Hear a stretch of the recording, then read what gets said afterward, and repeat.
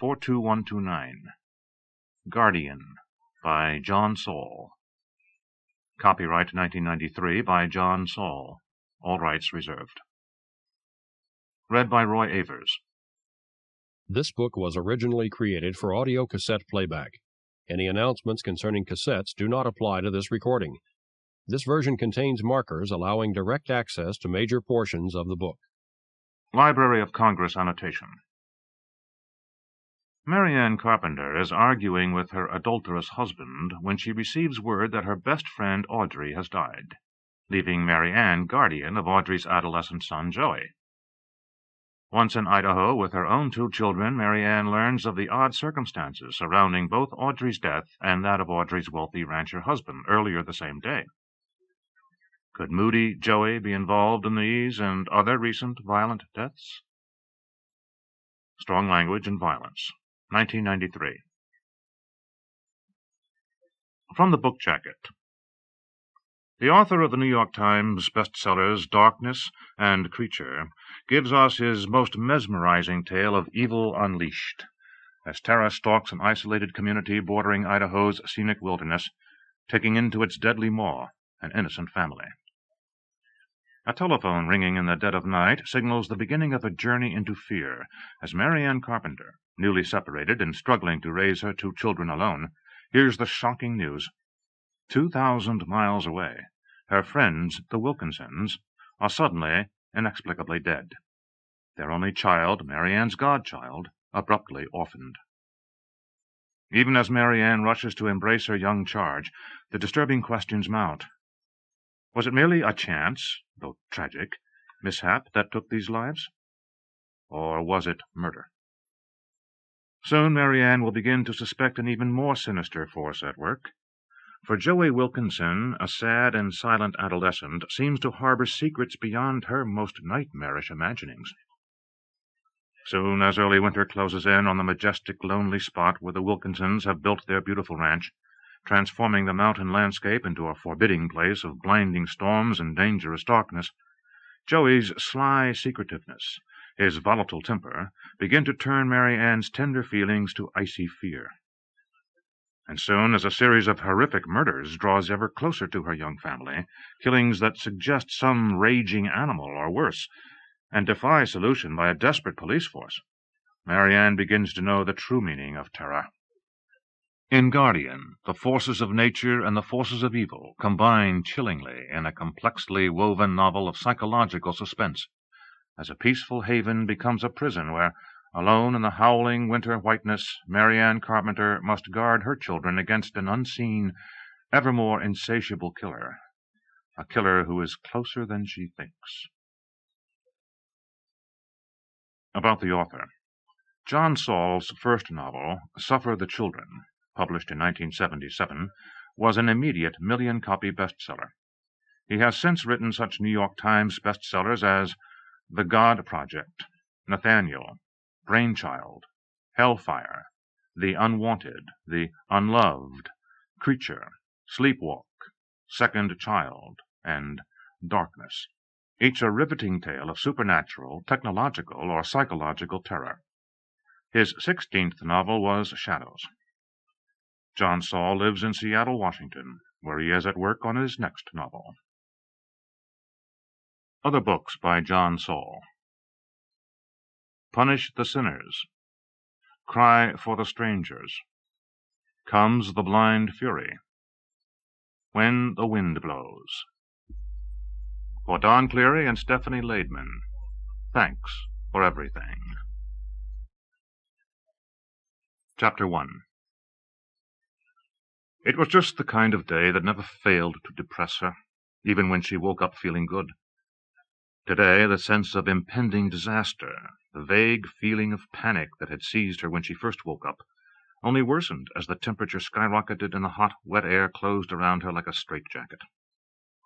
August in Canaan, New Jersey. Temperature 93 degrees. Humidity 97%, and both climbing. Canaan, New Jersey, where there were only 2 decent weeks a year, one in the spring and the other in the fall, and the rest of the time it was either too hot and muggy or too soul-numbing cold. Canaan.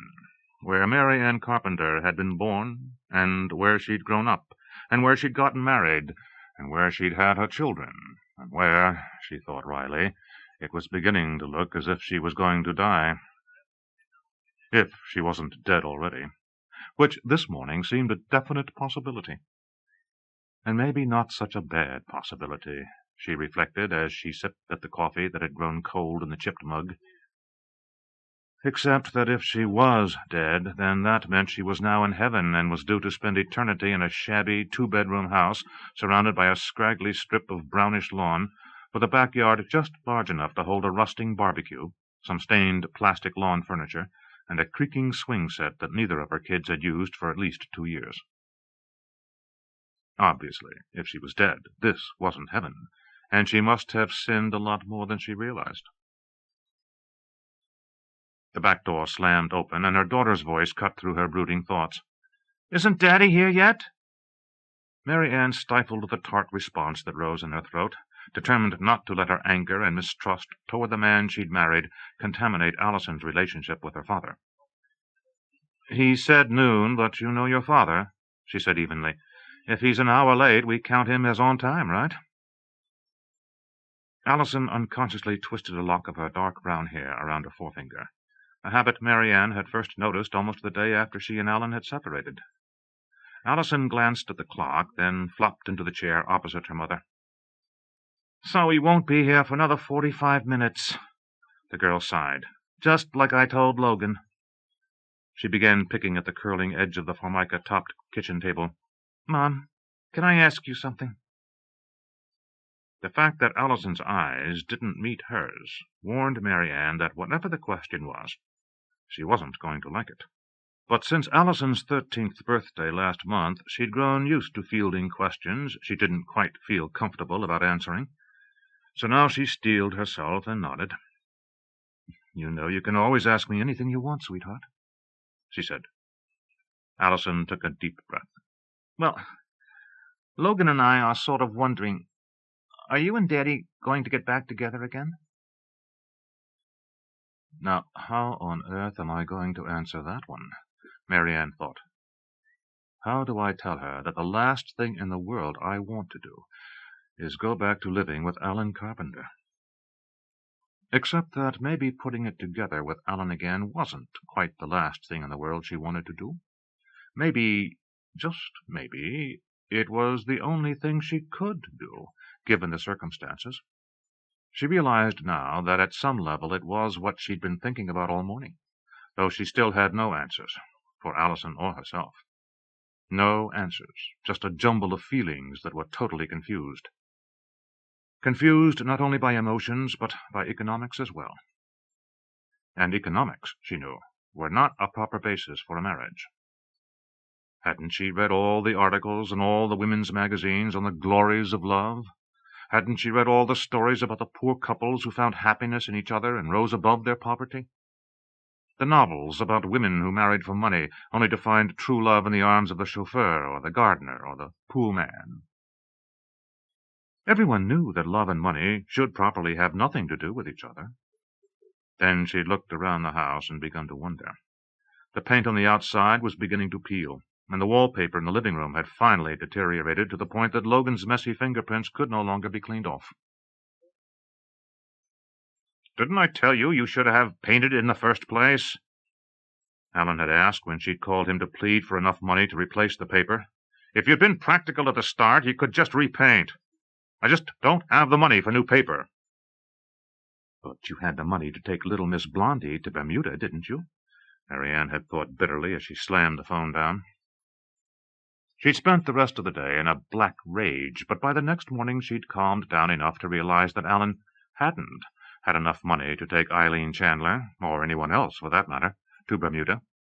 Eileen must have paid for the trip herself, which had only made her mood dark again, and she'd spent the rest of that day engulfed all over again in the pain of losing her husband to a woman who was younger and prettier than she was, and had plenty of money of her own as well. The worst part of it was her anger at herself for not having seen the separation coming. How stupidly loyal and trusting she'd been. How naive to believe every word Alan told her about working late so many nights to prove himself ready for a big promotion.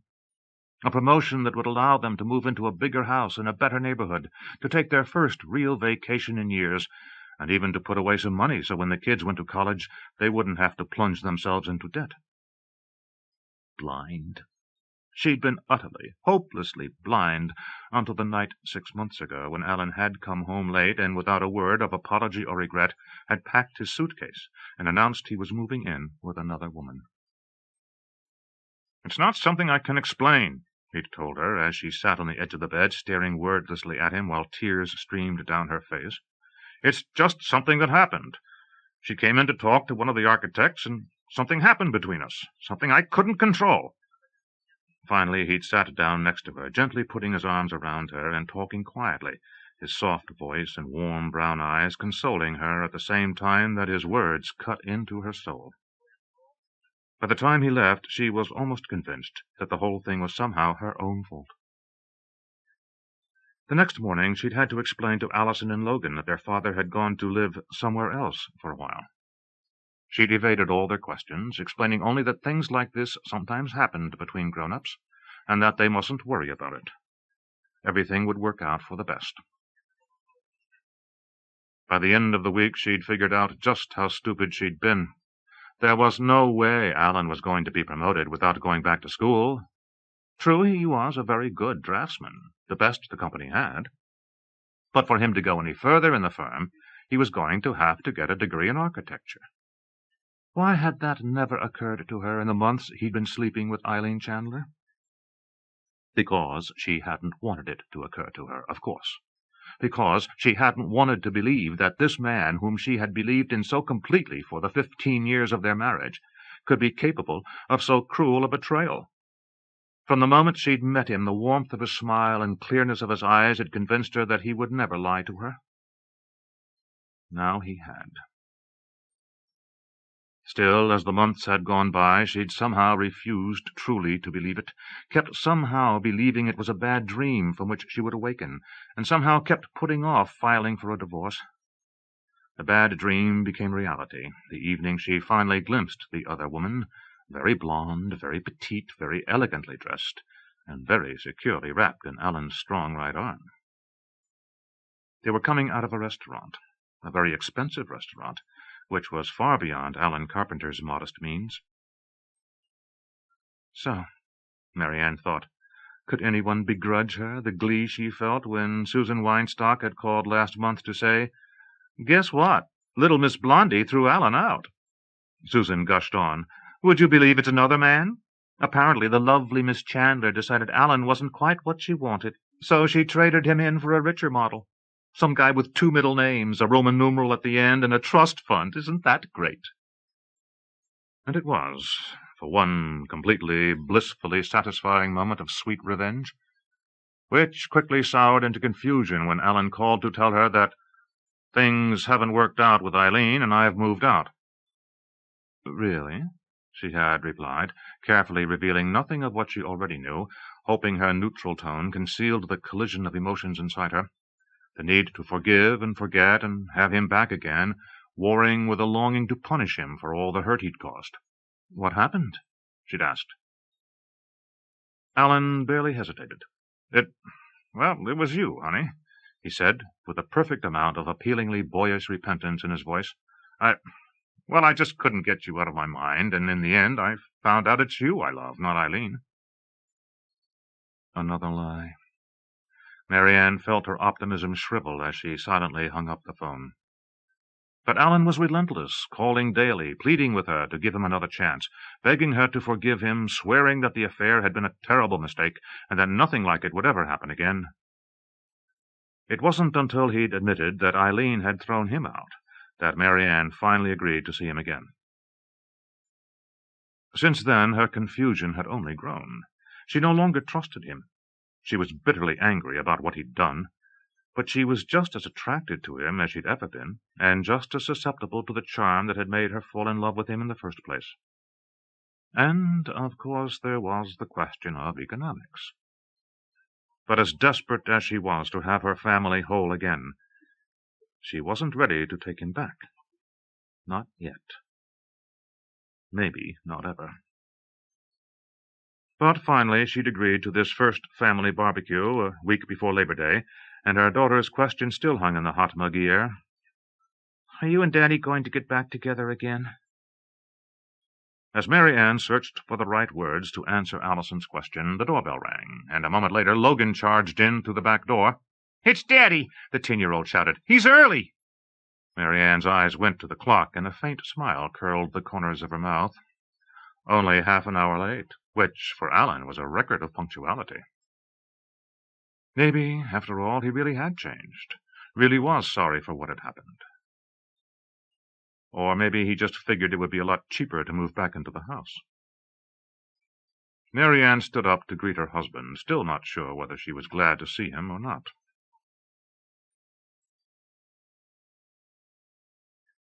More than 2,000 miles from the stifling atmosphere of Canaan, New Jersey, Ted Wilkinson stepped out onto the front porch of his house near Sugarloaf, Idaho, and breathed deeply of the crisp mountain air. The day was perfect, the heat of the summer already beginning to fade, the deep blue sky forming an unblemished bowl over the valley in the Sawtooth Mountains in which Sugarloaf nestled like a forgotten village from a century earlier, his personal Shangri-La. As he did every day, Ted paused to savor his good fortune in having discovered the valley nearly 14 years ago.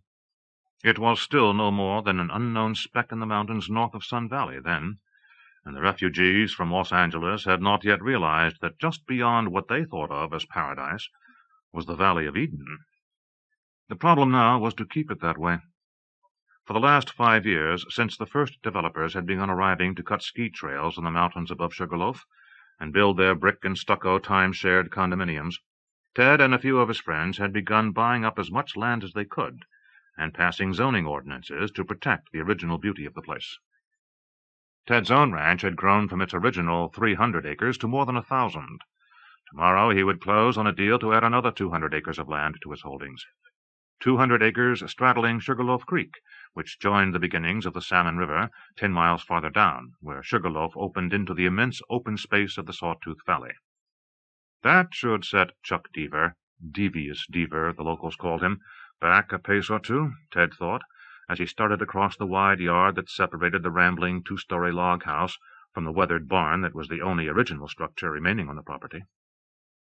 Beyond stymieing the developer, whose plans to use the site as the heart of a much larger project had finally goaded Ted into making the purchase, the acquisition would please Audrey and Joey as well. Both his wife and son had been pleading for the purchase for nearly a year, Audrey to protect the land from the continuing march of condos up the valley, and Joey because he couldn't wait to have his own private fishing stream. As of tomorrow, a good portion of the stream would be safe from Deaver's bulldozers, and Ted, with Bill Sykes's help, could begin moving fences to include the new land into the protected wilderness that was the ranch. For wilderness was what El Monte was. Since neither Ted nor Audrey had any interest in developing more land than was necessary to raise fodder for the 3 horses that were the sole occupants of the barn, the whole point of the ranch was to protect the valley in its natural state, and both Ted and Audrey were aware of the irony that their current low-tech lifestyle was a direct result of Ted's former high-tech experience in the overdeveloped morass of Silicon Valley. Now they were using the profits from the immensely successful software company Ted had founded in California to protect their private wilderness in Idaho.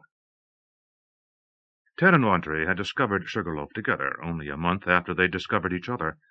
Audrey had spent the summer working as a waitress at the Sun Valley Lodge, and Ted had come up for a weekend respite from the pressures of running Softworks, which had already grown into a major software company employing 300 programmers, though Ted was still only 25. He had met Audrey the first night he was there and wound up staying the rest of the summer, running Softworks by phone, and discovering in the process that he wasn't nearly as indispensable to his company as he'd imagined. On the last Sunday morning of the summer, she'd joined him for breakfast on the terrace between the lodge and the ice rink, and before lunch they'd driven over Galena Summit and stared in awe at the Sawtooth Valley, revealed before them like a hidden treasure. Surrounded by towering mountains that protected it from the world beyond, the valley's floor was a vast sea of grass and wildflowers, dotted with clumps of aspens and cottonwoods, the streams that would converge to become the Salmon River seeping out of the marshes at the head of the valley, to meander slowly down toward Stanley, the town that lay at its foot. For a long time they gazed silently at the flanks of the mountains, heavily forested on their lower slopes, but barren above the timberline, soaring up to the jagged peaks that had given the Sawtooth Range its name. "This is it," Ted had finally murmured. "This is paradise. Now all we have to do is find the perfect spot." They'd driven down into the valley, explored the weathered old buildings of Stanley, then started back, turning up each road that wound into the foothills, until finally they stumbled into the Sugarloaf Valley, a miniature version of the vast reaches of the Sawtooth, blocked at its eastern end by the rugged face of Sugarloaf Peak. The village near the mouth of the valley appeared as perfect as a set for a Western movie, with raised wooden sidewalks connecting the false-fronted buildings that flanked the unpaved road. Between the town and the face of Sugarloaf, the valley rose with increasing steepness, the wilderness broken only by a few cultivated fields, occasional long, twisting driveways leading to nearly invisible farmhouses, which were the only signs of human habitation. At the end of the road they'd come upon a sign offering 300 acres, together with a house, a barn, and outbuildings. "There it is," Ted had said. "Here is what?" Audrey had asked. "Here is where we're going to live after we get married," Ted replied, as if it were the most natural thing in the world for him to be proposing to a woman he'd known only a month, and deciding that they would live on a crumbling farm hundreds of miles from anywhere. "Looks all right to me," Audrey heard herself reply. "Do you think we ought to look at the house, or should we just buy it?" "Let's just buy it," Ted had said. Half an hour later he had done just that.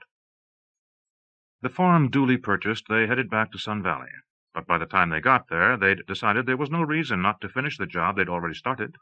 So they continued on to the resort town and drove down to Haley, picked up a license at the courthouse, and got married before dinner. "You're sure there isn't anyone you want at the wedding?" Ted asked at the last minute. There was only MaryAnne, her childhood friend and still her best friend, but MaryAnne was 2,000 miles away. "No," Audrey had said. Then, with a sudden thought, "You sure you don't want to at least call your parents?" Ted's laugh had filled the car. "No chance.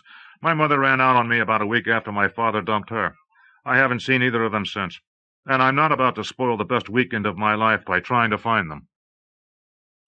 As they stood before the magistrate, their hands clasped while they repeated their vows, it occurred to Audrey that after only a month in a resort town, she really didn't know much about Ted Wilkinson at all. But somehow it didn't matter. Since the loss of her own parents to a junkie who had mugged them on the steps of their apartment house on New York's Upper West Side, she had felt just as alone in the world as Ted must have during the years after his mother abandoned him. But in the 4 short weeks since they had met, they'd come to feel as if they knew each other perfectly. And that feeling had never changed, as far as Ted was concerned. Joey was born less than a year after they were married, and Ted had essentially retired from Softworks, going back only often enough to explain his ideas for new programs and to get the programmers to begin producing them. The old farmhouse was torn down, and the log lodge built in its place. The ranch slowly grew, and the Wilkinsons slipped easily into the fabric of the town. Both of them knew that, through some strange fate, they had found in one another the perfect partner. And so Ted, not quite 40 yet, was now living in his idea of paradise, with a wife who was his best friend, and raising his son far from the problems of the city. His son. The only fly in the ointment, Ted thought ruefully. Instantly regretting the thought, he reminded himself that Joey seemed to be getting better. Discipline was all the boy had needed, really, and he had administered it. Not that Joey had ever been a truly bad kid. He'd just let himself fall into moods of silence and forgetfulness. Sometimes he wouldn't speak for hours at a time, or would disappear from the house for an entire day. Ted had finally put his foot down a couple of years ago. "He's not a baby anymore," he told Audrey before taking his belt to Joey's backside the first time. "We've tried getting him to grow up your way, and it hasn't worked. Now we'll try it my way." That first time Ted used the belt, Joey had sulked for 2 hours until Ted explained to him that if he continued sulking, more punishment would follow. It had straightened the boy right up, and soon afterward Joey stopped giving in to his strange moods. Yesterday, however, Joey had disappeared after breakfast, leaving his chores undone and telling no one where he was going. When the boy finally appeared as the sun was setting, Ted hauled him out to the barn, explaining to him that what was about to happen was for his own good. He had taken off his belt as Joey cowered. But the boy hadn't resisted his punishment, Ted now recalled with satisfaction, and he hadn't gone crying to his mother. Instead, he'd told her that he and his father had been feeding the horses. Well, that was that. The boy hadn't complained, and he hadn't sulked. He was finally growing up. A feeling of well-being surged through Ted as he stepped into the barn to begin mucking out the stalls. He led Sheikah, the black Arabian mare that was his favorite, to the cross-ties, tethered her, then began the process of mucking out the horse's stall.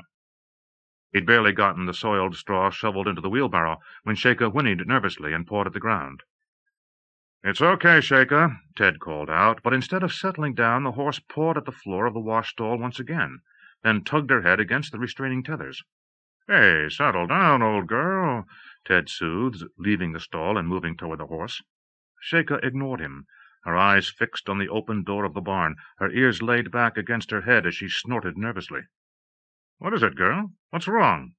Ted glanced toward the door, but the glare of brilliant sunlight outside blinded him, and he could see nothing. "Joey? Sykes? Is someone out there?" But he knew his son had gone fishing, and he'd seen Bill Sykes, his caretaker, drive off toward town. What the hell was going on? Suddenly he felt vaguely uneasy.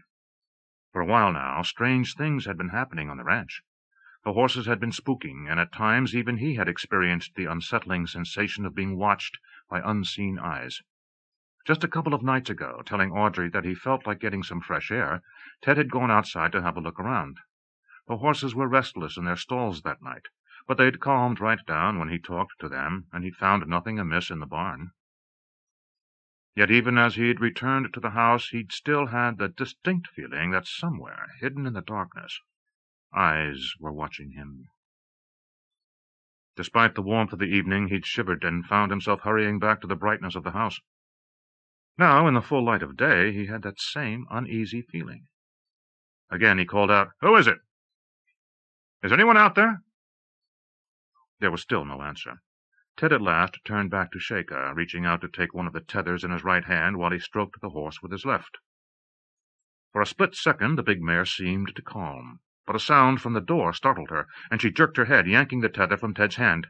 Instinctively, Ted turned to see who had come into the barn, but all he saw was a quick flash of movement before the horse whinnied loudly once again, then reared up, her front hooves striking out against the presence in the barn. Sheikah's right hoof struck Ted Wilkinson in the back of the head, felling him instantly. He was still conscious, but before he could roll away, the horse plunged back down, neighing loudly as the form in the doorway drew closer. Her great left hoof, shod only the day before with fresh iron, smashed into Ted's right temple, the bones shattering under the immense weight of the animal.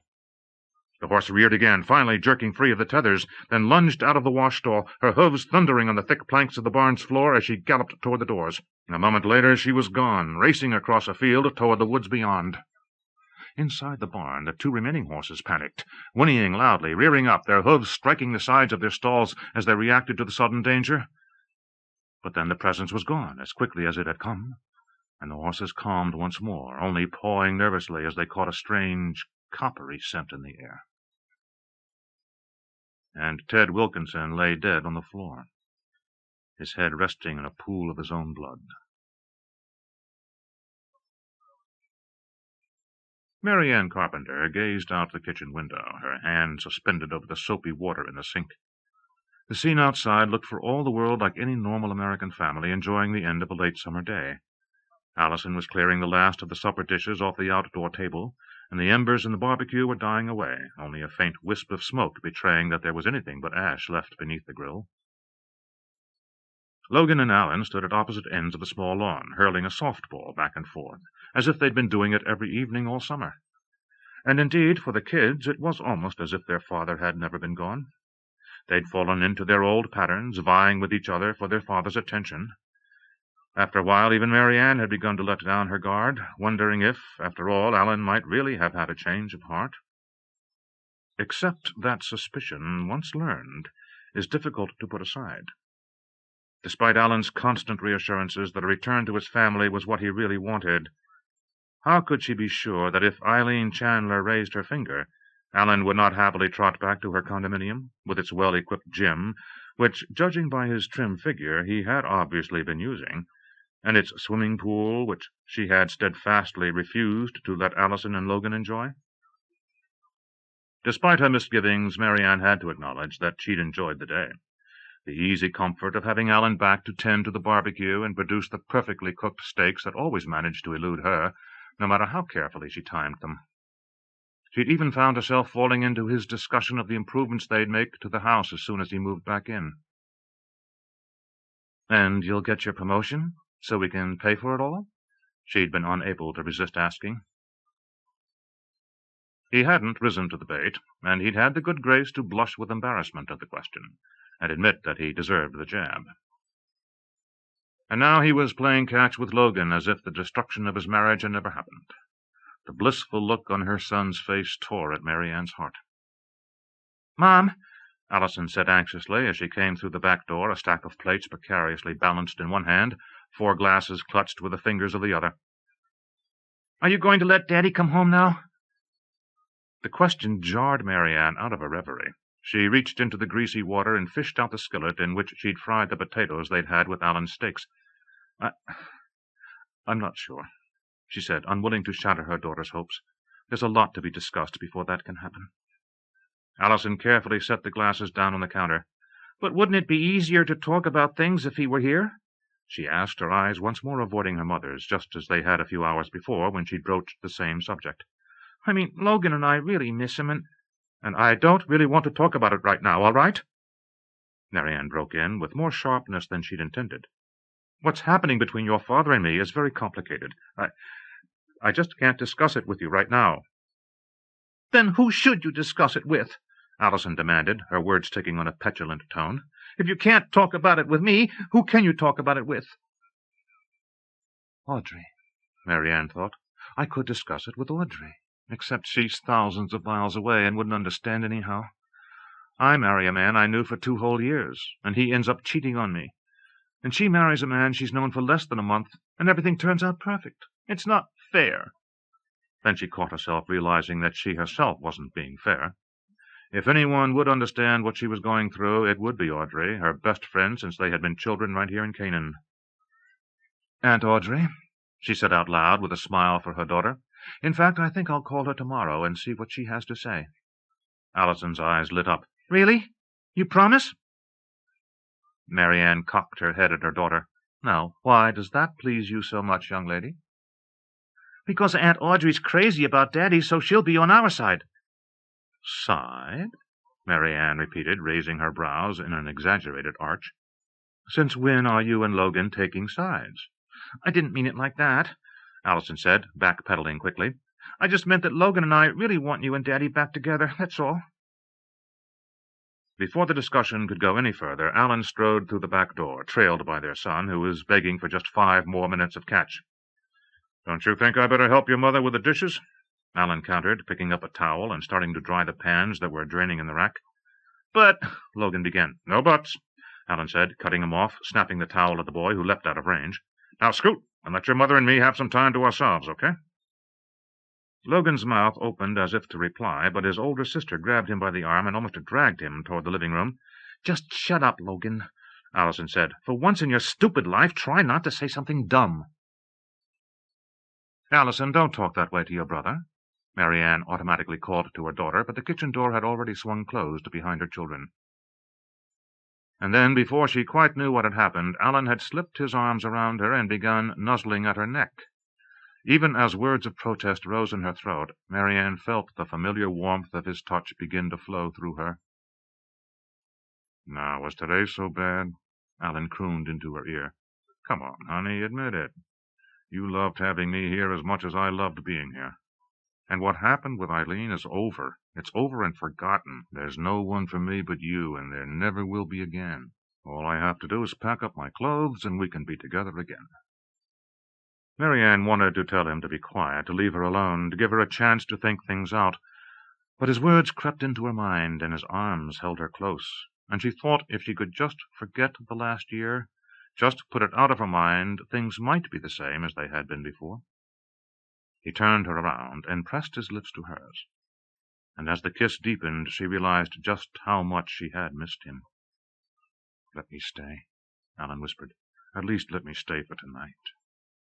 MaryAnne felt her resolve slipping away, but before she gave in completely, she promised herself that tomorrow, in the clear light of the morning, she would follow through on her promise to Allison. She would call Audrey Wilkinson. Audrey would help her figure out what to do. Chapter 2. The shadows cast by the Sawtooth Mountains were already creeping down the valley as Audrey Wilkinson approached the gates to El Monte. Though it was almost 14 years since she'd first seen this spot, she could still remember the moment as clearly as if it were yesterday. Not that the entrance to the property looked as it had back then, when she and Ted had stumbled across it. Where there had once hung only 3 sagging strands of barbed wire tacked to crumbling posts, with an opening blocked by a rotting wooden cattle guard, there now stood a split-rail fence 4 feet high, extending off into the woods in both directions, as far as one could see from the road. The cattle guard had been replaced by a gate, double-hung from 2 columns built of native stone, surmounted by a deeply carved wooden arch announcing the name of the ranch.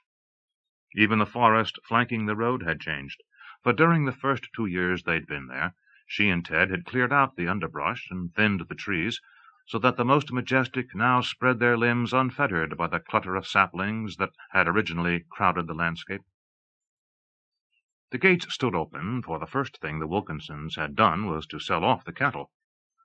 They had resolved that as much of the land as possible would be allowed to revert to natural meadows and forests. Slowly, almost imperceptibly, from year to year, the land had recovered from the farming that had once taken place on it. Now all that remained in cultivation were the 2 small fields necessary to raise food for the horses. El Monte had become a private park, a quiet refuge not only for the Wilkinsons, but for the wild animals that roamed there. The few remaining fences were no longer designed to keep anything either in or out, but solely to let hikers know where the property began and ended. Slowing the Range Rover as she started up the winding drive toward the house, Audrey anticipated the familiar sense of well-being that always came over her whenever she came back to the ranch, no matter how short a time she had been gone. But as she made the last turn, and the comforting mass of the rambling log house came into view, that accustomed feeling of security and homecoming failed to settle over her. Instead, she felt a vague sense of unease, as if something had gone wrong. Pulling the Rover up in front of the wide porch that fronted the house, she opened its door, dropped to the grappled ground, and slammed the door shut, leaving the keys in the ignition, as did nearly everyone in Sugarloaf. Unaccountably she paused, staring at the house, a frown creasing her forehead, as she tried to identify exactly what was bothering her. Just a feeling. Nothing was visibly wrong at all. The house looked no different from the way it ever did, its 2 low wings extending from its 2-story center in a welcoming V pattern. Shaking her head as if to toss off the uneasy feeling, she strode up the 3 steps to the porch, crossed it, and pushed the front door open. "Ted? Joey?" she called. "Anybody home?" Silence. Which was not unusual, she told herself, as she dropped her purse on the old wooden pew that sat just inside the front door. Joey was probably still off fishing, and Ted was undoubtedly in the barn tending to the horses.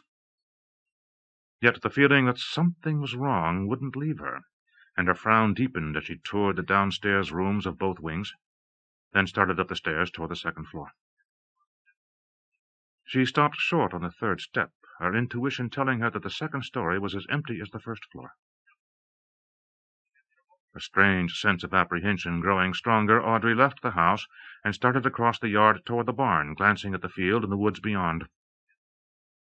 The field was empty. No sign of Ted or Joey, nor even Bill Sykes. She paused outside the open barn door, listening to the horses moving restlessly in their stalls. If Ted, or even Joey or Sykes, weren't inside, then why were the doors standing open? And if Ted was inside, then why wasn't he talking to the horses, calming them as he always did when something made them nervous? Her apprehension congealing to fear, her intuition shrieking that whatever was wrong was inside the barn, she steeled her nerves, then strode through the open doors. She saw him sprawled out on his back, his head twisted unnaturally to the right, his hair matted in a dark slime of drying blood. "Ted?" The single word slipped almost tentatively from her lips, her mind unwilling to accept the full meaning of what her eyes told her.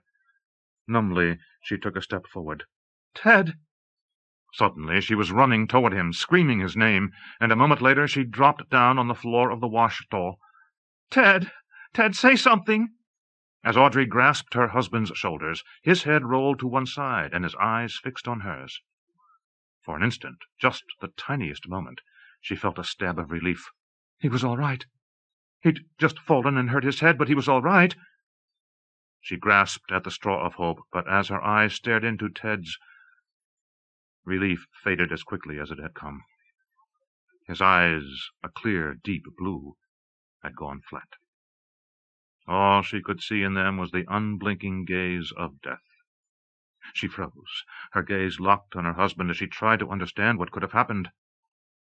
When she glanced up, her eyes fogging with tears, she saw the broken strands of leather dangling from the posts at the corners of the stall.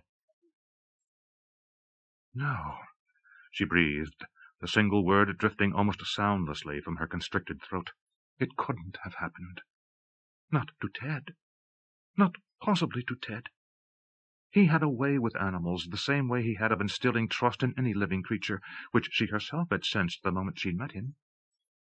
All he had to do was speak to an animal, or lay a gentle hand on it, and—" A racking sob clutching at her chest, Audrey Wilkinson struggled to her feet and staggered to the door. It seemed to take forever, and with every step her anguish built inside her. Then she was out of the barn, and a howl of grief erupted from her, bursting from her throat to shatter the quiet of the gathering evening. Across the field, just emerging from the woods with his fishing pole slung over his right shoulder and his tackle box in his left hand, Joey Wilkinson stopped short as his mother's agonized cry rolled over him. At his knees, the German shepherd that was his constant companion laid his ears back and pressed his body against Joey's legs, as if to protect his master from whatever creature had uttered the unearthly sound. A second later, Audrey cried out again, this time shouting for help. Finally, Joey Wilkinson came to life. "Go on, Storm," he commanded the dog. "Go get her." Obeying his master instantly, the big dog shot forward, flying away from Joey to race across the field toward Audrey, who had sunk to her knees, her face covered with her hands as she gave in to the grief that overwhelmed her. Only when the big dog had thrown himself on to his mother, eagerly licking her face as he tried to soothe her, did Joey break into a run, loping easily across the field with the grace of a wild animal. And as an animal would have, he stopped short when he was still a few yards away from her, a sudden wariness making him hesitate. Joey said nothing at all, as Audrey brokenly told him what had happened. He listened in silence as he absorbed her words, and understood only one thing. His father would never beat him again. Though it seemed like an eternity, only an hour and a half had passed since Audrey Wilkinson's discovery of her husband's body. Now she sat in the tack room, staring straight ahead, the words of the people around her penetrating her consciousness in broken fragments. "Something must have spooked her. Don't make sense. Shaker's not the kind of horse to— Can't believe it. Not Ted." But it was Ted. She would never forget the deathly gray of Joey's face as she'd told him what had happened, nor the dark curtain that had closed over his emotions as he listened expressionlessly to what had befallen his father. When her words finally failed her, he'd turned and started toward the barn, as if unwilling to accept the truth unless he had seen for himself what had happened. "Don't," she'd whispered, her voice hoarse. "Don't go in, Joey. Find Bill Sykes." Joey had hesitated, and Audrey had managed to speak again. "Just go get Sykes, Joey. There's nothing you can do in there." Her son's eyes had fixed on her, but then he'd turned away and continued walking toward the barn. Only when he was at the half-open door was Audrey finally able to drag herself once more to her feet and return to the barn to pull her oddly silent son into her arms. "Come on," she'd whispered to him, turning him away from his father's still body. "We have to get help, Joey. We can't just stay in here." Almost in a trance, she led Joey back to the house and called Bill Sykes, who was in his cabin a quarter of a mile away. The Custer County Sheriff's Office was located in Challis, more than 70 miles away, but the deputy's office was closer in Sugarloaf, and the deputy, Rick Martin, like everyone in town, was a friend. Rick would know what to do. "There's been an accident," Audrey said when Martin's voice came on the line. "It's Ted." She couldn't remember much after that, except that within a few minutes the police car arrived, and an ambulance, and then the yard between the house and the barn had begun to fill up as word spread through the valley of what had happened. It was Rick Martin who had led her to the tack room. Joey's hand clutched in hers and told her to stay there. "I can't keep folks away from you in the house, Audrey," he said gently. "Better if you're down here. No one will come through unless you say the word." Audrey nodded mutely, sank down onto the sagging leather sofa that was the tack room's main piece of furniture, and waited, Joey sitting silently next to her. She did her best to answer questions, but was unable to tell Rick Martin any more than he'd been able to see for himself. Half an hour ago, after they'd taken pictures from every imaginable angle, Ted's body had been placed in the ambulance and taken away. And now, at last, Rick Martin was crouched on the floor in front of her. "Audrey," he said, his voice barely penetrating the mist that seemed to be closing around her mind. "Can I talk to you, Aud?" "Talk to me? What could he possibly say? Ted's dead. He's dead, and nothing can bring him back to life." She felt a wave of panic well up in her. What am I going to do? What am I going to do without him? She wanted to throw herself into someone's arms, wanted to scream out the anguish she was feeling, wanted to let herself die, to give up her life to the grief that held her in an iron grip, choking her. "Help me, Ted. Please help me." Though no sound escaped her lips, the plea echoed in her mind, and one word emerged out of the confusion that engulfed her. "Joey." An image of her son rose out of Audrey Wilkinson's roiling emotions, and abruptly her mind cleared. She took a deep breath, then sat up straight, focusing on the deputy's concerned face. "What happened, Rick?" she asked, her voice calm and clear. "Do you have any idea?" Martin shook his head. "Not really," he said. "From what I can see, he was mucking out Shaker's stall, and he must have parked the horse in the wash stall till he was done. Something must have spooked the horse, and when Ted tried to calm her down, Shaker must have reared up, knocked him over, then come down on his head. An accident, pure and simple." Audrey felt another wave of emotion rise up inside her, but firmly held it in check. "What could have spooked Shaker?" she asked. Rick Martin shrugged. "Don't know. Could have been anything, could have been nothing at all. For all I know, a rat could have run through, or an owl dropped down from the rafters. You know horses. Practically anything can do it if it takes them by surprise." Audrey's head moved in silent acceptance of the deputy's words. Then, "What about Shaker? Has anyone found her yet?" "Not yet. I got a couple of guys out looking, but she could be anywhere. When we find her—" His voice trailed off, and his gaze shifted momentarily to Joey, who was still perched stiffly next to his mother. "You'll shoot her, won't you?" Joey demanded. Rick Martin's tongue ran nervously over his lower lip. "I'm afraid we don't have much choice, Joey," he said. She didn't do it on purpose," Joey flared. He jumped to his feet, his dark eyes fixing angrily on the deputy, his dark hair falling over his forehead, making him look much younger than his 13 years. "Maybe it wasn't her fault. Maybe someone came into the barn and spooked her on purpose. You can't kill her, you can't." Turning, he bolted out of the tack room, leaving his mother and the deputy staring helplessly after him. "I'm sorry, Audrey," Rick Martin said into the silence that followed Joey's abrupt departure. "I didn't handle that very well." Sighing, Audrey pulled herself to her feet. "It's all right, Rick. You know how Joey is. He's always had this thing with animals. Even when he was at his worst, he always got along with them." "Like Ted," Rick said, then wished he could retract the words as he saw the stricken look on Audrey's face. I'm sorry.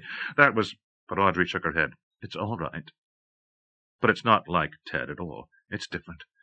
Ted could always keep the horses calm, but with Joey it's always been something else. Sometimes it's almost as if he can communicate with them." Rick Martin shifted his weight uncomfortably, knowing there was nothing more he could do at the ranch right now, but not certain that Audrey should be left alone. I got rid of everybody but Bill Sykes. Figured you can call anyone you want, but right now you don't need the place cluttered up with everyone in town. When Audrey made no reply, he went on. Or I can call Gilly, if you'd like. I mean, I'm on shift this evening, so she could come up here and just sort of keep you company. That's nice of you, Rick, Audrey replied. But I think for tonight Joey and I might do better by ourselves. Holding Rick's arm, she let him lead her out of the tack room and back through the barn, where she carefully avoided looking at the spot where she'd found her husband's body less than 2 hours earlier. Bill Sykes was still there, doing his best to settle the 2 horses who were still in their stalls. I'll take care of everything, Mrs. Wilkinson, Bill Sykes said as she passed. You just try to get some rest, okay? That was the hardest thing after Minnie died, trying to sleep. Audrey paused, smiling at the caretaker. His weathered face made him look older than his 60 years, but his wiry body still held the strength of a man 20 years younger. Thank you, Bill. It'll be all right. Somehow we'll all get through this. We will, Sykes assured her. You need anything tonight, you call me. You never know what's wandering around here at night, and I got a bad feeling lately, like there's something up there in the mountains watching us. Audrey shivered even as she tried to reject Sykes's words. I'm sure I'll be just fine, she said, lending her words more conviction than she truly felt. Okay, Sykes sighed, knowing it was useless to argue with her. But you call me if you want, any time at all. I promise, Audrey said, though even as she spoke the words, she knew that she wouldn't call him. Tonight, after Joey had gone to sleep, she would sit alone in the den that had been Ted's favorite room, trying to come to grips with what had happened and to figure out how she was going to get through the rest of her life without him. Life without him. It was a concept she had never considered since the moment she'd met Ted, not even when the problems had begun. Now, for the first time, she was going to have to think about it. She had no choice. The 10 o'clock news was over. As she clicked the television in the den off, Audrey realized she hadn't heard a single word of it. Through the entire half-hour she had sat staring numbly at the screen, vaguely aware of the images of the pretty blonde woman and the plastic man who were reading from the teleprompters, but not absorbing so much as a syllable of what they had been saying. Exhaustion had overcome her. She swung her legs up onto the couch, closing her eyes for a moment in a vain hope that she might drift off to sleep. But all that came were images of Ted. Working in the forest, his shirt off, his muscular body glistening with sweat.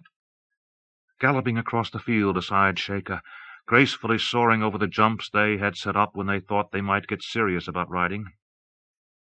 Sitting in the easy chair next to the sofa, a book open in his lap, as he had almost every evening since they'd built the house. And then another image of Ted came into her mind. An image of her husband striking her son. It had only happened once, just once, she told herself, but that once was too much. She could still remember the horror and shock of it, 2 years ago almost exactly. The moment Joey had come downstairs for breakfast, they had known that one of his strange moods had come over him. He was silent, barely responding even when she spoke directly to him, and after breakfast he had simply disappeared, going off with Storm to wander in the woods. He didn't return until 30 minutes after the sun had set, by which time Audrey had been seriously worried. That evening Ted had taken Joey out to the barn and beaten him with his belt. It stunned Audrey, and when she saw the look in Joey's eyes when he came back to the house, her heart had nearly broken. I won't tolerate it any more, Ted had told her. He doesn't have the right to go off without a word to either one of us, and he's been coddled about it long enough. But he's only a little boy, she'd protested. He's not that little any more, Ted had said, his voice taking on an unfamiliar harshness. He's old enough to take some responsibility for his actions. But to whip him— Ted's eyes had darkened. A couple of smacks won't hurt him, Audrey. But it hadn't been a couple of smacks. It had been a series of angry red welts across her son's back and buttocks, which Joey had done his best to conceal from her. Just once, she repeated to herself now, just once. But she could not still the thought that kept creeping back into her mind. Had there been other times? Times that she didn't know about?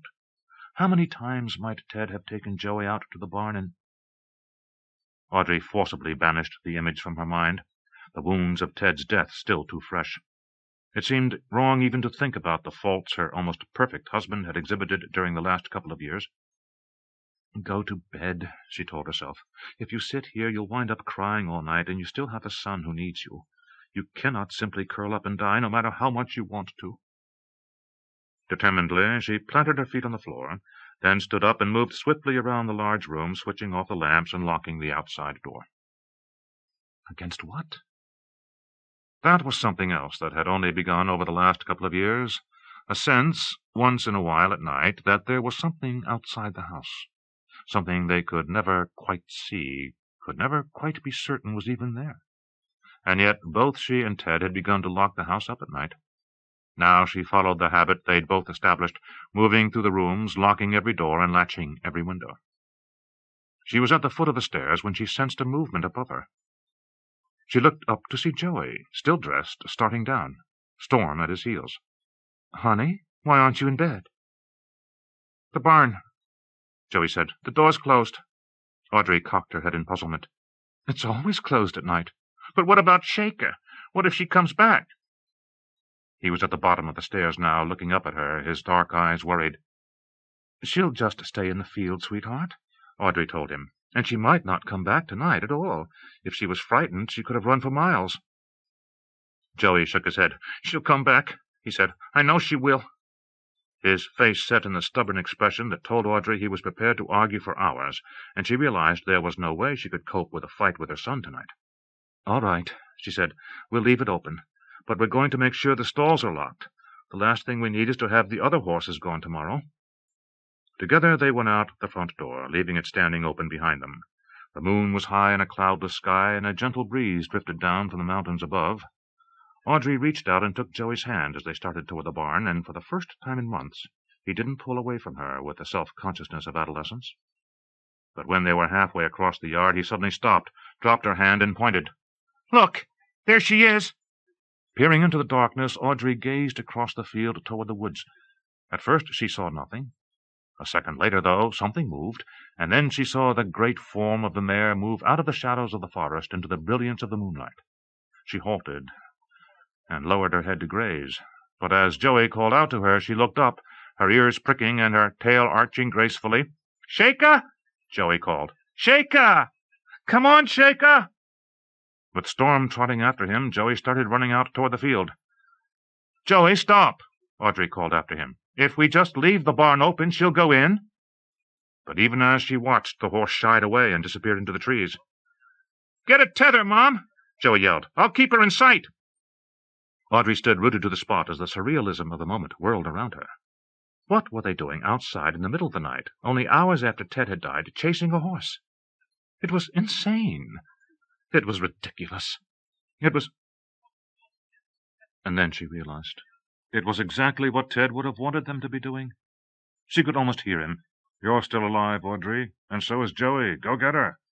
The fatigue vanishing from her body, her mind finally overcoming the shock of finding Ted's body on the floor of the wash stall, Audrey breathed deeply of the night air, then ran to the barn, pulled the door open, and slipped inside. In the tack room she found a lunging tether and a flashlight. Then she left the barn and strode across the field toward Joey. She caught up with him at the edge of the forest. He was calling out to the horse, then listening carefully for any sound of the animal moving in the darkness of the woods. His dog was nowhere to be seen. "Where's Storm?" she asked, dropping her voice, although the two of them were completely alone. "I sent him to find Shaker," Joey replied. A moment later they heard a sharp bark from somewhere in the forest. Then the tone of Storm's bark changed as the dog began trailing the horse. "Come on!" Joey cried, charging down a path that cut through dense undergrowth that had never been cleared from this part of the woods. Audrey switched on the light, following in the direction her son had taken, though he was already out of sight as he ran toward the sound of the baying dog. Then, as Storm fell silent, Audrey broke into a trot, stopping short when she came to a fork in the trail 100 yards farther on.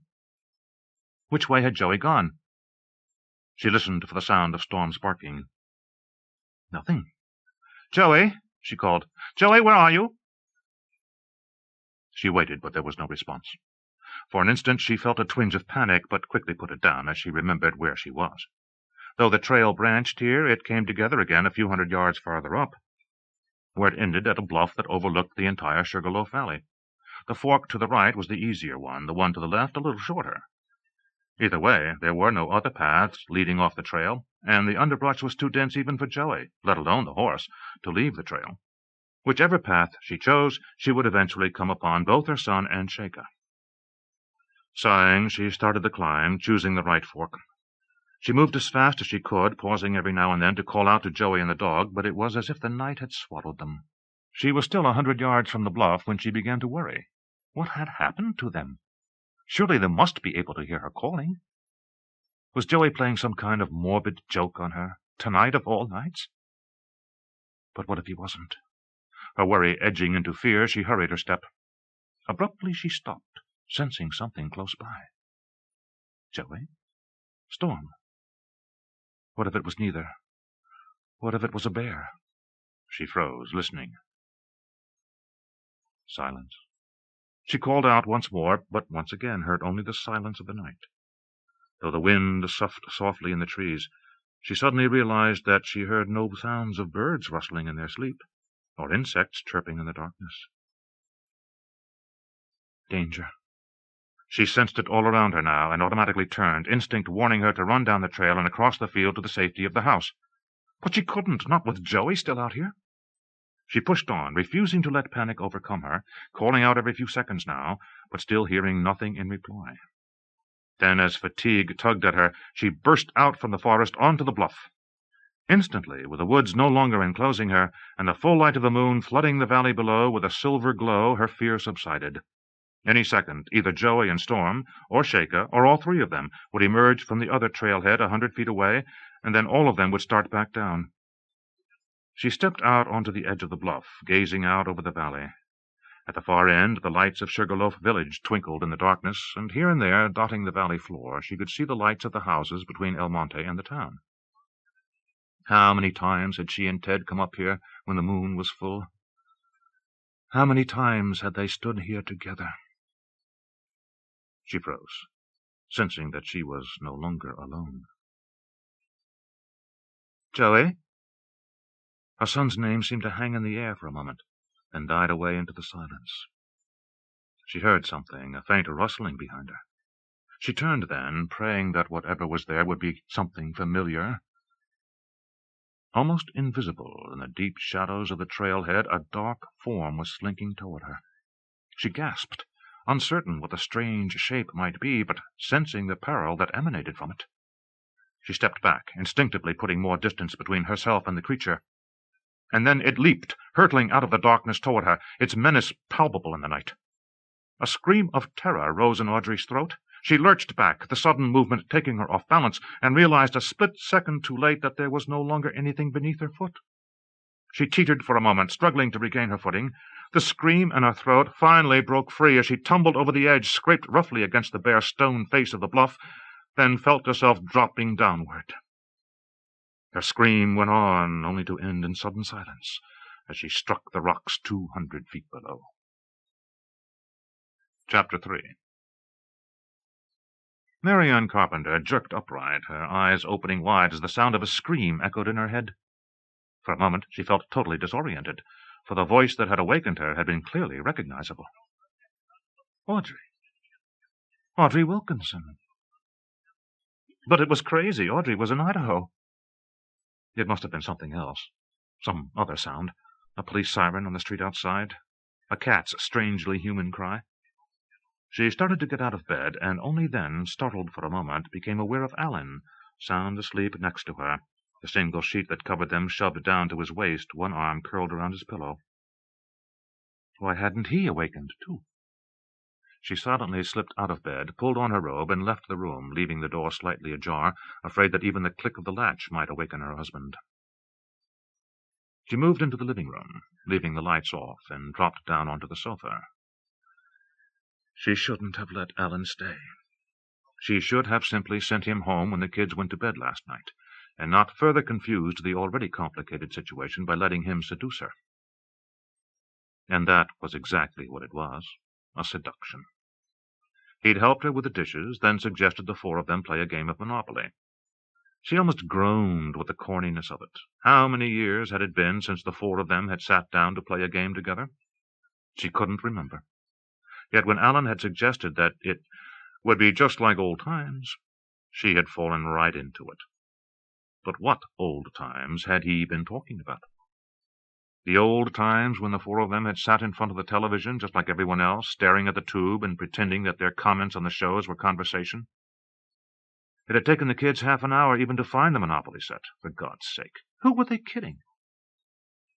Yet she had gone along with it, enjoying the unfamiliar closeness of the family, allowing herself to forget that an evening without television, and without a quarrel between Allison and Logan for that matter, was something that had rarely happened before, and undoubtedly wouldn't happen again if she let Alan move back in.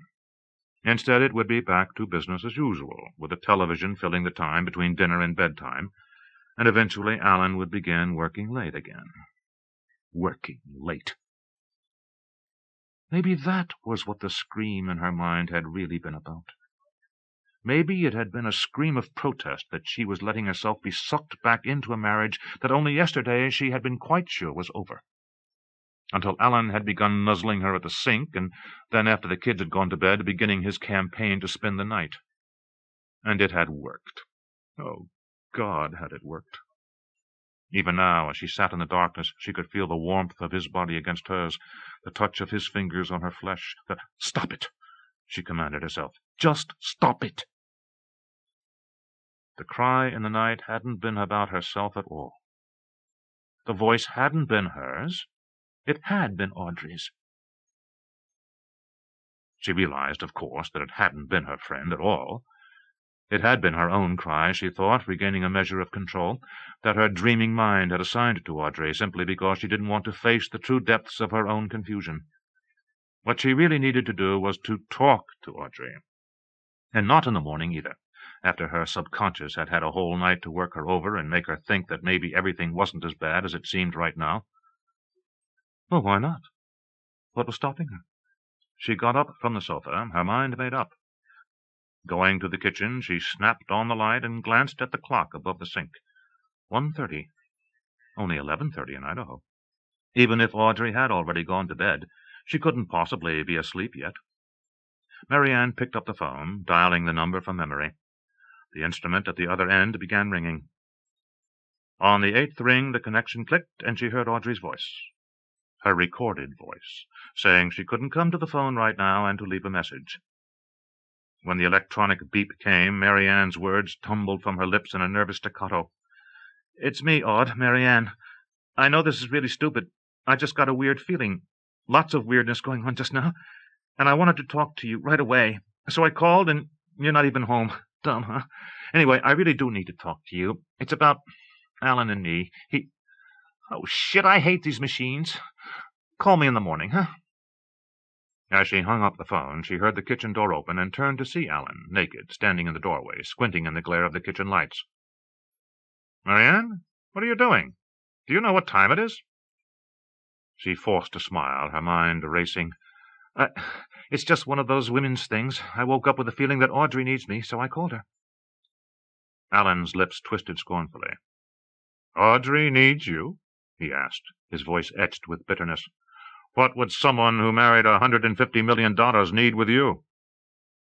MaryAnne's jaw tightened, and Alan instantly realized his mistake. "I'm sorry, honey," he went on, his tone softening. "I didn't really mean it the way it sounded. I just—" "Maybe you'd better just go home," MaryAnne interrupted. "I've never understood how you can hate a man you don't even know."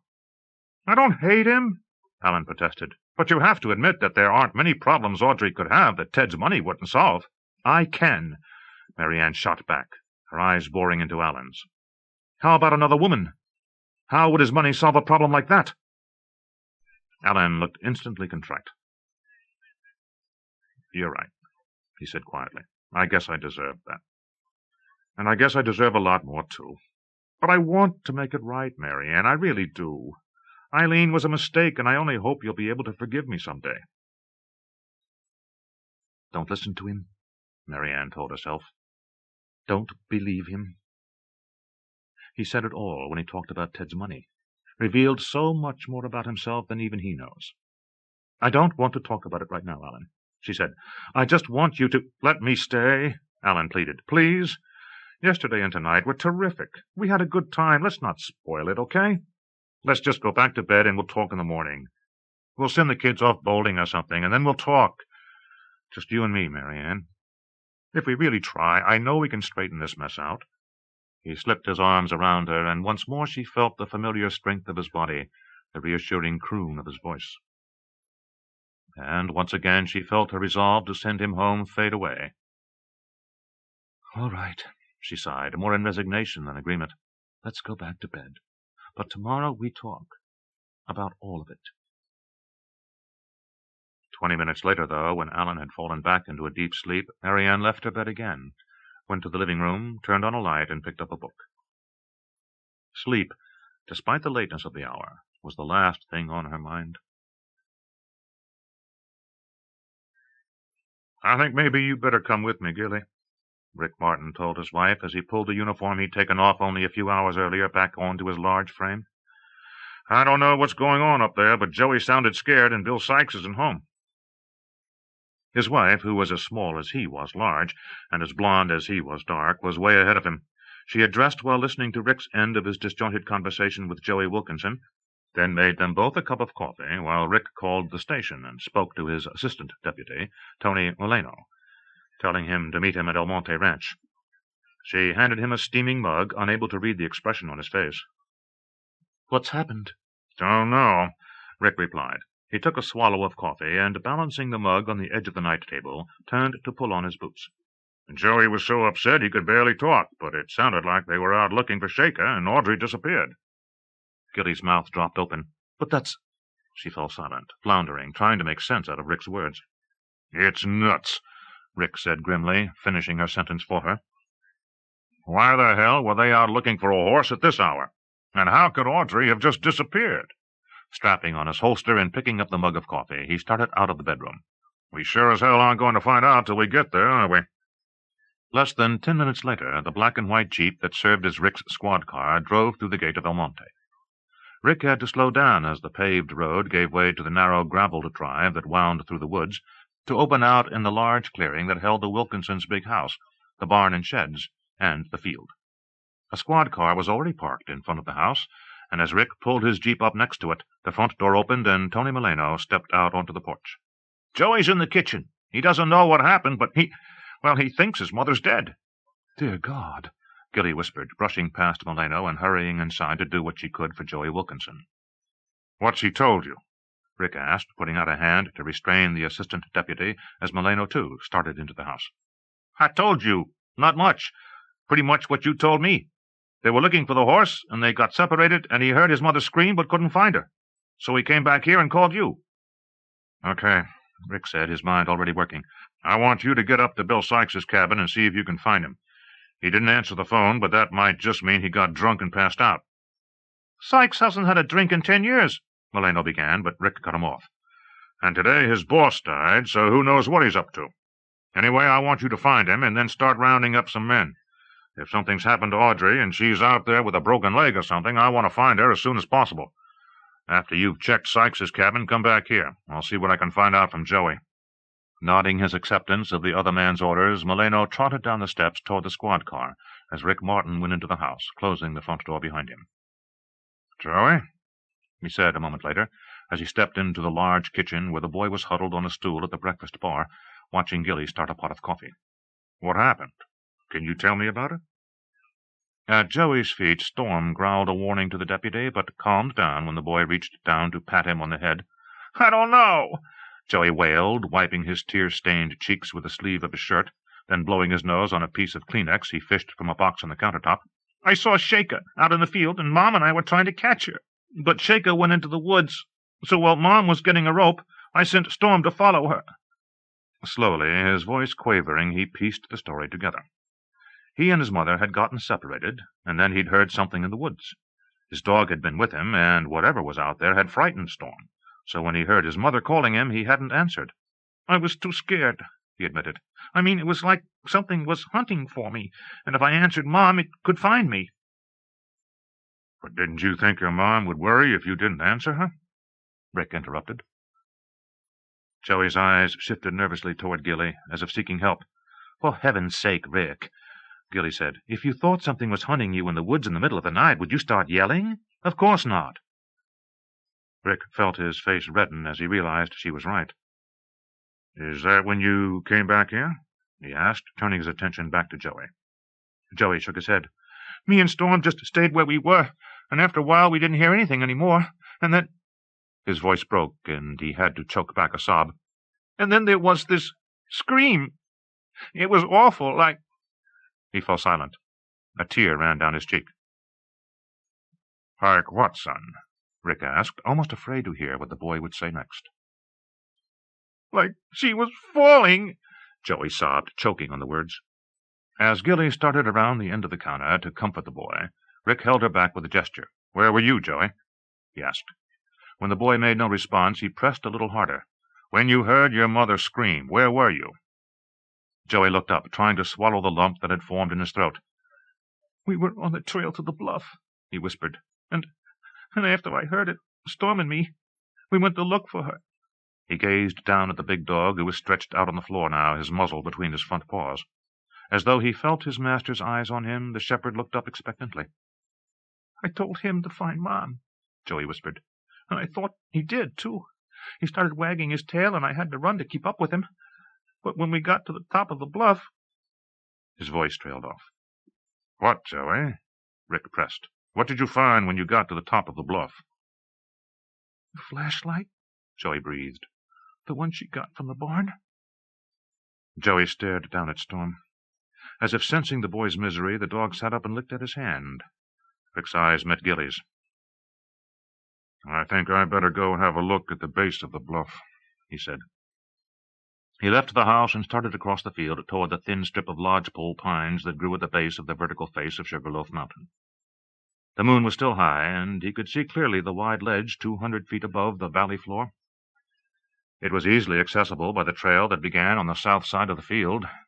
Once he recalled now, when he was 18, he and 2 friends had reached the top by scaling the face of the granite wall, using pitons and lines, and praying they wouldn't get caught before they made it. Snapping on his flashlight, he made his way quickly through the stand of pines, then began climbing over the boulders that studded the land at the bluff's foot. Within minutes he found Audrey Wilkinson's body, twisted and broken, lying face down at the base of one of the boulders. Though there was no question she was dead, he checked for a pulse anyway, then snapped on his radio. "I found her, Tony," he said. "I'm at the base of Sugarloaf. Get up here as fast as you can."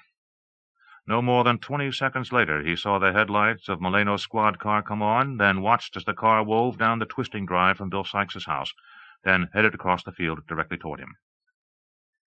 "Was Sykes there?" he called as Tony emerged from the woods and began scrambling across the boulders. "Oh, yeah," Moleno replied. "And you were right. Drunk as a skunk. Looked like—" His eyes suddenly fell on Audrey Wilkinson's body, and the words died on his lips. "Oh, jeez," he whispered. "That poor kid." "Start calling for help," Rick ordered, masking his shock and sorrow with gruff efficiency. "I'm going to have to go back to the house." He started across the field once more, his steps deliberate, wondering how he was going to tell Joey Wilkinson that not only his father had died that day, but that his mother had too.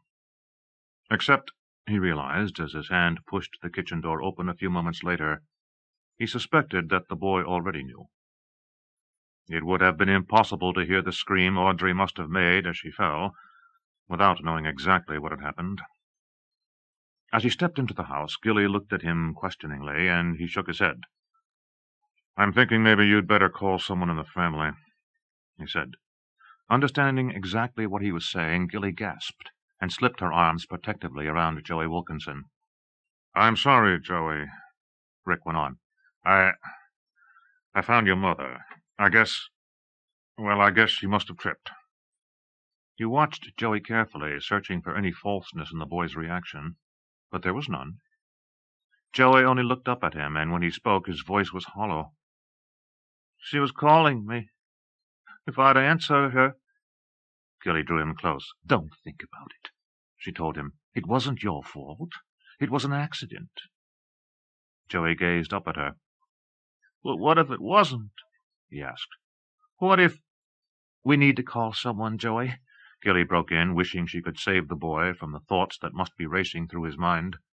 Do you have a favorite uncle or aunt? When Joey spoke again, his voice was barely audible. There isn't anyone, he whispered. We don't have any relatives except Aunt MaryAnne. Aunt MaryAnne? Gilly repeated gently. Who is she? My godmother, Joey replied. She's my mom's best friend ever since they were little. Do you know where her number is? In the book, Joey replied, his voice numb, his eyes fixed on the floor. Under Carpenter, over there by the phone. It wasn't until Audrey Wilkinson's address book was already in her hand that Gilly Martin saw the message light blinking on the elaborate instrument that sat on the kitchen counter. Without thinking, she pressed the playback button, and a few seconds later the strained tones of MaryAnne Carpenter's voice filled the kitchen. In silence, Gilly and Rick Martin listened to the message Audrey Wilkinson's best friend had left no more than 10 or 15 minutes after Audrey herself had died. It makes you wonder, Gilly thought, as she found MaryAnne's name in the address book and dialed the New Jersey number. It makes you wonder if you understand anything that goes on in this world.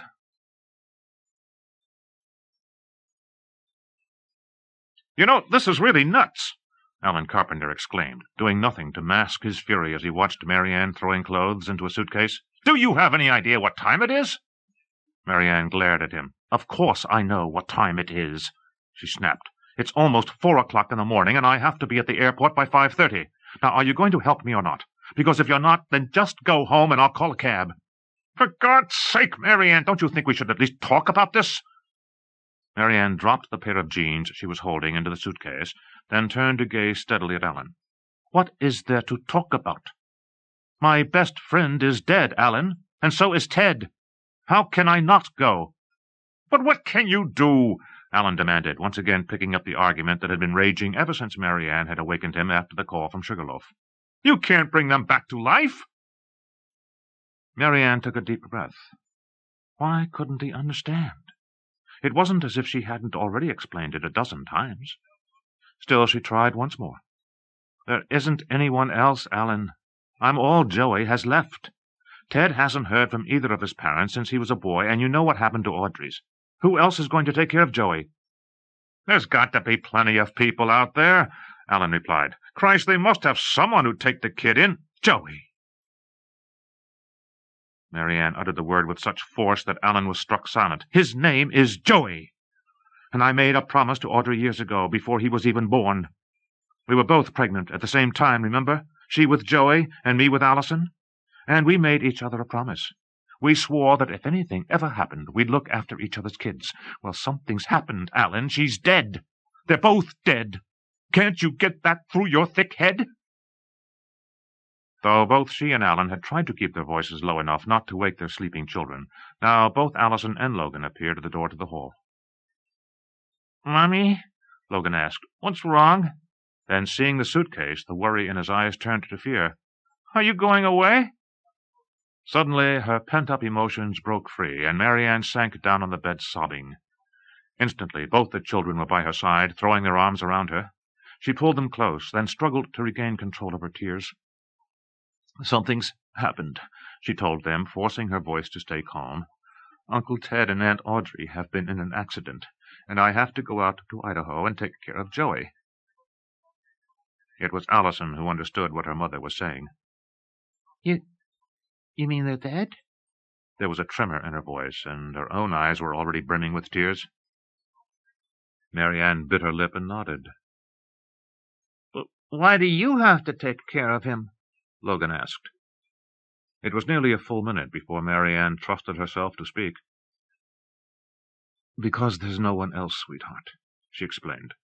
I'm Joey's godmother, just like Aunt Audrey was yours, and that means I have a duty to take care of him now. Logan looked as if he were about to cry. But who's going to take care of us? Can't we go with you? MaryAnne reached out and brushed a lock of blonde hair out of her son's eyes. I'm afraid not, honey, but I won't be gone very long. She shot Alan a glance over Logan's head. And while I'm gone, Daddy's going to take care of you. He's going to move back in this morning after he takes me to the airport. In fact, if you and Allison get dressed, you two can go along with us.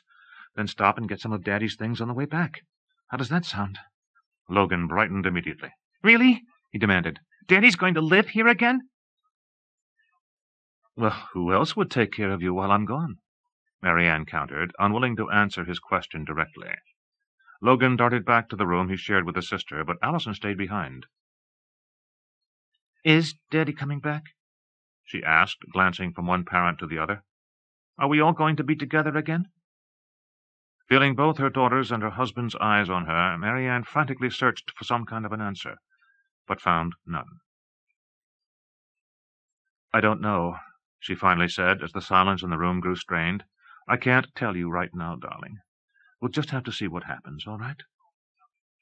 Allison hesitated, then nodded and left the room, and a moment later MaryAnne and Alan heard their daughter sending Logan to the bathroom while she got dressed. "It's my room, too," Logan protested. "You can't just kick me out." "I can as long as I'm bigger than you," Allison reminded him. There was a slam as Logan stamped out of the shared bedroom, then another slam as he went into the bathroom to sulk. Silently, feeling Alan's eyes on her, MaryAnne went back to her packing.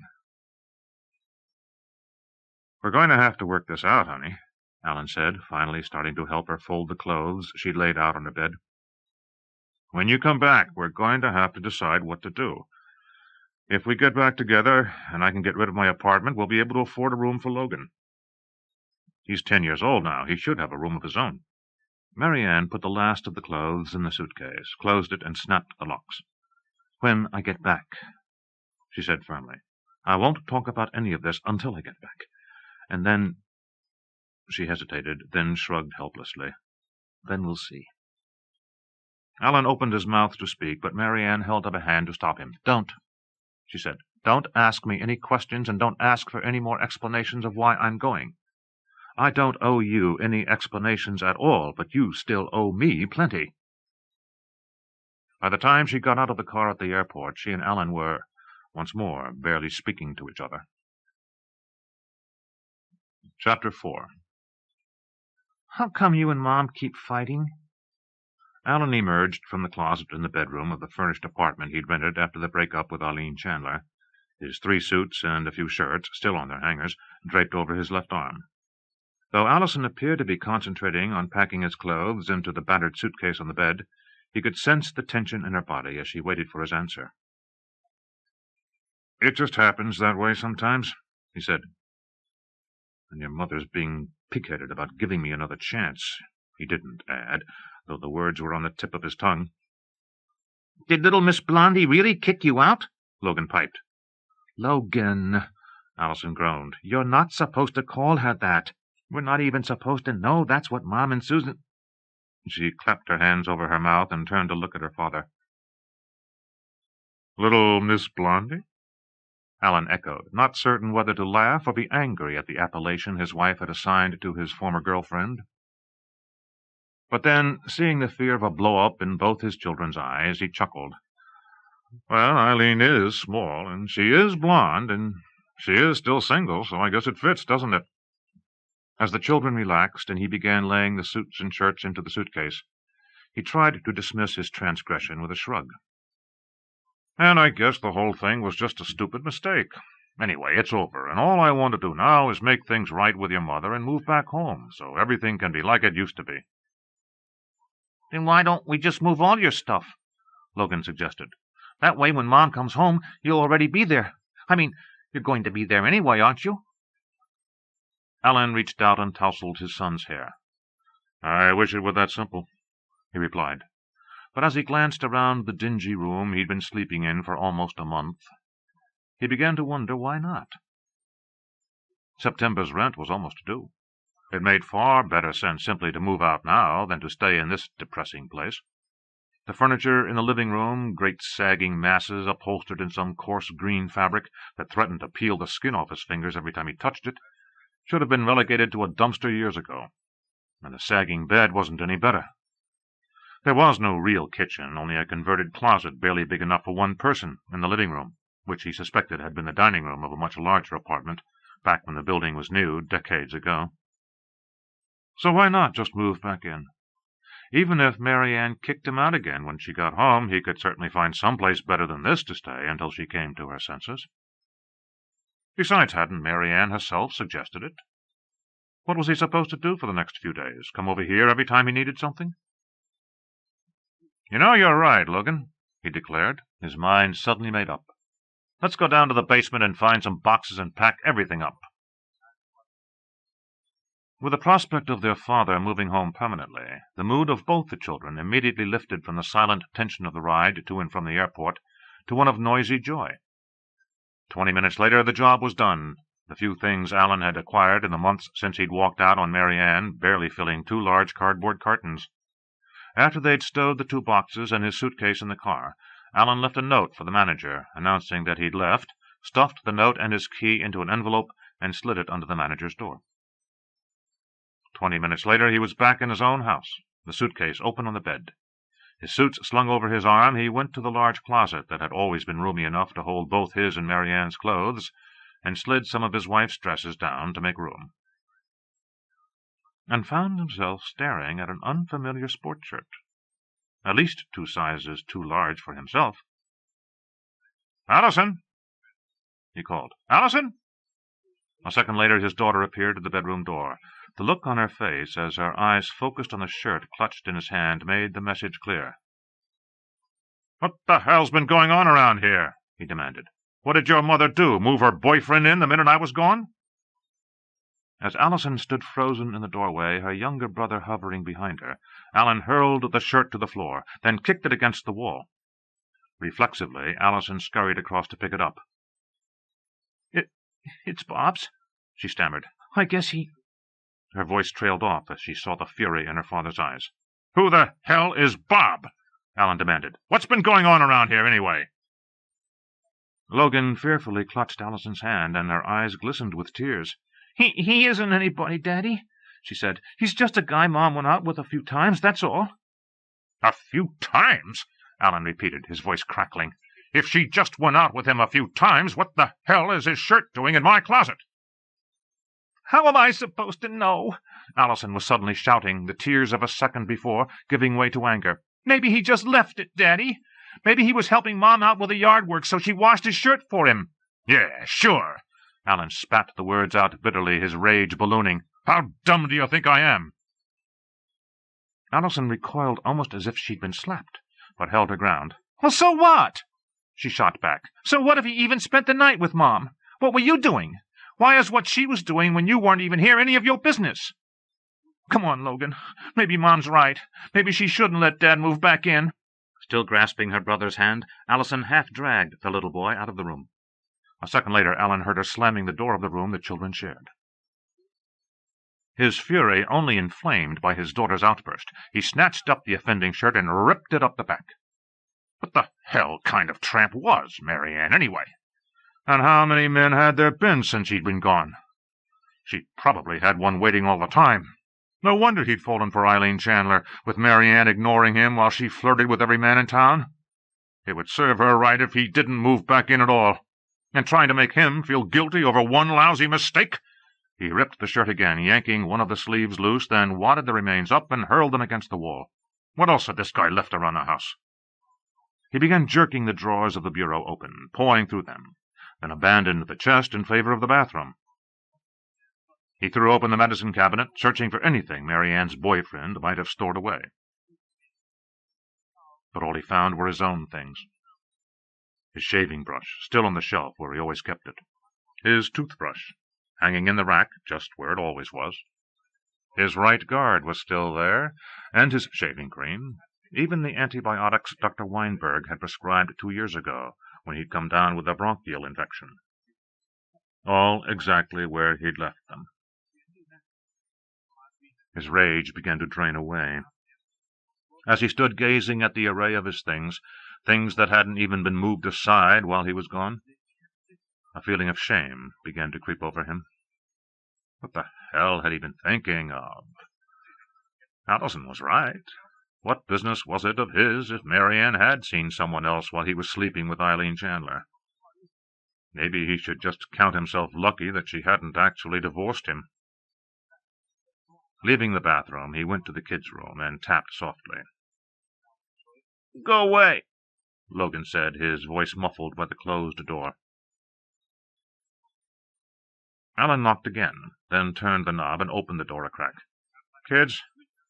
Hey, look, what I said just now, well, I guess it was pretty stupid. Anyway, what do you say we start over, huh? Let's pretend I just got here, okay?" Allison and Logan glanced uncertainly at each other, then Allison spoke for both of them. "You're not mad at Mom anymore?" Alan took a deep breath, then let it out in a sigh that was half resignation, half defeat. "No," he agreed. "I'm not mad at your Mom anymore. But I guess she's still pretty mad at me." Logan scrambled off his bed, grinning. "It'll be okay," he declared. "She gets real mad at me sometimes, but she still loves me. And I bet she still loves you, too." A few minutes later, as Alan resumed putting away the few things he'd taken with him when he left, Logan's words echoed in his mind. What if MaryAnne didn't still love him? Then what would he do? Bleakly, he realized he didn't have the slightest idea.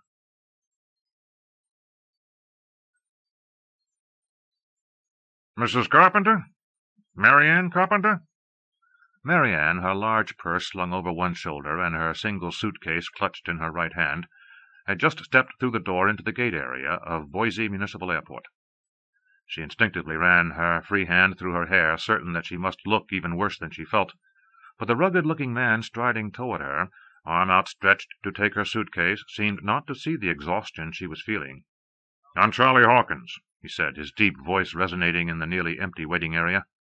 He looked to be about 60, with salt-and-pepper hair and a craggy face that MaryAnne found oddly reassuring. "I'm sorry we have to meet under these circumstances." His voice trailed off, but then he plunged on. "But anyway, it seemed like I should be the one to come down and pick you up. I was Ted and Audrey's attorney. Or anyway, their attorney up here. Of course, Ted had a firm in San Francisco that handled most of his affairs, but for the ranch he pretty much always used me. This all the luggage you brought?" Taken aback by the sudden change of subject, MaryAnne managed to nod, then let herself be steered along by Charlie Hawkins's firm grip on her elbow.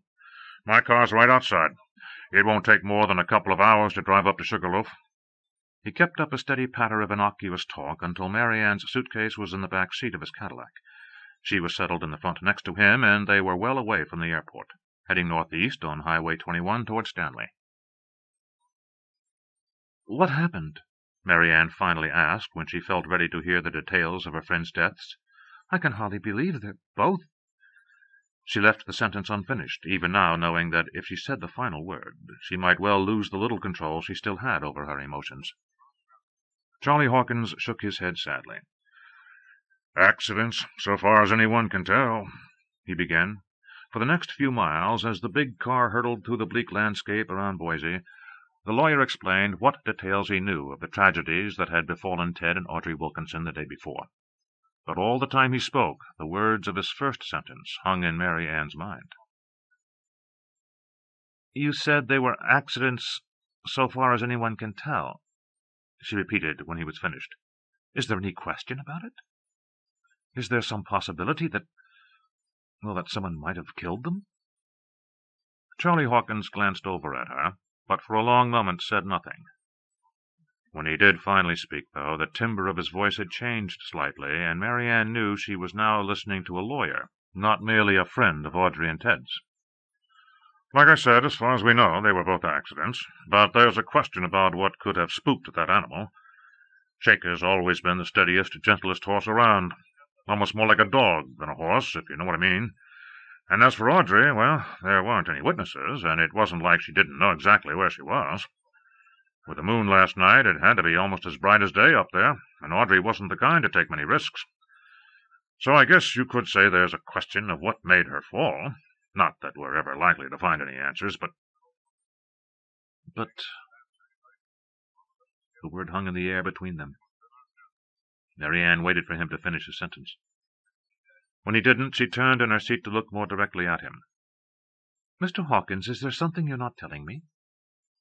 The lawyer's eyes remained steady on the road ahead as they began climbing up into the Sawtooth Mountains. Whenever there are two deaths this close together, and a lot of money is involved, there are going to be questions, Mrs. Carpenter. But who? And then, unbidden, a thought came into her mind. You can't be talking about Joey, can you? She demanded. My God, he's just a little boy. He wouldn't be the first 13-year-old to have killed his parents, Charlie Hawkins replied. Then, catching a glimpse of MaryAnne Carpenter's suddenly ashen face out of the corner of his eye, he hastened to try to soften his words. I'm afraid the police don't have any choice but to look at the situation with Joey, Mrs. Carpenter. That's not to say anyone seriously thinks the boy had anything to do with it, but unfortunately, when two parents die the way Ted and Audrey did, you have to look at the son. Too often these days, that's the way it turns out. But Joey was crazy about his parents, MaryAnne protested. When Charlie Hawkins's expression hardened slightly, and he made no reply at all, she pressed harder. There wasn't a problem, was there? Depends on what you mean by a problem, the attorney hedged. Joey's just starting into his teens, and that always means some kind of problem, doesn't it? He glanced over at her, smiling with more confidence than he actually felt. He's a teenage boy, Mrs. Carpenter. Things aren't always great with teenage boys, especially when you're their parents. Now, I don't want you to start worrying, he added quickly. All I'm trying to tell you is that I suspect the police are going to want to talk to Joey again. If for no other reason than to make sure he's told them everything. There might be something he doesn't even know he knows. Something he saw or heard that might be a clue. So just don't be surprised if someone comes to talk to Joey, that's all. I see, MaryAnne breathed, easing herself back against the heavily cushioned seat. But it seems so, I don't know, so far-fetched, I guess. Charlie Hawkins offered her a faint smile. And it probably is when you get right down to it. Anyway, there are a lot of other things you and I need to talk about, and I'm not much of a man for putting things off. I assume you know you're Joey's guardian. MaryAnne nodded. Audrey and I made an agreement years ago. She didn't have anyone else, and I couldn't think of anyone but her taking care of my kids, so we did it. But of course I never really thought it would ever happen. No one ever does, Mrs. Carpenter, the lawyer agreed. But at least you and Audrey talked about it, and Ted and Audrey put it in writing, and a lot more, too. His last words were said in a tone that left an uneasy feeling in MaryAnne's stomach. All through the flight out from Newark, she had sat staring out the window of the airplane, doing her best not to think at all. And she certainly hadn't thought about what was going to happen once she got to Sugarloaf. Had she assumed she could just help get Joey through his parents' funeral, pack his clothes, and take him back to New Jersey? She hadn't even bothered to think about the ranch, or Ted's company, or any of the other details of his and Audrey's complicated lives. But from the way Charlie Hawkins had just spoken, apparently Audrey and Ted had thought about it all. When she finally replied to his last statement, she chose her words carefully. I assume the estate is complicated, and from what you just said, I'm beginning to suspect I must be the executor, too. Not quite, Charlie Hawkins corrected her. I'm the executor, which means I'm the one who will be dealing with all the paperwork. You're the trustee. MaryAnne turned to gaze at him blankly. The trustee? She repeated. I thought I was Joey's guardian. Hawkins turned to smile at her, and she thought she detected just the faintest tinge of sympathy in his slate-gray eyes. Oh, you are. But when an estate is the size of Ted and Audrey Wilkinson's, and the main heir is a minor, things get complicated. It was not sufficient simply to make you the boy's guardian. They also made you the trustee of his estate. Dear God! MaryAnne suddenly thought of the company in California in which Ted still had a major interest. What does that mean? Well, for one thing, it means you and I are going to be doing a lot of business together. Ted and Audrey and I became good friends almost the minute they arrived in this area, and they knew that if anything ever happened to them, you were going to need help. The uneasy feeling in MaryAnne's stomach gelled into fear. Just exactly what kind of help are you talking about, Mr. Hawkins? Managing a fortune.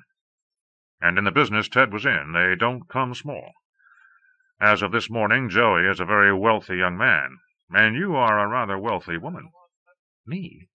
MaryAnne asked, still dazed by the implications of what Charlie Hawkins had just revealed. I'm afraid I don't understand. It's pretty simple, really, the lawyer explained. They decided that given the size of the estate, and the problems concomitant to raising the heir of the estate, that's legal jargon for Joey, the position of guardian should not be without compensation. It was put on a sliding scale, decreasing according to the age Joey had reached in the event he was orphaned. The sum they decided upon was 1% of the estate. 1%? MaryAnne exclaimed. But that could be hundreds of thousands of dollars. It's crazy. It's not crazy, MaryAnne, Charlie Hawkins replied quietly. When you think about it, it makes a lot of sense. It makes the guardian, you, Mrs. Carpenter, independently wealthy. A precaution, you might say, against Joey being resented for his wealth. It also prevents Joey from attempting to control you by holding money over your head. Good Lord, MaryAnne breathed. How much is it? A lot more than you're thinking, Hawkins replied, because it's actually 1% of the total for every year remaining until Joey's 21st birthday, which means that your share is 8% of the total. MaryAnne felt a strange numbness forming in her body. It's not possible, she breathed. It's just not possible. Charlie Hawkins chuckled hollowly. Just be glad you were in New Jersey last night. If you'd been here, I'm afraid you'd be very high on my list of suspects. MaryAnne gasped and turned pale. You don't think— A joke, MaryAnne? The lawyer told her quickly. It was only a joke. My God, everything's changed, MaryAnne exclaimed as they drove through Sugarloaf on the way up to El Monte Ranch. The village was at least twice the size she remembered it from her single visit 8 years before, although if she'd had to identify which buildings were new and which were original, she wouldn't have been able to. So perfectly had the recent structures been blended with the old. New money coming in, Charlie Hawkins commented. So far, we're managing to keep the flavor of the place, but it seems like a new developer comes in every week. I'm spending most of my time these days fighting off challenges to our zoning restrictions. And now, he added grimly, I've lost my strongest ally. If Ted hadn't died— He was silent a moment, then shrugged. I guess we'll figure out a way to get by without him, won't we? Since we don't seem to have a choice. They made the rest of the drive up to the ranch in silence, but MaryAnne was relieved, once they left the town behind, to see that the valley seemed much the same as she recalled. At last they pulled through the gate to El Monte, and up the narrow curved drive to the front of the big lodge-like house. Bigger, MaryAnne realized, than she'd remembered it. She had just stepped out of the car and started toward the front steps when the door opened and Joey burst out, charging across the broad porch, taking the 3 steps in one leap and throwing himself on MaryAnne. Aunt MaryAnne, what are we going to do? Mom and Dad are— His words died on his lips, and MaryAnne hugged him close. It's going to be all right, Joey, she said softly, stroking his hair. I'm here now, and it's going to be all right. The boy gazed up at her, his eyes fearful. Are you going to take care of me? He asked. Of course I'm going to take care of you, MaryAnne reassured him. That's why I'm here. She gently led him back into the house, with Charlie Hawkins following behind with a suitcase. Standing in the doorway was a small, friendly-featured woman in her mid-30s, clad in jeans and a plaid shirt, looking as tired as MaryAnne felt. I'm Gilly Martin, the woman said, offering MaryAnne her hand. My husband's the senior deputy out here, and I came up with him last night when— Her eyes shifted to Joey for an instant, and she shook her head sadly. When I heard about Audrey, she finished uncomfortably. If there's anything I can do for you, you call me any time. There's plenty of food in the kitchen. People have been dropping by all day, and I went ahead and got one of the guest rooms ready for you. She flushed slightly. I hope that's all right. It's fine, MaryAnne assured her quickly. If you've been here all night, you must be exhausted. You must want to go home. Not until you're settled in, and I know you and Joey are going to be all right, Gilly said in a tone that left no room for argument. I'll just call Rick. That's my husband. He can pick me up. She smiled warmly. And I can hold him off for a while. I know he'll want to talk to you, tell you what happened here, but not today, right? MaryAnne nodded gratefully. The house seemed to fill up with people, and MaryAnne, struggling to fight off the exhaustion of the last 24 hours, let herself be taken care of by the throng of neighbors who had arrived to offer her help with whatever might be necessary for the next few days.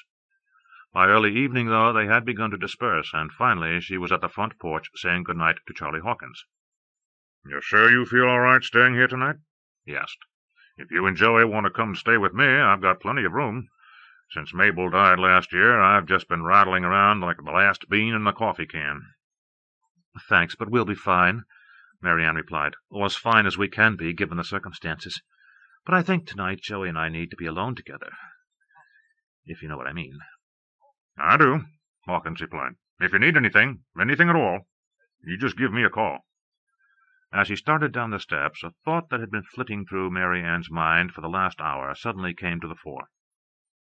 "Charlie?" The raw-boned lawyer paused at the bottom step and glanced back. "I've been thinking. Obviously, I'm going to have to be here for a while. I wonder if perhaps I shouldn't have my children come out." Charlie Hawkins grasped what she was saying. "Just let me know. I'll arrange for the tickets, and I'll have a checking account set up for you at the bank tomorrow morning. If you come into the village, just stop in and sign the cards, or I could bring them up for you." "I'll come in," MaryAnne replied. "And thanks, Charlie. I'm very glad that Ted and Audrey chose you to be their attorney." A crooked smile creased Charlie Hawkins's cheeks. "And I'm glad they chose you to take care of Joey. Of course, I wasn't too worried. One thing about Ted and Audrey, they were never wrong about people. Have a good night." When he was gone, MaryAnne closed the door behind her, then leaned against it for a moment, finally releasing the steel grip with which she'd held her emotions in check. For a moment she felt as if she might faint, but then her strength came back to her, and she went upstairs to check on Joey. He was stretched out on his bed, fully dressed, his big dog lying beside him. "Joey?" MaryAnne said, stepping into the room. "Are you asleep?" There was no reply from the boy, so she went over to the bed, pulled the large Pendleton blanket at its foot up to cover him, then leaned over and kissed him on the cheek. "Take care of him, Storm," she whispered as she switched off the light. "He needs you right now." Almost as if he understood her words, the big dog thumped his tail on the bed and pressed closer to his master. Leaving the door ajar, MaryAnne went back downstairs and began wandering through the rooms on the lower floor. In the den, her eyes came to rest on a double silver frame that held pictures of Audrey and Ted, and she made no attempt to wipe the tears that began to run down her cheeks. Finally, she settled herself at Audrey's desk, picked up the phone, and dialed her own number in New Jersey. On the third ring, Alan picked up. "It's MaryAnne," she said. "I wanted to let the kids know I got here all right." "I'll tell them," Alan replied. There was an uncomfortable silence, their quarrel that morning still fresh in both their minds. Then Alan spoke again. "Are you okay?" "Considering the circumstances, I suppose I'm all right," MaryAnne replied. She hesitated, then went on. "But I'm going to have to be out here for a while, and I think maybe you should bring the kids out." She heard a dark chuckle from her husband. "Right," he said. "I'll just call the travel agent and order up some tickets, first class. Jesus, MaryAnne, we barely have enough money to live on, and you want me to fly us all out to Idaho for a couple of days?" "Alan, I've got some money," MaryAnne began, but before she could go on, her husband interrupted her. "You're kidding. You mean you've been whining at me about money every month for the last year, and you've been saving it? What the hell is going on with you? You've been acting like you were at the poorhouse door." His words froze MaryAnne. Should she tell him what had happened, what the terms of Ted and Audrey's wills were? And then she remembered Eileen Chandler. "I'll never be able to trust him," she thought. "If I tell him about the money now, I'll never be able to trust him again.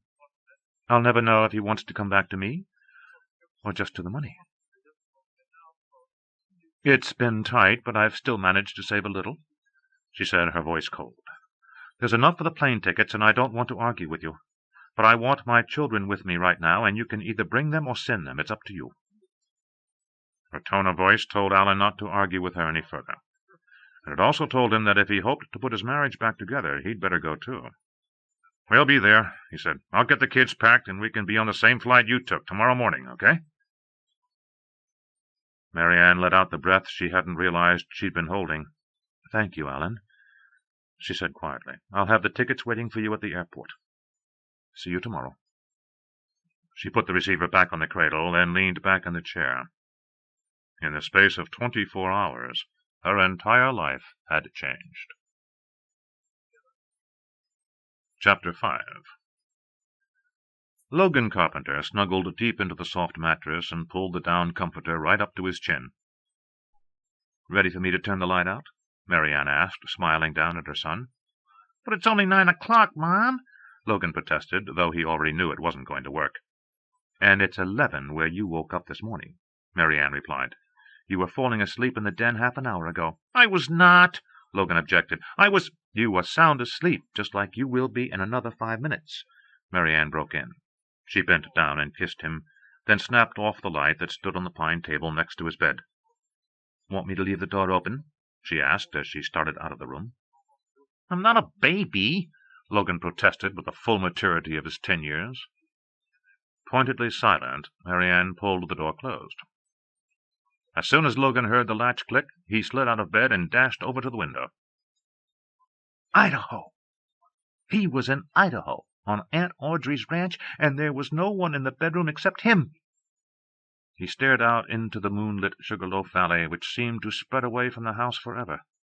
In the distance he could just see the glow of lights from the town at the mouth of the valley, and then beyond that a great black void hung over the Sawtooth Valley. He'd already memorized its name, and even farther away was the black silhouette of Castle Peak. The window was open, which never happened back home, where you always had to make sure everything was locked before you went to sleep, and the cool night air drifting down from the mountains caressed his face, entrancing him with a pure sense of nature, which were nothing like the sour smells of home that always made him want to hold his nose. There were sounds, too, that weren't anything like the rumble of the trucks on the turnpike just a block from their house in New Jersey. Now the quiet of the night was broken by sounds he couldn't ever remember hearing before. The cry of an animal drifted down from somewhere up in the mountains, and Logan shivered as he imagined a wolf sitting on one of the huge granite cliffs that soared above the house, howling at the moon. There was a cracking sound coming from the forest off to the right, and Logan was instantly sure he knew what it was. A bear, probably a grizzly, was stalking something. Maybe a mountain lion. Suddenly he wondered if maybe he shouldn't close the window after all. He peered down, staring at the roof of the porch, just a few feet below the window. What if a bear got up on the porch roof and crawled into his room in the middle of the night? Another crackling came from the woods, and Logan jerked his head up, a stab of panic shooting through him. But then, as he watched, a doe emerged from the forest, followed by 2 fawns, and trotted across the yard to the field beyond the barn. As he watched, transfixed, the deer and her young began grazing contentedly in the moonlight. Finally turning away from the window, Logan went back to his bed, crawled in, and lay staring up at the peeled logs that supported the cathedral ceiling above him. A ceiling so high he probably couldn't touch it, even if he jumped up and down on the bed. Should he try it? Why not? For the first time he could remember, bossy old Allison wasn't in the room to tell him what to do and what not to do. For as long as they stayed here, this was his room, and he could do exactly what he wanted. A new thrill of excitement racing through him, he threw the comforter back and stood up again. He flexed his knees, testing the springiness of the mattress. Tentatively, he tried to jump, reaching up to see how close his hand came to the large beam that spanned the room and supported the smaller posts that braced the actual roof beams. Not even close. He jumped higher, stretching his arm upward, crouching lower every time he came down, until he had the rhythm right, and each jump was higher than the one before. He strained upward, but his fingertips still missed the beam by several inches. Higher, higher! For heaven's sake, Logan, what are you doing? Too startled to keep his balance, Logan collapsed onto the bed just as the overhead light went on, and he saw his mother glaring at him from the doorway. "Nothing," the little boy said, jerking the comforter back up, even though it was far too late to pretend he was telling the truth. "I wasn't hurting anything." "Well, from downstairs it sounded like the whole house was coming down," MaryAnne told him. "And what are you thinking of, jumping on the bed? You know you're not allowed to do that." I was just trying to see if I could touch that," Logan stammered, pointing to the beam above his head. "I wasn't—" "Don't say you weren't hurting anything again," MaryAnne cut in. You could have broken the bed, or even worse, you could have fallen off and broken your arm. Oh, Mom, and don't all Mom me either. Now just settle down and go to sleep, okay? But, okay? Okay, Logan sighed. But tomorrow can I ride a horse? Joey says— We'll see, MaryAnne interrupted. Given the chance, Logan would go on for at least 5 minutes about what Joey, who had instantly become Logan's idol simply because he was 3 years older and lived on a real ranch, had told him about the horses in the stable. For now, just go to sleep, and no more jumping on the bed. Switching off the overhead light once more, she pulled the door closed, leaving Logan alone in the moonlit room once again. Go to sleep? How could he go to sleep? He was going to stay up all night listening to the animals hunting in the woods. In fact, as soon as he was sure his mother wasn't listening at the door, he'd get back up and go look out the window again. The deer were probably still in the field, and he might even see a bear, or a wolf, or— He drifted off to sleep, imagined visions of forest creatures still prowling through his mind. And because he was asleep, Logan Carpenter missed the dark form that emerged from the woods beyond the pasture a few minutes later, lingering in the shadows that rendered it all but invisible as it stared across the field at the lights glowing in the windows of the house. Lights that would soon go out, encouraging the shadowy figure to move closer. "Maybe we ought to go back," Andrea Stiffle whispered. It was a little after 11, and she and her twin brother were moving quietly along the trail through the woods that led up to El Monte Ranch, almost a mile farther up the valley than their parents' house. "You scared?" Michael asked. He, too, was whispering, but Andrea could hear the scorn in his voice. "No, I'm not scared," Andrea lied. For even though she and Michael had celebrated their 13th birthday last month, she still turned her nightlight on every night, and had never quite gotten over the fear she always felt on the nights when clouds obscured the stars and darkness closed in around the house like a blanket, so the world beyond her window seemed to disappear completely. But tonight the moon was shining brightly, and she hadn't been about to admit to Michael that she was still scared of the dark, so when he'd suggested they go on an adventure, she'd instantly agreed. Now that they were a quarter of a mile from the house, in the thickest part of the stand of aspens that covered this part of the valley floor, she'd begun to have her doubts. Every time she heard something rustle in the brush, her heart leaped, and she had to choke back the startled yelp that rose in her throat.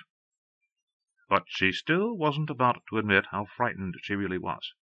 "I just don't want to get in trouble, that's all," she said, hoping she sounded a lot less scared than she was. "I mean, what if someone catches us?" "Who's going to catch us?" Michael sneered. "Mom and Dad are both asleep, and there aren't any lights on at El Monte either." "How do you know?" Andrea demanded, her voice rising. "Will you shut up?" Michael hissed. He glanced around quickly, betraying the vague discomfort that had come over him a few minutes before, when they'd moved from the pasture behind their house into the dense stand of trees. "I can see the house from my window. They shut all the lights off half an hour ago." "You can only see the front of the house," Andrea reminded him. "What if someone's still awake in the back?" Michael groaned impatiently. "Then we won't do anything, that's all. We'll just go back home, okay?" "Promise?" Andrea demanded. Michael glared at her in the darkness. "If you're going to chicken out, do it now," he told his sister. "If you want to go home, just go." For a second, Andrea was tempted to do just that, but as she began thinking about having to walk all the way back to the house by herself, she changed her mind. "I'm not chickening out," she decided. "I just don't want to get in trouble. If we get caught, Dad'll ground us for a week." "We won't get caught," Michael insisted. "So just shut up, okay?" Turning away from his sister, he started along the narrow path once again, so familiar with its twists and turns that he could have walked it blindfolded. Her nervousness growing by the second, Andrea followed, staying as close to her brother as she could.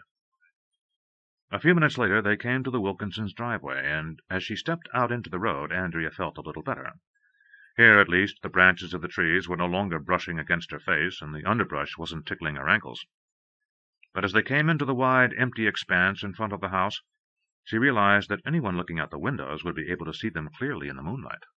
"We'll go over by the barn," Michael whispered. "That way we can get a lot closer before anyone could see us." Dropping low to the ground, he scuttled across the yard toward the barn, and Andrea quickly followed. Within a few seconds they were crouched in the deep shadows behind the barn.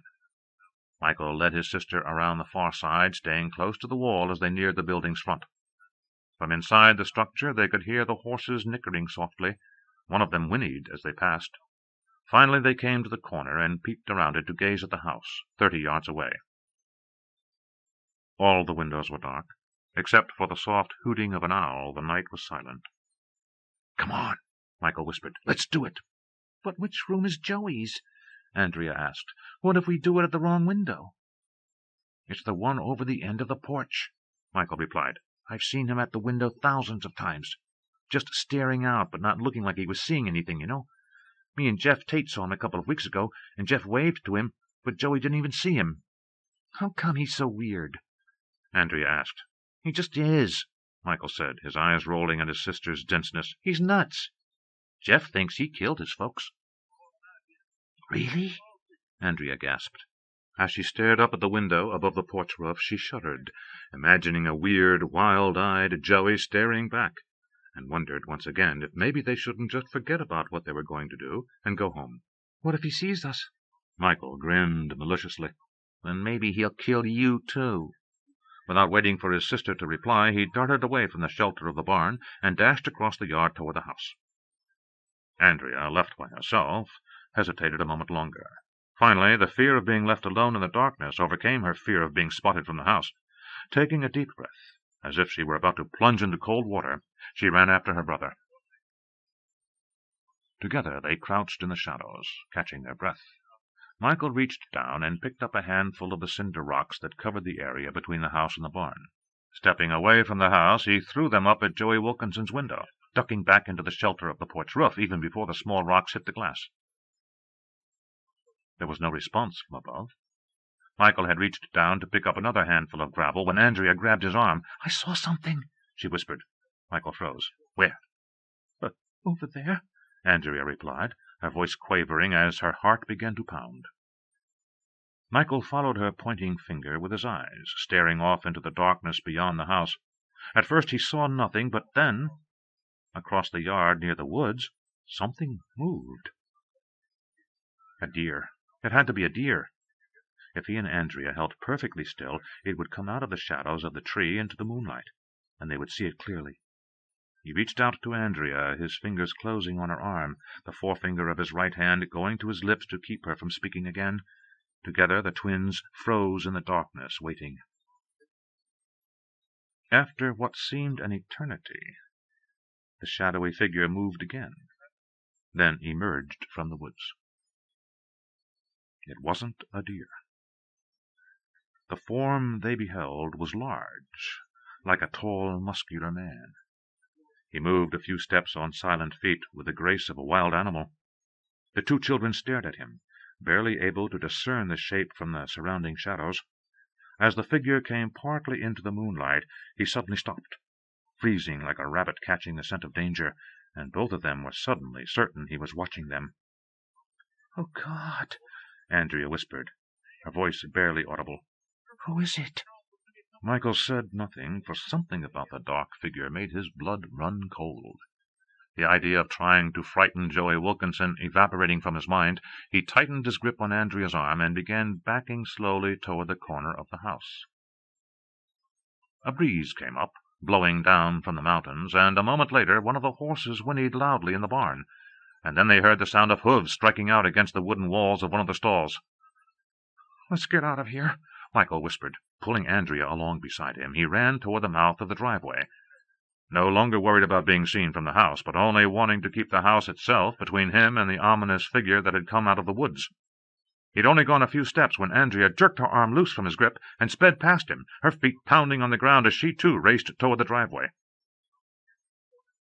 It wasn't until they were almost back to their own house that they finally slowed down, both of them gasping for breath.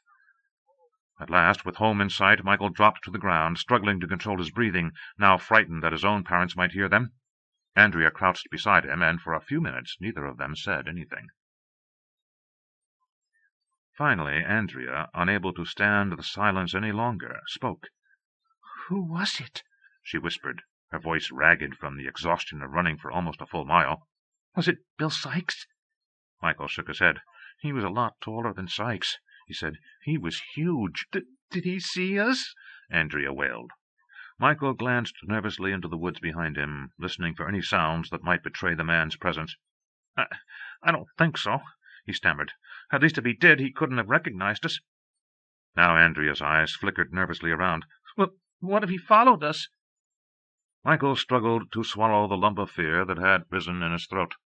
He didn't, he told his sister, sounding a lot more confident than he felt.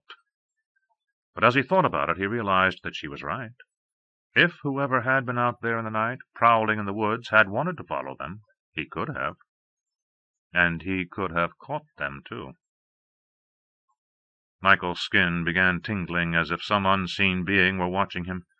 As the chill spread through his body, the last of his nerve deserted him. "Come on," he whispered, his voice cracking with fear. "Let's get in the house." They darted across the pasture, scrambling through the window they'd left open and dropping onto the floor of Andrea's room. Instantly, Michael pulled the window closed and locked it. For several long seconds, the two of them sat still on the floor, listening for any unfamiliar sound from outside. But now that they were safely back in the house, everything beyond the familiar walls of Andrea's room seemed normal once more. After a few minutes, Michael left his sister and slipped back to his own room. Outside, the shadowy form that had soundlessly followed them through the woods turned away, merging back into the darkness of the night so quickly that anyone who watched might have been uncertain that it was there at all. But it was there, prowling the Sugarloaf Valley tonight, just as it had every night for years. Prowling, watching, and waiting.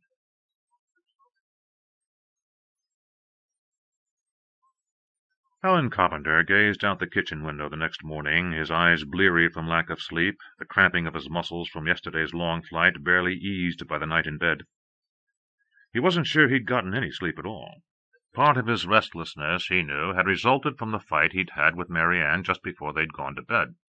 All evening he'd done his best not to confront her about the shirt he'd found in her closet, or ask her any questions about Bob, whose last name he didn't even know. Instead, he'd tried to listen patiently while she explained the terms of the Wilkinsons' will, refusing to give in to the cold fury that had built inside him as he came to the realization that whatever amount of money they had left to Joey's guardian, and he assumed it must be a lot, though MaryAnne hadn't told him how much, had all been left to his wife alone. What the hell was that all about?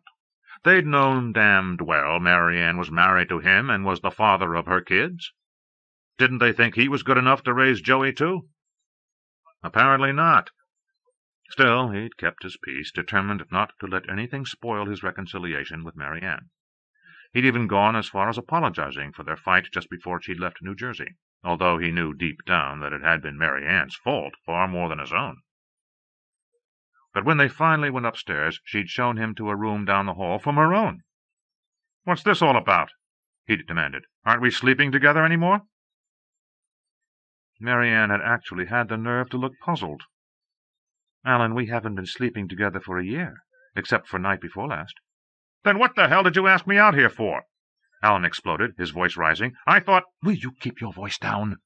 MaryAnne rasped, her jaw clenching. "For God's sake, Alan, we don't need to let the kids hear us fight every time we see each other, do we?" "It's not my fault," Alan shot back. "I'm your husband, for Christ's sake. I have a right—" "That's enough," MaryAnne snapped. "Being my husband might have given you some privileges, but it never gave you any rights. And the privileges ended the day you walked out on me, so don't think you can just jump into my bed any time you want. And don't bother to argue any more, because I'm going to bed. If I'm going to get through Audrey's and Ted's funeral tomorrow, I have to get some sleep." Before her words had quite sunk in, she'd hurried down the hall, slipped into her room, and locked the door behind her.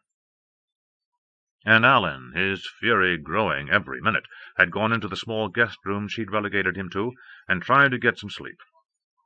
The problem was that aside from his raging anger, the whole place gave him the creeps.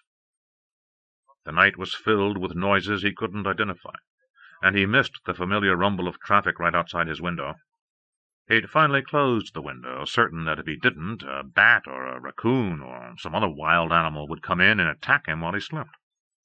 So he'd lain awake all night, wondering why he'd come out here at all. Now, in the bright sunlight of morning, he felt no better. The kids were already out of the house, following Joey to the barn to help him feed the horses. Horses? For Christ's sake! What did a couple of kids from Canaan, New Jersey, need to know about horses? And MaryAnne was washing the breakfast dishes, putting things away, just as if she'd lived here for years. "Don't get too comfortable," he said, his voice betraying his foul mood. "We're only going to be here another day. We go to the funeral this afternoon, and tomorrow morning we go back to New Jersey." MaryAnne stopped working at the sink and turned to face him. "Oh?" she asked. "When did you make up your mind about that?" Alan fought to keep his anger under control. "I didn't mean it quite the way it sounded," he began. "Somehow I think you meant it exactly the way it sounded," MaryAnne replied, her voice cool. With an effort, Alan ignored both her comment and its tone. "I just meant that we can't stay out here past the funeral. I've already used up my vacation time this year. If I take extra time, I'll get docked." MaryAnne shrugged. "I just don't see how that's going to be possible," she said. "I talked to Charlie Hawkins this morning before you came down. There's going to be a mountain of paperwork involved in settling the estate, and even if we decide to close the ranch—" "We?" Alan broke in. "We being who? You haven't said a word to me about the ranch." "I mean Charlie and I," MaryAnne sighed, finally dropping into the chair opposite Alan. "Look, Alan, there's something I've been thinking about that we have to discuss." Alan's brows rose in a cynical arch. "Oh, really? So now who's been making plans without talking to anyone else?" "I'm talking to you now," MaryAnne replied evenly, "and I haven't made up my mind about anything. But since you're talking about going home, this seems like the right time." She waited for a response from her husband. When there was none, she went on. "It seems as if it might be a good idea for me to stay out here with the kids for a while. You could move back into our house, which would save us a lot of money, and—" "Money?" Alan repeated. "From what you said last night, I gather money isn't going to be a problem at all anymore." MaryAnne spread her hands in a helpless gesture. "I didn't mean it that way, and I certainly have no idea how long it's going to take for the estate to get settled." Alan's eyes rolled in disbelief. "Right. But I'll bet good old Charlie can advance you whatever you need, can't he?" Seeing MaryAnne's eyes narrow with anger, he veered off in another direction. "Anyway, what about the kids? School starts next week, doesn't it?" "I wish it did. But in case you didn't know, it doesn't. There's a strike on in Canaan, and it doesn't look like it's going to be settled for at least a couple of weeks. So it just seems to me that it makes sense for the kids to stay here with me. They haven't had a real vacation in years." Alan stood up abruptly. "You don't want to discuss a damn thing, do you? You've already made up your mind. Well, that's just fine." Reaching across the kitchen counter, he picked up the phone, jabbed a series of digits into the keypad, then drummed impatiently on the countertop as he waited for the information operator to respond. As MaryAnne listened in silence, he made 2 more phone calls, then left the kitchen without another word. By the time his shaving gear was cleared out of the bathroom and his dirty underwear was haphazardly tossed back into a suitcase, Sugarloaf's lone taxi, a maroon van with nothing more than a magnetic sign stuck to a door to advertise its purpose, was just coming up the drive. MaryAnne came out of the kitchen as Alan hurried down the stairs, catching up to him at the front door. "You're really going to walk out without even saying goodbye to the kids?" she demanded.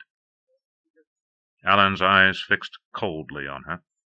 "I didn't say goodbye to them last time either, so I guess they should be used to it by now."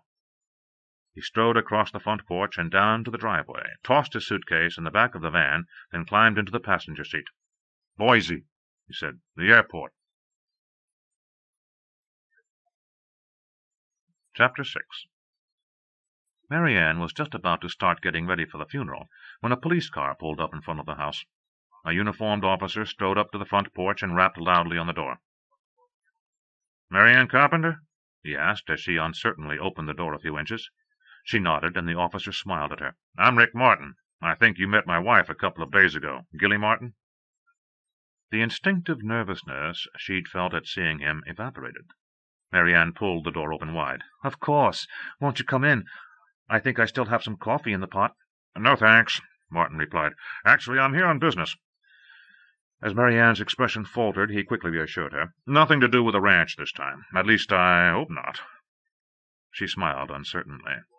"Then I'm not sure how I can help you. I don't think I've been away from the place since I got here." "I was just wondering if anyone here might have seen something last night, or heard something. There was an attack up at the campground." "The campground?" MaryAnne said. "I'm afraid I'm not sure what you're talking about." "Maybe I'll take you up on that cup of coffee after all," Martin told her. As they started toward the kitchen, he began explaining what had happened. "It's Coyote Creek campground. It's up the mountains to the south, maybe a mile from here. It's not on the ranch, but it adjoins the property, and there's no fence." He chuckled softly. "Ted said the hikers wandering down here were getting worse than the Yellow Jackets. Anyway, one of the campsites got torn up last night." MaryAnne, the coffee pot in her hand, looked up at the deputy. "My God! Was anybody hurt?" Martin shook his head. "No one was there. The folks who were camped in the site had gone down to Sun Valley for the day and decided to spend the night. They didn't discover what had happened until this morning." "But what did happen?" MaryAnne asked, as she set a steaming mug in front of the deputy, who had settled himself onto one of the chairs at the kitchen table. The back door opened then, and Joey Wilkinson, followed by Logan and Allison Carpenter, came inside, Storm wriggling past them to sniff curiously at the policeman. "These are my children, Allison and Logan, and of course you know Joey. This is Deputy Martin." Though both Allison and Logan said hello to Rick Martin, Joey Wilkinson said nothing. And suddenly Charlie Hawkins's words came back into MaryAnne's mind. "Don't be surprised if someone comes to talk to Joey, that's all." The nervousness she'd instinctively felt at the deputy's appearance a few minutes before flooded back, and as she listened to what Rick Martin was saying, she could not keep herself from glancing at Joey every few moments, searching his face for some sign of how he was reacting. Had something really happened at the campground, or was Rick Martin actually here only to talk to Joey? "I'm not sure what happened," the deputy began.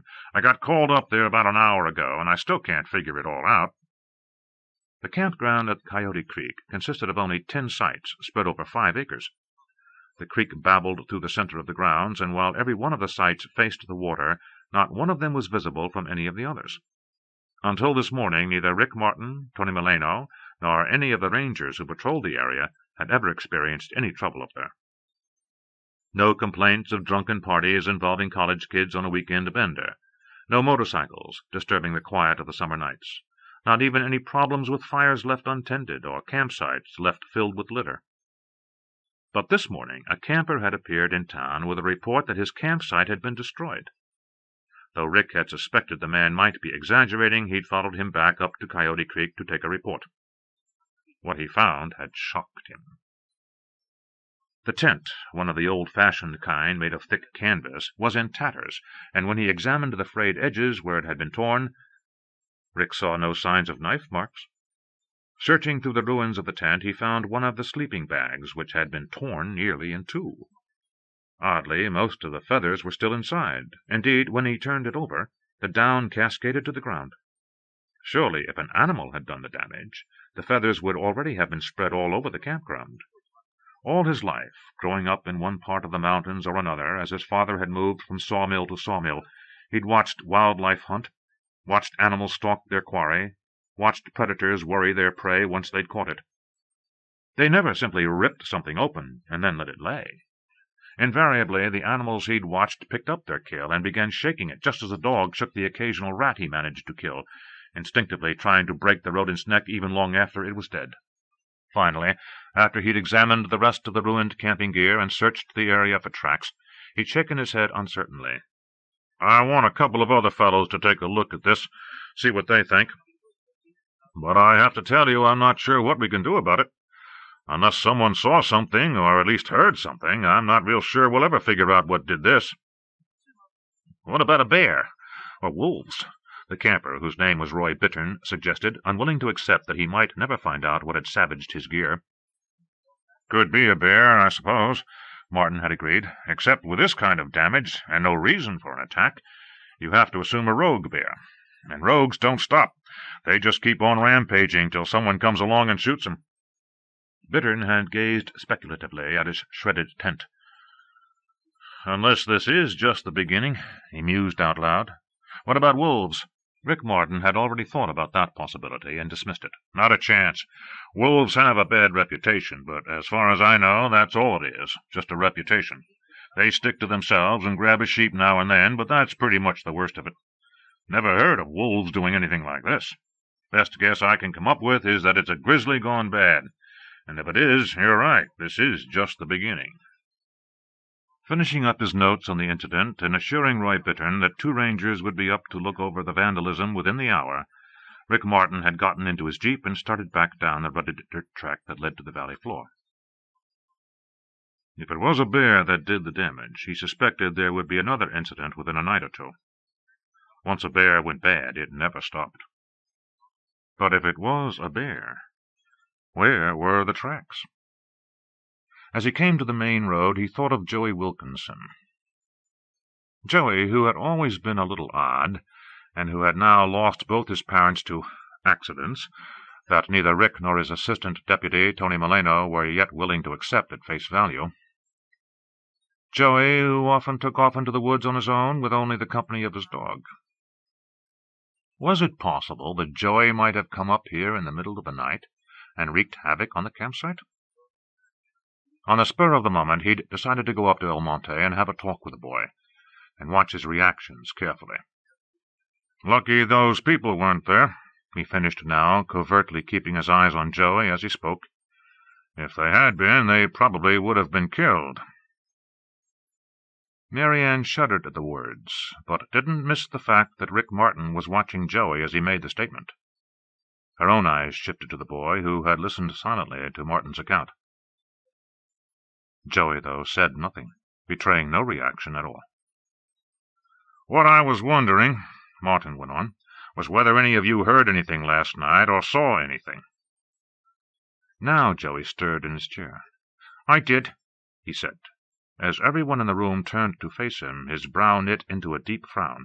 "Something woke me up," he said. "I don't even know what it was. Anyway, I went to my window and looked out, and I thought I saw someone outside." Rick Martin felt his heartbeat quicken. "You thought you saw someone?" he pressed. "Or did you actually see someone?" Joey's eyes flicked toward MaryAnne for a moment, almost as if he was seeking her help, but then he turned back. "I'm not sure," he said. "It was just a sort of shadow outside. At first I thought it was a deer, but then I knew it wasn't. It was out in the pasture, and I could barely see it. But it looked like a man." "Do you know who it was?" Martin asked. Joey shook his head. "I told you I could hardly see it."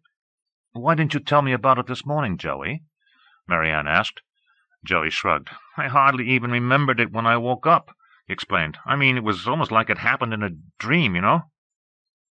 "What did you do after you saw it, Joey?" Rick asked. "I just went back to bed." "You didn't go outside?" The deputy pressed. "You didn't go out and take a look?" "Why would I do that?" Joey asked, his eyes narrowing. Though he could sense MaryAnne Carpenter glaring at him, Rick decided to go on with his questions. "But you do that sometimes, don't you, Joey? Your dad used to tell me you like to go out in the woods by yourself." Yeah, I do that sometimes," Joey reluctantly admitted. "But I didn't go out last night." "Are you sure?" Martin pressed. "You went out a few nights ago, didn't you? The night your mom—" "Do we have to do this?" MaryAnne interrupted. "He told you what he saw last night, and he told you what he did." Rick Martin hesitated, then decided that for now he'd gone far enough. But he'd watched Joey carefully while questioning him, and taken careful note of one thing.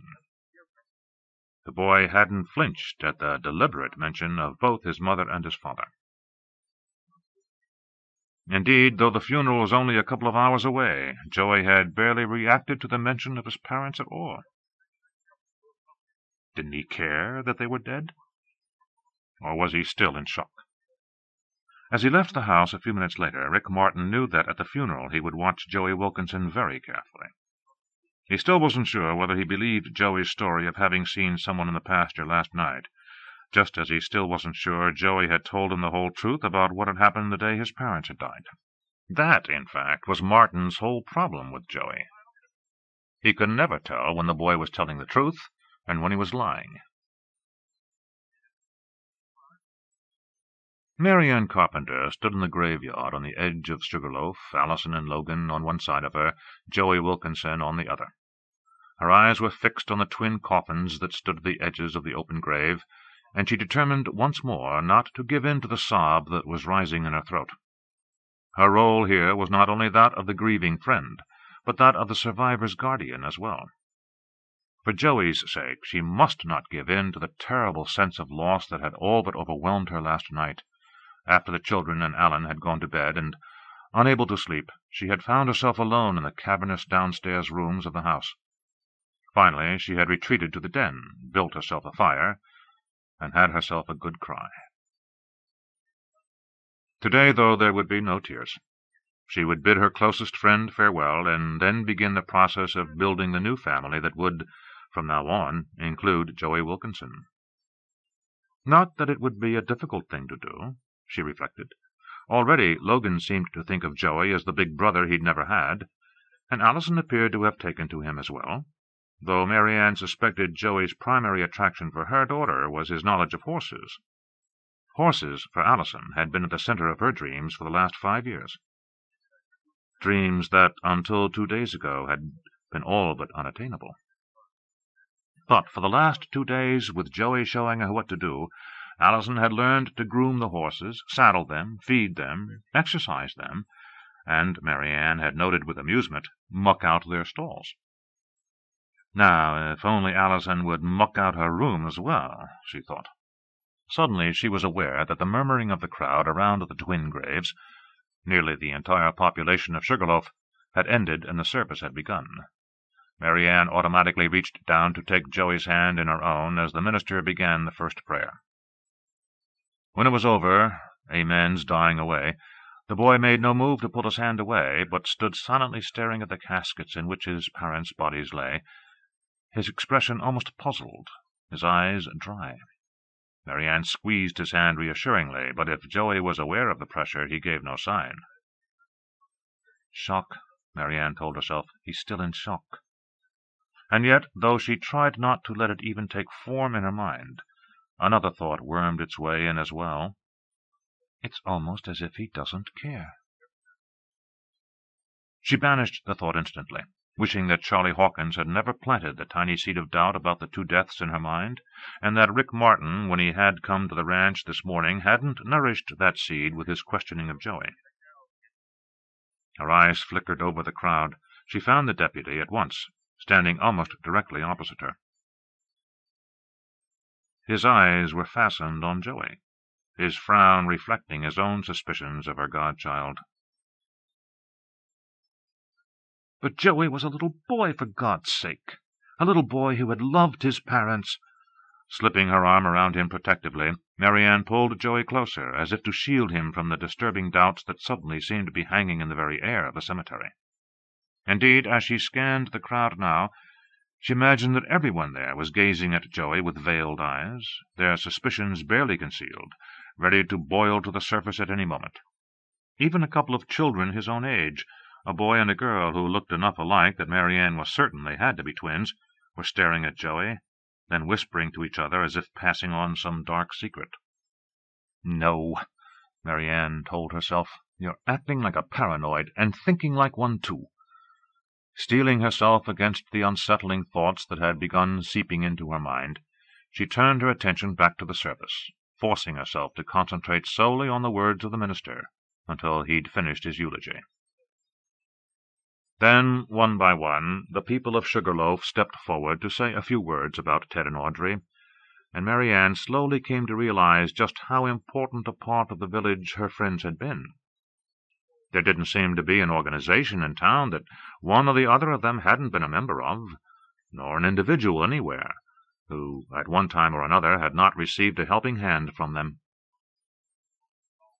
"I don't think Ted Wilkinson ever met a man he didn't like," Tom Granger, who owned the town's single grocery store, began. "And I sure as hell never met a man who didn't like him. Or anyway, an honest man who didn't like him," he quickly amended himself when a murmur about real estate developers ran through the crowd. The murmur turned into a ripple of laughter. "All right, he didn't like developers any more than they liked him." The laughter grew, and Tom Granger flushed with embarrassment. "Oh, hell," Granger finished. "You know what I mean. Ted Wilkinson was the nicest son of a bitch I ever met, and that's all I have to say." Flustered, he retreated into the crowd, and someone else stepped up. But before the man could even begin his speech, a voice called out from the crowd, "Hey, Phil, tell him about the time Ted took you and me hunting, and he wound up talking us out of shooting anything." One by one, people began telling their stories, and slowly MaryAnne came to comprehend the closeness of the town, the value that each of these people had to one another, and the loss the town incurred whenever someone died. For these people, their neighbors were their family. It would be a long time before the wound caused by the deaths of Ted and Audrey Wilkinson would heal. They would be missed, and they would never be forgotten. After an hour, the last of the memories had been shared, and the final prayer was begun. And Joey Wilkinson's hand suddenly tightened in MaryAnne's, his fingers digging into her flesh.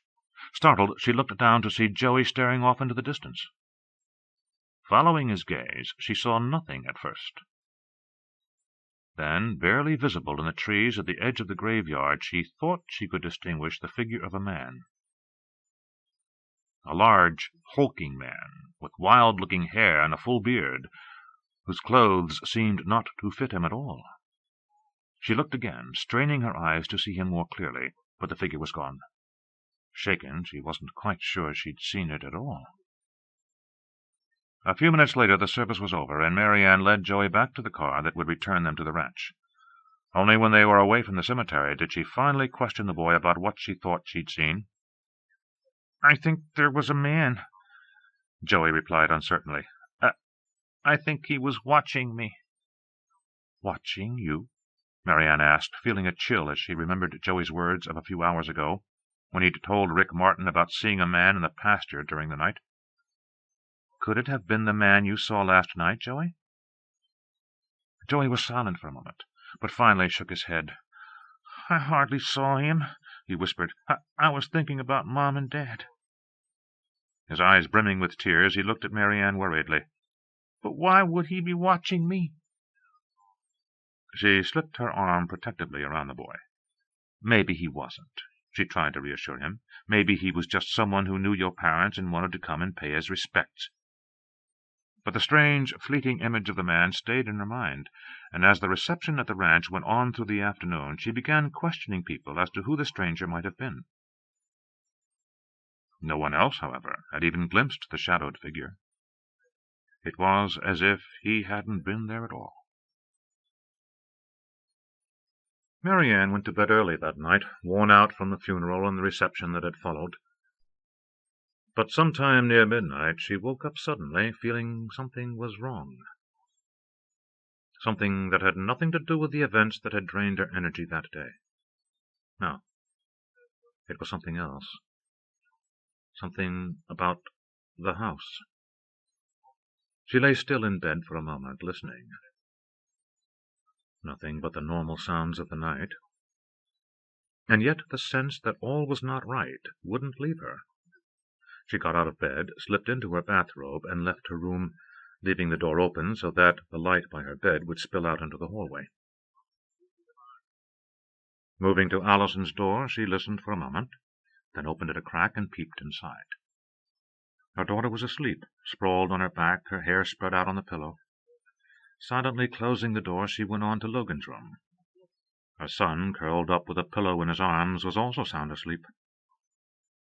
Finally, she hesitated at Joey's door, then tapped softly. When there was no response, not even a whimper from Storm, she opened the door and looked inside. Joey's bed covers were thrown back. The room was empty. "Oh, God," MaryAnne whispered softly, hurrying to the window to peer out into the night. She scanned the yard and the field, searching for any sign of the boy or the dog, but there was nothing. Then a movement caught her eye, and she turned to look at the barn. One of its great doors was open, swinging in the wind. What was he doing out there? Hurrying downstairs, MaryAnne clutched the robe around her as she left the house through the kitchen door and trotted across to the barn. Inside, the horses were whinnying nervously, and Shaka, who had reappeared on the day after MaryAnne arrived, was stamping at the straw that littered her stall. "Joey," she called as she stepped through the open door. "Joey, are you out here?" She listened, and for a moment heard nothing. But then there was a low sound, unidentifiable, from the far end of the barn. One of the horses reared up, snorting loudly. "Joey!" The sound from the far reaches of the barn swelled into a snarl. Then something came charging out of the blackness toward her. Acting only on her reflexes, MaryAnne jerked back from the gaping darkness, slamming the door shut and dropping the bar into place just as the thing, whatever it was, hurled itself against the other side. Her heart pounding, she turned and fled back across the yard, slamming the kitchen door shut as soon as she was inside the house. What was it? What had been in the barn? It couldn't have been Joey. It couldn't have been. Surely he would have answered her when she called to him, and Storm wouldn't have attacked her. Would he? But it was impossible. If anything, the big shepherd was too friendly, constantly licking people and begging to be petted. Her pulse slowly returning to normal, she quickly checked the living room and the den, praying that Joey might have come downstairs in the night and fallen asleep on one of the sofas. There was no sign of him. Finally, she picked up the telephone on the table behind the stairs and was about to dial the deputy's office when she heard the kitchen door open. For a moment she froze. Was it possible that whatever had been in the barn was now in the house? "Joey?" she stammered, her voice choking in her throat. A moment later Storm bounded out of the dining room, his tail wagging, and threw himself on her, his paws resting on her chest as he tried to lick her face. A second later, Joey himself appeared, dressed in jeans, a T-shirt showing under his denim jacket. "Get down, Storm," MaryAnne protested, twisting away from the enthusiastic dog. "Joey, get him off me." "Sit, Storm," Joey commanded, and the dog instantly dropped to the floor, his tail curling around his feet, his eyes fastening on his master. "Joey, where were you?" MaryAnne demanded, the fear of a few minutes before now giving way to annoyance. "Do you know what time it is?" Joey's eyes darkened. "It's only about midnight.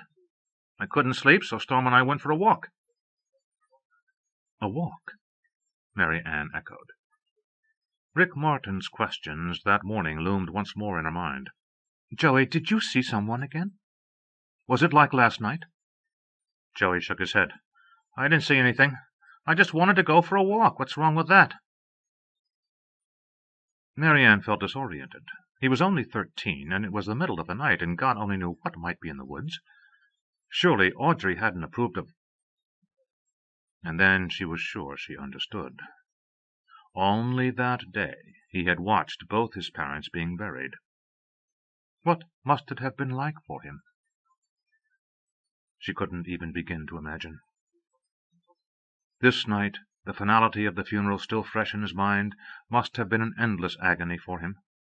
She should have sat up herself, with her door open and her light on, in case he needed her. But he hadn't wanted to waken her, hadn't wanted to bother anyone with his grief, she thought, fighting back the sting of tears as sympathy for this slight, solemn-eyed child overwhelmed her. So he'd taken his dog and gone for a walk. But what about the barn? What had he been doing in there? And why had Storm come at her like that, scaring her half to death? "Didn't you hear me when I called you in the barn?" she asked, her voice now devoid of any anger. Joey's brows knit into a frown. "I wasn't in the barn. We just went along by the creek for a while." Now it was MaryAnne's turn to frown. "But I was just out there, Joey. The barn door was open and some—" She hesitated, then decided which word to use. "Something was inside. It came at me." Joey stared at her. "Well, there isn't anything out there now," he said. "I stopped to check on the horses just before we came in. Everything's fine." With Storm at his heels, Joey bounded up the stairs. MaryAnne heard his door close. Nonplussed, she turned off the downstairs lights. The darkness and silence of the night once more closed around her. But tonight, the peaceful countryside, the darkness and silence of the ranch, had abruptly taken on an ominous feeling, a feeling that made MaryAnne shiver although the night was warm, almost balmy. It was a long time before she fell asleep. Twice she got up to peer out into the velvet darkness beyond the window. Though she saw nothing, heard nothing, she still had the uneasy feeling that something, someone, was out there watching and waiting. Chapter 7. MaryAnne was up early on Monday morning, having made up her mind the night before that although it was Labor Day, she would begin the serious business of finding out just what was involved in running the ranch. Until now, all her energies had been depleted by grief over the loss of her closest friend, and by the demands of dealing with a double funeral as well. But it was over now, and after the weekend spent hiking the ranch with Allison and Logan, and trying to remember as much as she could of Joey's continuous explanation of what they were seeing, she'd decided that this morning it was time to begin putting together some kind of routine, holiday or not. Besides, she'd discovered yesterday that in Sugarloaf, Labor Day was celebrated on Sunday, regardless of what the rest of the country might do. Ranchers don't know anything about days off, Charlie Hawkins had explained to her on Friday, and around here it's just one last chance to milk the summer tourists. So the traditional picnic had been yesterday, open to tourists at $25 a head, along with the rodeo, another $20, and a genuine square dance in the evening, $15, drinks $5 a shot. And the stores stay open all day Monday, just in case anyone has any cash left, Charlie had explained. But following his advice, as well as her own instincts, MaryAnne and the children had stayed home. It's one thing to go on with your lives, Charlie had counseled, but if I were you, I'd give it some time before I started doing much of a social nature. Thus the four of them had stuck close to the ranch all day, Saturday and Sunday. But when she'd seen Bill Sykes coming back from town the night before, she'd gone out to ask him to come to the house at 7 o'clock this morning.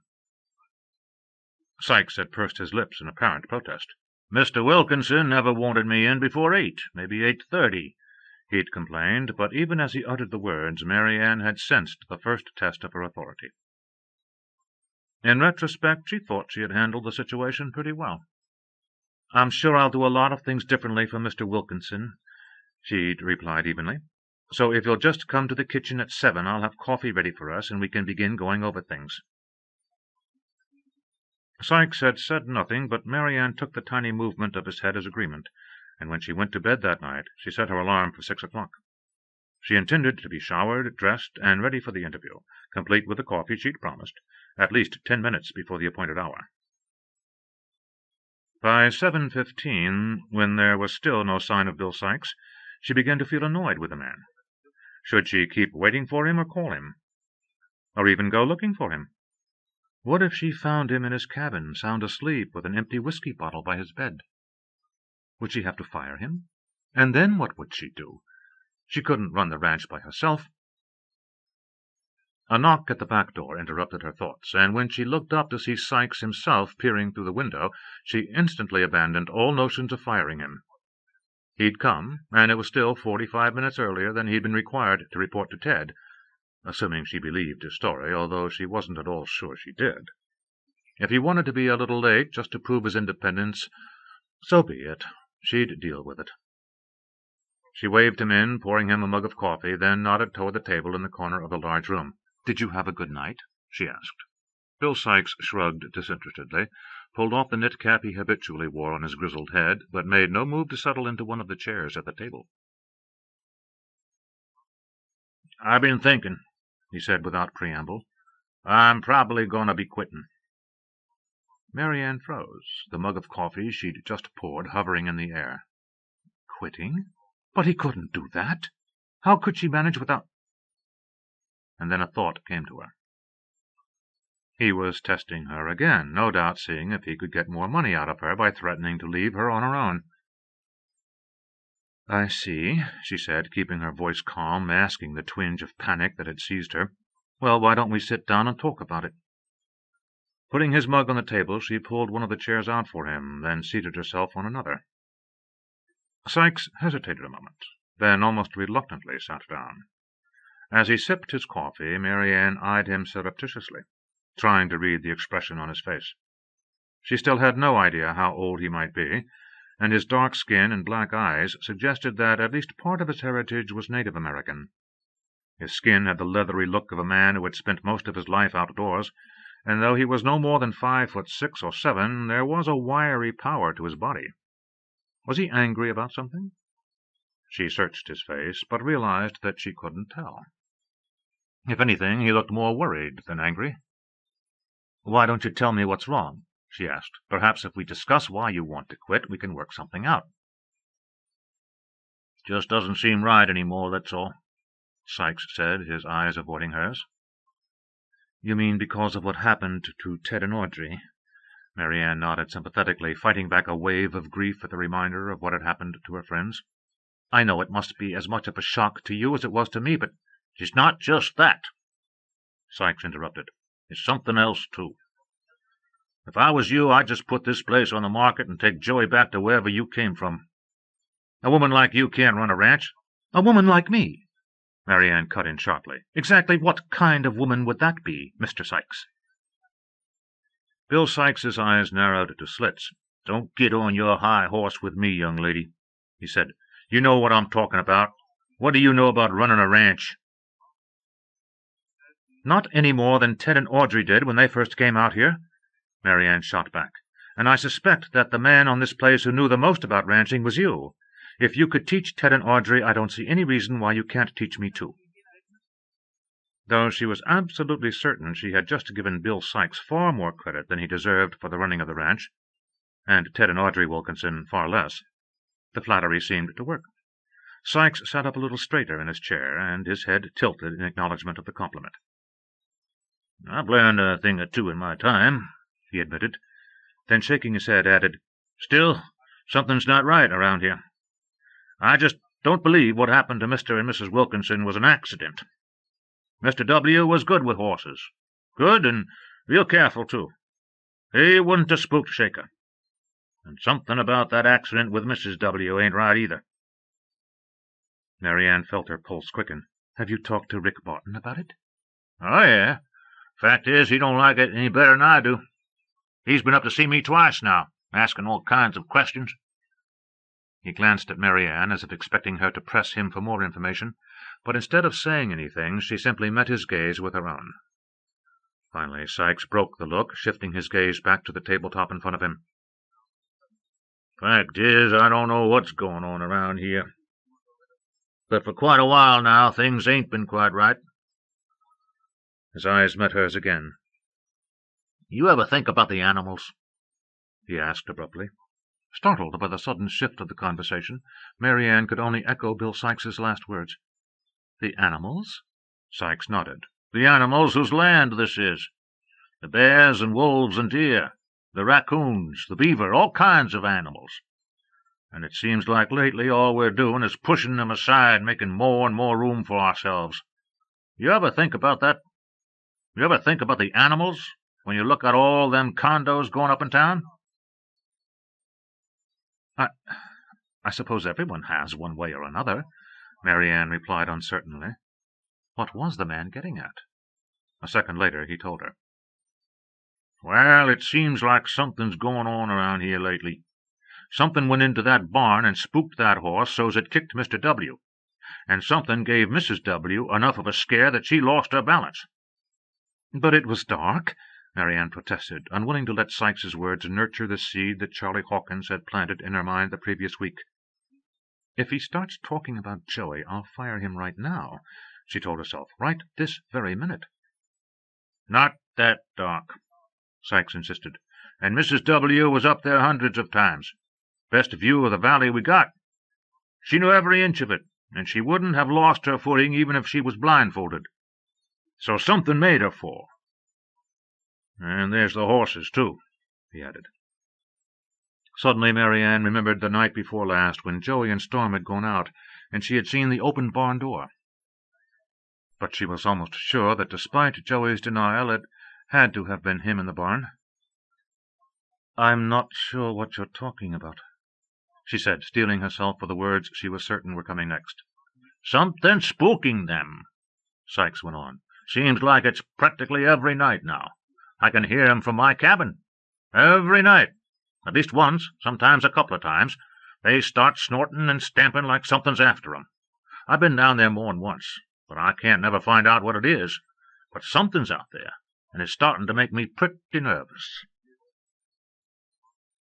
Joey was out night before last, MaryAnne said softly, keeping her eyes on Sykes, waiting for him to rise to her bait.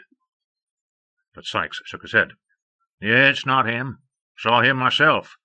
You was out, too. Heard you calling him. He was up by the creek. I was keeping an eye on him. Besides, the horses know, Joey. They wouldn't spook just 'cause he was around.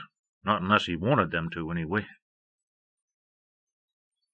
MaryAnne said nothing for a moment, turning Sykes's last words over and over in her mind, examining them from every angle. Not unless he wanted them to, anyway. Was he implying that Joey himself might have spooked Shaker, causing his father's death? Yet the man's expression betrayed nothing save admiration for Joey's ability to communicate with the animals. She let her guard down slightly. But there was something in the barn that night. It snarled at me, then came at me. I slammed the door just before it got to me. I ain't saying there wasn't, Sykes replied. I heard the horses, too.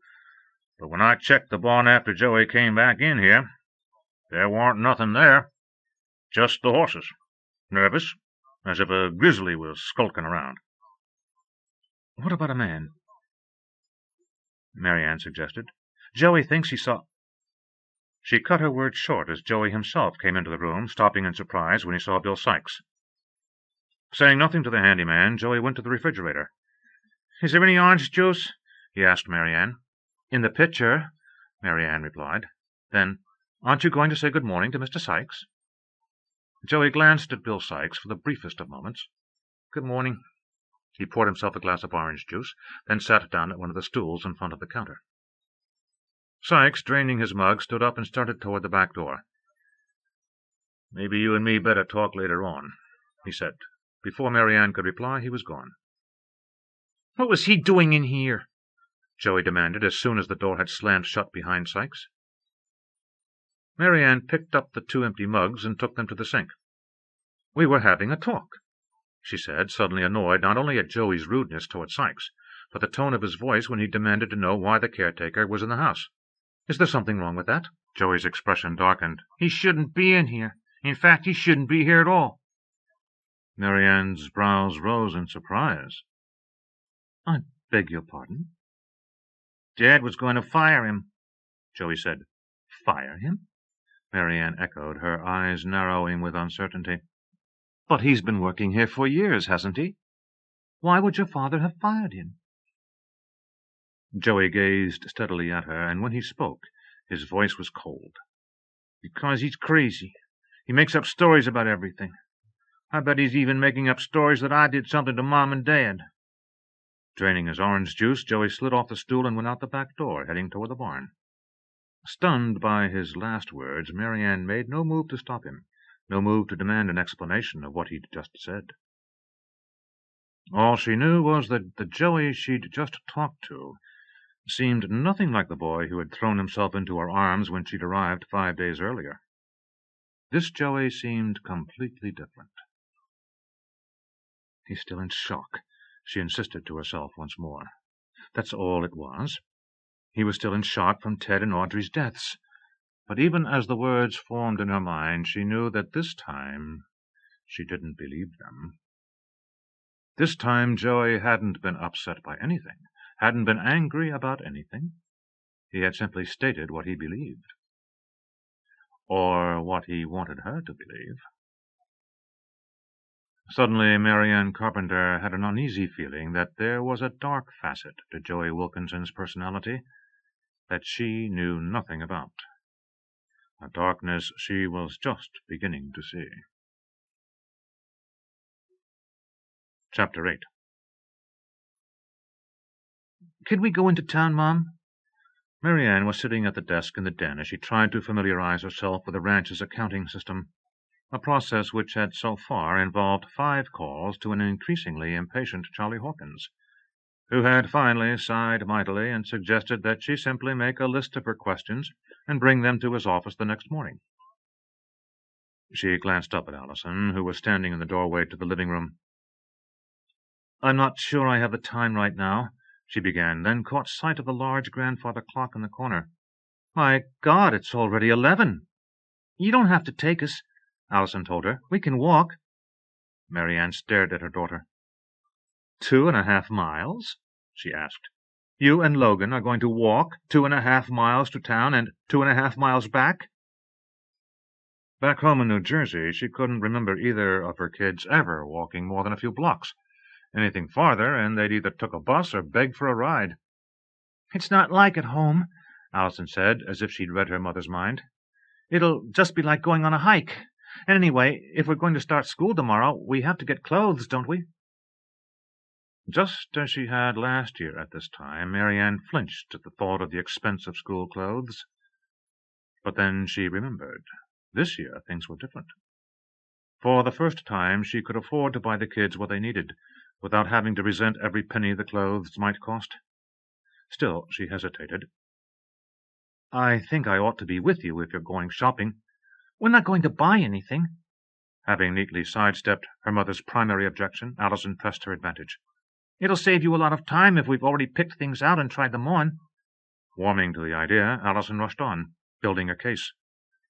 All we'll have to do is have them hold the stuff we pick out, and then we can all go back later this afternoon, and you can decide which stuff we should buy. Though the entire speech sounded suspiciously like something Allison had carefully rehearsed before trying it out on her, MaryAnne had to admit that it made sense, until she remembered Joey and his strange behavior this morning. Honey, have you noticed anything different about Joey this morning? Allison suddenly looked guarded. Different? She stammered, her eyes darting to the left. What do you mean? Then Joey himself stepped into the doorway, his dark eyes exhibiting nothing of the chill MaryAnne had seen in them early that morning. We've already taken care of the horses, Aunt MaryAnne. Can I take Allison and Logan into town, please? MaryAnne studied the boy carefully. There was no trace left of the arrogance he'd exhibited toward Bill Sykes, nothing of the coldness with which he'd told her that his father had been about to fire the handyman. Once again, he was the appealing 13-year-old she'd come to know over the last few days. Whatever had happened this morning, she decided, must have been blown out of proportion in her own mind. Well, I don't see any reason why not, she decided. What time will you be back? Joey shrugged. 3 or 4? Fine, MaryAnne replied. But if you're going to be later, call me. Okay? And remember, don't buy. Just look. By the time the kids had left the house, MaryAnne's attention was once more focused on the account books in front of her, and though she heard Joey's voice through the open window, the words he spoke didn't penetrate her mind. This is going to be great, he told Allison and Logan. Wait till you see all the neat stuff they have. How much farther is it? Logan complained, coming to a stop on the trail they seemed to have been hiking along forever. When they'd started out from the house, walking into the woods and then along the creek, it had all seemed like a great adventure. But now, nearly an hour later, he was getting scared, though he'd never admit it. The woods were starting to feel like they were closing in on him, and they had crossed so many other paths that he was sure he could never find his way home. Allison grinned at him. Afraid the big bad wolf might get you? She teased. Logan felt his chin start to quiver, but before Allison could say anything else, Joey pointed through the trees. We're almost there, Logan, see? He held the smaller boy up so he could peer through a gap in the heavy underbrush. We just go a little farther, then there's a trail to the left. Sure enough, there was the town, only a little way off. Even if he got lost, all he'd have to do was start walking downhill, and he'd be out of the woods in just a few minutes. As Joey put him back on the ground, he stuck his tongue out at Allison. I wasn't scared, he insisted, with far more conviction than he could have mustered a second before. Come on! Striking out ahead of the two older children, he took off down the trail, and sure enough, around the next bend was another path, winding off down the slope just like Joey had said. Another minute, and he burst out into the meadow that covered the valley floor and ran over to the bank of Coyote Creek. How do we get across? He called back to Joey. We don't, Joey told him. We just walk along it till we get to the cemetery. There's a bridge there. At the mention of the cemetery, the three children fell silent and their pace slowed, until finally they came to the stone wall that separated the graveyard from the meadow. Joey climbed up onto the top of the wall, offering his hand to Allison while Logan scrambled up on his own. Spread out before them were 2 acres of well-kept lawn dotted with white-bark pines which made up the Sugarloaf Cemetery.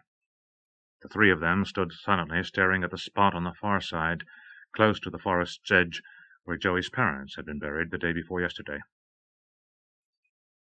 "Do you want to go visit the graves?" Allison finally asked.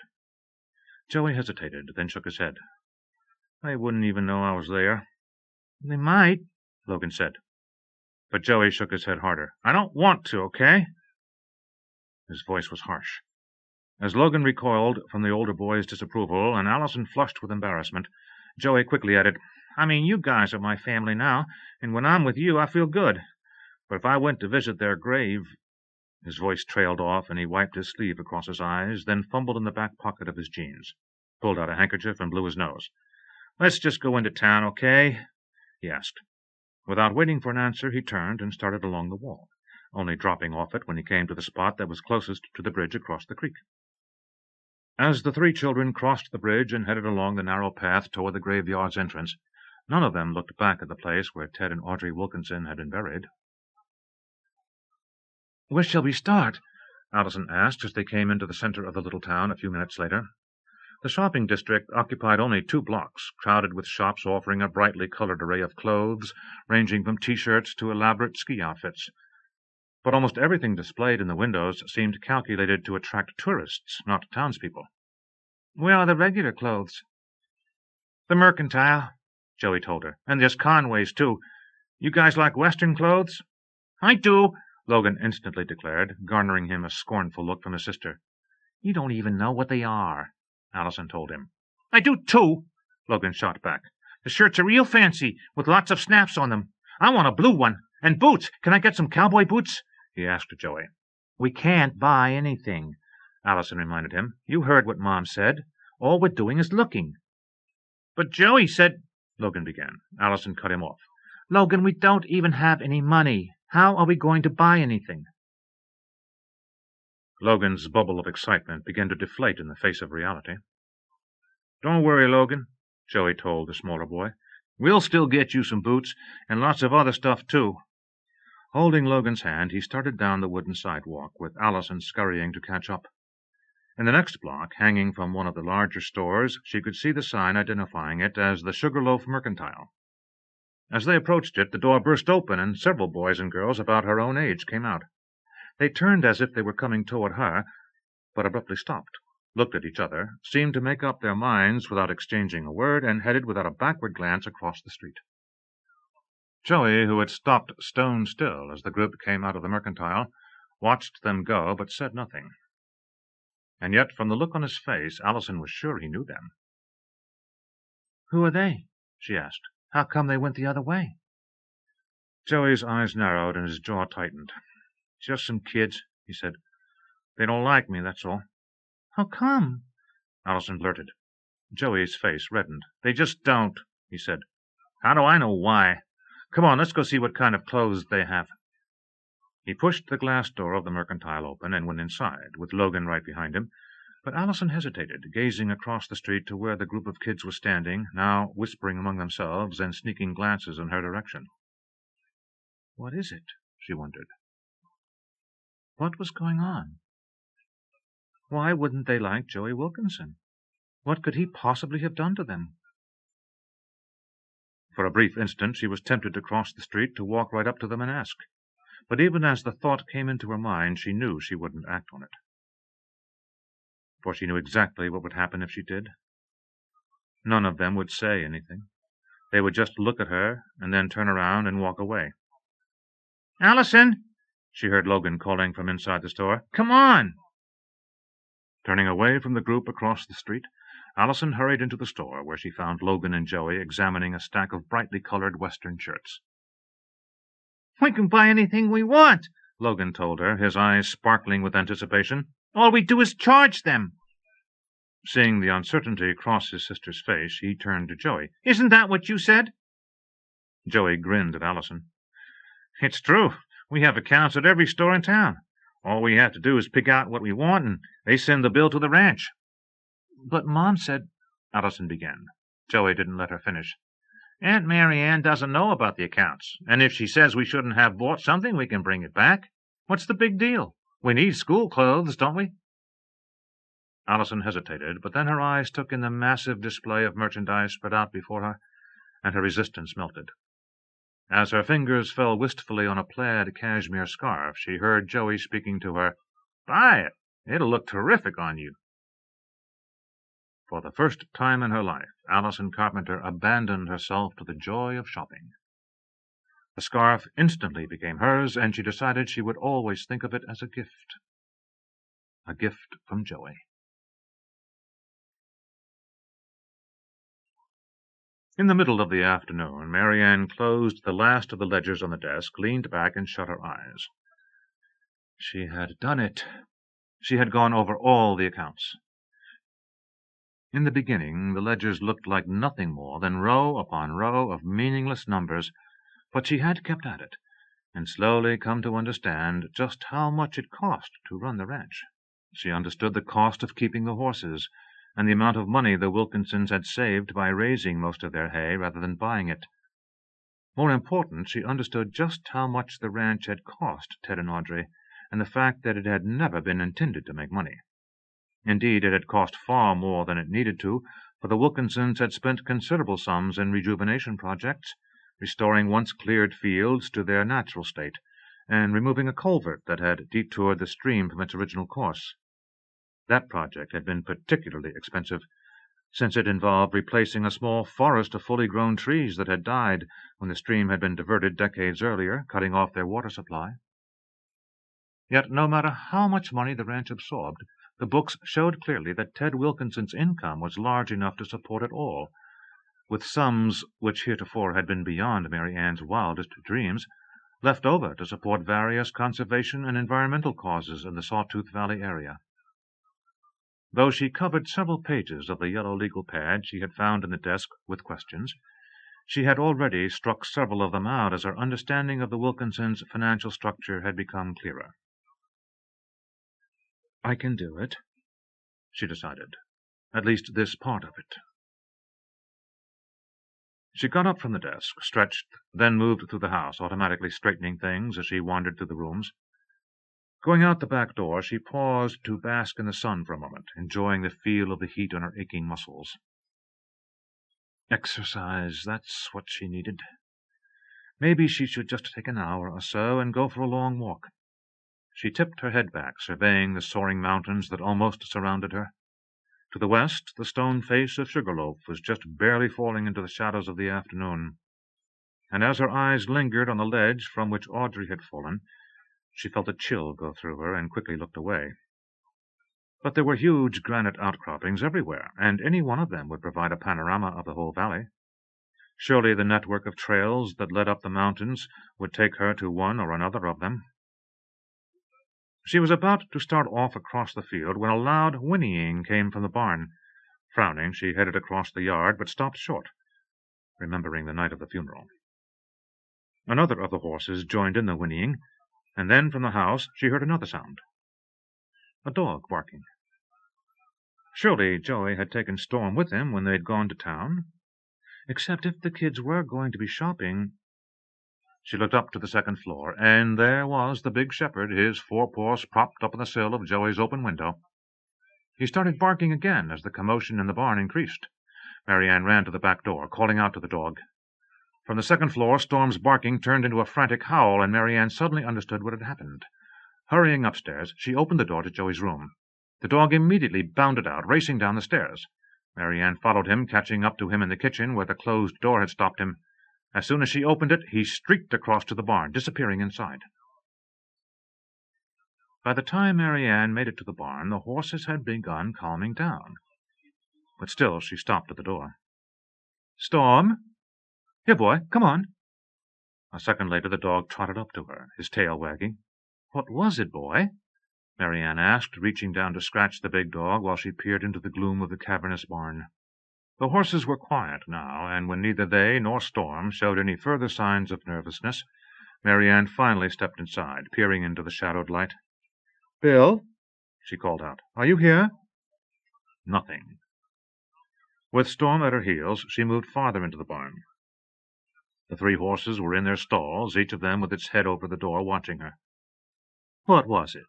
she asked them. "Was someone in here?"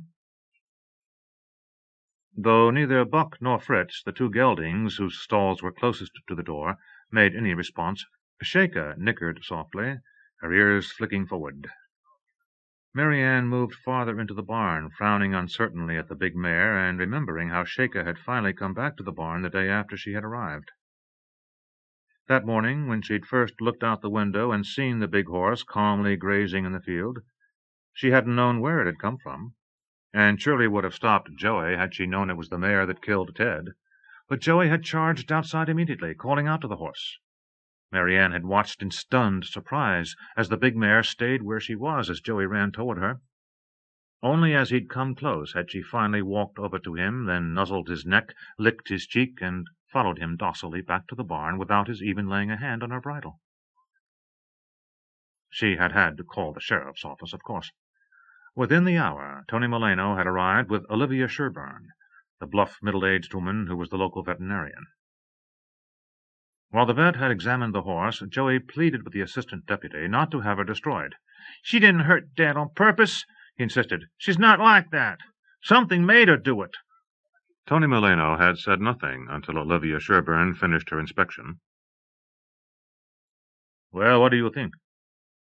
Olivia had shoved her hands deep in the hip pockets of her jeans and met Milano's gaze with a determined look. "I think putting this horse down is the stupidest idea I've ever heard. You know me, Tony. I've put down plenty of horses in my time, some of them because they were sick, but most because they were dangerous. And I never had any question it was the right thing to do. But I've known Sheka for a lot of years, and I've never known her to hurt anything. You could poke that horse with a sharp stick, and all she'd do is look at you. I think Joey's right. Something gave her a hell of a scare, and all she did was react. It was an accident, pure and simple. If you want me to, I'll go roll around under her, and you watch what happens. All she'll do is snuffle my pockets looking for sugar." Tony Milano had taken a deep breath, but Olivia Sherburne wasn't through. "There's no law saying a horse has to be put down just because of an accident, Tony, and if you don't believe me, call Rick Martin or Charlie Hawkins. It's just a custom, and with Sheka I won't do it." Anticipating him, she added, "And if you put her down yourself, I'll see to it that every kid in town knows that you did it, and that I was against it." The assistant deputy had spread his hands in submission. "All right, Olivia, you've made your point, and you're the expert. If I wasn't going to listen to you, I wouldn't have brought you up here, would I?" Olivia Sherburne had snorted in derision and walked back to her truck. But as she pulled out of the yard, she'd stopped and stuck her head out the window, calling out to MaryAnne, "You have any trouble with him, you call me. In fact, if you have any trouble with anybody, you call me. I live just down the road." Then she'd driven away, leaving Tony Milano chuckling in the cloud of dust she'd raised. "She means it," the deputy had told her. "Olivia's a terrific vet and a terrific woman, but I wouldn't want to cross her. The last guy that did wound up with a black eye and a dislocated shoulder. Deserved it, too. You couldn't have a better friend than Olivia, and there's not a soul around here who wouldn't agree with me." "Including the man she gave the black eye to?" MaryAnne had asked. Milano's chuckle had turned into a roar of laughter. "He's not around here any more. Stayed another month, then just left. No one's heard from him since." Though that had been the end of any talk of putting Sheka down, MaryAnne had still felt leery of the big horse. Now, in the barn, she approached the mare carefully. "What was it, Sheka? Was there someone here?" The horse nickered again and stretched her head forward, and MaryAnne reached out to give it a tentative scratch. The horse's big tongue slid out, licking her arm, then she dropped her head lower, straining her nose toward MaryAnne's jeans. "You want some sugar?" MaryAnne reached into her pocket, pulling out one of the lumps she'd already started taking from the sugar bowl each morning to feed to Buck and Fritz. Now Sheka gently took the sugar from her hand, her lips barely touching MaryAnne's skin. "I think Dr. Sherburne was right," MaryAnne said, patting the horse once more. "I really don't think you'd hurt anyone." "Damn right I was," a voice said from the barn door. "And my name's Olivia. Nobody calls me Dr. Sherburne, and I hope you're not going to start." MaryAnne spun around to see the vet silhouetted against the bright sunlight outside. My God, you startled me. Down, Storm, Olivia commanded as the big shepherd reared up to try to lick her face. Obediently, the dog dropped back to the ground, and the vet fished a dog biscuit out of her pocket, holding it down for Storm to snatch. Greedy, aren't you? She strode into the barn, speaking a few words to each of the horses, then stopped in front of Shaker. Thought I'd stop by and see how my girl's getting along. She held the big mare's head in her hand, then peeled back her lips to check her teeth. Satisfied, the vet turned to face MaryAnne. I assume you're not having any problems since you haven't called me. Actually, I'm barely getting used to the place, MaryAnne replied. Then, remembering her conversation with Bill Sykes that morning, and Joey's words after Sykes had left the house, she found herself telling Olivia Sherborne about it. I'm not sure what to do, she said when she was done. Was Ted really about to fire Bill? Not that I know of, Olivia replied, but I can't say he wasn't, either. And if Sykes wants to go, let him. There's plenty of people who could take his place and probably do a better job. I liked Ted and Audrey a lot, but if this were my place, I'd do things differently. MaryAnne frowned. What's wrong with it? Olivia hesitated. Well, now that you've put me on the spot, I guess I'm not sure, she said. Just more of a feeling, you know. I've just had a feeling lately that something's not quite right around here. MaryAnne felt a shiver go through her as she heard the veterinarian reiterating almost exactly what Sykes had said only this morning. Well, I don't mean it like he did, Olivia replied after MaryAnne repeated the handyman's words. I'm afraid I don't buy into the idea of animals taking revenge. But there are all kinds of strange people around here. There are even a few mountain men still living up near the timberline. Mountain men? MaryAnne echoed. Nutcases, Olivia replied. Most of them have died off, but there are still a few left, scratching out a living God only knows how. For the most part, they're pretty harmless, but some of them are absolutely psychopathic. Unbidden, the memory of the strange-looking man she'd seen at Ted and Audrey's funeral came into MaryAnne's mind, along with an echo of Joey's insistence that he'd seen someone in the pasture the night before the funeral. Do any of them live around here? She asked. Who knows? Olivia replied. They seem to live pretty much any place they damned well please, and do whatever they want to do. Seeing the look of worry that had come over MaryAnne's face, the veterinarian regretted her words. Hell, I'm just talking to hear the sound of my own voice. I'm sure everything's just fine. Her eyes scanned the countryside, looking for something to distract MaryAnne from what she'd just said. Then, as though she'd had a sudden inspiration, You had a full tour of this place yet? MaryAnne shook her head. I haven't had time. Then the time's just come, Olivia declared. As it happens, I've got nothing better to do this afternoon than meddle in your life, so what do you say we get started? For the next 2 hours they toured the ranch, first going through the barn and tack rooms, then each of the other outbuildings, Olivia identifying everything they saw, even promising to teach MaryAnne how to use the tractor.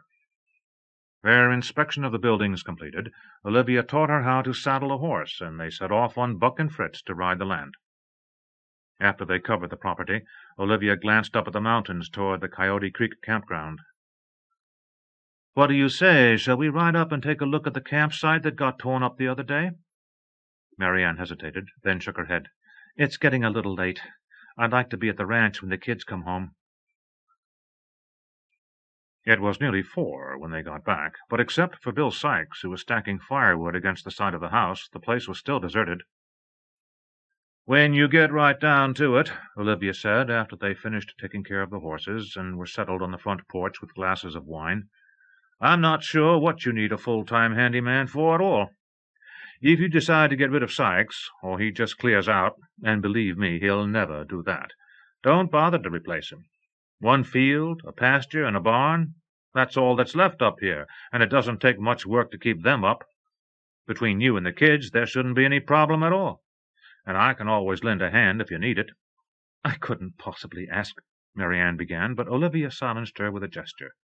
Don't tell me what you could ask and what you couldn't. We're neighbors, and that means we help each other. Besides, if it weren't for Audrey, I wouldn't be here, and I guess I feel like I owe her." "Audrey?" MaryAnne repeated. "You mean you knew her before you came here?" Olivia nodded. "We were friends in Sun Valley. I'm not certain we would have had much in common, except that both of us were nursing broken romances." Suddenly she laughed, a great booming sound that rose from her chest, loud enough to flush a covey of quail from the brush by the creek. "I guess if I'm going to be completely honest, I'll have to admit I was kind of jealous when Ted came along. And let me tell you, when Audrey married him a month after she met him, I had plenty to say. Told her she was just on the rebound, that she hardly knew Ted. You name it, I guess I said it." MaryAnne chuckled ruefully. "I guess I told her all the same things, but she proved us wrong, didn't she?" Olivia nodded, sighing. "She sure did. Anyway, after they moved up here, I started driving up to see them practically every weekend, and the longer I spent here, the more I started hating Sun Valley. So finally I just packed up and moved. Took a beating in my practice, but it's been worth it. Or it was, up until Ted and Audrey died." She fell into pensive silence, her eyes taking in the ranch and the mountains above. When she spoke again, her voice was low. "Remember earlier I said that lately there's been something about this place that hasn't seemed quite right?" MaryAnne nodded.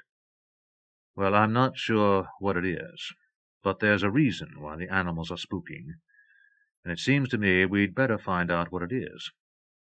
The next time it happens, you call me, okay?" MaryAnne's brows rose skeptically. "In the middle of the night?" Olivia Sherborne threw back her head once again, her laughter echoing across the valley. "I get called in the middle of the night over a sick cat," she declared. She finished her wine and stood. "Well, it's been fun, but all good things come to an end. I'd better go check my machine and see whose cattle are bloating and whose horses are colicky. Call me if you need anything, okay?"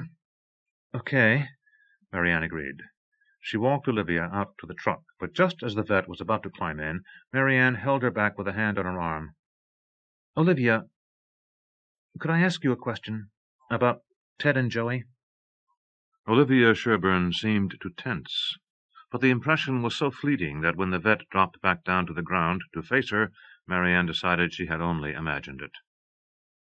"Ted and Joey?" Olivia asked. "What about them?" "I'm not sure," MaryAnne faltered, suddenly wondering if she should have brought up the subject at all. "It's just, well, I'm wondering if there was a problem between them. Charlie Hawkins said something I thought was a little strange, then tried to pass it off as nothing.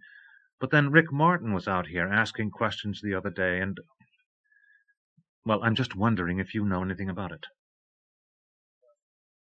Olivia hesitated just a fraction of a second too long before she spoke. "I know Ted was pretty hard on Joey the last couple of years, but if you're asking me if Ted abused Joey, I'd have to say no." A sardonic smile curved her lips. "Of course, everyone has his own definition of abuse, doesn't he? So I suppose different people would say different things about it. As far as I could tell, though, Ted was just trying to get Joey straightened out and teach him some responsibility."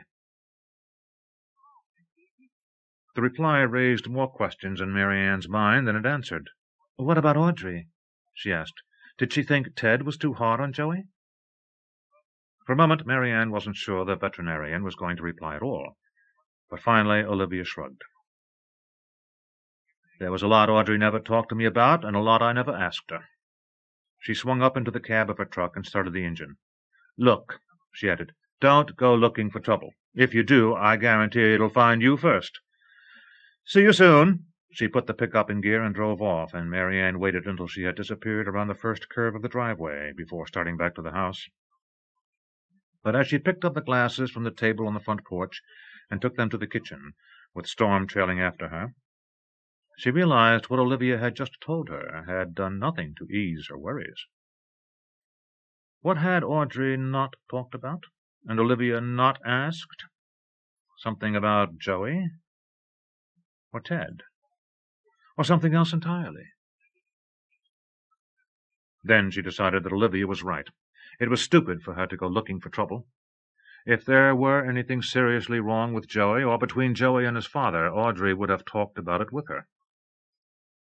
wouldn't she? Or were there things Audrey had kept even from her childhood friend? Chapter 9. The sun dropped behind Sugarloaf Mountain, and the afternoon shadows began their march down the valley. MaryAnne glanced at the clock above the sink. Not quite 5, and she had already made up her mind that she wouldn't start worrying in earnest until at least a quarter after. She turned on the oven and opened the big sub-zero refrigerator, taking a quick inventory of the possibilities for dinner. She instantly rejected tuna casserole.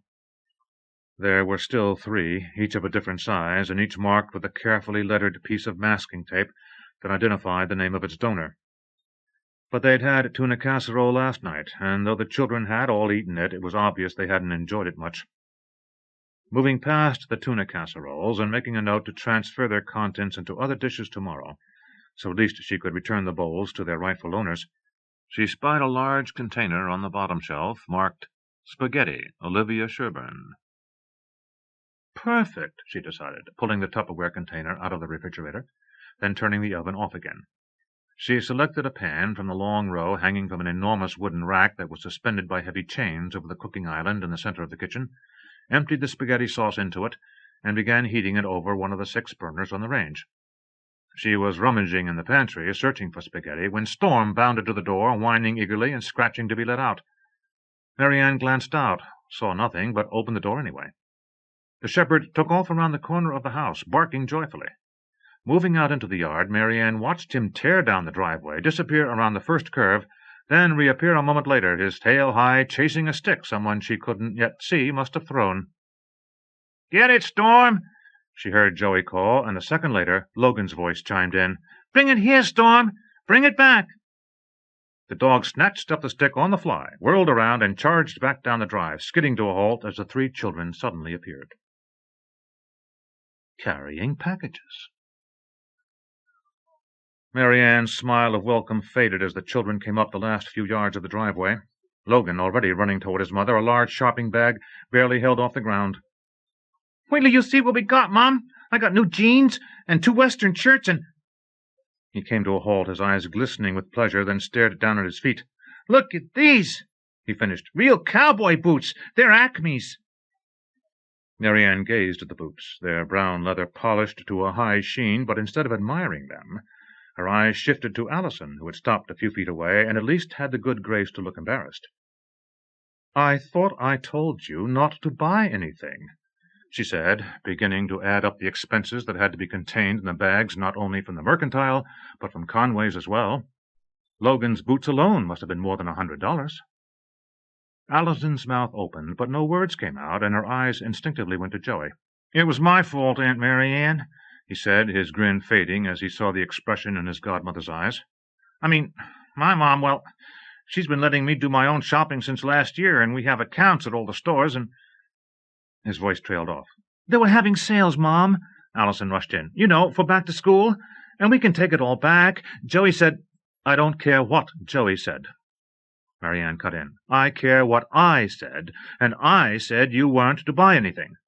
How are we ever going to afford—" And then she remembered the books she'd pored over just that morning and the balances that had shown in all the various ranch accounts. Pages flicked into her mind, pages in which Audrey had carefully recorded every purchase in every store in which she shopped. Audrey's ideas of shopping had obviously borne no resemblance to her own thrifty habits, and why should they have? For Audrey, the money had been unlimited. Since the day she'd married Ted, she'd never had to worry about what she spent. Obviously, Joey had picked up the same habits, and again, why shouldn't he have? "All right," she said, her anger already melting. What the children had done wasn't going to bankrupt her, and their happy excitement was worth a fortune. "Let's go in and see what you've done and decide what you're going to be taking back," she said, suppressing a smile beneath a stern demeanor. "Believe me, it will be the 3 of you who walk back to town with the things you're going to return. And I want your promise that you won't do something like this again. If I can't trust you to do as I ask, how can I trust you to go to town by yourselves again?"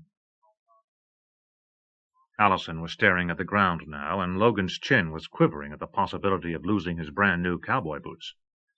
"It's not their fault, Aunt MaryAnne. Joey pleaded as the children followed her into the house. "Allison didn't want us to buy anything at all, but I talked her into it." "I understand, Joey," MaryAnne told him gently. "I know your mother let you shop for yourself, but Allison and Joey never have before." She held the kitchen door open, letting the three youngsters go in ahead of her. "Okay," she said, pointing to the kitchen table. "Let's see what you've bought." While MaryAnne filled a pot with water for the spaghetti, the three kids began opening their bags, spreading out the purchases they'd made.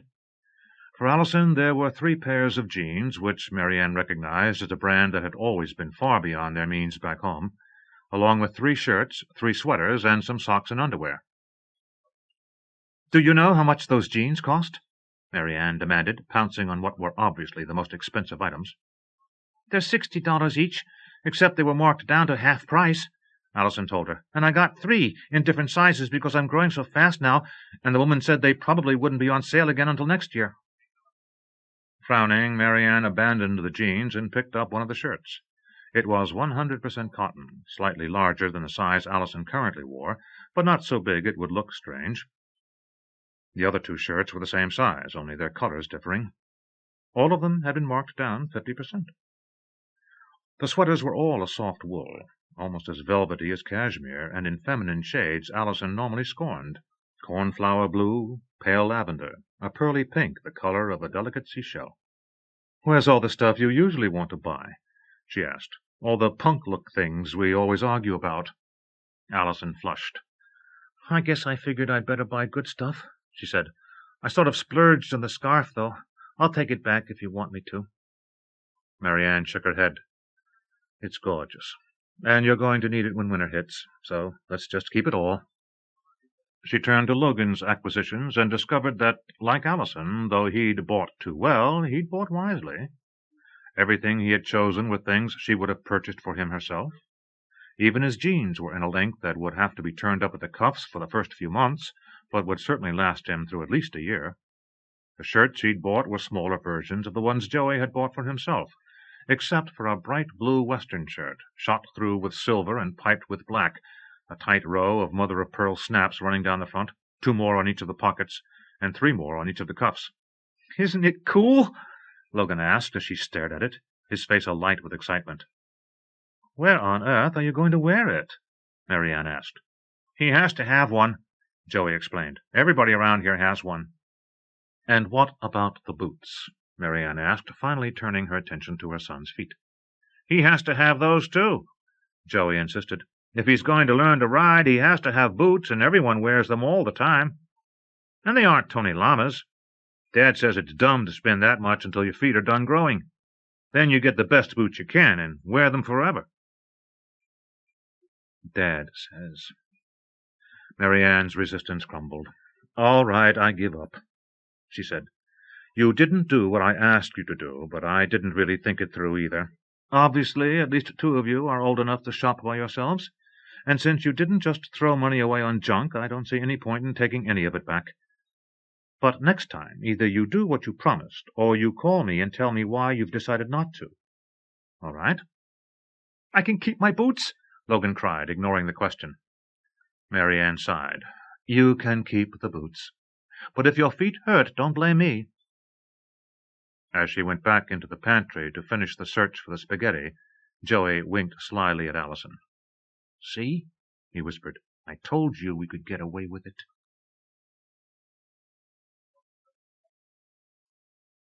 The wolf froze, its body going rigid, one forepaw raised from the ground, its tail held straight out. The man stopped instantly, only his eyes moving as he searched out the terrain indicated by the animal's point, and found the object of the wolf's interest. A rabbit was crouched in the shelter of a boulder, its senses alert, its nose quivering as it sniffed the breeze. The sun was gone, the blanket of darkness fast gathering over the field of heather that spread up the mountainside just above the timber-line. Soon it would be safe for the rabbit to creep out into the meadow to nibble at the vegetation that spread over the ground. For the predators that soared in the sky would settle down into their nests for the night, and the threat to the rabbit's life would be reduced. For now, though, it held perfectly still, searching for an odor or movement that would betray the presence of the enemy it had sensed a moment before. It sniffed again, but only the aroma of heather filled its nostrils. Finally, the urge to eat overcame the little creature's instinct to stay hidden until night had fully fallen. It crept forward, nipping at the tender grass that grew between the clumps of heather. As the light continued to fade, the rabbit grew bolder, venturing farther out into the field. The wolf edged forward, its eyes fixing on the rabbit, but the man laid a hand on its sinewy flank, calming it. "Not yet," he whispered so softly that his words were almost inaudible. Now the rabbit froze, its ears standing straight up. As the seconds stretched out, it held perfectly still, becoming all but invisible in the gathering dusk. But when it heard nothing else, it finally dropped back down, relaxing, and began to feed again. The man tapped the wolf. Instantly it shot forward, bursting out of the clump of heather in which the man and animal had been hidden, hurling itself on the rabbit almost before the smaller animal knew it was under attack. Seizing the creature by the neck, the wolf jerked its head back and forth, then dropped the twitching rabbit to the ground, held it down with one forepaw, and tore into its flesh with its sharply pointed canines.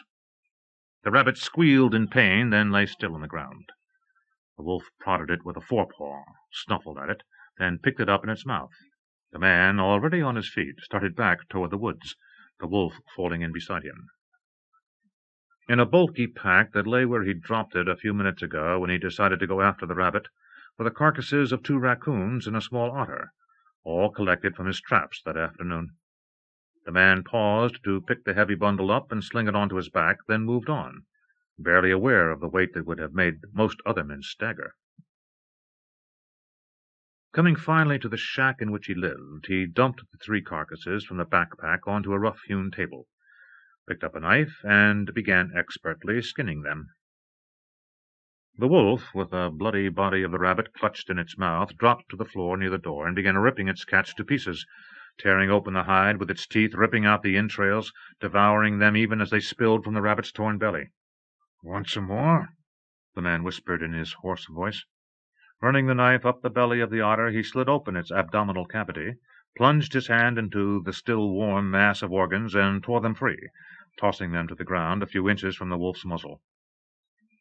The wolf, her jaws dripping with saliva, pounced, the bloody mass disappearing into her throat. The man finished butchering his catch, tossing the hides out the open window, knowing that by tomorrow afternoon they would be gone, taken away by the creatures that prowled in the night, or picked clean by scavenging birds. Whatever was left he would take away later, but for now, at least, there would be nothing in the cabin to attract the swarms of ants that lived deep beneath the ground. He cut the carcasses up, the heavy knife chopping easily through the gristly joints, then lifted the top off the pot of stew that always stood on the stove. He threw most of the meat into the pot, then stirred up the fire and added enough wood to keep it going while he went out into the night. By the time he got back, the brew would have been simmering for hours, the flesh falling away from the bones, which he would fish out and throw to the wolf. He picked up the last leg of the beaver and was about to add it to the pot when he changed his mind. Clutching it in his hand, he tore into the raw meat with teeth that were almost as strong as the wolf's, the gamey flavor of the animal's flesh sharply sweet on his tongue, the smell of its fresh blood filling his nostrils. Tonight the hunger was on him fully, and he knew where the hunting would be best. MaryAnne started clearing the dishes from the kitchen table, pausing before she picked up Joey's plate. "You're sure you don't want any more?" she asked worriedly. All through dinner he'd barely spoken a word, withdrawing further and further into himself, jumping nervously whenever someone spoke directly to him, and replying only in monosyllables. Joey looked down at his plate, still nearly full, the large portion of spaghetti covered with the thick meat sauce Olivia Sherborne had provided, all but untouched. He shook his head. "I thought all kids loved spaghetti," MaryAnne commented. "I guess I'm just not very hungry," Joey replied. "May I be excused?" MaryAnne smiled sympathetically at the boy, certain his loneliness for his parents was overcoming him once again. "Of course," she said. "Allison and Logan can help with the dishes tonight. Go turn on the TV if you want to." Joey slid off his chair, still not looking at her. "I think I'll go up to my room," he said. "I've got a book I've been reading." MaryAnne's eyes shifted pointedly to her daughter. "Hear that?" she asked. "A book. You remember them, don't you? A lot of pages with print on them between two covers?" Allison rolled her eyes. "Come on, Mom, just because I like TV." "Like it?" MaryAnne repeated. "How about addicted to it? When was the last time you actually read a book all the way through?" "Mom!" Allison groaned. "I get good grades in school, don't I?" Joey, barely hearing the argument that was beginning, snapped his fingers softly, and Storm, who had been stretched out under the table, his head resting on Joey's feet, stood and padded after his master as the boy silently left the room. He was already halfway up the stairs when he heard MaryAnne speak to him from the foyer. "Joey?" He paused, turning to gaze down at her. "Are you all right?" Joey nodded, but said nothing. MaryAnne peered uncertainly up at him. "Is there anything I can do? Anything at all?" Joey shook his head. "I'll be okay," he stammered. Turning away before MaryAnne could say anything else, he hurried up the stairs and disappeared into his room. MaryAnne, feeling helpless, wanting to take the boy into her arms and comfort him, went back to the kitchen to help Allison and Logan with the dishes. In his room, Joey flopped down on the bed. The feeling was coming over him again. The feeling he thought he was finally done with. But now it was back stronger than ever. He got up from the bed and went to the window, raising it all the way so the breeze from the mountains blew into his face. He took a deep breath, filling his nostrils with the fresh scent of the pine trees, his lungs with the cool air of the evening. It was fully dark now, and the feeling had been gathering around him ever since the sun had fallen behind the mountains and their shadows had begun to creep down the valley. At dinner, as the last of the light had faded away, the feeling had grown stronger, and he'd had to resist the urge to jump up from the table and run out into the night. But why? He no longer felt the need to escape from his father, for his father was dead. Dead and buried, so that he could never take him out to the barn again, never take the belt from his pants and whirl it over his head before lashing down on his bare buttocks. When he had realized that his father was dead, and that he was finally safe from the beatings, Joey had been certain that the terrible feeling inside him was at last gone forever. Yet it was strong tonight, stronger than it had ever been before. He felt restless, like a caged animal, trapped within the confines of the house, trapped even within his own skin. All he wanted was to disappear from the house, to disappear into the darkness outside, to roam in the night until he finally found release from the pain within his mind, and his spirit calmed once more. But there was nothing to disappear from. This was his house, his room. He belonged here. Except that on nights like tonight, when the feeling came over him, he knew he didn't belong anywhere. Maybe it was because of those kids, the ones he'd seen in town today, the ones who hated him. Hated him even though he'd never done anything to them. Or had he? What about the times he couldn't remember?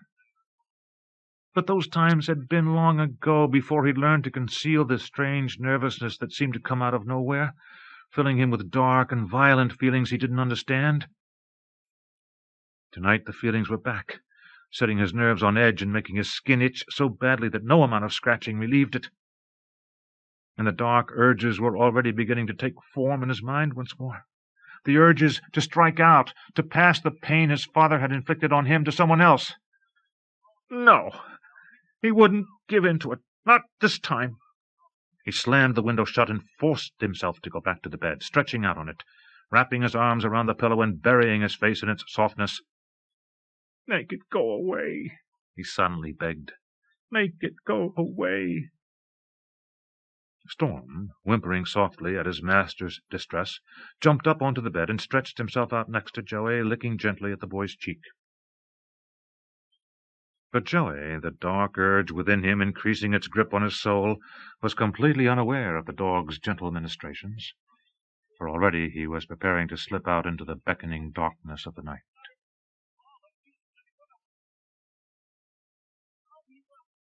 "I keep thinking maybe we should have just gone home," Tamara Reynolds said, snuggling closer to Glenn Foster and stretching her feet out to toast her toes in the heat from the campfire. The darkness around her suddenly seemed threatening, and what had struck her as the gentle quiet of the forest, the last time she and Glenn had gone camping, now seemed more like an ominous silence. "I mean after what those people said." "Come on," Glenn interrupted, slipping his arm around her. "It was nothing, so a tent got torn up. They don't even know what did it, and no one was here when it happened. Besides, it was days ago, and nothing else has happened since, has it?" "And there's hardly anyone here now, either," Tamara reminded him. "All the smart people went home." "You mean all the chickens went back to their roosts," Glenn replied. "As far as I'm concerned, this makes it even better. Just us, and one family on the other side of the campground." He flopped back, pulling Tamara with him, and stared up at the moon that was just visible through the treetops. "Now tell me anything's prettier than that." Cuddling against him, Tamara told herself that he was right, that whatever had destroyed those people's tent was long gone. And besides, maybe the damage wasn't as bad as they'd heard. Stories always got exaggerated, didn't they? "It is nice," she sighed, some of the tension in her body starting to ease. As Glenn rolled over to kiss her, she wrapped her arms around him, pressing herself even closer. "Tell you what," she whispered, "why don't we go to bed early tonight?" "What do you mean, early?" Glenn teased, nibbling at her ear. "It's almost 11. "Then let's go to bed now," Tamara suggested, her fingers starting to work at the buttons of Glenn's shirt. "A good idea," Glenn agreed. "Let's do it." Disentangling themselves from each other, they stood up, and Glenn began banking the fire, covering the coals with ash so they'd still be alive in the morning. "Go ahead," he told Tamara. "I've got to take a leak, then I'll be with you." Tamara frowned uncertainly. "You're going to leave me here all by myself?" "I'm going to leave you here for all of 2 minutes," he promised. "See that tree over there?" Tamara nodded. "Well, it looks like an outhouse to me, and that's as far as I'm going, okay?" "Okay, but I still think we should have just gone home." Glenn grinned wickedly in the flickering light of the dying flames. "Give me a couple of minutes, and I'll make you forget every fear you ever had." As Tamara went into the tent, Glenn moved to the far side of the campfire, stepped into the forest, and began relieving himself. But even as he emptied his bladder, he kept his eyes and ears open, for despite what he'd told Tamara, he too kept remembering what the family camping on the other side of the creek had told him. Yet all day and through the evening, the most threatening thing that had come along was a family of raccoons that had crept out of the woods, circled carefully around them, and then tried to break into the ice chest. Glenn had chased them off, moved the chest to the far side of the campfire, and put several heavy rocks on its lid. If a bear did come along, the rocks wouldn't stop it, but at least the chest was far from the tent. Zipping up his fly, Glenn paused to listen to the sounds of the forest once more. He heard nothing except the squalling of a raccoon and the rustling of some small creature foraging in the brush by the stream. Satisfied, he returned to the tent, zipped the netting closed, and began stripping off his clothes in the darkness. Naked, he slid into the double sleeping bag, feeling the soft warmth of Tamara's skin rubbing against his own. As his hand slid down her belly to the mound between her thighs, he pressed his mouth against hers, his tongue slipping easily between her teeth. He groaned with pleasure as her fingers began to explore him, and held her closer, his excitement growing. Outside the tent, as Glenn and Tamara wrapped themselves around each other, aware of nothing beyond the confines of the sleeping bag, the dark figure slipped out of the forest, moving close, waiting, listening. The figure crept closer, twitching now with anticipation of what was to come. It sniffed at the wind eagerly, nostrils flaring, gathering not only the acrid scent of the smoldering fire, but the scent of the enemy as well. The enemy that was hidden from its sight within the tent, but not hidden from its other senses. The figure could hear them, as well as smell them, and now the mutterings and moans they made combined with the intoxicating odor to drive the shadowy being mad. Crouching low to the ground, it tensed, every fiber of its being quivering with anticipation. At last, giving in to the instinctive urges of its nature, it sprang.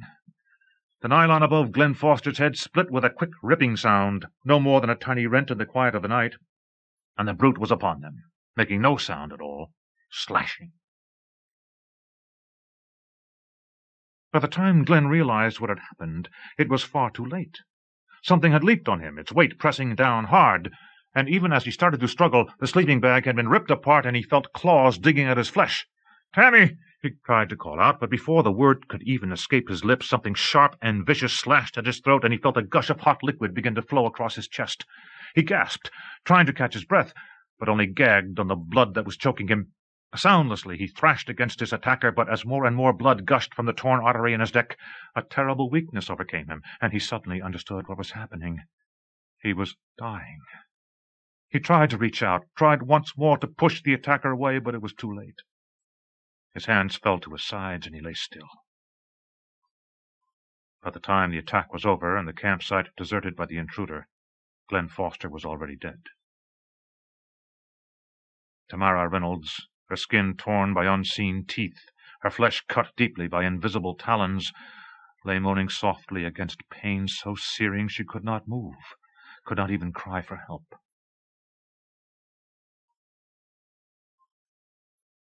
Chapter 10. MaryAnne was back in New Jersey, in her own house. Outside she could hear sirens. At first she ignored them, going on with the endless task of packing up Alan's things. They seemed to be everywhere, his clothes heaped in suitcases that lay open and overflowed onto the bed, his books in cartons stacked against the wall. Other boxes held his back issues of Architectural Digest, still more his collection of old LPs. But the job seemed endless, and her closet still appeared to be filled with his things. The sirens grew closer, and suddenly she knew what they meant. They were coming here. Coming for Audrey's body, which for some reason was lying in the far corner of the room. How had it gotten there? MaryAnne didn't know, but as the sirens approached, panic seized her. Her! They were coming for her! They thought she'd killed Audrey. But she hadn't, surely she hadn't. Suddenly the door flew open, and she turned to see Joey, his hands covered with blood, an empty look in his eyes, a cold smile on his face. He stepped toward her, his mouth opening, but no words coming out. His bloodied hands reached out to her, coming closer and closer as the din of the sirens grew louder in her ears. She backed away from him, groping to steady herself against the wall, but instead of hard plaster, her hand brushed against something soft. Soft and cold. Spinning away from Joey, she stared up into the dead eyes of Ted Wilkinson. A scream rose in her throat, a scream cut short as she jerked awake, sitting straight up in her bed, her whole body trembling from the shock of what she'd just seen. A dream, she told herself. It was just a dream. Except that she could still hear the sound of sirens. Disoriented, she looked around her. Could she really still be at home in New Jersey? But she wasn't. She was in Idaho, on El Monte Ranch. Shaking off the last vestiges of sleep, MaryAnne got out of bed and hurried to the window. Up on the hillside, 100 feet above the valley floor, she could see a pale, silvery glow moving slowly through the forest, and every few seconds she could catch a glimpse of red and blue lights flickering among the trees. "What is it, Mommy?" Logan's voice asked from the doorway. MaryAnne turned to see her son, rubbing his eyes, silhouetted against the lights in the hall. "I don't know," MaryAnne replied. "It's police cars," Allison said, joining her brother. "I saw them coming up the road, then turning off to go up that dirt road that leads to the campground." The sirens died away, leaving an eerie silence. Up in the woods, the glow of headlights had stopped moving. Turning from the window, MaryAnne pulled on her bathrobe and turned on the light on her night table, glancing at the clock. She frowned as she realized that it was 1 o'clock in the morning. What would have made the police go up to the campground at this hour? "Let's go downstairs and make a cup of cocoa," she told the children, knowing they wouldn't go back to bed until they had an explanation for the disturbance in the night. "Go put on your bathrobes, and I'll get Joey, too. But you're going to be back in bed in half an hour, all right?" As Allison and Logan, momentarily diverted from the police cars in the forest, ran back to their rooms, MaryAnne tapped at Joey's door. When there was no answer, she turned the knob, pushed the door open, and switched on the light, already certain that it was going to be a repeat of what had happened the night after his parents' funeral. A knot of fear forming in her stomach as her mind instantly connected the police cars on the mountainside to Joey's absence, she hurried downstairs, quickly checking the rooms on the lower floor in the faint hope that Joey might be there. He wasn't. By the time she reached the kitchen, her children were already there, Allison getting mugs out of the cupboard above the counter, while Logan searched the pantry for cocoa mix. The smile on Allison's face faded as she saw her mother's expression of fear. "Do you know where Joey is?" MaryAnne asked. "Did you hear him going outside?" Puzzled, Allison shook her head. "Isn't he in his room?" "He's not in the house at all," MaryAnne told her, her fear starting to rise into panic. What could have happened? Surely he wouldn't have gone up into the mountains in the middle of the night. And even if he had, how could the police cars be connected to him? How would anyone have even known he was there? It couldn't have anything to do with Joey. It couldn't. But even as she tried to reassure herself, she remembered the dream from which she had just awakened, saw once again the blood dripping from Joey's outstretched hands, the cold emptiness in Joey's eyes. The same coldness she'd seen that morning. No! Whatever had happened on the mountainside had nothing to do with Joey. He had to be somewhere close by. The stream. That's where he said he'd gone the other night. Taking the spotlighter off the charger mounted on the wall next to the back door, she snapped it on as she stepped out into the darkness. She swept the brilliant beam of light across the yard on the slight chance that Joey might be there, already on his way back to the house. Her heart skipped as she saw a sudden flicker of movement in the beam, and she quickly brought it back, searching the darkness for whatever might have been there. 2 glowing eyes flashed green in the blackness, and MaryAnne gasped, then relaxed as she recognized the creature that darted away into the night. "What was it?" Logan demanded from behind her. "What did you see?" "A baby raccoon," MaryAnne told him. Logan crowded out the door. "Where is it? Can we catch it?" "Not now, Logan," MaryAnne snapped, her nerves fraying. "Go back into the house. I have to go look for Joey." "I want to come too," Logan demanded, excited at the prospect of an adventure into the darkness in the middle of the night. "Logan, I'm not going to argue with you. Go back in the house and stay there." Logan's eyes widened in shock at the harshness in his mother's voice, and he backed away. "Please?" MaryAnne asked, her voice gentling as she saw the hurt in her son's eyes. His feelings soothed, Logan turned and scurried back inside, slamming the door shut behind him. MaryAnne started toward the front of the house, staying close to the wall as she hurried through the darkness. Reaching the corner, she swept the parking area with a light, and played it over the stand of trees that stood between the house and the stream. "Joey!" she called out. "Joey, where are you?" When there was no answer, she stepped away from the shelter of the house, crossing the yard, moving toward the woods. Then she stopped, hearing a sound from the barn. A scraping, as if something inside were trying to get out. Her blood ran cold, and her hands began to tremble as she remembered the last time she had been out here in the dead of night, and something had been in the barn. Should she go back into the house and call for help? Call whom? The deputies must be up at the campground. Bill Sykes? She remembered his ominous words that morning about the animals coming down out of the woods. "Something's out there, and it's starting to make me pretty nervous." Maybe she should get into the Rover and go up to his cabin. But she'd have to take Allison and Logan with her. She wasn't about to leave them alone in the house. "Joey!" she called out again, her growing fear cracking her voice now. "Can you hear me?" Again the scratching sound came from the barn, this time followed by what sounded like a growl. MaryAnne turned, poised to take flight back to the house, but she didn't. Something was different tonight, she realized. But what? Then she knew.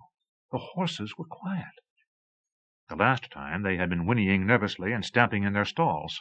Tonight there was only silence from the barn, a silence so complete it was as though no living creature breathed, as though...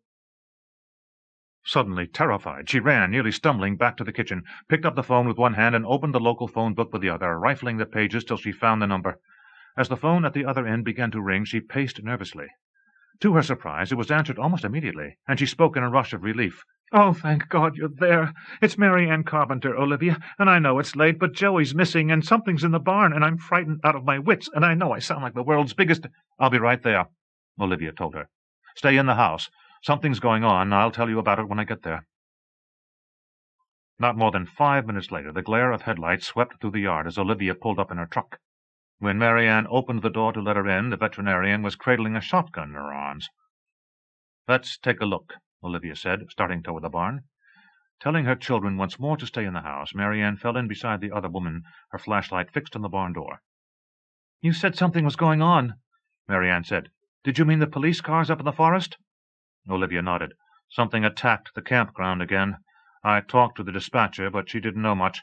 Just that some fellow came down a while ago claiming someone was dead. Maybe 2 people. "My God," MaryAnne breathed. They were at the barn door now, and she hesitated, no longer certain she wanted to know what was inside. But Olivia, flipping the safety off the gun and pumping a shell into the chamber, nodded to her. "Okay, I'm ready. Open the door." Her heart pounding, MaryAnne lifted the latch on the heavy doors, and immediately heard a familiar whimpering sound from inside. "Oh, Lord!" she groaned as she swung the door wide. "I feel like such an idiot. It's Storm!" The big dog hurled himself out the door, rearing up to put his forepaws on MaryAnne's chest as he licked at her face.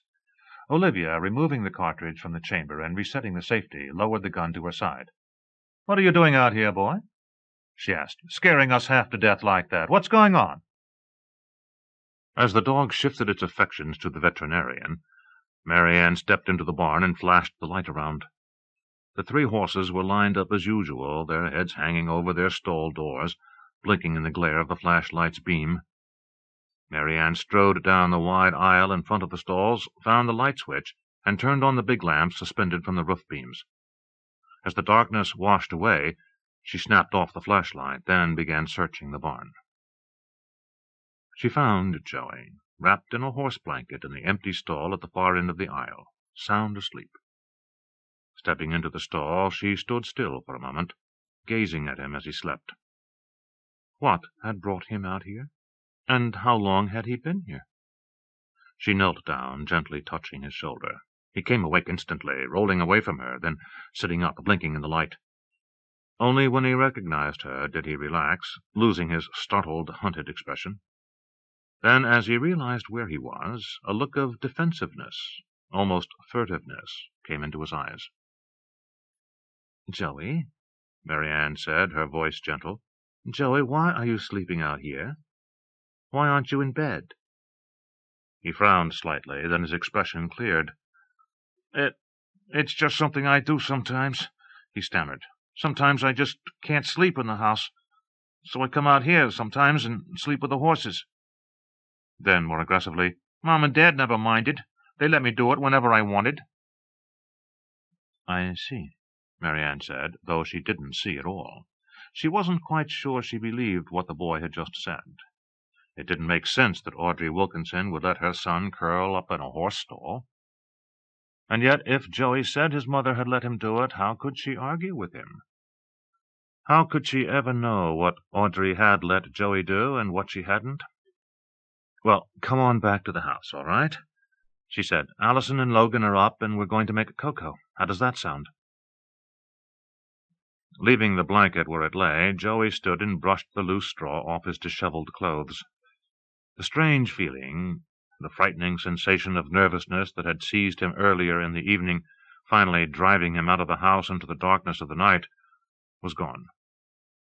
Something of which he was totally unaware, had released him from the torment of his own mind. The whoop, whoop, whoop of the helicopter blades drew closer. Rick Martin instinctively ducked as the downdraft of the great rotor struck him. A cloud of dust and pine needles swirled around him, and he shielded his eyes, peering up into the glare of the chopper's landing lights. From the belly of the machine, a rope was dangling. At its end hung the stretcher into which he and Tony Moreno would lift the torn body of Tamara Reynolds. "You're fine," he yelled into the radio, hoping the pilot could hear him above the din. "Hold position and lower away." The stretcher began its slow descent, and Rick moved away for a moment to check on the young woman who still lay in the wreckage of the tent where they'd found her, unconscious. Her wounds were clumsily bound with bandages from the first aid kit in his squad car, but fresh blood was already oozing through the white gauze. "How's she doing?" he asked Moreno, who was crouching beside her, his fingers pressed against her neck. "Still got a pulse, but her breathing's getting worse." If she's still alive when we get her up there, she'll make it down to Boise, Rick replied, coming out of the tent.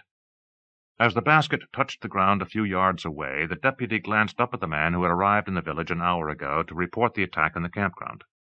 Now he was standing at the edge of the campsite, a sheen of sweat glimmering on his skin in the firelight, despite the chill of the night. His arm was around his wife, who leaned into him heavily, seeming on the verge of collapse. Their children, a boy of about 5 and a girl a year younger, clung to their mother's legs. "Give us a hand!" Rick yelled. The man glanced at his wife as if he wasn't certain the words were actually being directed at him, but then realized there was no one else there. Leaving his wife to look after the children, he hurried over. "Get the sling off the basket," Rick called to Tony Moreno, and while the assistant deputy ducked out of the tent, he told the young man, whose name had already escaped him, what they were going to do. "All 3 of us will lift her at the same time. I'll be at her head, and you take her feet. The idea is not to move her any more than we have to. Got it? Once she's on the stretcher, we'll take her out to the basket, strap her in, and she'll be on her way." By the time he was finished, Tony Moreno was back, and the 3 of them carefully moved Tamara Reynolds, still unconscious, onto the stretcher, then carried her out of the wreckage of the tent. The basket sat on the ground, the line to the hovering aircraft hanging slack. The 3 men placed the stretcher in the basket, working against the blast of the chopper's downdraft. Rick Martin fastened the strap to hold the stretcher securely in place, then stepped back and waved the helicopter away. The line tightened, and the basket lifted off the ground, swinging as the helicopter moved slightly forward. "Shit!" Tony yelled above the din of the engine as the basket moved toward a stand of tall lodgepole pines at the edge of the campsite. "What's he doing?" The 3 men on the ground stared in horror as the basket swung closer to the trees, but then the helicopter rose straight up, the basket soaring above the treetops as the winch hauled it in. "Jesus," Tony said as the racket of the chopper's blades began to fade away. "Don't ever make me ride in one of those things, okay?" Rick ignored his partner as he studied the man who had reported the attack on the campsite. "Is there anything else you want to tell me? Anything you've left out, Mr. Jensen. Peter Jensen." He shook his head. "There isn't anything else to tell, really. We were sound asleep. The kids were in our tent, and Peg and I were outside. I was sound asleep, but Peg woke up. She thought she heard something and woke me up. We listened and didn't hear anything at first, but then just as I was going back to sleep, there was this sound. Not a scream or anything, more like a moan. Anyway, when I heard it again, I decided to go take a look. Peg went into the tent with the kids, and I took my flashlight and came over here." He glanced at the ruined tent, the carnage brilliantly lit by the halogen headlights of the 2 squad cars parked at the edge of the site. He flinched as he saw Glenn Foster's torn body still lying where he'd found it, half covered by the remains of the ripped sleeping bag. "I didn't know what to do. I yelled at Peg to stay in the tent, then headed down to our car." He shook his head uncertainly. "Maybe that was kind of a dumb thing to do, huh? I mean, whatever did this is still out there somewhere. But what else could I do? The woman was still alive." Rick Martin laid a reassuring hand on Jensen's shoulder. "Seems to me like whatever did this wouldn't have hung around here afterward. And the parking lot's only a half-mile down the road." Jensen's lips twisted wryly. "If you'd have asked me tonight, I'd have said it was more like 10 miles. "What about these 2 people?" Rick asked. "Did you know them?" "I talked to them when they showed up, but that's all. Other than that, I've never seen them before." He glanced toward his wife, who had moved to the picnic table near the fire pit, her children still flanking her, her arms wrapped protectively around their shoulders. "Look," Jensen went on, "would it be possible for me to bring my car up here tonight? I'd like to pack us up and get out of here. No way the wife and kids are going to go back to sleep, not after what happened." Rick nodded. "There'll be a whole crew coming up tomorrow. But tonight I'm going to have to leave the body where it is." Jensen stared at him, a shiver running over him at the thought of the dead man being left in the tent until morning. As if he'd read Jensen's mind, Rick Martin's lips tightened into a grim line. "Not much else I can do. No way the crime boys from Boise can get up here tonight, and I'm not going to touch this site until they've gone over it with a fine-tooth comb. All I can do is post a guard for the rest of the night. If you want, I can give you a lift down to the parking lot. I'll just leave the gate open tonight with a police tape across it." He was silent for a moment, then spoke again. I guess you know there's going to be a lot of people wanting to talk to you the next couple of days. He kept his eyes on Peter Jensen, looking for any sign of discomfort his words might have caused the man, but Jensen only nodded. You've got my name and address. He took a deep breath, then let it out in a long sigh. Hell of a way to end the summer, huh? We came up here for one last quiet weekend, and... His voice trailed off. Then he shook his head. Why do you suppose it was this tent that got hit? He asked. Why wasn't it mine? It was the same question that had been running intermittently through Rick Martin's mind ever since Peter Jensen had first described the horror he'd discovered. But he had no answer, nor would there be any possibility of an answer until the crew from the crime lab had searched the site. Had something attracted the attacker to this particular tent, this particular couple? Or had it been a random attack, Rick wondered, as he'd assumed the earlier one against an empty site had been? He didn't know, and deep down inside wondered if he ever would. But there was one thing he was sure of, with no doubt at all. Coyote Creek Campground, the most beautiful in the area, would be closed. Closed for the rest of the year, if not forever. Chapter 11. The skies were leaden the next morning, and a steady drizzle had begun to fall, soaking the meadows and washing the trees free of the summer's dust. There was a new bite to the air, a dank cold that seemed to have plunged the Sugarloaf Valley into the coming fall virtually overnight. "Why do we have to go to school today?" Logan complained in a last-ditch effort to put off his annual autumn agony for 24 more hours. "Nobody's going to be there. It's pouring outside, and I bet the creek's going to flood, and—" "Everybody's going, and you're going too," MaryAnne told him. "Now, do you want to go with Joey and Allison, or do you want me to drive you?" Logan's eyes widened at the threat of going through the humiliation of having his mother take him to school. Hurriedly, he shoved his arms into the sleeves of his worn jacket. "What if I freeze to death?" he asked, seeing no reason not to try a parting shot. "I should have gotten a new jacket yesterday. They had a really neat one. It's leather and lined with fleece and—" "And you're not going to freeze to death?" MaryAnne interrupted, cutting off Logan's monologue just as he was getting warmed up. "Now go, or you're going to miss the bus and have to walk all the way to town." "I still bet nobody else is there," Logan muttered darkly, but he already knew that none of his arguments was going to work. He slouched to the back door, pulling the hood of his jacket over his head, then ran to catch up with Allison and Joey, who were already disappearing around the first curve in the driveway. 50 yards farther along, Joey veered off onto a path that led to the left. "Where are you going?" Logan asked. "It's a shortcut," Joey explained. "Come on." Allison and Logan glanced at each other uneasily, the same thought in both their minds. Yesterday, when the sun had been shining brightly, it had been fun walking through the forest, hearing the pine needles crunch under their feet and playing along the banks of the stream. This morning, though, in the drizzle of rain, with the overcast sky cutting off the light, the forest seemed to have closed in on itself. Trees that only yesterday had offered shade from the brilliant sun had now taken on an oddly threatening aspect, as if something dangerous might be lurking just out of sight. "Maybe we'd better stay on the road," Allison suggested. "I mean, what if we get lost?" Joey's lips twisted scornfully. "We're not going to get lost. I always go this way." His grin broadened. "You're not chicken, are you?" Logan's eyes narrowed at the slur on his sister's courage. He made up his mind. "I'm not," he declared, marching down the path that led into the woods. Under his feet, the soggy pine needles squished damply as large drops of rain splashed down onto the hood of his jacket from the dripping branches that spread over his head.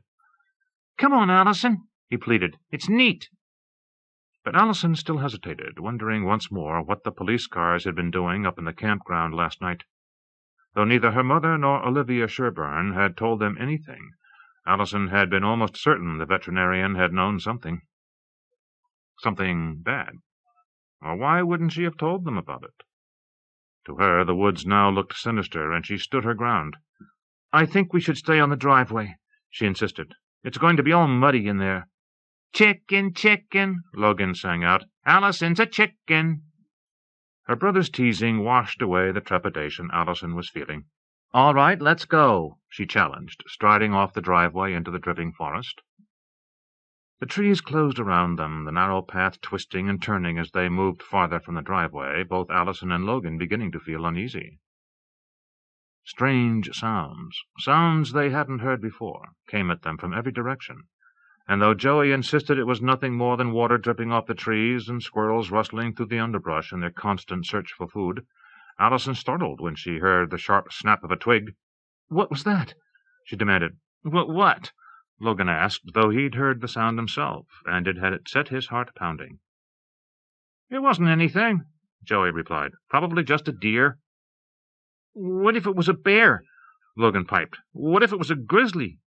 "I'm telling you, it wasn't anything like that," Joey insisted. "Will you guys come on?"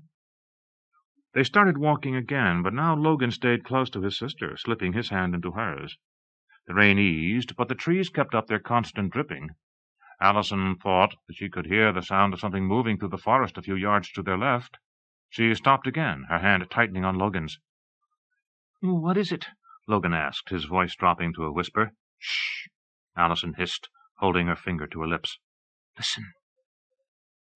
Now Joey, too, had stopped, frowning as he strained his ears for the sound that had caught Allison's attention. It came again. A sharp snap, as if a twig had broken under a shoe. Then another snapping twig, followed by a rustling in the brush up ahead and to the left. The three children stared at the spot where they had heard the sound. An aspen shook, though there was no wind, its leaves shimmering as a mist of water fell from them. They froze. Then they heard the voice. "You're going to die, Joey Wilkinson." Her heart racing, Allison pulled Logan closer to her, slipping her arms around him protectively as he pressed himself against her. Joey, though, glanced around, then stooped to pick up a rotting stick from the forest floor. "I'm coming for you, Joey," the voice whispered. "I'm going to get you." There was another rustling movement in the brush. The aspen trembled again as something shook its trunk. Bringing his right arm back so quickly Allison hardly saw what he was doing, Joey hurled the stick in the direction from which the threat had come. It whirled into the underbrush, then struck something with a soft thunk. A voice cried out, "Geez, you could have hurt me." "Come out here and I'll beat the shit out of you," Joey challenged, his voice trembling with fury. Now there was a loud rustling in the bushes, and a moment later 2 children, a boy and a girl, about the same age as Allison and Joey, pushed their way through the brush and appeared on the trail. Both of them had pale blue eyes and blonde hair, and both were clad in blue jeans and denim shirts under their open slickers. Allison recognized them from the funeral the previous week, where neither of them had done more than nod to Joey. Nor had Joey been friendly to them. Now the boy was glaring angrily at Joey and rubbing his shoulder where the stick had struck him. "You're really nuts, Joey." Joey's jaw set, his eyes glittering furiously. "If I'd wanted to hurt you, I would have," he declared, "and I wasn't scared of you either." The girl's eyes rolled heavenward in scorn. "You almost threw one of your fits, creep." Turning away from Joey, she cocked her head to gaze quizzically at Allison. "You're Allison Carpenter," she said, "and he's your brother." Allison, her heart still pounding with the terror she'd felt when she heard the voice whispering out of the forest, managed to nod her head. "I'm Andrea Stiffel, and this is my brother, Mike. We're twins. We live up that way." She gestured toward the north, but Allison could see nothing beyond the thick stand of aspens that surrounded them. "There's trails all over the place," Andrea explained, flashing a smile at Allison. "This one starts at your driveway, but most of it's on our property. You can use it, though," she added, pointedly excluding Joey. Allison remembered the group of kids who had blatantly snubbed Joey yesterday. Now, with Andrea and Michael Stiffel treating him with the same hostility, she wondered if she shouldn't just ignore both the girl and her brother. Before she could make up her mind, Logan piped up. "How come you were trying to scare us?" Andrea Stiffel's eyes mocked him. "'Cause we figured after what happened last night it would be easy. And it worked, didn't it?" "After what happened last night?" Allison asked, remembering the guarded looks her mother and Olivia Sherburne had exchanged while they were drinking cocoa the night before. Andrea and Michael glanced at each other. Then both of them started talking at once. "Some guy got killed up at Coyote Creek," Michael began. "They had to fly the woman down to Boise," Andrea chimed in. Their voices tumbling over one another's, the two Stiffles repeated what they'd heard from their parents at breakfast that morning, while Logan Carpenter, his eyes wide as he pictured the dead man in the torn tent, pressed closer to his sister. "But what was it?" Allison asked anxiously, the forest once more seeming to close in around her, and her curiosity overcoming her instant dislike of Andrea Stiffle. "What attacked them?" Michael Stiffle shrugged. "No one knows. It might have been a bear." His voice dropped mysteriously, and his eyes fixed on Logan. "Or it might have been something else." "Like what?" Logan stammered, not sure he wanted to know, but unable to resist asking. Michael Stiffle peered down at the little boy. "Maybe it was a Sasquatch," he whispered, raising his arms and drawing himself up so he loomed over Logan. "What's a Sasquatch?" Logan quavered. "No one's ever seen one up close," Andrea said, instantly picking up the story from her brother. "But they live up in the mountains, and they're 7 feet tall." Logan shuddered, his eyes darting to the thick underbrush as he imagined what might be lurking there. "That's not true," he said. Then, his voice small, "Is it?" "It's just a story, Logan," Allison assured him, though the skin on the back of her own neck was starting to crawl, as she too wondered what might be concealed in the tangle of vegetation that crowded the path on both sides. "Maybe it is, and maybe it isn't," Michael teased. Then he called out to Joey, who had moved ahead, away from the little group. "Hey, Joey, is that what got the people up at the campground? Was it a Sasquatch? Or was it you?" Joey's face flushed scarlet, but he said nothing, only turned to shoot Michael Stiffle a dark glare. Michael snickered and nudged his sister, who made a face at Joey's back. Allison's mind whirled. What was Michael talking about? Was he kidding? He had to be. And yet there had been something in his voice that almost sounded as if he was serious. But what had Joey ever done to them? Before she could figure out how to ask Andrea Stiffle why she didn't like Joey, they came to the road. The school bus was pulling up to the stop 50 yards farther on, and Michael and Andrea broke into a run, each wanting to be the first to tell whoever might already be on the bus about the gory events at the campground the night before. Allison and Logan fell in beside Joey, but none of them said anything until they, too, got onto the bus, and were greeted by a burst of laughter from a cluster of kids at the back. Kids who were listening intently as Michael and Andrea Stiffle whispered to them. Every one of them, Allison noticed, was staring at Joey. Feeling suddenly protective of the boy, though she'd known him barely a week, Allison slipped her hand into Joey's. He made no move to pull away from her.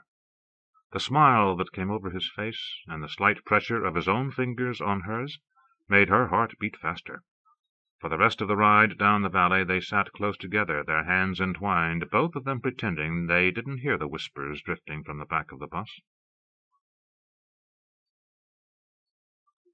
"Maybe I should have stayed home," MaryAnne thought.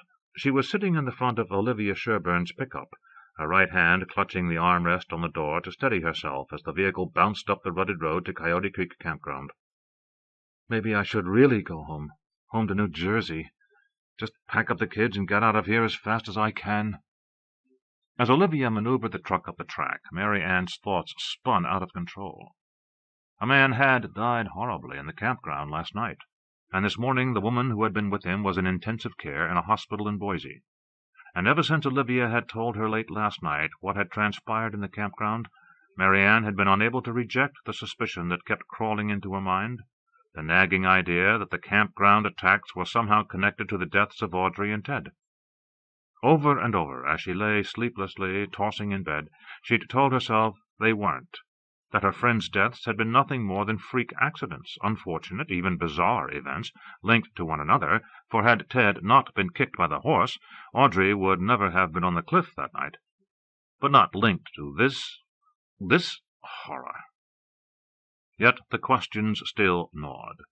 Something must have spooked Shaker, for in the week she'd been on the ranch MaryAnne had gotten to know the gentle mare, and the horse had never so much as shied away from her, let alone shown any signs of aggression. Could whoever attacked the campground last night have been in the barn as well? How close had she come to being attacked herself the other night, when Joey was missing, and something that had snarled and lunged at the door, had been lurking inside the barn? She'd finally given up the quest for sleep as the gray dawn had begun to break. By the time she pushed herself downstairs to the big kitchen, the rain had started, only adding to her sense of gloom. Then, when the children had finally left for school and Bill Sikes had gone about his chores, the emptiness of the house began to set her nerves on edge, and she found herself prowling through the rooms, hearing sounds she couldn't identify, imagining some presence skulking through the house, stalking her. The idea of going back to New Jersey, even to Allen, had begun to appeal to her. When Olivia Sherburne arrived, slamming the door of her truck and darting up the front steps with her head ducked low against the rain, MaryAnne had felt a sense of relief far out of proportion to the mere appearance of her neighbor. Opening the front door, she made no attempt to cover her pleasure at seeing Olivia, but the veterinarian had shaken her head at MaryAnne's offer of coffee. "I'm going up to the campground. I just thought I'd stop in and see how you're doing." When MaryAnne registered surprise that the veterinarian would be going up to the scene of the murder, Olivia quickly explained. "Rick asked me to meet him up there and help look for tracks. Believe it or not, I'm a pretty good tracker. Anyway, it struck me you might be feeling kind of weird here with no one around except Bill Sikes." She glanced toward the barn and the field, then turned back to MaryAnne. "Sikes is still here, isn't he?" MaryAnne nodded, remembering the few words the handyman had spoken that morning when he'd appeared briefly at the kitchen door before setting about his chores. "Seems to me things are going from bad to worse around here," he'd said. "You might be wanting to think about getting out." Now MaryAnne smiled thinly at Olivia. "Bill Sikes is here, but I'm not sure for how long. He came in this morning suggesting that I might want to get out, as he put it." Olivia's brows had risen a notch. "And is that what you're thinking?" MaryAnne had sighed. "I wish I knew what I'm thinking." Of one fact she was certain. This morning she didn't want to be alone in the house. "Look, why don't I go with you? And then maybe we can go into town for lunch. That is, if you have time." While Olivia paused, considering, MaryAnne had grabbed a jacket from one of the hooks in the foyer and started outside, leaving the house before Olivia could protest and before she'd really had a chance to think about what she was doing. Now the truck hit a deep pothole, causing Olivia to curse under her breath while MaryAnne braced herself against the dashboard. They had reached the campground. There seemed to be men everywhere. Olivia shook her head as she watched the activity around the ruined tent, from which Glenn Foster's body was just being removed. "I sure hope they took a lot of pictures before they started tramping around. There can't be much left in that mud hole by way of tracks." The two women got out of the truck. Though Olivia immediately strode toward the clump of men gathered around the body, MaryAnne hung back, knowing that if she let herself look at the wounds the man had suffered, the image would remain etched in her mind for years. Wishing she hadn't come at all, she went to the picnic table, brushed a layer of moisture off the bench, and sat down, stretching her hands toward the sputtering flames of the fire the guard had kept burning all night. "I've never seen anything like that before," she heard someone say. "I've looked at a lot of bodies, but these wounds are new ones on me." As MaryAnne turned away, trying not to hear the descriptions of Glenn Foster's injuries, Olivia slipped into a space between Rick Martin and Whit Baker, who had been the county coroner for the last 20 years. "No tooth marks," she observed, gazing down on the pale form that now lay on a gurney next to the county ambulance. The corpse lay face down, its back deeply lacerated by what looked like claw marks. The throat, too, had been laid open, but it was instantly clear to Olivia that if a knife had been used it had not been sharp, for the tears in the skin were rough and irregular, the muscles beneath the skin mangled. "That's what's bothering me," Whit Baker agreed, nodding a greeting to the veterinarian. "I've never seen an animal attack where there weren't any signs of bites." He glanced up questioningly. "That's what animals do, isn't it? When they attack, they use their teeth." "As far as I've ever seen," Olivia replied. "Bears will use their claws as weapons, but once they've knocked down their prey, the first thing they do is go after it with their mouths. If they don't rip it apart, at least they drag it off somewhere." She bent closer, examining the lacerations that had ripped open Glenn Foster's back from the shoulders all the way down to the waist. "You ever seen anything like this before, Rick?" The deputy shook his head. "Sure looks like claws did it, but what kind? Spacing's not right for a bear. But what else does something like this?" "Cougar?" Whit Baker suggested.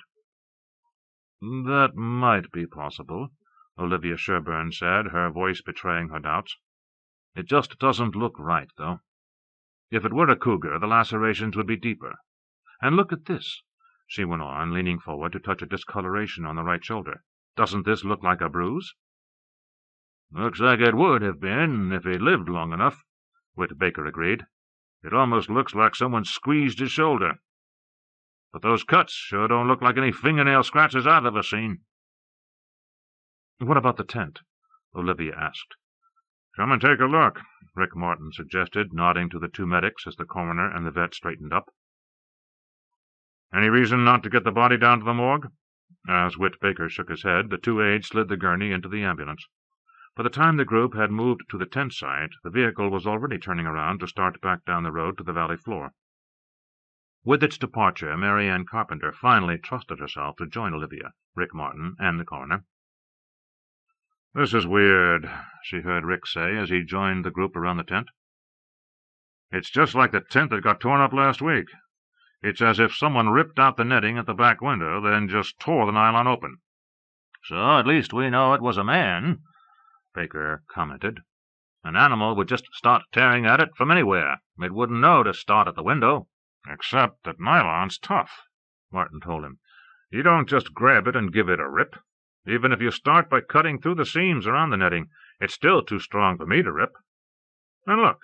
He squatted down, pointing to the triple thickness of nylon that had been folded over and seamed to strengthen the hole that had formed the back window. "That's not cut," he said.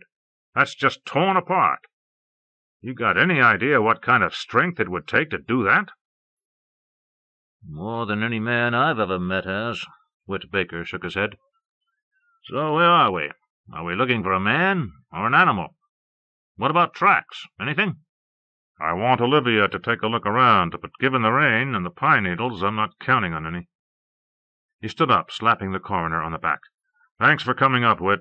I thought you'd better see the scene as well as the body, because I have a feeling it's going to be up to you to figure this one out." "Me and a good crime lab, from what I've seen so far," Baker replied darkly. "If you don't need me up here any longer, I'll be getting back to my office. You going to be interviewing the survivor any time soon?" "This afternoon, if she's able to talk," Rick told him. "I'll let you know." As a crew began packing up the ruins of the tent, the bloody remnants of the sleeping bag, and anything else that could possibly be construed as evidence, Olivia Sherburne moved carefully around the perimeter of the campsite, searching for signs of tracks. But, as Rick had suspected, the rain had obliterated anything she might have found. Then, when she was almost back to the point where she'd begun, directly behind the tent, she spotted something. Barely visible in a thicket of brush no more than 10 feet away was what looked like the tail of a raccoon. "Rick!" she called. The deputy, with MaryAnne Carpenter trailing behind him, came over to join her. "Did you see that?" she asked, pointing to the furry object protruding from the shrubbery. Martin moved closer, finally reaching out to touch it with his foot. When nothing happened, he squatted down, grasped it, and pulled it free from the brush. When he stood up, the body of a dead raccoon was dangling from his right hand. Carrying it over to the picnic table, he laid it down, and Olivia Sherburne immediately began examining it. "No wounds," she said at last. "None at all. I'd guess it's been dead maybe 8 to 12 hours. "What killed it?" Rick Martin asked. "Its neck is broken," Olivia replied. "It's as if someone just picked it up, grabbed its head, and gave it a jerk. I think its spinal cord is severed, which would have killed it instantly. But no animal did this. Whatever killed this was definitely human. Animals just don't kill this way." MaryAnne Carpenter, her eyes fixing on the dead raccoon, suddenly saw a face flash in front of her eyes. An indistinct face, surrounded by a wild mane of hair, flowing down over the shoulders of a powerfully built man. A man powerful enough to have snapped the raccoon's neck with no more than a twist of his fingers. "I saw someone," she heard herself saying. Instantly, Rick Martin's and Olivia Sherburne's attention was fixed on her. "You saw someone?" The deputy echoed. What are you talking about? MaryAnne shook her head helplessly. It doesn't make any sense, she said. I don't even know why I thought of it, but at the funeral I saw a man. He was standing way off to the side near the fence, almost hidden in the trees. Martin's brow furrowed. What made you think of him now? I'm not sure, MaryAnne replied.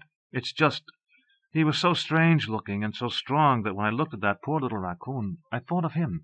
He was big and looked terribly strong and sort of, well, wild is the only word I can think of. She turned to Olivia. Like one of those mountain men you were telling me about yesterday. A mountain man? Rick Martin said doubtfully. I know there used to be a lot of them living up here. Most of them were just harmless hermits, but I guess a few of them were pretty nuts. But I haven't even heard of any of them for years.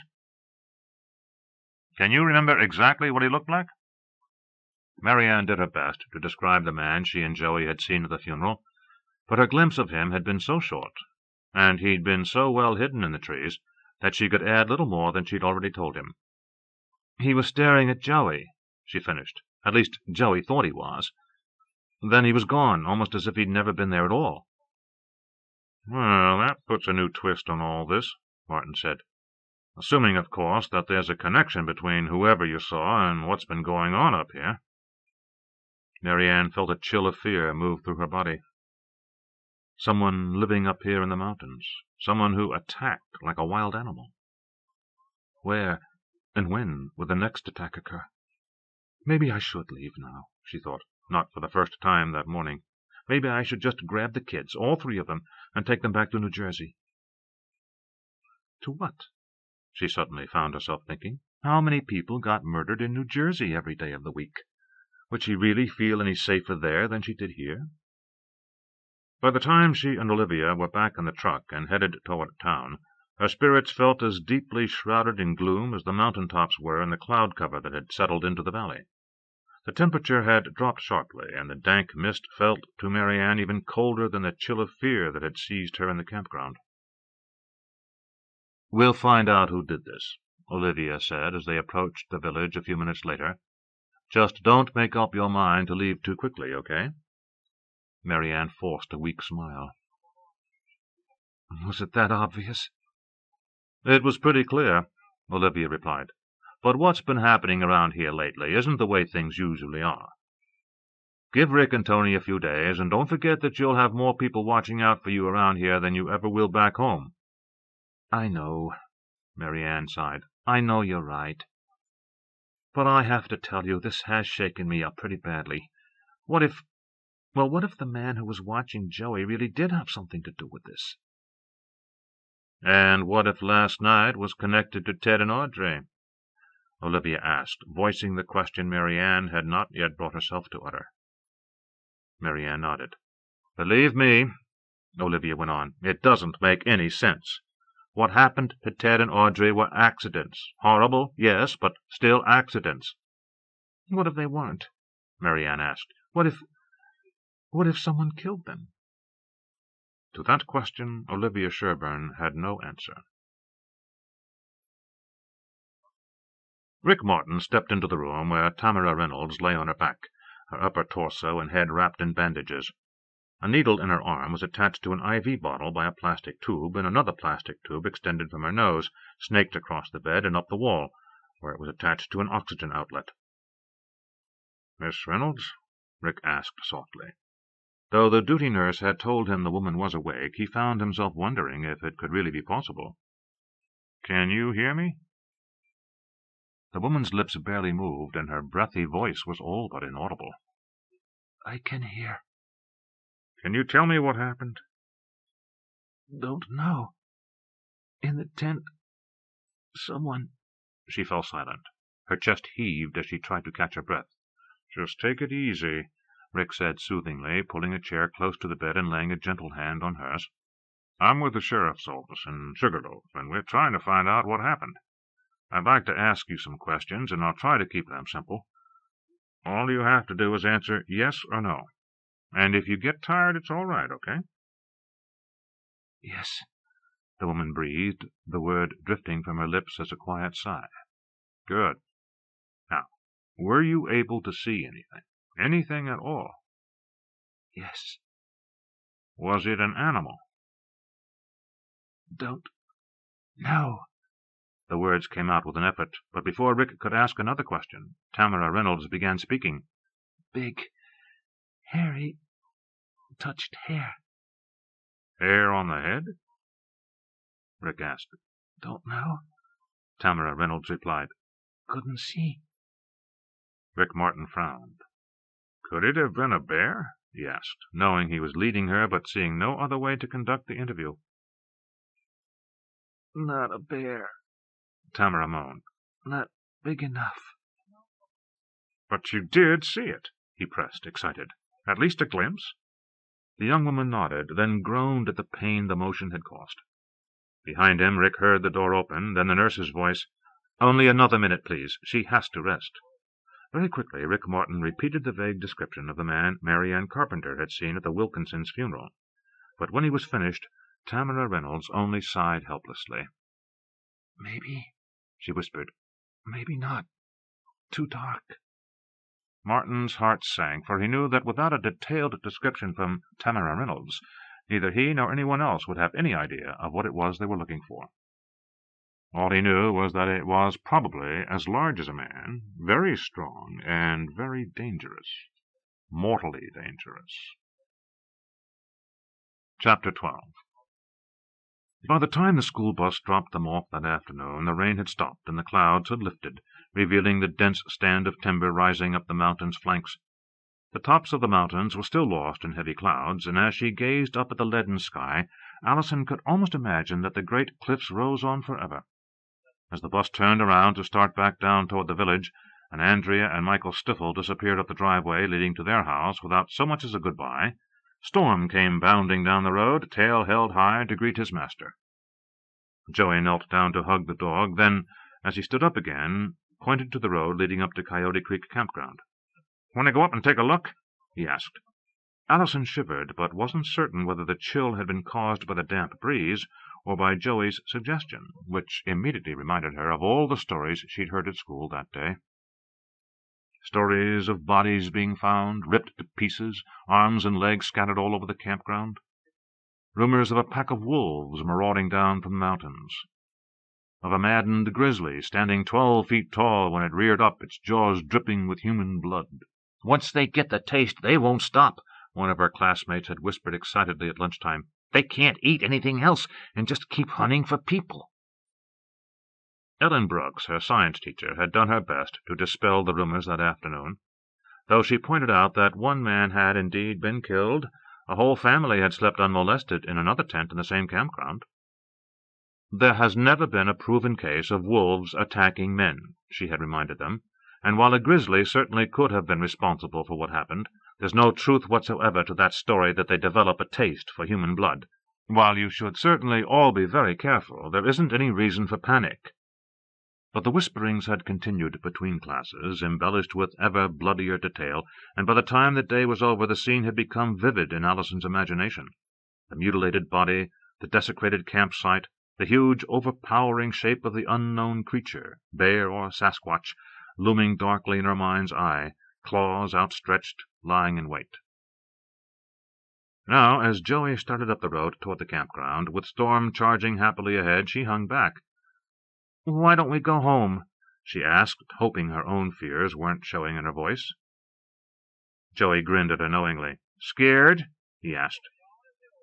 "I just think we should go home, that's all," Allison insisted, but now her brother took up the same chant he'd used this morning. "Chicken, chicken, Allison's a chicken." Allison stood her ground. "Mom said we should come right home after school."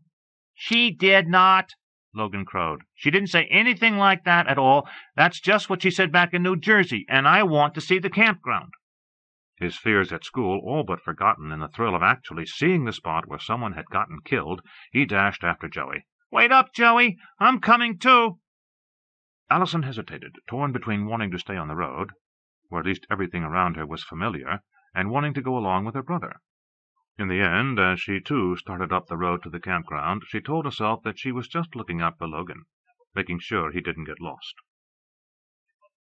The trail was steep and slick from the rain, and more than once Allison nearly lost her footing. Just as she was wondering how much farther they were going to have to climb, the campground opened out in front of them. As if obeying some unspoken command, all three of them came to an abrupt halt, their excitement at the prospect of seeing the murder site suddenly dampened now that they were actually there. The silent campground spread out before them, its eerie emptiness oddly accentuated by the lonely appearance of the unused picnic tables scattered here and there among the trees.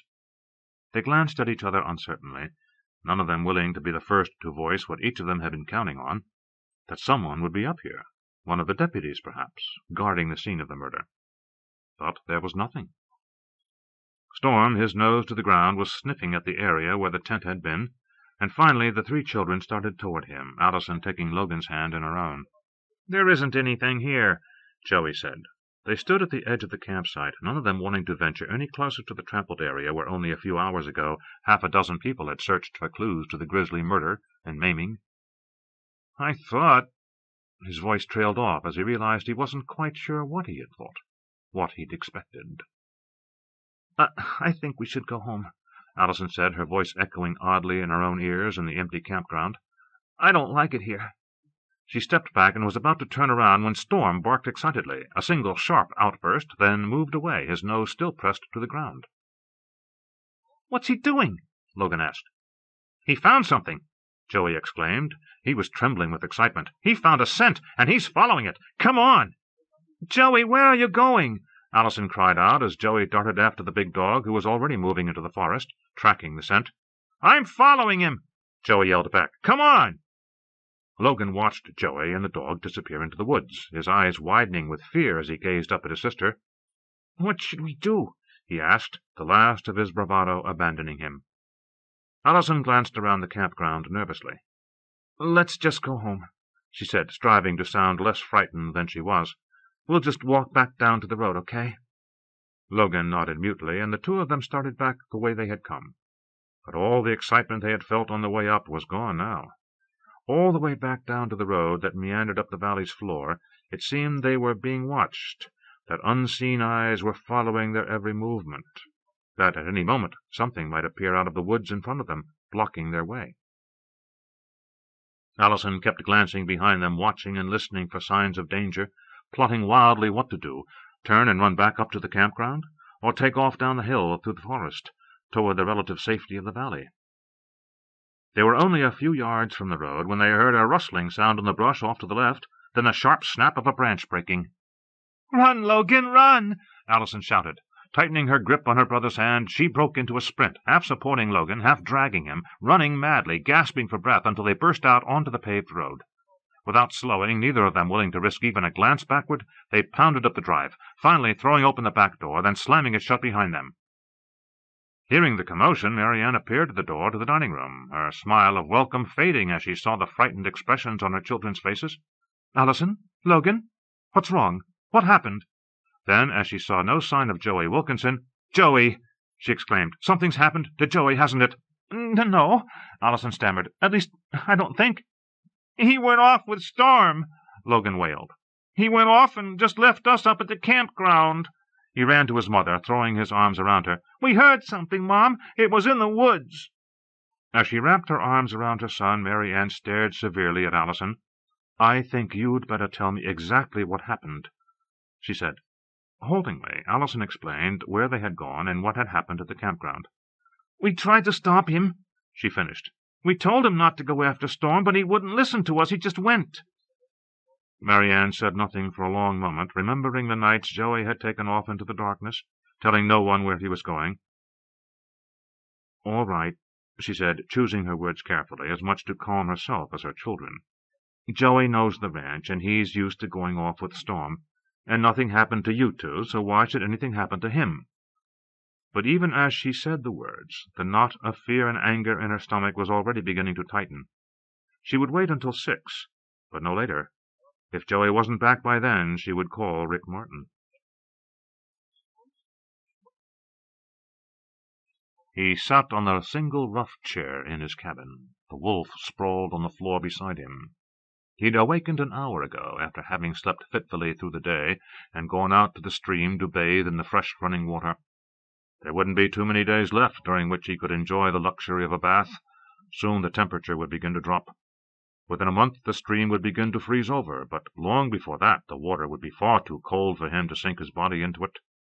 Soon the long winter months would descend on him with their short days and blinding whiteness and the icy chill that never left the cabin during the season he had come to dread. This winter would be his last winter here. Somehow he knew that by spring he would be gone. But not now. Not yet. The wolf stirred on the floor, then sat up, her ears pricking, a low warning growl rising in her throat. The man stiffened, his senses sharpening, alert for the noise that had disturbed the animal. Then he heard it. Barely audible, it was the sound of small rocks being dislodged from their places as something moved up the rocky path toward the cabin. The man sniffed at the air. There it was, the scent. The scent that he knew well, for he often caught it on the breeze during the nights when he went down to the valley to prowl in the darkness around the great log cabin that nestled at the base of Sugarloaf Mountain. Rising from the chair, he stepped to the door and gazed out into the clearing in which the cabin stood. Though he could see nothing, the scent was growing stronger, the telltale rattle of loose rocks steadily louder. And beyond what he heard and smelled, a sense deep within him told him that the boy was near, the boy who belonged to him. Now the wolf, too, was on her feet, her sinewy body pressing close to the man's legs as she tensed, ready to leap at whatever intruder was approaching. The man's hand dropped to the wolf's head, silencing the menacing snarl before it could issue from her curled lips. There was a flicker of movement at the far side of the clearing, and then the dog appeared, his nose barely above the ground as he sniffed along the trail. The wolf's snarl erupted, and the German shepherd stopped, one forepaw off the ground, his eyes fixing on the lean animal that crouched on the porch of the cabin. Dog and wolf stared at each other, their eyes locked, their bodies trembling as they struggled for supremacy. But finally Storm dropped to the ground, whining. The wolf, her snarl subsiding, trotted forward, stopped a few paces from the German shepherd, and sniffed warily. Then, as she edged closer to him, a low growl rumbling in her throat, Storm rolled over, exposing his belly to the wolf. She sniffed at him, snarled once, then nipped at his flank. Instantly Storm leaped up, whirled, but then dropped to the ground once more, as a warning growl erupted from the wolf's throat. The wolf stood over him for a moment, confirming her status, then once more allowed him to get to his feet.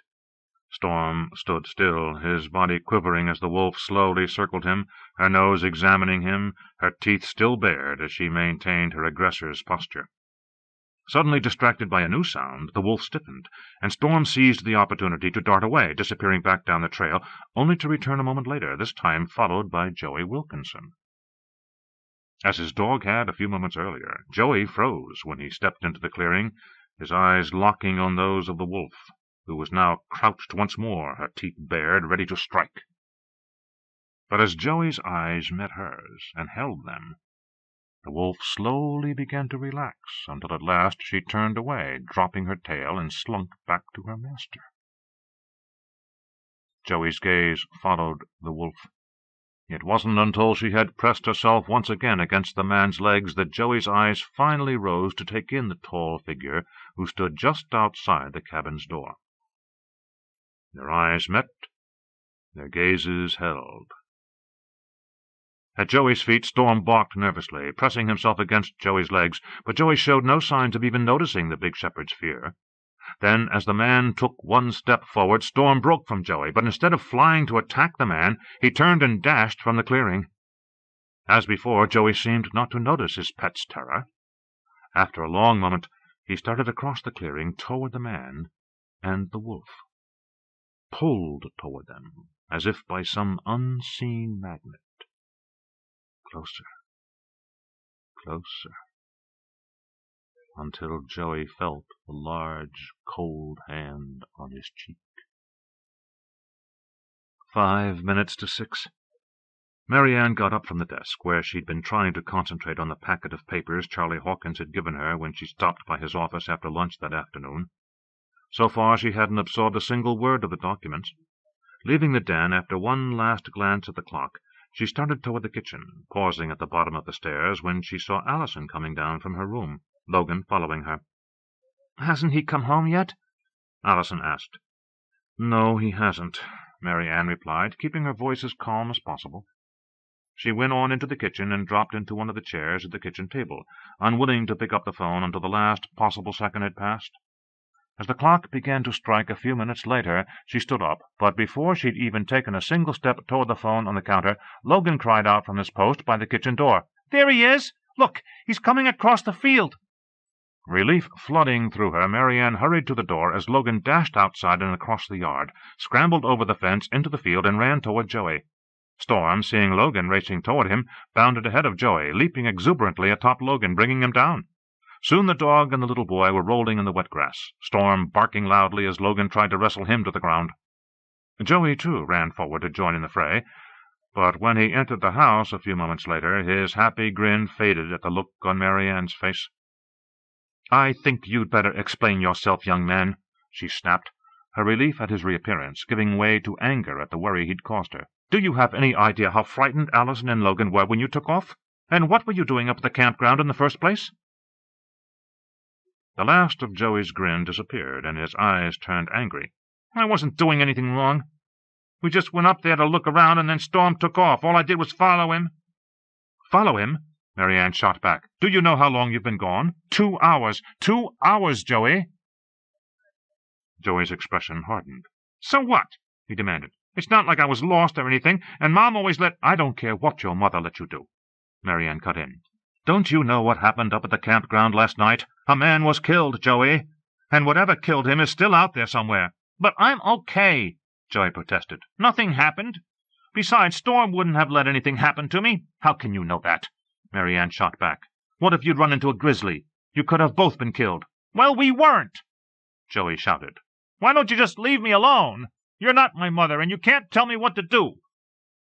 The angry words stung MaryAnne as painfully as if the boy had slapped her, and a furious reply rose to her lips before she checked herself, aware of Logan and Allison, their faces pale as they huddled together near the dining-room door, more frightened by her outburst than by Joey's disappearance.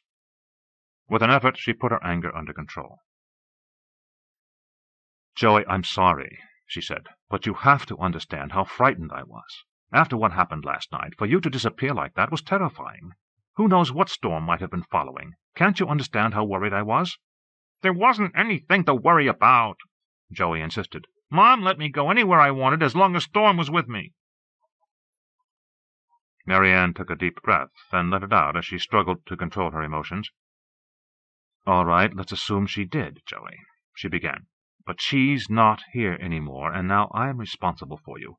Whether you like it or not, I'm your guardian now, and I'm afraid you're going to have to do as I tell you.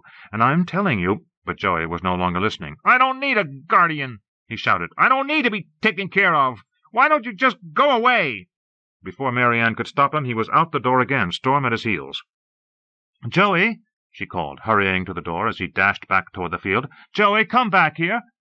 But the boy ignored her, vaulting over the rail fence that separated the field from the yard.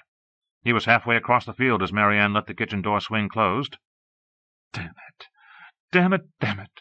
She'd handled it all wrong. Why had she thrown her authority in his face? He hardly knew her. Had barely had time to get used to the fact that his parents were dead. What did she expect of him? "Mom," Allison said, her voice quivering, "what are you going to do?" As MaryAnne hesitated, Allison and Logan exchanged a glance. "What if he doesn't come back?" Logan asked. MaryAnne looked out toward the forest into which Joey had disappeared. "He will," she said. "When he calms down, he'll come home." But even as she spoke the words, she wondered if she really believed them. Chapter 13. "How long are we going to wait?" Allison asked. A fire was blazing on the hearth, but its dancing flames had done little to dispel the dark mood that had settled not only over Allison, but her mother and brother as well. Nor had the droning of the television distracted any of them from worrying about Joey. Periodically, as the evening wore on, one or the other of them found an excuse to leave the room, to tour through the downstairs rooms, peering out into the darkness, searching for any sign of either Joey or Storm. So far there had been nothing. We'll give him another few minutes, MaryAnne sighed, abandoning any pretense of watching the image on the television screen. As the clock began striking 9, she stood up. Maybe I'd better check the barn again. Can I go with you? Logan asked. You've already done that 5 times, Mom, Allison pointed out before MaryAnne could answer Logan's question. Then I'll do it one more time, MaryAnne replied. And no, you can't go with me, Logan. I want you to stay in the house with Allison. But why? Logan wailed. I want to see the horses. I'm not going to argue with you, Logan, MaryAnne told the little boy, and I'm not going to tell you why not, either, she thought as she went into the kitchen and put on one of Audrey's heavy jackets against the cold night air. She hadn't told either of the children of the terror she'd felt outside the barn the other night, and she had no intention of telling them now, although every time she'd gone out to the barn tonight, each time hoping that this time she would find Joey and Storm curled up on the floor of one of the empty stalls, she'd found the horses calmly standing in their stalls, peering at her with placid eyes, apparently undisturbed by either her own presence or the presence of anything else. Yet her fear had not diminished. Taking her flashlight with her, MaryAnne stepped out the back door into the yard. She swept the field with her eyes in the futile hope that she might see Joey Wilkinson coming out of the forest. In the dim light from the house, all she could see were a doe and 2 yearling fawns grazing contentedly.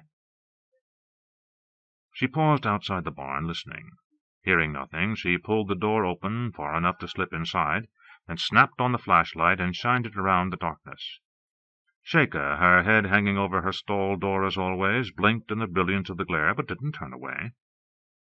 "Joey," MaryAnne called out, more to break the silence of the barn than in any hope that the boy might reply. "Are you in here? Storm?" The only answer she received was a soft nicker from Sheikah, and she paused to scratch the horse's ears as she walked down the aisle, checking the empty stalls for any sign of Joey, but knowing even before she was through that he wasn't there. Relatching the barn door, she hurried back to the house, stepping into the kitchen just as the phone began to ring. She snatched up the receiver before it had a chance to shrill a second time, expecting to hear, if not Joey's voice, one of the neighbors, calling to tell her that he was there. "Hello?" "That was quick," Alan said. "What were you doing, waiting for me to call?" MaryAnne floundered at the unexpected sound of her husband's voice. "No, My God, Alan, it must be the middle of the night back there." "It's just a few minutes after 11, Alan replied, a note of suspicion edging into his tone. "MaryAnne, is everything okay? You sound kind of funny, I guess."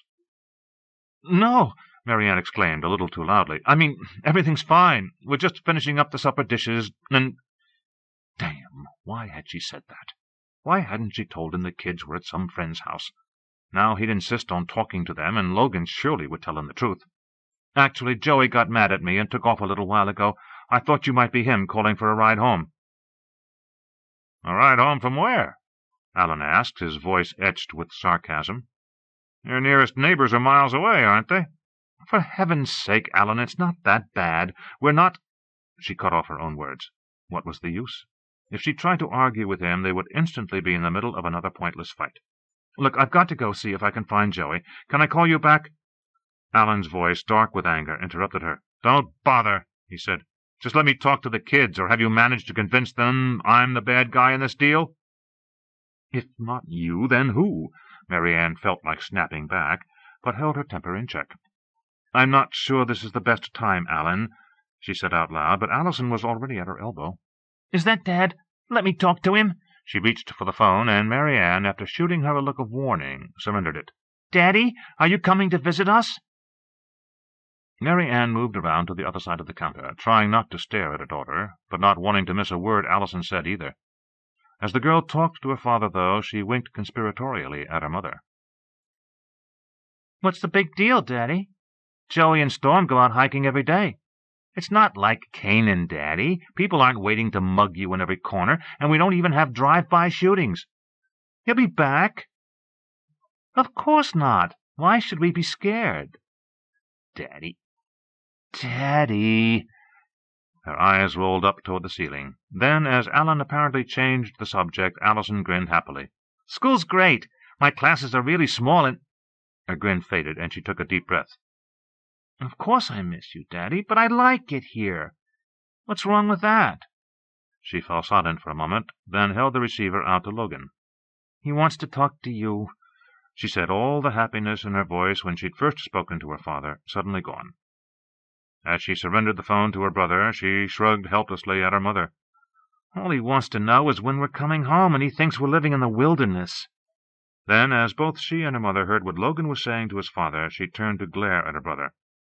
"There was a murder, Dad," the little boy said, his voice trembling with excitement. "Right up in the campground, practically next door to our house. It was a Sasquatch, and it ripped up a tent and killed this guy and everything. Everyone says—" Abruptly he went silent, then looked up at his mother. "Daddy says he wants to talk to you, right now," he added, mimicking the tone his father had just used. Her stomach already starting to ache with tension, MaryAnne reluctantly took the phone. "Why didn't you tell me about the murder?" Alan demanded without preamble. "It wasn't a murder," MaryAnne began. "If someone's dead, what would you call it?" Her husband shot back. "Nobody's calling it anything yet," she snapped, "and I didn't tell you about it because I knew exactly how ridiculously you'd react." "I don't call warning you and the kids to come home ridiculous. And I think I have a right to know what's going on with my family. I'm still your husband." "You lost your rights the night you walked out on us," MaryAnne flared. Still trembling with anger, she dropped the receiver back on the hook, then turned to face the children, both of whom instantly looked away.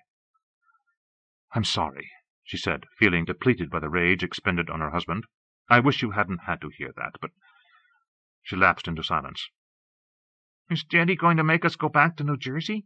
Logan asked uncertainly, looking much younger than his 10 years. "Daddy can't make us do anything," MaryAnne replied. "But he wants us to go back, yes.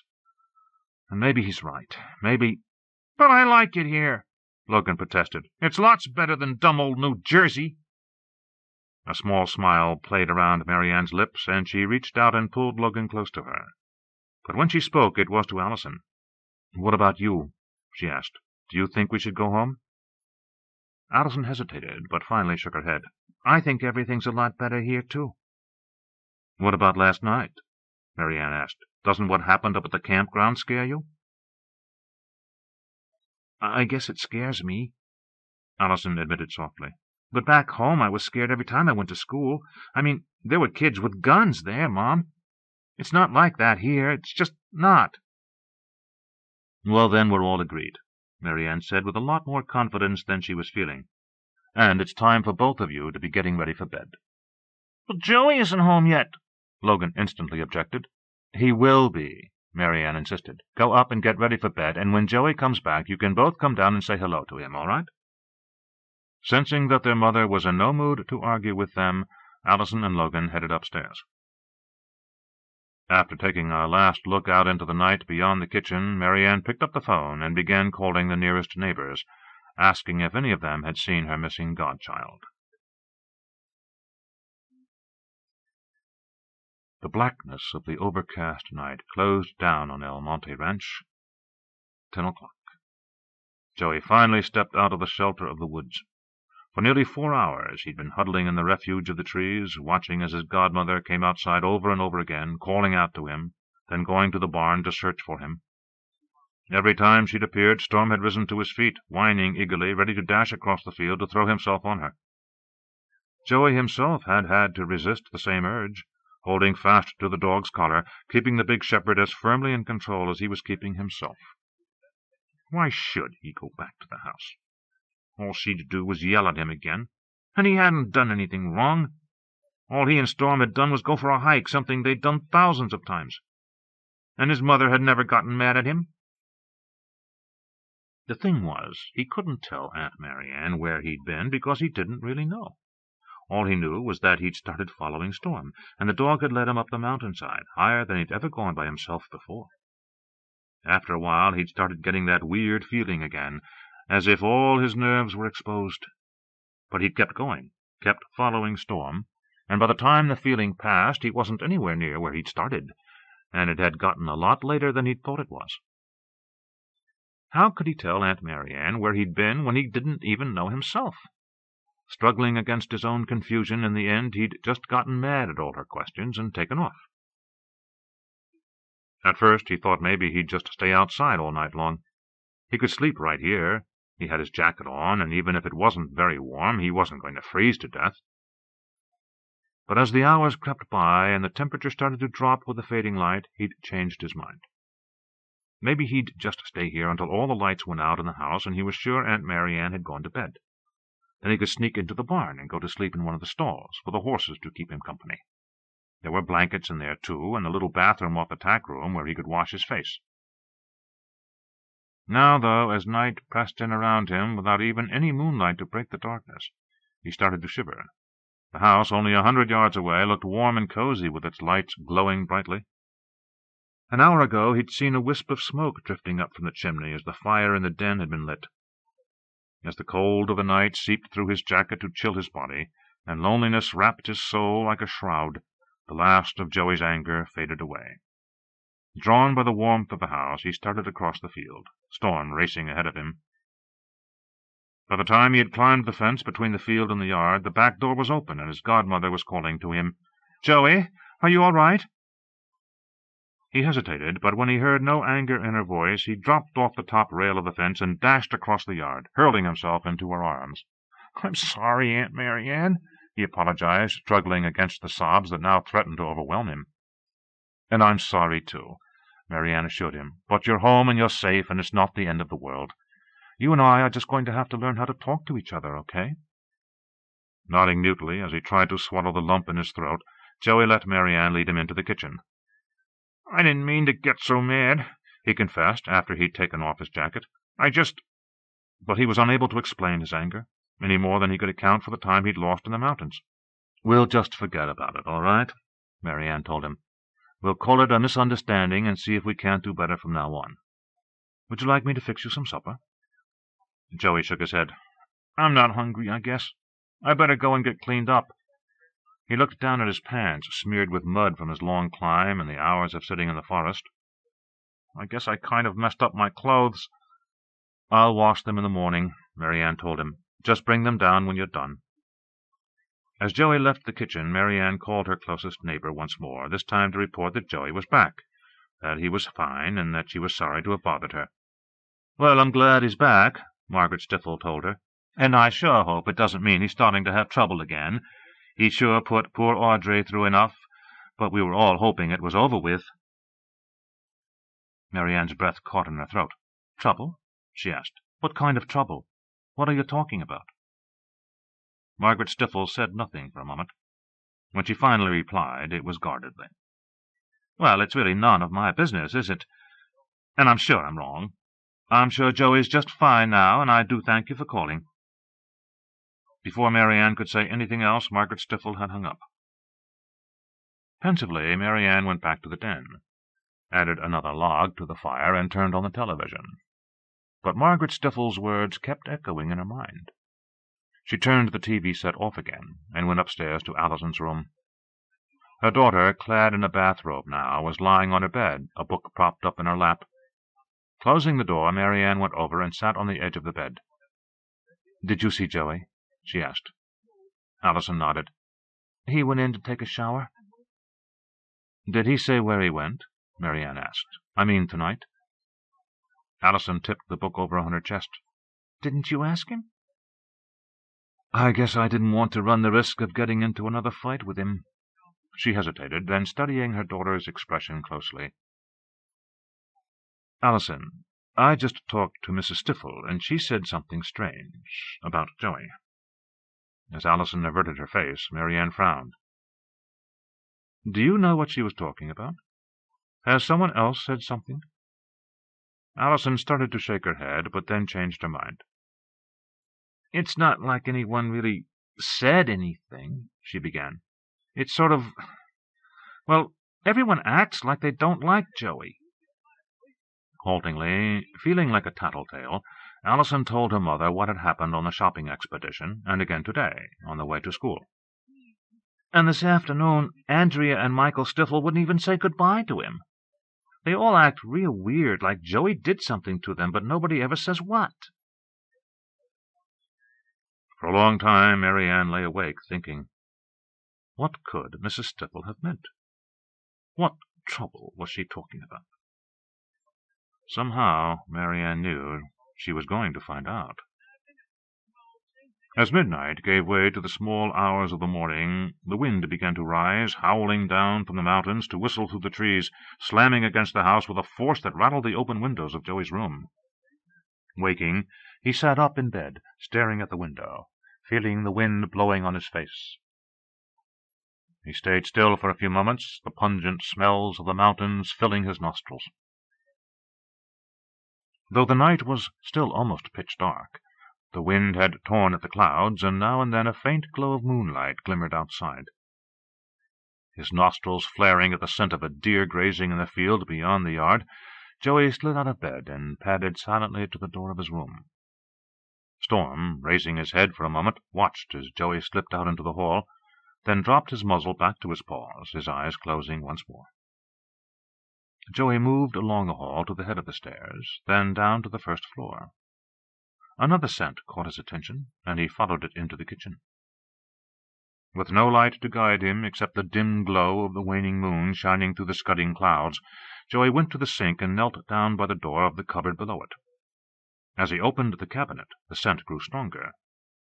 Joey reached into the wastebasket, his fingers closing on a piece of butcher's paper. Clutching the paper in both his hands, he held it to his nose. The tangy scent of fresh blood filled his nostrils now, and he felt saliva begin to run in his mouth. His tongue flicked out, tasting the drying blood left on the paper, which only a few hours ago had wrapped the steaks his godmother had fixed for dinner that evening. His tongue worked faster, licking the blood up, his mouth filling with pungent flavor. Finally, when the paper was licked clean, he dropped it back into the wastebasket and moved to the refrigerator. Opening it, he blinked in the glare of the refrigerator's light, but his eyes quickly adjusted to the brilliance, and he found what he was looking for. On the lowest shelf were half a dozen more steaks, each of them wrapped in transparent plastic, stacked neatly on a large plate. His stomach screaming with hunger now, he snatched up one of the steaks and began ripping the plastic away, the odor of raw meat nearly overwhelming him. He held the meat close to his mouth, then sank his teeth into it, tearing away a piece, swallowing it almost before he'd had a chance to chew it. "Joey, what are you doing?" The voice startled Joey. He spun around, the raw steak still clutched in one hand, the torn plastic in the other. Instinctively, he wiped the blood from his lips with one of his pajama sleeves. As the kitchen lights came on, he blinked, then recognized Logan standing just inside the kitchen door, staring curiously at him.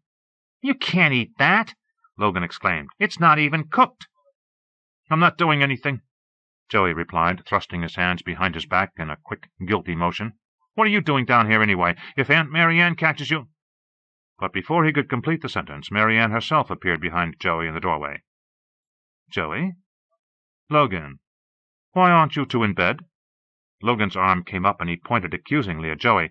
"He's got a steak and he's eating it. It's not even cooked, Mom. He's eating it raw." Her eyes widening in shock, MaryAnne stared at Joey until he finally pulled his hands from behind his back. I wasn't eating it," he stammered. "I was hungry and I found it in the refrigerator." He looked up despairingly at MaryAnne. "I thought I was going to cook it, but I'm not sure how." The misery on the boy's face wrenched at MaryAnne, her annoyance that once again he'd gotten up in the middle of the night, tempered by the knowledge that, having skipped dinner, he must be ravenously hungry. "Okay," he sighed. "Let me get Logan back in bed, then I'll fry it up for you. But then it's right back to bed for you, too, and no arguments, all right?" Joey nodded silently, and MaryAnne spun Logan around, aimed him toward the stairs, then swatted him affectionately on the bottom. "Upstairs," she ordered. "Go on, scoot." Herding him ahead of her, she followed the little boy up the stairs. The second she was gone, Joey's attention returned to the raw meat in his hand. Tearing at it with both his fingers and his teeth, he began cramming it into his mouth, swallowing all of it in less than a minute.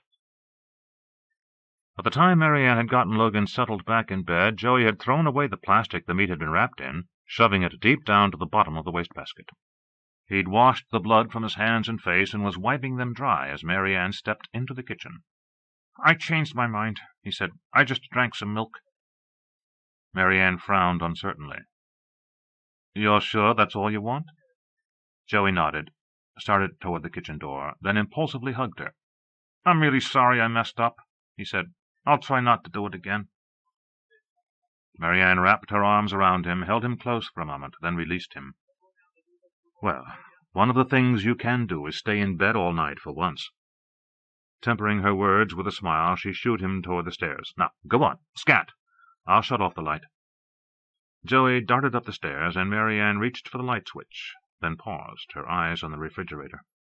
Feeling faintly silly, knowing the thought that had flicked through her mind was ridiculous, she nevertheless found herself crossing the kitchen and opening the refrigerator door. She counted the steaks on the plate on the bottom shelf. Earlier there had been 6. She was certain of it. Now there were only 5.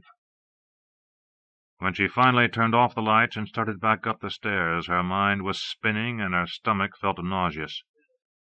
She would get no more sleep tonight. She was living with a boy she didn't know. Chapter 14. "Going to be an early winter," Bill Sykes commented, glancing up at sky.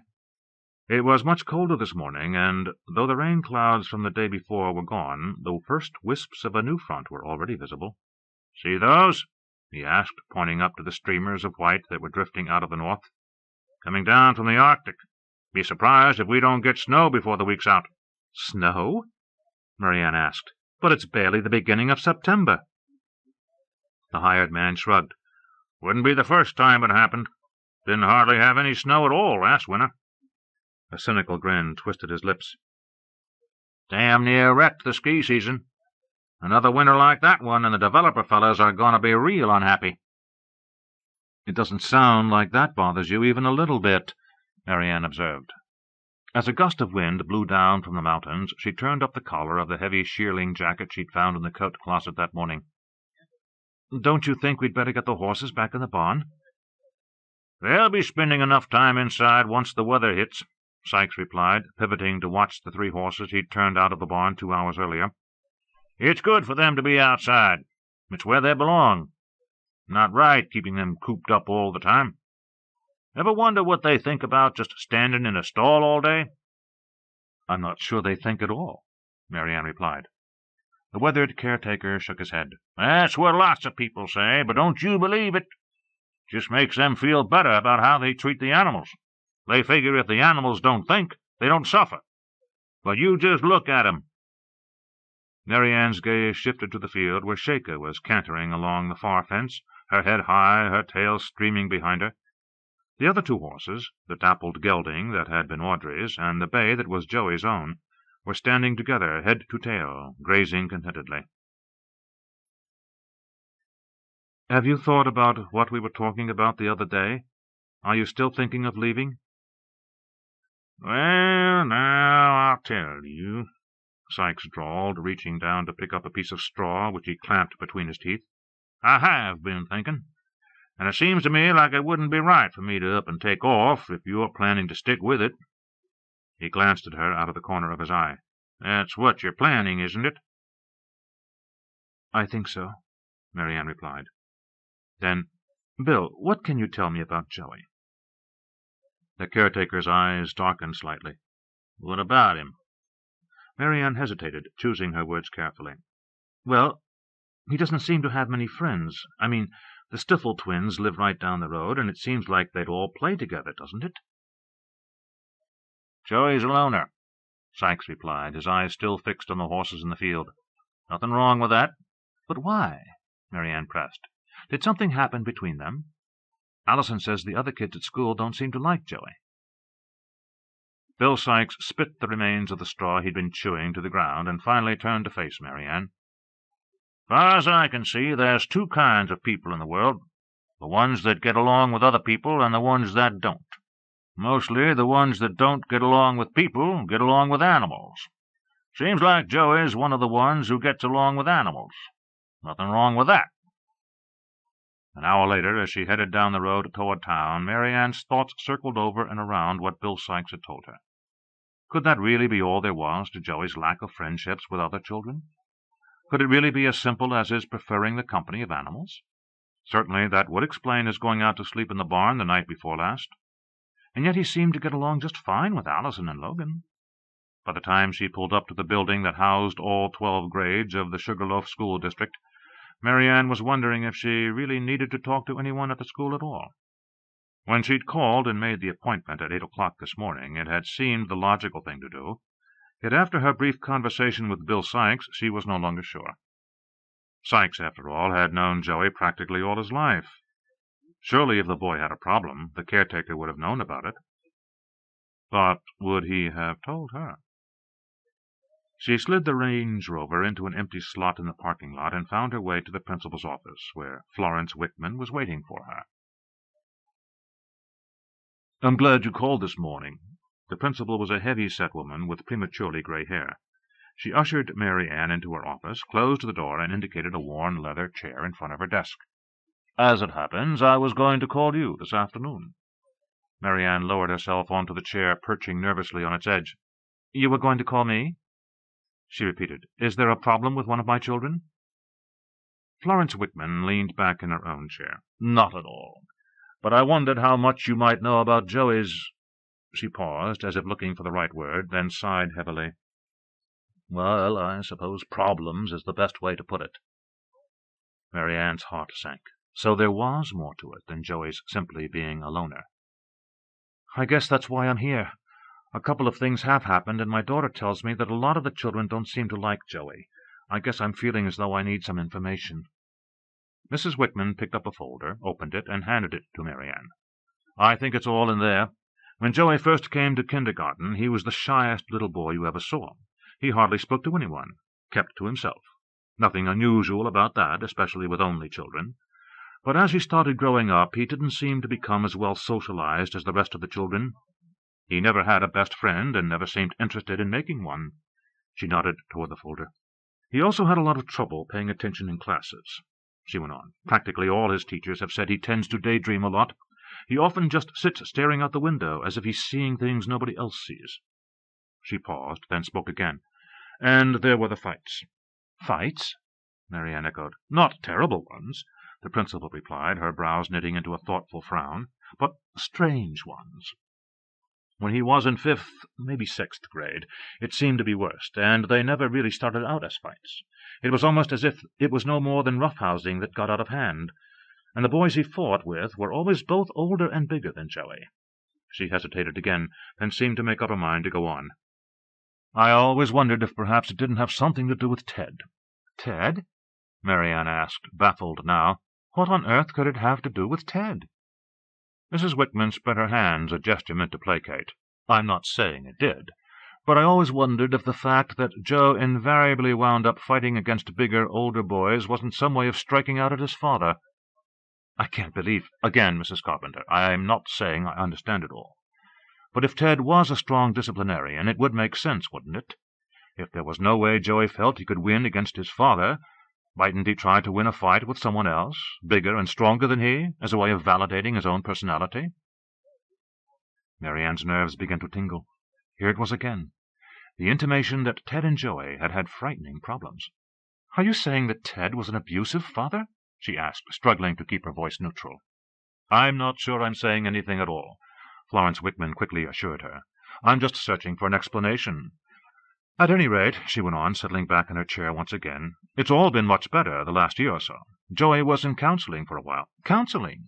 MaryAnne broke in. "Was it that bad?" "I'm afraid it was for a while.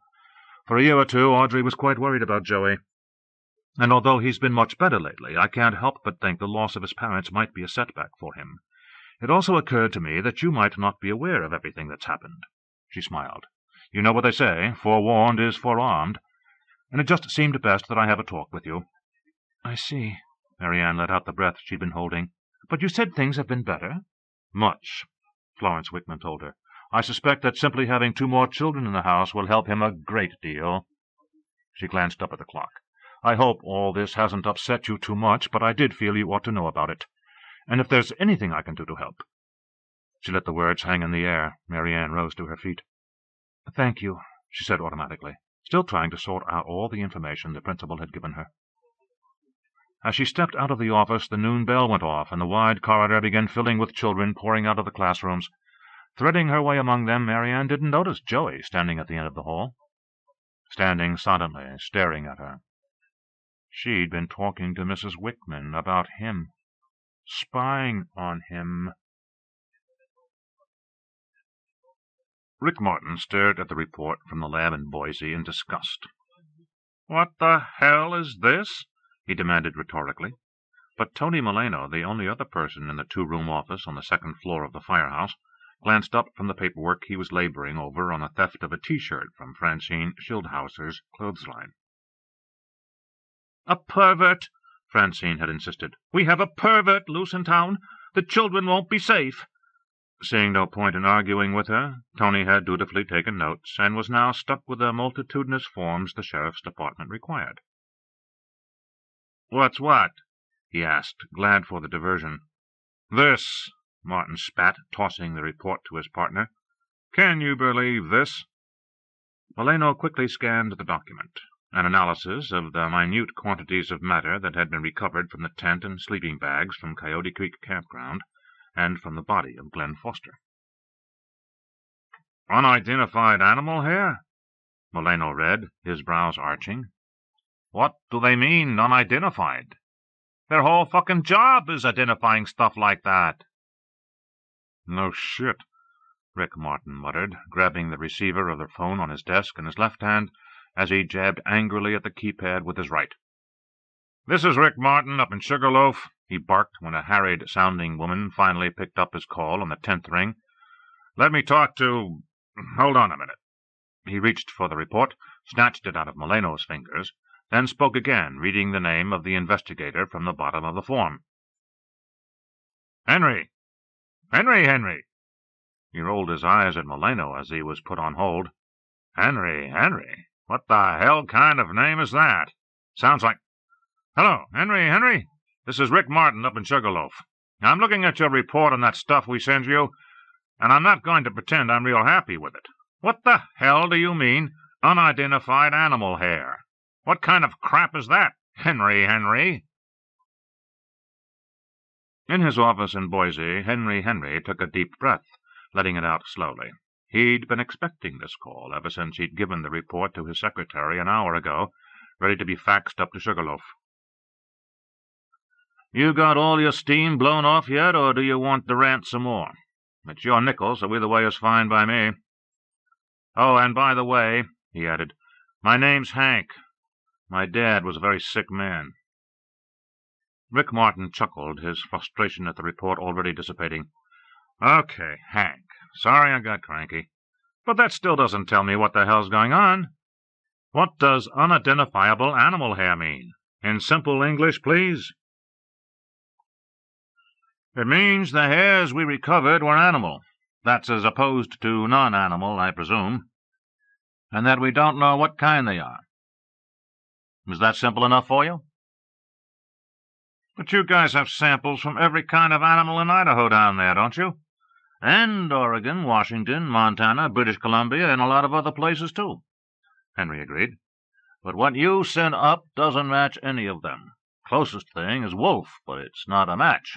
Too thin and too curly." "All right, so where does that leave us?" Martin asked, already wondering what he was going to tell Milt Morgenstern when the editor and publisher of the local newspaper inevitably called him.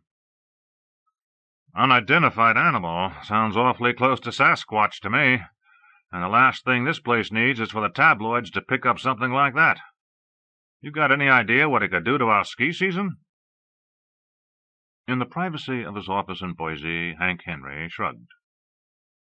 "But what if it is a Sasquatch you guys have got up there?" he asked with an air of exaggerated concern that slid across the line into parody. "Shouldn't the public be warned?" "Come on, damn it," Martin replied. "You're going to have to do better than that, and you know it." "All right," Henry sighed. "You're right. It isn't good enough, and it's pissing me off as much as it is you. I've already sent the samples to the FBI lab. They've got the equipment to do a DNA analysis, and I put a rush on the job. With any luck, we should have an answer within 24 hours. "What am I supposed to do in the meantime?" Martin demanded.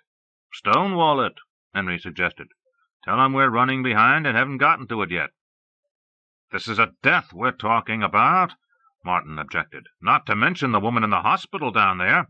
If I tell the newspaper guy up here that, he'll be on you so hard you'll feel like you got a yellow jacket in your jockstrap. I'll try to bear up under the pressures of the Fourth Estate, Hank Henry observed dryly before he hung up. Rick Martin got up from his desk, walked over to the window, and gazed down on the quiet street below. Quiet for now, anyway. But as soon as the first snow fell, the town would fill up. All the condominiums rented, the restaurants busy, the stores selling ski clothes as fast as they could ring them up.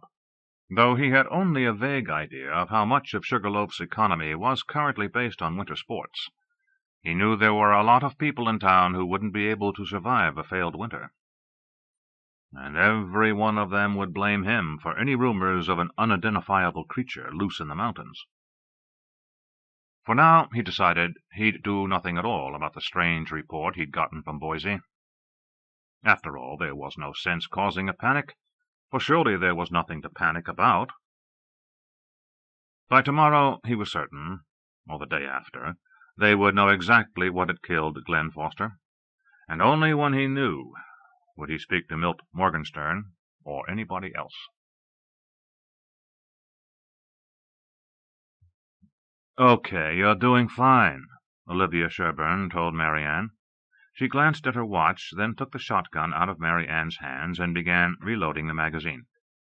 "I've got just about enough time for one more magazine, then I've got to go back to work." "Why don't we quit now?" MaryAnne suggested. "I just stopped in to say hello. I wasn't really expecting a shooting lesson." "No time like the present," Olivia replied. "Next time you'll load the shells yourself.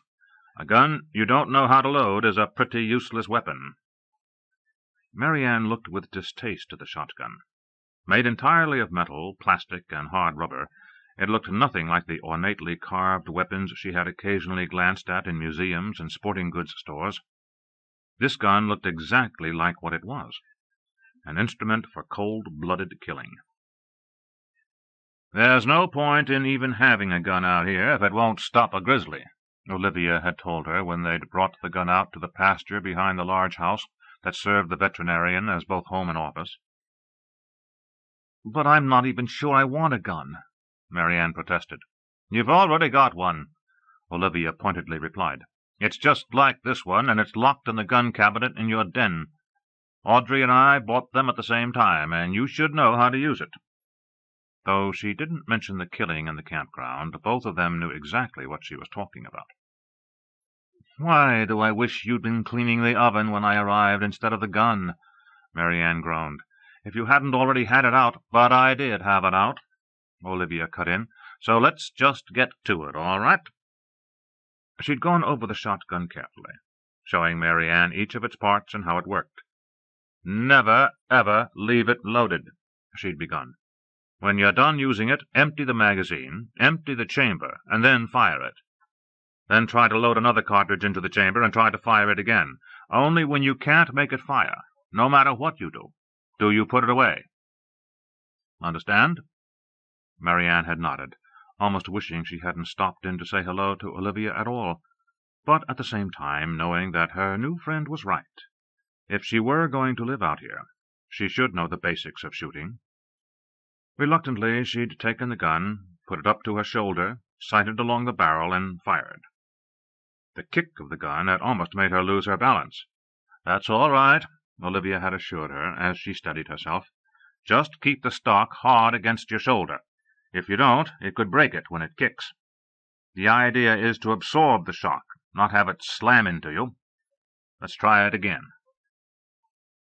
And so for almost half an hour, MaryAnne had practiced shooting, and slowly the weapon had begun to feel less alien in her hands. "With a laser sight, it's hard to miss," Olivia explained. "As soon as you squeeze the button, the laser comes on, and wherever you see the red dot is where the shot is going to hit." Now Olivia handed her back the reloaded shotgun, and pointed to a bale of hay about 50 yards away. It was the farthest target she had set up. From this far, MaryAnne didn't think she had a chance of hitting it. "All right, you'll see the red dot even from this distance," Olivia told her. "What you do is aim the gun at the ground in front of you, and just walk the spot up to the target. During the day, it's actually trickier, harder to see the red dot. Take a shot." MaryAnne shot the bolt, injecting a cartridge into the chamber, then lifted the weapon to her shoulder, her right forefinger curling around the trigger. Bracing the gun with her left hand, she pressed the button to light the laser. No dot appeared on the target, so she concentrated, carefully lining the target up with the sights on the barrel. Finally, she squeezed the trigger, pulling it with a slow, steady motion, preparing herself for the gun's kick. As the shot exploded, the target suddenly appeared to have developed freckles. "Bullseye," Olivia said. "Not bad. Not bad at all."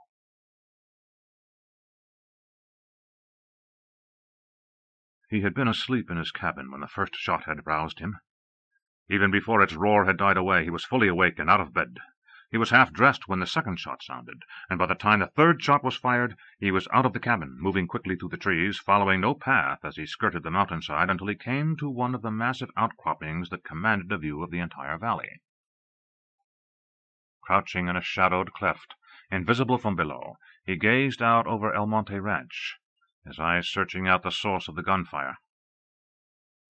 As MaryAnne Carpenter began firing the second magazine, the man's sharp eyes found the puff of smoke from the shotgun's muzzle, and he left his hiding place, ducking low to the ground as he raced along the mountain's flank, his bare feet silently carrying him closer to the veterinarian's property. At last he came to a ridge directly above Olivia Sherburne's pasture, where he crouched once more, still able to observe what was happening several hundred feet below him, invisible to the two women on the valley floor. He cringed as yet another shot was fired, the blast of the shell resounding in his ears with a force that made him wince in physical pain. A moment later his flaring nostrils picked up the acrid scent of burnt gunpowder floating up from below. He saw MaryAnne pump yet another cartridge into the chamber, and he braced himself for the next shot.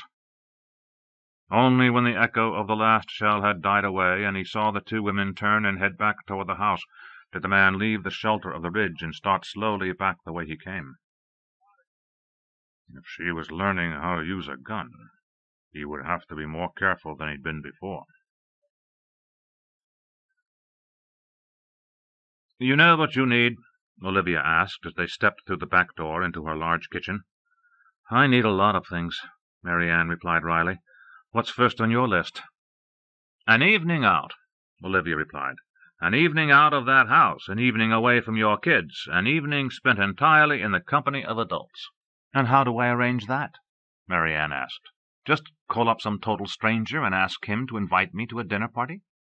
"Not quite. All you do is come down here about 6:30 this evening. I'm having a few people in, and I think you should join us." Though the idea instantly appealed to MaryAnne, she rejected it just as quickly. "What am I going to do with the kids?"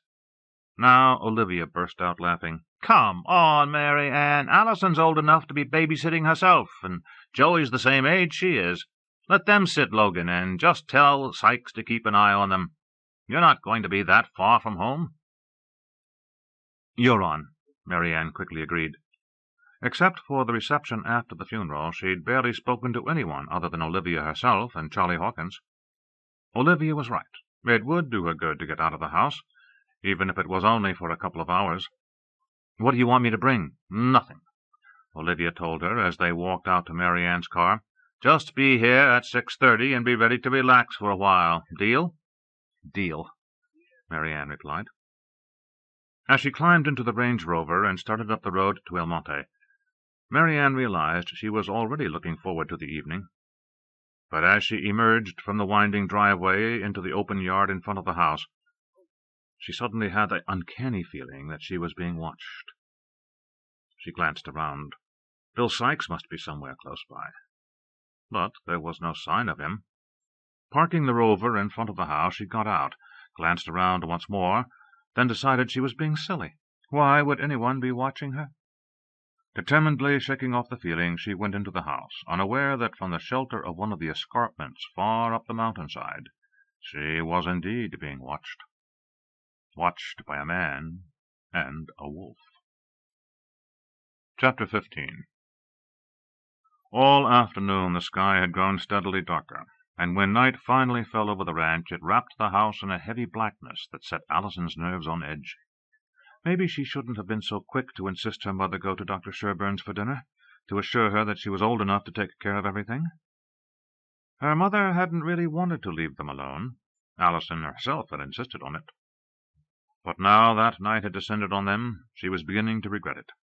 She moved through the lower floor of the big house, turning on lights in every room, trying to drive the shadows away.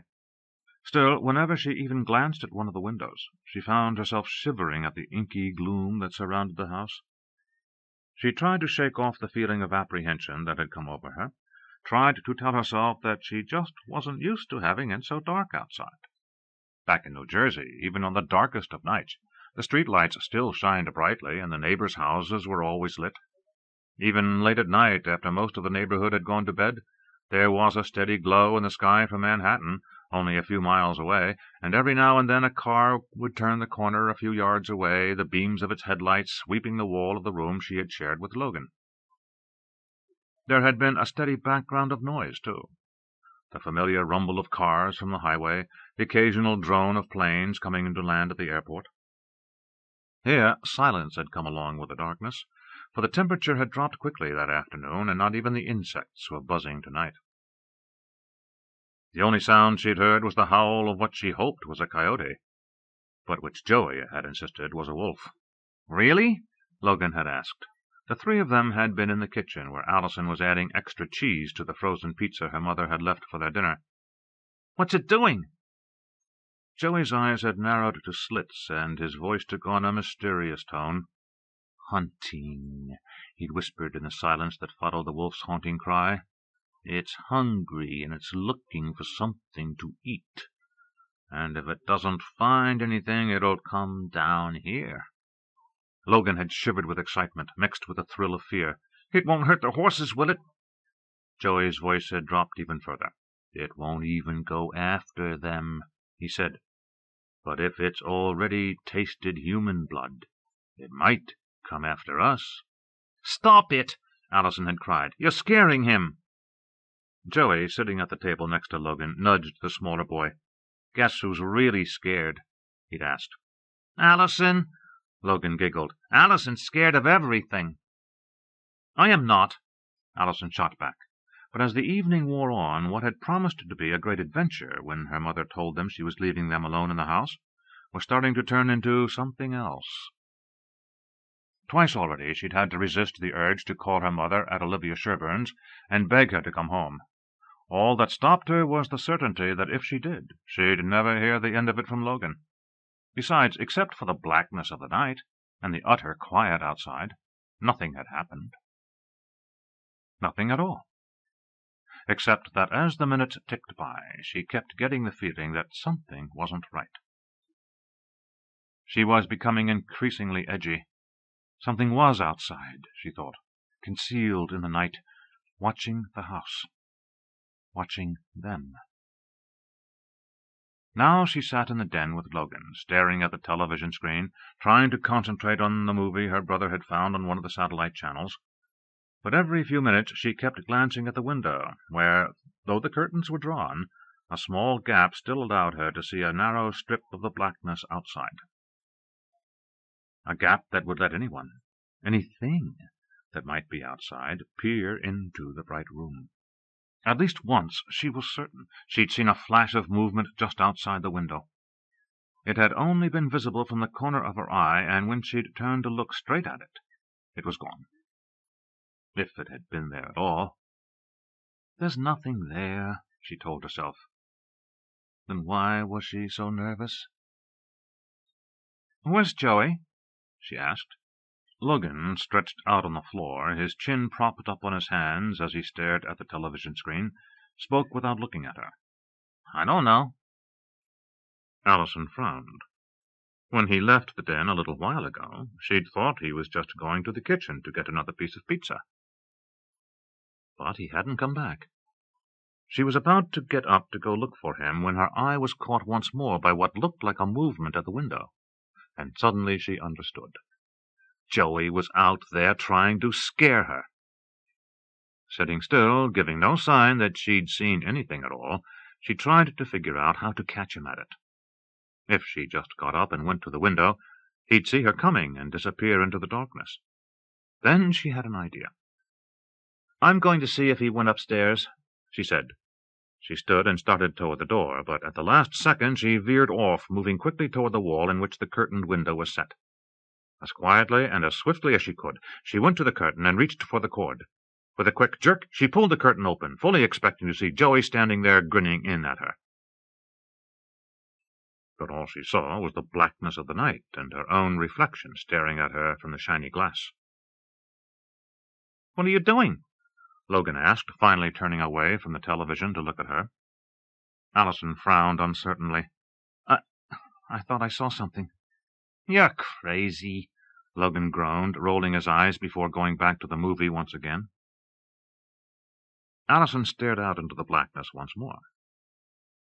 Had she seen something at the window? Finally, she left the den, going through every room in search of Joey. But she already knew he'd gone outside. The one thing her mother had made them promise not to do. "Remember, I want all of you inside the house all evening. Agreed?" And all of them, including Joey, had agreed. What if he'd broken his promise? Should she call her mother down at Olivia Sherburne's and tell on him? Or should she just go out herself, find him, and make him come back? But she knew she'd never work up the nerve to go out into the terrifying blackness beyond the house. Coming to the top of the stairs, she saw light spilling from the crack under Joey's door. She paused uncertainly. Could he have left it on just to fool her? Scowling, she went to the closed door and knocked. Storm whimpered eagerly in response, his claws scratching at the inside of the door. When there was no answer from Joey, though, she opened the door and peeked in. Storm reared up to lick her face, and Allison gave him a scratch before pushing him aside. Then she saw Joey. He was sitting on his bed, his back propped up against the headboard, his face pale, his eyes wide open. For a long time he stared at her and said nothing. At last he spoke in a cold, flat voice. "I hate her," he said, his words falling from his lips like chips of ice. "She's spying on me, and I hate her." Bill Sikes moved silently through the darkness outside the house, his senses sharpened, his well-toned muscles carrying him with a lightness and sure step that belied his years. He'd been outside for almost an hour now, just checking on things, like Mrs. Carpenter had asked him to. Not bothering the kids, not even going up to the back door to ask them if they were okay. Just checking around.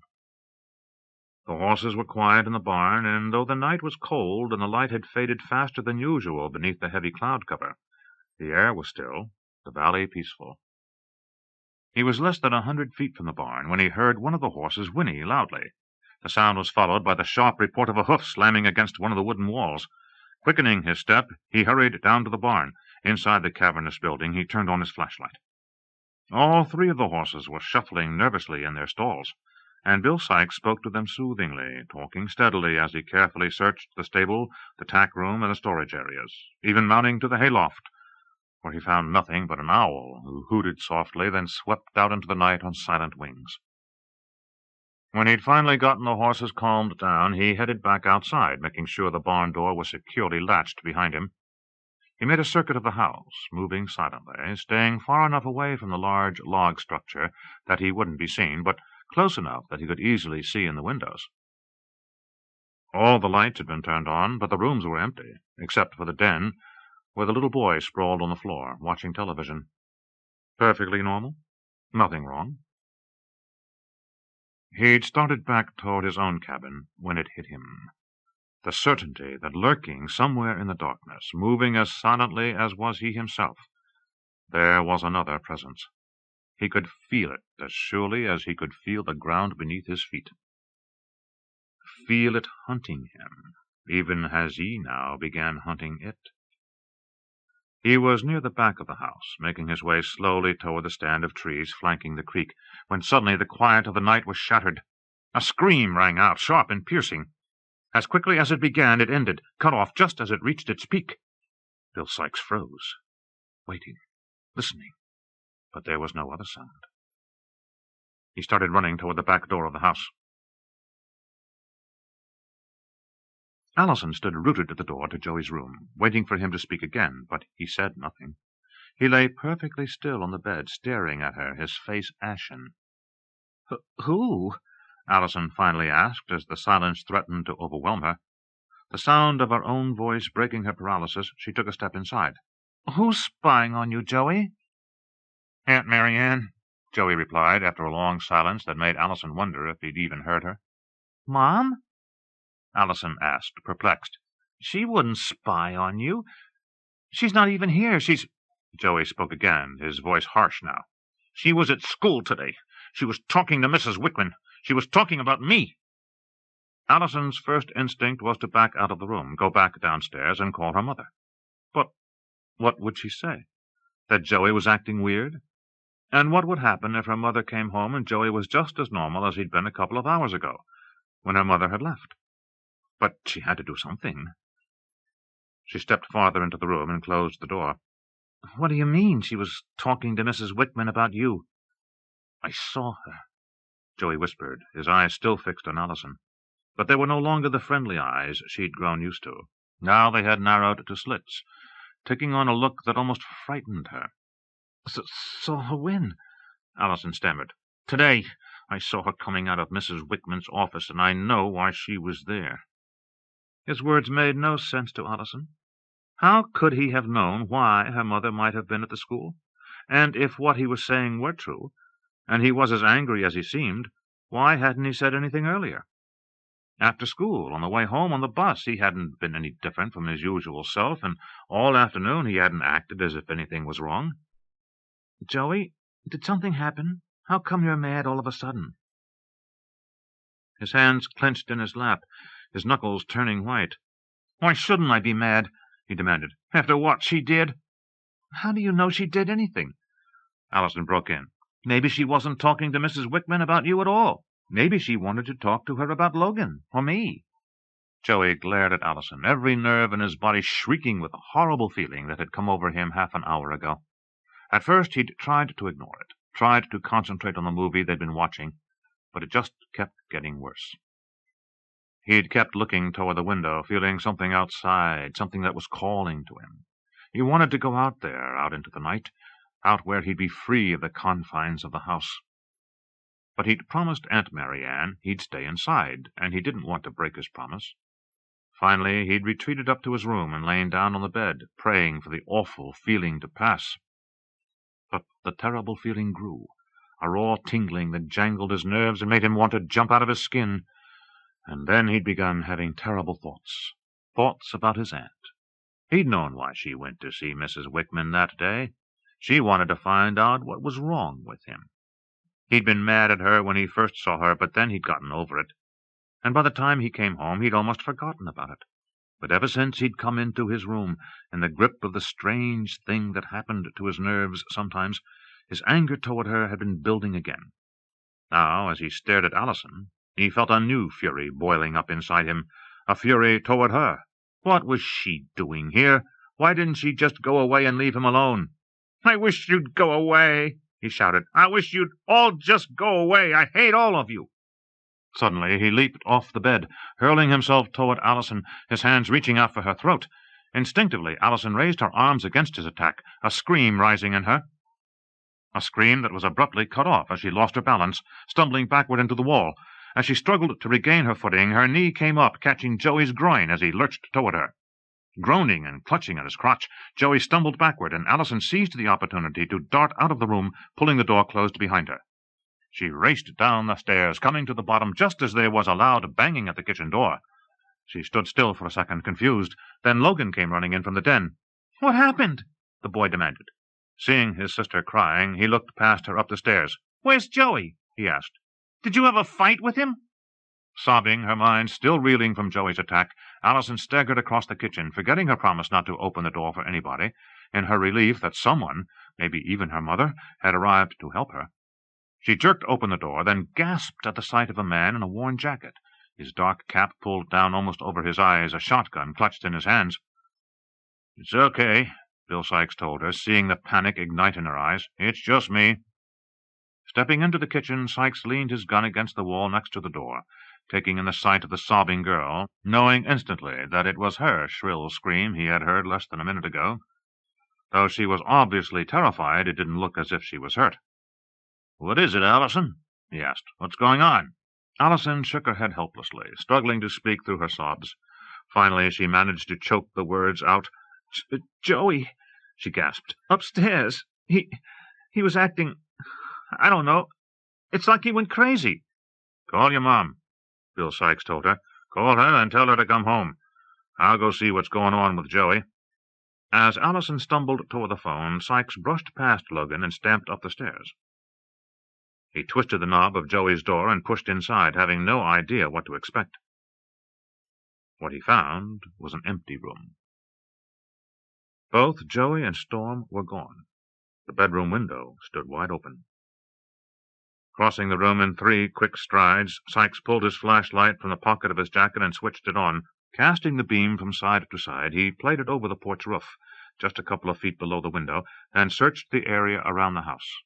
As he swept the light out into the field that lay between the house and the woods, he suddenly saw Joey, caught in the beam like an insect on a pin. Running at full speed, Storm gamboling ahead of him, Joey was already halfway across the field, heading straight for the forest. Cursing under his breath, Bill Sykes raced out of the room and back down the stairs. He grabbed his shotgun from where he'd left it by the kitchen door and started after the boy. Chapter 16. Rick Martin was just about to let the dog out for the last time that night when the scanner in the kitchen came alive and he heard the dispatcher's voice from the sheriff's department in Challis, the county seat. "Unit 72, Sugarloaf. I have a report of a missing child at El Monte Ranch, end of Coyote Creek Road. Please investigate." Her voice changed, shifting out of its impersonally official mode. "Tony, what's going on up there? First a DOA and a critical injury, now this?" His dog forgotten, Rick Martin hurried into the den of the little house on Pocatello Drive that he and Gilly had bought 5 years earlier, and switched on his radio. "Dispatch, this is Unit 71, Sugarloaf. I'll take the missing child myself." 72, are you copying? "I'm already on my way, Rick," Tony Moreno replied. "Any idea what's going on?" "I know I don't like it," Martin told him, remembering the strange lab report indicating that some unknown creature was prowling in the mountains above the valley, but unwilling to talk about it over the airwaves. "I'm bringing my dog. Call Frank Peters and have him bring his hounds up, too. Do we know who's missing?" "Joseph Wilkinson," the dispatcher replied. "Age 13, about 5 feet tall, brown hair." "I know what Joey looks like," Martin cut in. "We all do. I'll see you up there, Tony. 71 Sugarloaf, standing by." Gilly followed him into the bedroom as he began changing back into his uniform, pulling on a pair of long johns before donning his pants and shirt. "I'm coming with you," she announced in a tone that said she would brook no opposition. Still, Rick felt constrained to try. "What's the point? This could be a long night, and there's no point in your—" "Sitting up waiting to hear what's happening?" Gilly finished for him. "Thanks, but no thanks. At least if I'm up at El Monte, I'll know what's happening. Besides, I can give MaryAnne Carpenter a hand. If she's going to have a search party headquartered there, she's going to need all the help she can get."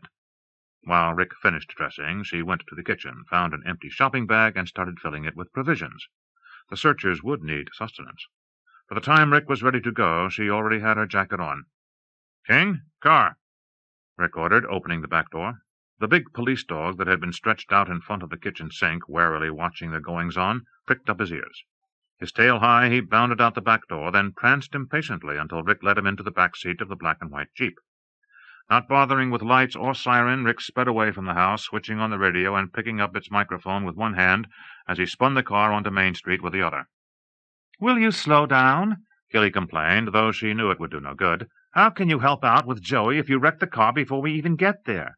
As they left town, and Main Street curved slightly to the right as it became Coyote Creek Road, Rick pulled into the left lane to pass a Nissan sedan. "Shit," he muttered as he recognized Milt Morgenstern's car. "Where's he think he's going?" "Now, I wonder," Gilly mused with exaggerated sarcasm. "Let's see. He's the editor of the paper, and he's got a police scanner, and there was just a report that Joey Wilkinson is missing." She shook her head. "Nope. It's too deep for me. He's probably just out for a ride." Rick glanced at his wife sourly. "Smart ass." "Come on, hon. He's just doing his job the same as you're doing yours." "I guess," Rick sighed. Just try to keep him away from me, okay? He's been on me all day about the lab report on Foster, and I've been dodging him." Gilly's teasing smile vanished. "Why? Is there something in the report you don't want him to know about?" Rick realized his mistake too late, but there was no way Gilly would let him off the hook now. As they approached the gate marking the entrance to El Monte Ranch, he quickly told her what the lab in Boise had come up with. "It's got to be some kind of snafu," he finished. "But unless Tamara Reynolds remembers something she hasn't told me about, and I know what really attacked Foster, I don't see any reason to let Milt Morgenstern cause a panic around here." Gilly said nothing for a moment. Then, "What if it's not a mistake, Rick? What if it's something—" She hesitated, then went on, "Well, what if it really is something no one's ever seen before?" Rick pulled the squad car to a stop in front of the large log house at the end of the drive. He switched off the ignition and turned to face Gilly. "I don't believe in crap like Sasquatches or snowmen, and neither do you," he said. "So let's just leave that kind of garbage out of this, okay? But not a word." Getting out of the car, he released King from the back seat, then strode up to the front porch and rapped sharply on the door. Olivia Sherburne opened it a few seconds later, standing aside to let the deputy and his wife in. "Everyone's in the kitchen."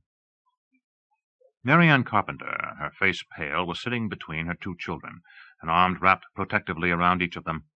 Across from her, taking notes, was Tony Milano, and Charlie Hawkins was leaning against the counter, listening intently. As Gilly tried to smile encouragingly at MaryAnne, Milano filled Rick in on what had happened. "Has anyone checked on Sykes's cabin?" Rick asked. "If he found Joey and the boy was still acting strange, he might not have wanted to bring him back here." "I checked," Olivia Sherburne replied.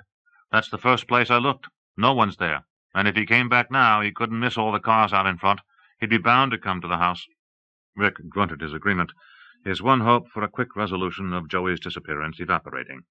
When there was another loud knock at the front door, his expression hardened. "That'll be Milt Morgenstern," he warned. "Gilly and I passed him on the way up here. I'd appreciate it if all of you would say as little as possible right now. Just tell him the kids had a fight and Joey took off.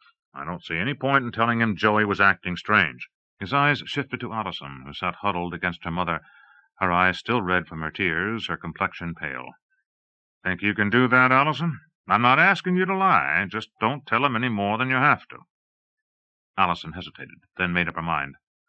"How about if I just go up to my room?" she asked. "Then I wouldn't have to talk to him at all." "Perfect," Rick said. "How about you, Logan? I know how hard it is to keep a story as good as this one a secret, but it's important." "I won't say anything," Logan promised. "Then, can I go help look for Joey with you?" Rick Martin made a show of considering the idea, then shook his head. "You could help me more by staying here and taking care of your mother. Could you do that for me?" Though looking slightly crestfallen, Logan agreed, and by the time Olivia let Milt Morgenstern in, Allison had disappeared upstairs. The editor listened to the simple story Rick Martin had concocted, and zeroed in on Bill Sykes's absence. "You're sure he's out looking for Joey?"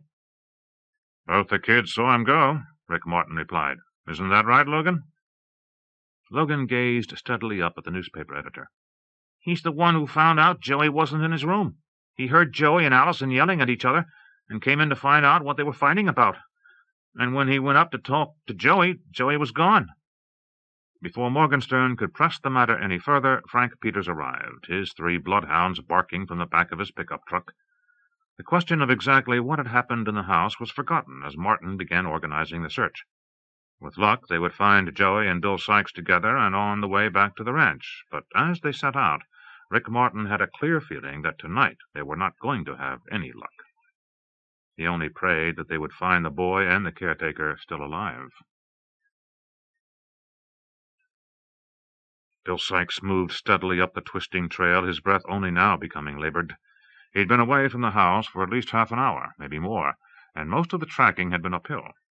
Following Joey across the field had been easy. The boy's footprints were clear in the soft ground, and even without the tracks, the trampled grass where his feet had fallen made a clear trail. But when he'd come to the woods, it had immediately become more difficult.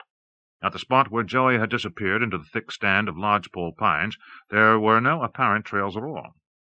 Yet Sykes had had little trouble following the boy, for Joey had still been running here, and every time his foot struck the ground it left a deep heel print and disturbed the carpet of pine needles. Though his pace had slowed from what it had been across the field, Sykes was still able to move rapidly. The land was no longer level. 100 yards into the stand of trees, the floor of the valley had given way to the beginning of the mountainside. Here, though, Joey had stumbled onto a trail and begun following it. It was a hiking path, wide and clear of pine needles, and if it hadn't been for yesterday's rain, Sykes surely would have lost the boy's trail completely. But the rain had melted the hard-packed earth into sticky mud, and Joey had run straight up the center of it, leaving deep footprints with every step. As he followed the trail up the mountain, Sykes broke into a run. He was gaining on Joey. He had to be. But then the trail had forked, and Joey had apparently taken the upper path, a much steeper and narrower track. Sykes's progress slowed significantly when portions of the trail led over wide patches of bare granite, the only sign of Joey's passage the clods of mud that dropped from his shoes. For the last 10 minutes, Sykes had been moving on instinct alone, for the terrain had changed once again. The path threaded through a maze of immense boulders, some of them heaved up when the mountains had been formed millennia ago, others forced down from above by glaciation during the last ice age. Here the topsoil had long ago been ripped away, scoured out by the advancing ice, the naked stone of the glacial moraine kept barren of any growth by the constant winds that swept down from the peaks above. It was here that Bill Sykes finally paused, his heart pounding now, his breath coming in gasps after the long climb. And yet he wasn't even to the timberline yet. Far beyond the great rampart that loomed above him, the thick forest of pines still climbed steadily upward. Could Joey be up there somewhere, moving through the trees? Sykes didn't know, couldn't know, for there was no longer any way of tracking the boy. "Joey!" he called out, his voice sounding tiny in the vast reaches of the mountains. "Joey! Where are you?"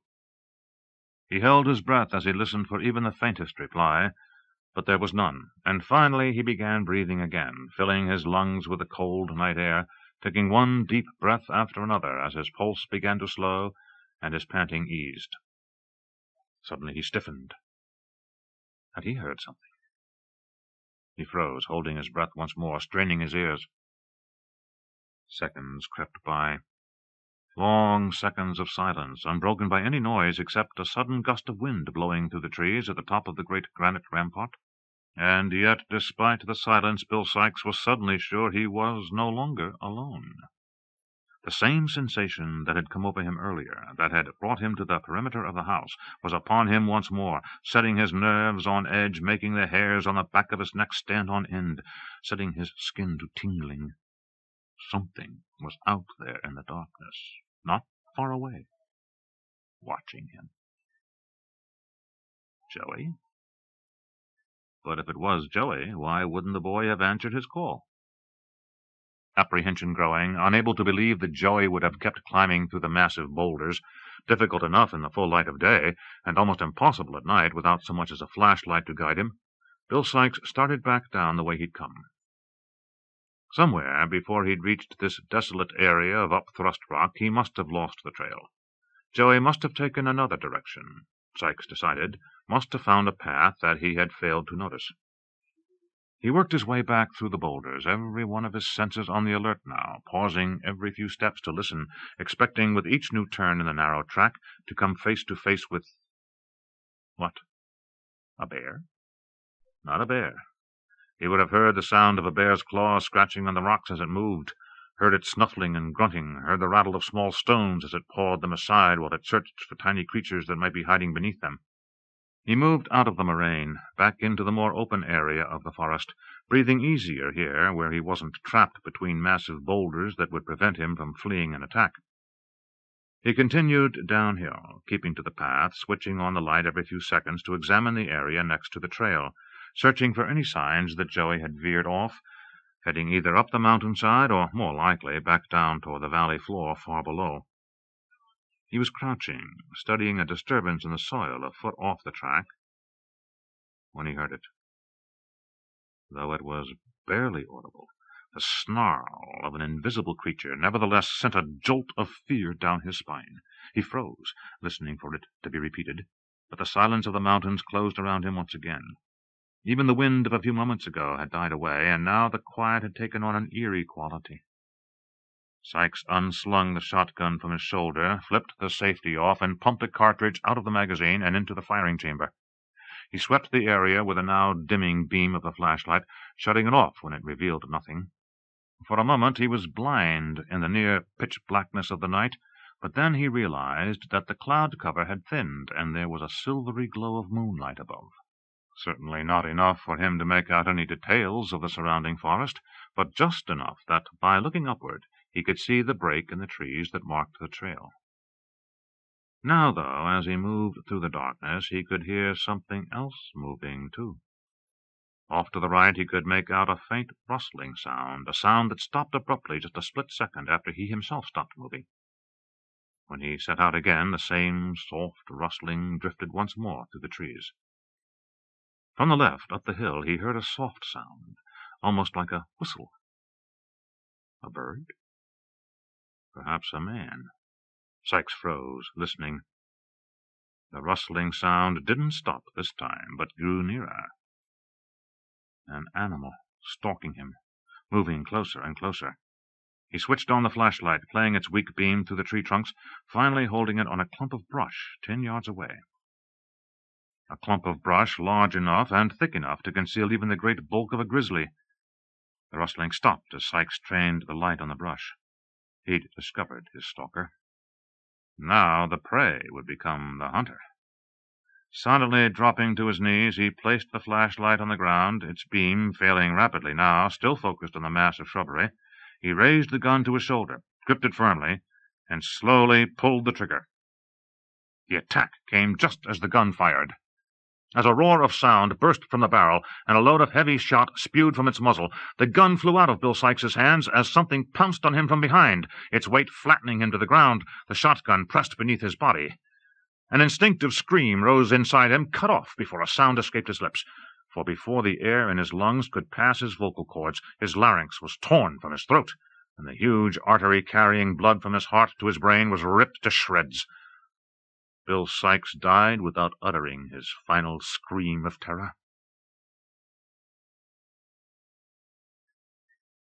The single report echoed back and forth across the valley. Frank Peters reached down and unsnapped the leashes that held his 3 bloodhounds in check.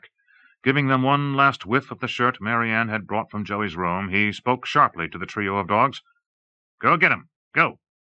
Baying with joy at being released from their constraints, the hounds raced ahead, quickly disappearing into the darkness. But as Peters, followed by Rick Martin, Tony Milano, and Olivia Sherburne, who had insisted on coming along despite Rick's strongest arguments, continued climbing up the trail through the pine forest, he knew there was no chance of losing the hounds. As long as they were on the scent, they would keep baying. In the event they lost it, the tone of their howling would instantly change as they began ranging around, searching for the lost scent, never giving up until he caught up with them and reattached their leads to drag them away. Even if their quarry went into a river, the hounds would keep on, splashing back and forth through the water, searching both banks, dashing up and down the river, constantly searching. A few minutes later, the baying did indeed change its tone, but not to the note of frustration that Frank Peters anticipated. Rather, it was the excited bark the dogs emitted when they'd succeeded in tracking down and treeing their prey. "Let's go," he said, heaving his heavy frame into a trot. "They've got something." It took them nearly 10 minutes to catch up with the dogs. When they finally did, what they found was not what they were expecting. As Peter shined his flashlight on the object that had so completely distracted his dogs from their job, he stopped dead in his tracks, swearing softly. "Holy shit," he breathed. "Look at that." Olivia Sherburne, caught on the trail behind the 3 men, elbowed past them, terrified that she was about to see Joey Wilkinson's corpse spread out on the ground.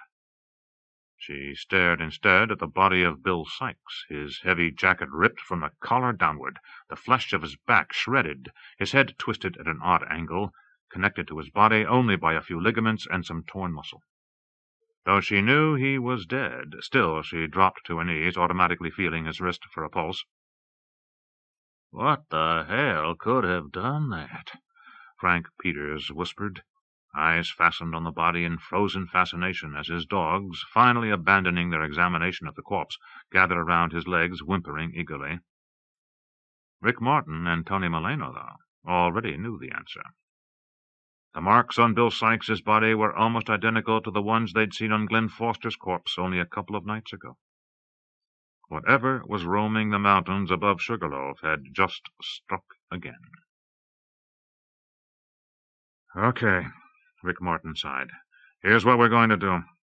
I don't want anything touched until the guys from Boise can get up here tomorrow. I don't want any footprints disturbed. I don't want Sykes's body moved. Nothing. If there are any clues about what happened up here, I want them exactly in place tomorrow morning. Tony, how do you feel about staying up all night again? Moreno shrugged. I survived the other night. Guess I'll make it through tonight, too. Okay, build a fire and watch your ass. He shifted his attention to Frank Peters. Any chance of getting your dogs back on the scent? Peters spread his hands helplessly. I can try, but I don't know. For the next 20 minutes he led the dogs around the perimeter of the area where Bill Sykes had been found, staying well away from the body itself, partly to keep the hounds from being distracted by the fresh blood, partly to avoid disturbing the killing ground. But the hounds failed to pick up Joey Wilkinson's scent. It was as if he'd simply vanished into the blackness of the night. Chapter 17. The light of the rising sun crept down the rugged slopes of the mountains, diffused by the leaden sky, so that the slow shift from the blackness of night to the gray of morning seemed to have no source at all. Slowly, out of the darkness, emerged the ghostly forms of the great jutting cliffs and the towering trees that flowed down from the timberline to the valley below. Joey Wilkinson, sleep finally beginning to release him from its tight embrace, snuggled deeper into the bed, fighting off the slow wakening of his mind and body. As the cold of the morning seeped into his body, he closed his fingers on the covers to draw them closer around him. But something was wrong. Instead of the soft down of his familiar comforter, he felt something rough in his fingers. He came instantly awake. His eyes blinked open. He was lying on his side, and the first thing he saw was a window. A window with no glass in its empty frame. A window that shouldn't be there, for in his room at home he could see no window when he was lying on his left side. His pulse quickened as he suddenly realized the bed in which he'd slept was not his own. Every muscle in his body ached, not just from the cold, which seemed to penetrate deeper within his very bones with each passing second, but from an unaccustomed stiffness as well. Joey sat up, and the animal hide with which he had been covered fell away, leaving him shivering as the cold wind from the window struck his naked chest. Where was he? Why wasn't he at home? He tried to remember what had happened last night. It began to come back to him in bits and pieces. The feeling had come over him last night. The terrible, nervous feeling. The urge to run out into the night. The voice he'd heard calling out to him, whispering his name. He'd tried to shut it out, but the harder he tried not to hear it, the more persistent the voice became. He'd started wondering if this time he was actually going to go crazy, and that thought had scared him even more than the terrifying things happening to his mind and his body. What if it never went away this time? What if he had to spend the rest of his life feeling like this? They'd lock him up. They'd put him in a hospital with all the crazy people and never let him out again. His emotions had fed on each other then, and he could feel himself sinking into a dark pit with a monster waiting for him at the bottom, a terrifying monster which would suddenly attack him, coming out of nowhere, twisting its tentacles around him like a choking vine from which there would be no escape. Finally, the whole turmoil in his mind had congealed into rage, and he yelled at Aunt MaryAnne when she came looking for him. No, he hadn't yelled at Aunt MaryAnne at all. It had been Allison who had come to his room, not Aunt MaryAnne. His memory was getting fuzzy again, and he had to struggle to remember it all. Allison had come to his room. Why? And why had he been so mad at her? He tried to remember what she'd said to him, but his mind failed him. But he did remember lying on the bed, staring at her, hating her. Hating Allison? But that was crazy. He didn't hate Allison. He liked her. In fact, he liked her more than anyone he'd ever met. Yesterday morning, when she'd taken his hand, he felt wonderful, as if no matter what anyone said about him or how they treated him, It would be all right as long as Allison was next to him, holding his hand. And then last night he'd said things to her, terrible things, things about her mother and even about her. Snatches of it came back to him now. Wish you'd go away. Wish you'd all go away. Hate all of you. He'd gotten off the bed and he'd... Oh, Jesus, he'd attacked Allison. Except he hadn't, not really, he wouldn't have. But even as he sat on the hard bed in the icy room, he knew that he had. He'd run at her to put his hands around her neck and squeeze, and keep squeezing. But why? She hadn't done anything to him. She'd just been trying to talk to him to find out what was wrong, to help him. And he'd tried to kill her. But she'd gotten away from him. He shoved her, and she fell against the wall, and... All he remembered was a terrible searing pain, and then he'd been outside running. Storm had been with him, and it had been very dark, and yet despite the blackness of the night he'd been able to see almost as clearly as if it was daytime. Yet his memory after he'd left the house was nothing more than flickering images he could barely grasp before they flitted away again, skittering out of his reach before he could quite examine them. Where was he? Wrapping the animal skin around himself, he went to the open door and peered out. He frowned. The clearing looked familiar, and when he finally went outside and turned to look at the crumbling cabin in which he'd passed the night, he had a certain feeling that he'd been here before. When? He went back into the cabin, his mind puzzling at the question, and suddenly he knew. Day before yesterday. Tuesday afternoon, when he had gone up to Coyote Creek campground with Allison and Logan. Storm had smelled something and gone off after it, and he followed. It hadn't seemed like they'd been gone very long, but when he got home it was a lot later than he thought it should have been. Was this where he'd come? He gazed curiously around the cabin, stared at the single chair that stood next to a rough-surfaced table made of curling pine planks. There was an ancient cast-iron stove with a large kettle on it, a counter on which there were some badly chipped plates and mugs, and a few worn-looking clothes hanging from rusty nails hammered into the walls. So someone lived here, even if there wasn't any glass in the windows and the door barely shut. He looked at the windows once again and discovered that there were shutters on the outside, shutters that could be pulled closed and bolted. Once he'd secured them, he went to the stove, found the remnants of a barely smoldering fire, and added 3 pieces of wood to it from the box against the wall. Under the counter there was a lantern, an old kerosene one, but its wick was trimmed and its chimney clean. Yet if someone lived here, where was he? And where was Storm? He went to the door once more, whistled, and a moment later Storm appeared, slinking out of the underbrush, only to stop when he was still 10 yards away from the cabin, dropping nervously to his haunches. Joey frowned at the dog's behavior, then called out to him, "Come on, Storm, it's okay, boy." The dog didn't move, but only whimpered anxiously. "Storm, come!" Joey commanded. Still the dog didn't move from where he sat, but his body stiffened, and he began quivering with nervousness. Scowling at the shepherd, Joey turned away, went back into the cabin, and set about searching for his clothes. He finally found them, piled in the corner of the cabin's single room, and picked them up. A strange, sharp odor filled his nose, and he carried the clothing to the bed, puzzled. Only when he shook them out did he understand. Everywhere, dark stains covered his clothes, blood stains. Still wet, still sticky. Where had they come from? Had he done something? Something he couldn't even remember? He must have. If he hadn't, why were his clothes stained? Seizing them, he hurried to the stove, where the wood he'd added had begun to sprout flames, and stuffed the clothing inside, slamming the door shut as soon as the bloodied material began to singe. Terrified by the thoughts that now swirled through his mind, his eyes darted frantically around the cabin like those of a trapped animal. He had to get out now! Shoving his bare feet into the pair of shoes that sat on the floor next to the bed, but with nothing to protect him from the cold of the morning except the animal skin beneath which he'd slept, he fled out the front door, Storm finally leaving his post to dash after him as he started down the trail. The horrible knowledge of what he must have done during the night building in his mind, yet having no clear memory at all of actually having done it, Joey charged down the mountainside, slipping and sliding on the stony trail, one hand holding the fur blanket around his naked shoulders as he used the other one to steady himself when he lost his footing. As he came into the forest and the path leveled out, he slowed.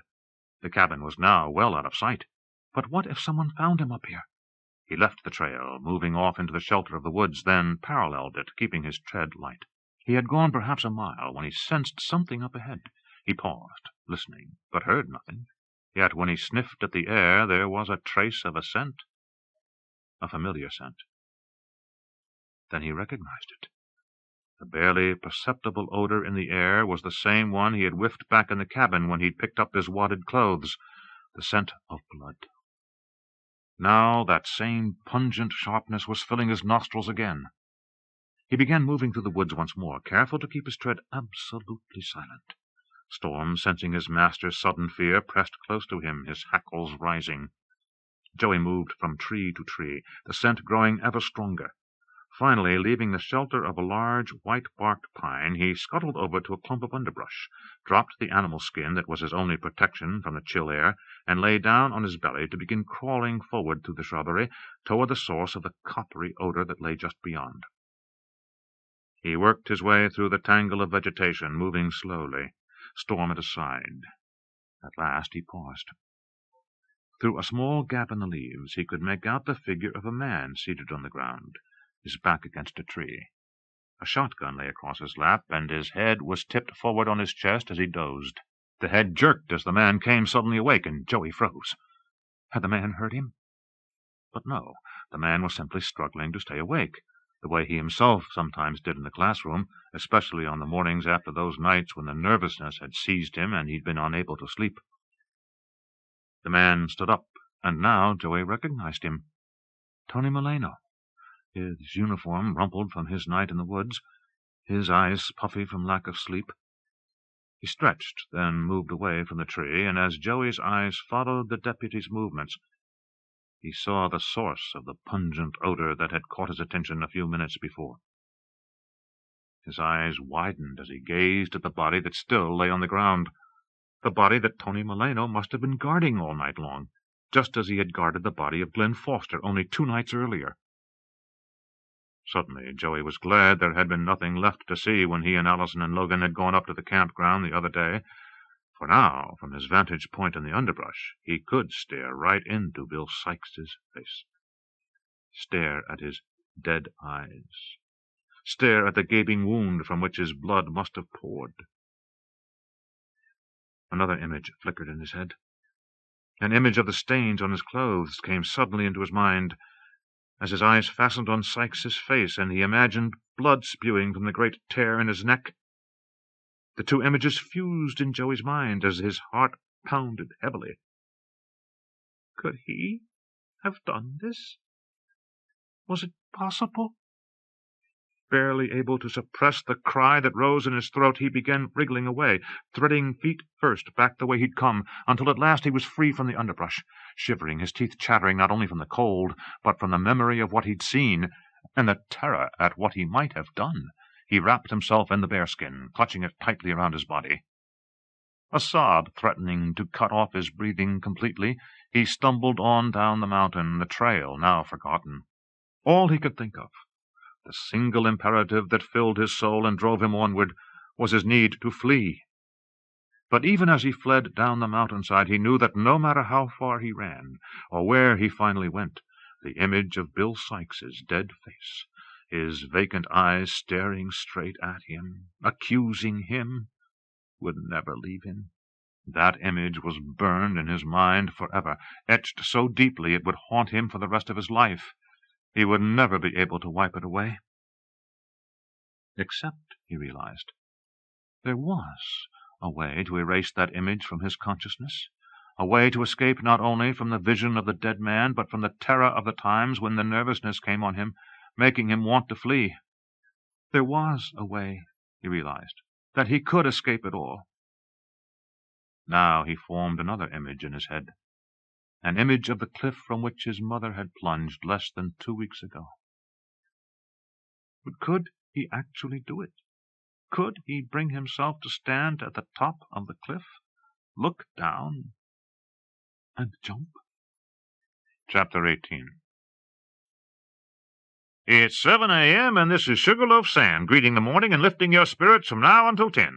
It's a cold morning in the Sugarloaf Valley, and promising to get colder before it gets warmer.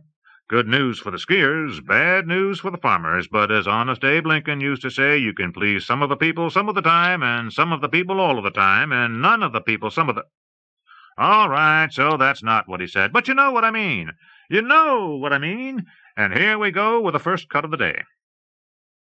Sam Gilman hit the play button on the console in front of him, and the Mantovani strings began playing Summertime, which struck Sam as absolutely appropriate for the unseasonably cold September morning.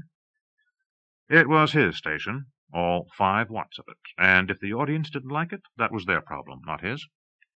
He swiveled around on the chair that took up nearly all the available floor space in the one-room studio and began checking over the list of guest hosts his tiny radio station would be broadcasting that day. Arnie Svensson was coming in for an hour, starting at 10, to talk about getting cars ready for winter. Nearly everyone in town would be tuning in for that one. Though Arnie had been running Sugarloaf's only gas station for nearly 30 years, his Swedish accent was still so thick as to make what he said nearly unintelligible. So he always brought his wife, Naomi, along to translate, and Naomi never failed to contradict everything Arnie said. By the end of the hour, they would appear to be on the verge of divorce, and then Arnie would grab the mic. "Just bring the damn car in," he'd bellow. "I do it all for nothing." The rest of the day would be much the same, for Sam Gilman let pretty much anyone who had something he wanted to talk about come in and take over the mic for an hour or so. On days when no one wanted to talk, there were plenty of tapes for him to play. In a pinch, he had a few tapes that could run up to 8 hours, and no one would ever be the wiser. But the kind of programming he loved best was the sort of unpredictability he got by inviting the townspeople to come in and unburden themselves. As long as what they had to say wasn't obscene or patently offensive to any particular minority, Sam's policy allowed for pretty much any kind of offensiveness to an individual. Sam liked people to speak their minds, whether they agreed with him or not. Indeed, he had taken to running the disclaimer announcement stating that the opinions of the speaker did not necessarily reflect those of the station or its owner, even when he himself was on the air. When asked about that little ploy, he always replied that he often found himself in violent disagreement with his own thoughts, and was merely protecting himself from the possibility of suing his own ass from here to Boise. Sam Gilman's methods of running his station hadn't made him much of a profit, but they certainly kept the town tuned in. Thus, when Sam swung around on his chair and saw Milt Morgenstern, his eyes red, peering through the glass panel in the tiny studio's door, he immediately sensed that Milt had something he felt was too hot to hold for the next edition of the paper, which wouldn't come out until tomorrow. He waved the editor and publisher in, grinning mischievously. "You know, you and I could set up a media cartel around here if we wanted to. Between us, we could have absolute mind control over this town.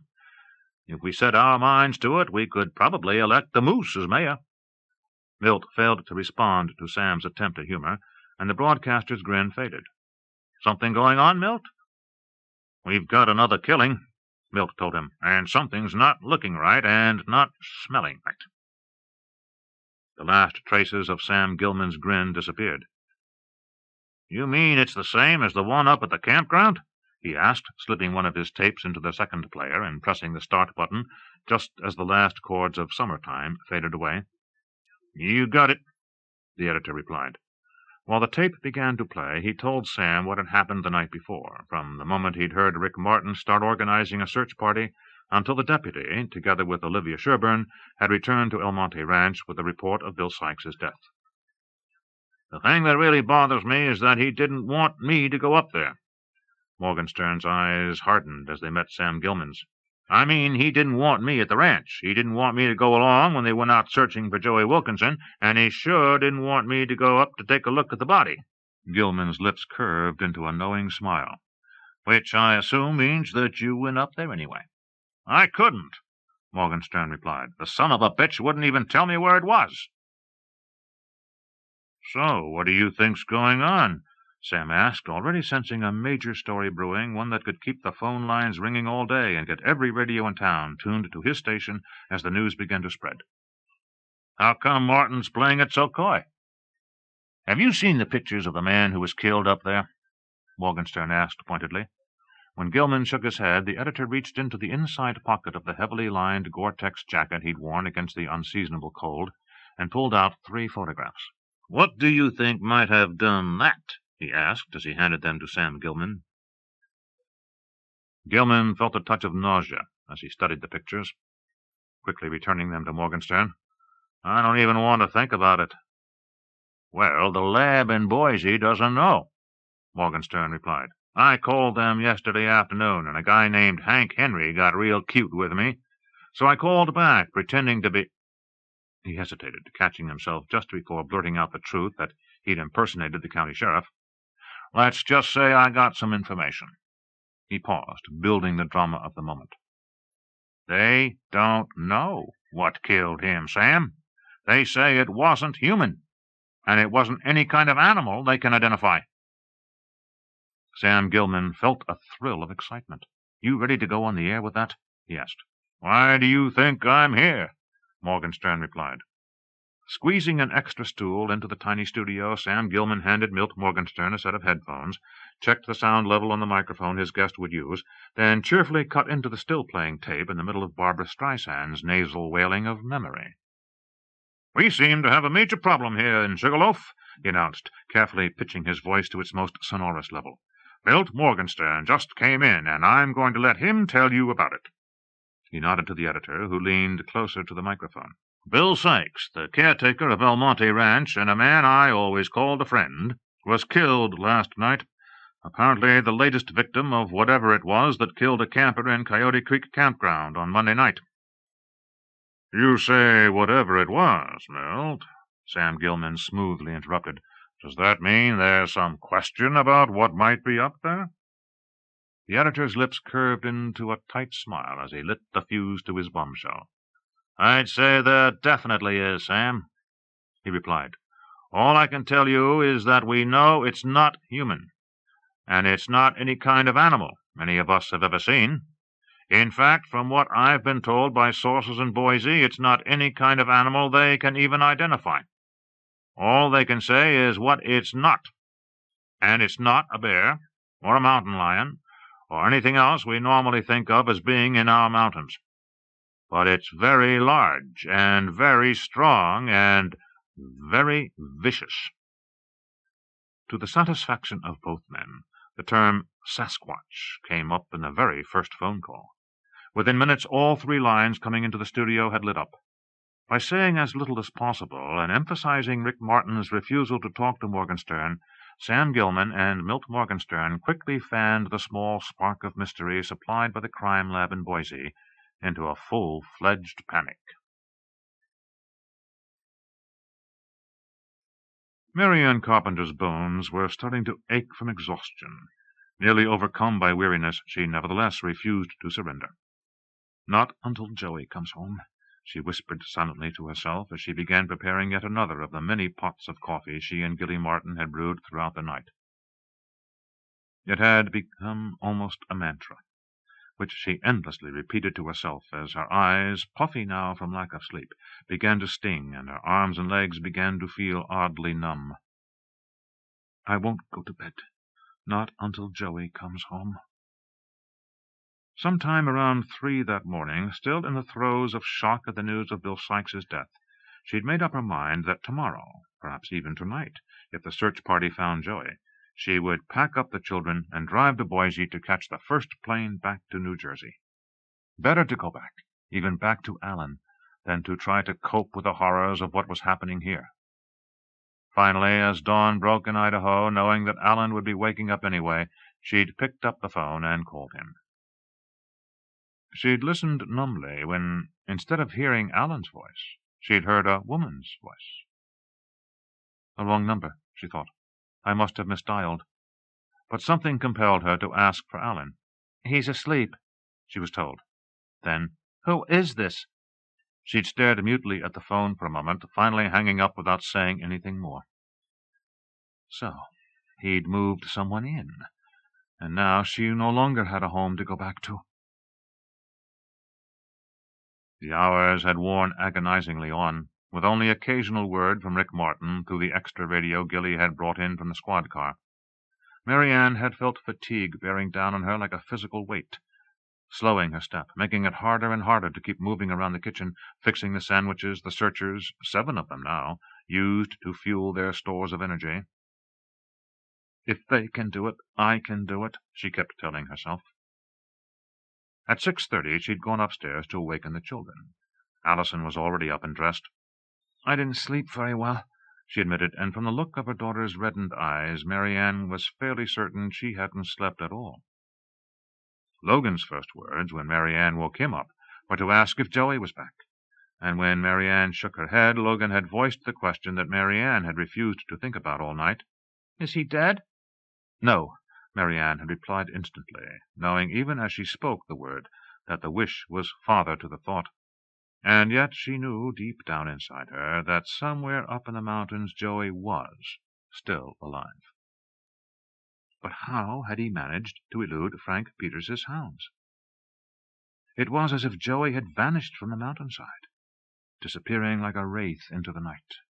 Now both the children were at the kitchen table, wolfing down the pancakes Gilly Martin had fixed for them, and MaryAnne was counting scoops of coffee into the basket at the top of the enormous restaurant-sized percolator she had found on the top shelf of the pantry behind the kitchen. She had just measured the last scoop when a flicker of movement far across the field caught her eye, and her pulse began to race. Joey! It had to be Joey! She hurried to the back door, jerking it open, expecting to see the boy running across the field, only realizing as she stepped out into the yard that what she'd seen wasn't Joey at all. It was Storm, standing at the edge of the forest. MaryAnne called out to him, but instead of breaking into a run toward her, the dog turned and disappeared back into the trees. Joey, she thought. He had to be with Storm. He had to be. Surely the dog wouldn't leave his master in the middle of the wilderness. Wheeling around, she dashed back into the house. "How long before Rick gets back here?" she asked Gilly Martin. "Maybe 10 minutes," Gilly replied, staring in puzzlement at MaryAnne. "He said—" "Let me have the radio," MaryAnne cut in. "Show me how to work it, and stay with the kids."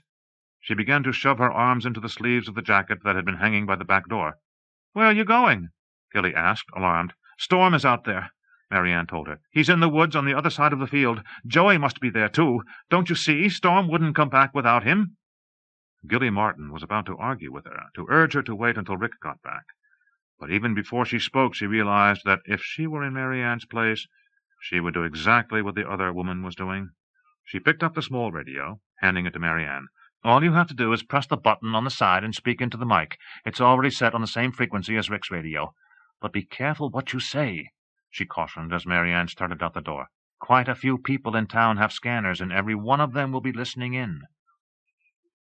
As MaryAnne started purposefully across the yard, Gilly closed the door and turned to Allison and Logan, who were still sitting at the table, worriedly watching through the window as their mother ran across the yard. "It's going to be all right," she assured them, sounding a lot more confident than she felt. Though she said nothing to the children, she was almost certain that if Storm led MaryAnne to anything at all, it would not be to Joey. In all likelihood, the best MaryAnne could hope to find would be the boy's dead body. MaryAnne climbed over the fence, terrified that by the time she got to the woods, Storm would be gone, vanishing into the trees long before she could catch up. Still, the thrill of at last being able to take an active part in the search for Joey caused a rush of adrenaline to surge through her blood, washing away the exhaustion and giving her a burst of energy that allowed her to break into a run. She was 3/4 of the way across the field when she spotted the shepherd again, barely visible in the trees, pacing nervously as he watched her. As soon as she caught up with him, he started off again, moving quickly up a trail that wound through the trees, but pausing every few seconds to look back at her, as if making certain she was still following. They came to a fork in the trail, and Storm bore to the right. As MaryAnne started after him, she realized where this trail led. The great cliff from which Audrey Wilkinson had fallen to her death. Could it be where Joey had gone? Could he have spent the entire night up there, somehow needing to be close to his mother and going to the last place she had been when she was still alive? MaryAnne's pulse quickened with the possibility that she might yet find him. She pushed herself harder, barely feeling the strain of the climb as the trail steepened. Then at last she was at the top. As she stepped out onto the broad, flat area of bare rock between the edge of the forest and the vertical drop to the valley below, her heart began to race again. He was sitting at the very edge of the cliff, his back toward her. It looked as if his knees were drawn up against his chest, and some kind of fur blanket was wrapped around him. Storm, whimpering, had moved close to Joey, trying to lick at the boy's face, but Joey seemed oblivious to the dog's presence as he stared out at the valley that stretched away far below. Something inside MaryAnne warned her not to call out to him, not to startle him in any way. She started toward him, moving quietly, finally coming up beside him and dropping down to sit next to him. Still saying nothing, she slipped her arm around him and pulled him close. For a moment he seemed to resist, but then let himself go, his head dropping to her bosom. "Are you all right?" MaryAnne asked, feeling no anger at all toward the lonely figure she had come upon less than a minute ago. Joey hesitated, then shook his head. "No," he whispered, his voice barely audible. "I'm not all right at all, Aunt MaryAnne. I'm scared. I wanted to die." A wave of pity for her tortured godson broke over MaryAnne, and she felt tears well in her eyes. She pulled him closer.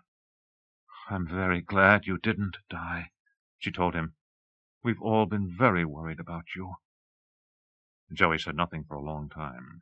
Then, in a tiny voice, sounding as if it were coming from a great distance away, he said, "I bet Allison wasn't worried. I bet she hates me." "Nobody hates you," MaryAnne told him. "Nobody at all." "But I tried to hurt her," Joey wailed. "Something awful happened to me, and I—" He fell silent for a moment, unable to finish. Then he spoke again. "Aunt MaryAnne, am I crazy? Is that what's wrong with me?" He began sobbing. "I didn't mean to hurt Allison," he wailed. "I really didn't. I just couldn't stop. And now Bill Sykes is dead, and Aunt MaryAnne, what's going to happen to me?" MaryAnne held Joey in her arms, gently stroking his head with the fingers of one hand. "It's going to be all right," she told him, as if crooning to a baby. "I'm here, and you're safe, and everything's going to be all right. You didn't hurt Allison at all, and whatever happened to Bill Sykes couldn't have been your fault." But I don't remember," Joey sobbed. "I don't remember anything until I woke up, and I was all by myself, and—" He went on, babbling almost incoherently, and though she tried to follow what he was saying, none of it made any sense to her. But slowly she realized that he hadn't been here all night, that he'd slept somewhere far up in the mountains, and that when he awoke, he'd been in a bed in a cabin, wrapped in the blanket that was now all he wore. And when he'd come up here, just after dawn this morning, it had been his intention to kill himself. "But you didn't do that," she told him as she finally helped him to his feet. "Instead, you waited for help to come, and that proves to me that you're not crazy." Joey looked up at her, his wide brown eyes frightened. "Are you going to send me away?" he asked. "Am I going to have to go to a hospital?" MaryAnne rested her hand reassuringly on his cheek, but couldn't bring herself to make any promises she might not be able to keep. "Let's not worry about that right now," she said. "Let's just get you back home, where you belong." With Storm leading the way, they started back down the mountain, neither of them saying a word. Chapter 19. They had set out an hour after MaryAnne had brought Joey down from the bluff, as soon as Joey got dressed, and Rick Martin had heard his strange story of waking up in a cabin high in the mountains. Joey had led the way up the trails that Rick himself had followed through the long night. When they'd come to the place where Bill Sykes had been slain, Joey paused, staring at the spot where the corpse had lain, and where Tony Milano, finally allowed to go home to bed, had stood guard when Joey passed just after dawn had begun to break.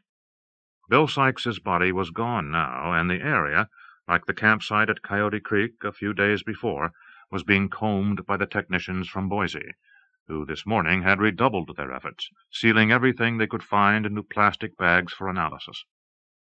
Joey had said nothing as he gazed at the sight, but finally turned away and started trudging again up the trail.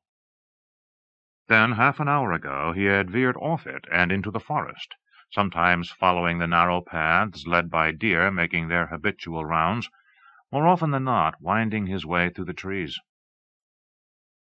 Now they were high up, near the timberline, picking their way across the rubble of one of the glacial moraines. Rick shuddered as he tried to imagine anyone spending a winter up here, with the snow 10 feet deep and the wind howling down from the mountains. He glanced at Joey, and the boy seemed to read the deputy's doubts. "We're almost there," Joey said. "There's a trail up a little further." 50 yards farther on, after they had slipped through a narrow gap between two immense boulders, the path developed, and a few moments later they emerged into a small clearing. At the far end, crouched against the rocky mountainside, was the cabin. Its 2 empty windows seemed to stare balefully at them, and its open door formed a gaping mouth. But from the rusted metal chimney that rose from the shanty's patchy roof, a tiny wisp of smoke still drifted. The home of a mountain man, Rick Martin thought, though in the 10 years he'd been in Sugarloaf, he'd never so much as set eyes on one. Until he'd talked to MaryAnne Carpenter yesterday, he'd heard only the vaguest of rumors that one of the strange hermits might still be living high above the valley. Yet here was exactly the kind of ruined cabin one of them would inhabit. "See," Joey said, "I told you it was here." Drawing his pistol from its holster and telling Joey to stay where he was, Rick started toward the sagging door. "Hello?" he called out. "Anybody here?" There was silence from the house, which, despite the telltale smoke from the chimney, exuded an aura of emptiness. At last Rick stepped up onto the porch and peered inside. The inside of the cabin was as close to ruin as the outside, but it was obvious that, despite the shack's condition, someone did indeed live here. "It's empty," Rick called to Joey. "I'm going to take a look." Joey, still standing at the head of the trail, watched as the deputy disappeared into the shack. Then he started across the clearing himself. If he showed Rick Martin where he'd slept, he'd have to believe him. Abruptly he stopped, the hair on the nape of his neck standing on end as goosebumps crawled across his skin. He was no longer alone. He glanced around, certain he would see someone or something behind him. There was nothing. He stood perfectly still, listening for a sound that would betray the unseen presence, but the silence of the morning was broken only by the whispering of the wind in the trees. He sniffed at the air, as an animal might search for a scent. Nothing. And yet he could sense the presence close by, so close he felt he could almost touch it, just as it, unseen though it was, seemed to be touching him. He hesitated, then turned away from the cabin and darted back toward the trailhead, where he took refuge among the trees, screened from the cabin by the underbrush that thrived in the shelter of the tall pines. The presence was stronger. He moved quickly through the dense undergrowth, guided by nothing more than a whisper inside his own mind that seemed to tell him which way to go. He had gone no more than 50 yards when he saw the figure crouched among the trees ahead, watching him. Joey stopped, staring at the man. He was clad in clothing so worn it was almost colorless. His hair was long, and his unshaven face was composed of rough-hewn features. Joey recognized him instantly. It was the same man who had been standing in the trees at his parents' funeral, watching him. The man, he knew, who lived in the cabin. Except for that one fleeting glimpse of him in the graveyard, Joey had no recollection of ever having seen the man before. His memory of 2 days ago wiped from his mind as completely as that of last night. Yet now, alone with him in the forest, a strange calmness came over him. Without thinking, he began to walk toward the man, stopping only when he was a few feet away from him. The man held out his hand. "It's all right, Joey," he whispered, his voice as rough as his coarse features. "You know me, don't you?" Joey hesitated, then slowly nodded, for inside him a conviction had already formed that he did indeed know this man, that somehow he was connected to him. He felt himself being drawn toward the rough countenance as though by some irresistible force. "We're alike, Joey," the man whispered in his low voice. "You and me are just alike. We've got the same blood, boy." His dark eyes never left Joey's face. "That's right," he whispered once again. "We're not like the others, Joey. Not like anyone else. You understand me, Joey?" Joey's brow knitted into a deep frown. The words had no meaning for him, but something in what the man had said struck a chord deep inside him, and unaware he found himself nodding silently. His entire being focused on this stranger who seemed so familiar. "You don't have to be afraid of me, Joey," the man whispered. "Come." As Joey drew closer, the man reached out to stroke the boy's cheek. The skin of his palm felt rough, but Joey made no move to pull away from the touch. His cheek, where the man's fingers grazed his skin, seemed electrified. Suddenly, something inside Joey felt different from how he had ever felt in his life. He no longer felt alone. "Joey? Joey!" Rick Martin's voice shattered the quiet of the moment, and Joey's eyes widened in alarm. The man's hand dropped away from Joey's cheek, and his eyes narrowed. "Go back, Joey," he commanded, his voice dropping to a whisper. "It's not time yet. When it is, I'll come for you." Laying his immense hands, his nails thick and long, curling like claws from the ends of his fingers, on Joey's shoulders, the man turned him around and nudged him, indicating that he was to go back the way he'd come. Joey took a few tentative steps. When Rick Martin's call rang out again, he turned to glance back at the man whose first presence he had neither seen nor heard, but had none the less sensed. The man was gone, and the spot where he had stood only a moment before was now empty. There was no sign that he had ever been there at all. Joey's eyes raced over the whole area, searching for some proof that the encounter had been real, and not just another trick his mind was playing on him.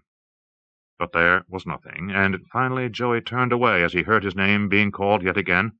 "I'm coming!" he shouted. Breaking into a run, he hurried back to the clearing. "Where were you?" Rick Martin demanded. He had panicked at the realization that Joey was gone, and now his tone was gruff. I had to take a leak," Joey stammered. "I was right over there." He gestured vaguely in the direction of the forest. "Well, don't do it again," Rick admonished him. "I promised your aunt I wouldn't let you out of my sight. I don't want you making a liar out of me, okay?" Joey nodded, saying nothing of the man he had just seen in the forest, but listening carefully to every word Rick Martin spoke, as the deputy laid plans to bring Frank Peters and his bloodhounds up to the cabin. By nightfall, Martin was sure the dogs would have tracked down the man who lived here. "I'll be back to pick you up by 3:30, MaryAnne told her children, pulling up in front of the school and leaning across Logan to open the far door of the Range Rover. "If I'm late, just wait for me. Don't take the bus. I don't want you walking anywhere by yourselves." "Why do we have to go to school at all?" Logan began in a last-ditch effort to be allowed to stay home that day. Before he could go on, Allison interrupted him. "Will you stop being a baby, Logan? Mom's got enough to—" His pleading abandoned, Logan wheeled around to glare at Allison. "I'm not a baby. I'm 10 years old." "Then stop acting like you're 4, Allison broke in. She opened the back door and slid out. "Don't worry, Mom. I'll take care of him." She waved at her mother as the Range Rover pulled away from the curb, then turned to start up the wide walkway that led to the school's entrance. "Are you going to stand there all day?" she called back over her shoulder. Logan, after one last longing look after the Rover, started up the walk. "If you just kept your big mouth shut, I could have talked her into letting us stay home," he groused. Allison ignored her brother, and Logan, finally bowing to the inevitable, followed her up the walk. But he hadn't gone more than a few steps before he heard a voice calling to him. "Hey, Logan, did you see him?" Logan turned. Michael Stiffel's lips were twisted into an unpleasant grin, and his eyes were fixed mockingly on him. "You didn't, did you?" Michael demanded. "Who?" Logan countered. "Bill Sykes!" someone yelled. A crowd quickly began to form around Logan and his sister. "Did you guys get to see the body when they brought it down?" Logan hesitated. All he'd seen this morning were some men coming out of the woods on the other side of the pasture. When they'd started toward the ambulance parked in the yard, his mother had made him stop watching. Now, though, he struggled to remember every detail of the glimpse he'd gotten of the large bundle the men had been carrying. Could it really have been Bill Sykes's body? A shiver ran through him as he decided that it couldn't have been anything else. "Sure, I saw it," he told them. "It took 4 men to carry it, and it was all wrapped up in plastic." "But did you see the body?" someone else asked. "We didn't see anything," Allison exclaimed before her brother could reply. Feeling slightly sick at her stomach, she took Logan's hand and started toward the door, hoping to get inside before anyone could ask anything else. But before they were even halfway up the steps, Mike Stiffel grabbed Logan's arm. "Where's Joey?" he taunted. "Have they taken him away yet?" Allison turned to glare at Michael, whose twin sister was right behind him, grinning knowingly at her. Sensing what was coming next, she pulled her brother away. "Come on, Logan," she said, dropping her voice so no one but her brother could hear her. "Let's go inside." But even as she approached the doors, it began. "I bet Joey did it," Mike Stiffel sang out. "I bet he killed Bill Sykes." "Joey's crazy," someone else called. "Yeah, everybody knows that." Allison wheeled around. "Stop it," she shouted. "Just stop it. None of you know anything." "We know Joey," Michael Stiffel yelled back. "We know—" His words died on his lips as the door opened and Florence Wickman stepped out onto the porch, Ellen Brooks beside her. "That will be enough," the principal declared in a forceful voice she'd developed years earlier to seize control of just such situations as this. "Nobody knows what happened to Bill Sykes, and there will be no more talk like that." Her eyes fixed on Michael Stiffel. "Do you understand me?" The boy stared at his feet, nodding silently. "Then I suggest you all get ready for classes," Mrs. Wickman told them, "and I don't want to hear any more talk about Joey Wilkinson. One more word out of any of you, and you can count on spending the next month doing laps after school. I mean it. 1 month. No excuses." As the principal's threat sank in, the murmuring among her students died away. Satisfied that the situation was under control, she turned and went back into the building. A few minutes later, though, when they were alone in Florence Wickman's office, Ellen Brooks spoke not only for herself, but for all the teachers she had talked to that morning. "What are we going to do?" she asked. "The only thing the kids are talking about today is what happened last night, and I can't blame them. Did you hear Sam Gilman this morning?" "He should be ashamed of himself," Florence Wickman snapped. "And Milt Morgenstern, too. It's as if they want to cause a panic." She sighed, lowering herself into the chair behind her desk. "Still, I'm afraid Sam and Milt have a point. Until we know exactly what happened to Bill Sykes, the children should be scared. We should all be scared." MaryAnne paced nervously in the kitchen as she waited for Joey and the deputy to return from the mountains. From the moment she'd let Joey go, she was certain she'd made a mistake. Yet what choice had she had? As soon as Rick had begun talking to Joey, just as he'd gotten dressed and settled down to try to eat something, she'd known where his questions were leading. "Do you remember where the cabin is?" he'd asked. "Could you find it again?" Joey had hesitated, then nodded. And MaryAnne had listened in horror as the deputy suggested they go back up into the mountains immediately. Finally, Rick had drawn her aside. "I've got 2 murders on my hands," he'd explained, "and a woman in desperate shape in the hospital down in Boise. If there is somebody living up there, I want to talk to whoever it is right away. And if there isn't anyone there, or if there isn't a cabin at all—" He'd left the sentence dangling, but MaryAnne had instantly caught his meaning. "Then what?" she demanded, her voice cold. Surely you can't be thinking that Joey had anything to do with the killings? My God, what are you saying? He's only a child. I'm not saying anything, Rick Martin had insisted, but I have to follow up on this, and the only way I can do that is with Joey's help. Still, MaryAnne had hesitated, but in the end, when Joey himself had pleaded to be allowed to lead the deputy up to the cabin, she'd relented, albeit against her better judgment. You have to let me go, Joey had protested. If everyone thinks I'm lying, then everyone will think... They'll think... Though Joey had been unable to say the words, his meaning was clear, and after Rick Martin had promised not to let the boy out of his sight, she'd finally given in. But you'll watch him every minute, agreed? He'd agreed, and she believed him. But every minute since they'd left had been torture, especially the endless hour and a half that had elapsed since she'd dropped Allison and Logan at school. She went to the window one more time, glanced out, and felt a great wave of relief as she saw Joey coming across the field, Rick Martin beside him. Forcing herself not to run out to meet them, she waited by the door until they reached the house. When she looked anxiously at Rick, he was able to read her question as clearly as if she'd spoken it out loud. It's there, he said, right where he said it was, and exactly as he described it. Some of the tension drained from MaryAnne's body. She slipped her arm protectively around Joey. Was there anyone there? She asked. Martin shook his head. Someone lives up there, though, but don't ask me how. He described the cabin to MaryAnne. It looked like he was there not too long before we arrived, he finished a couple of minutes later. There was an empty coffee cup, still warm, and the fire had just been banked. He stretched, trying to ease the knots in his muscles, knowing he could push himself no further until he'd had at least an hour or two of sleep. I'm calling Tony Milano and sending him up with Frank Peters and the hounds. If the rain holds off, the dog should be able to track the guy pretty easily.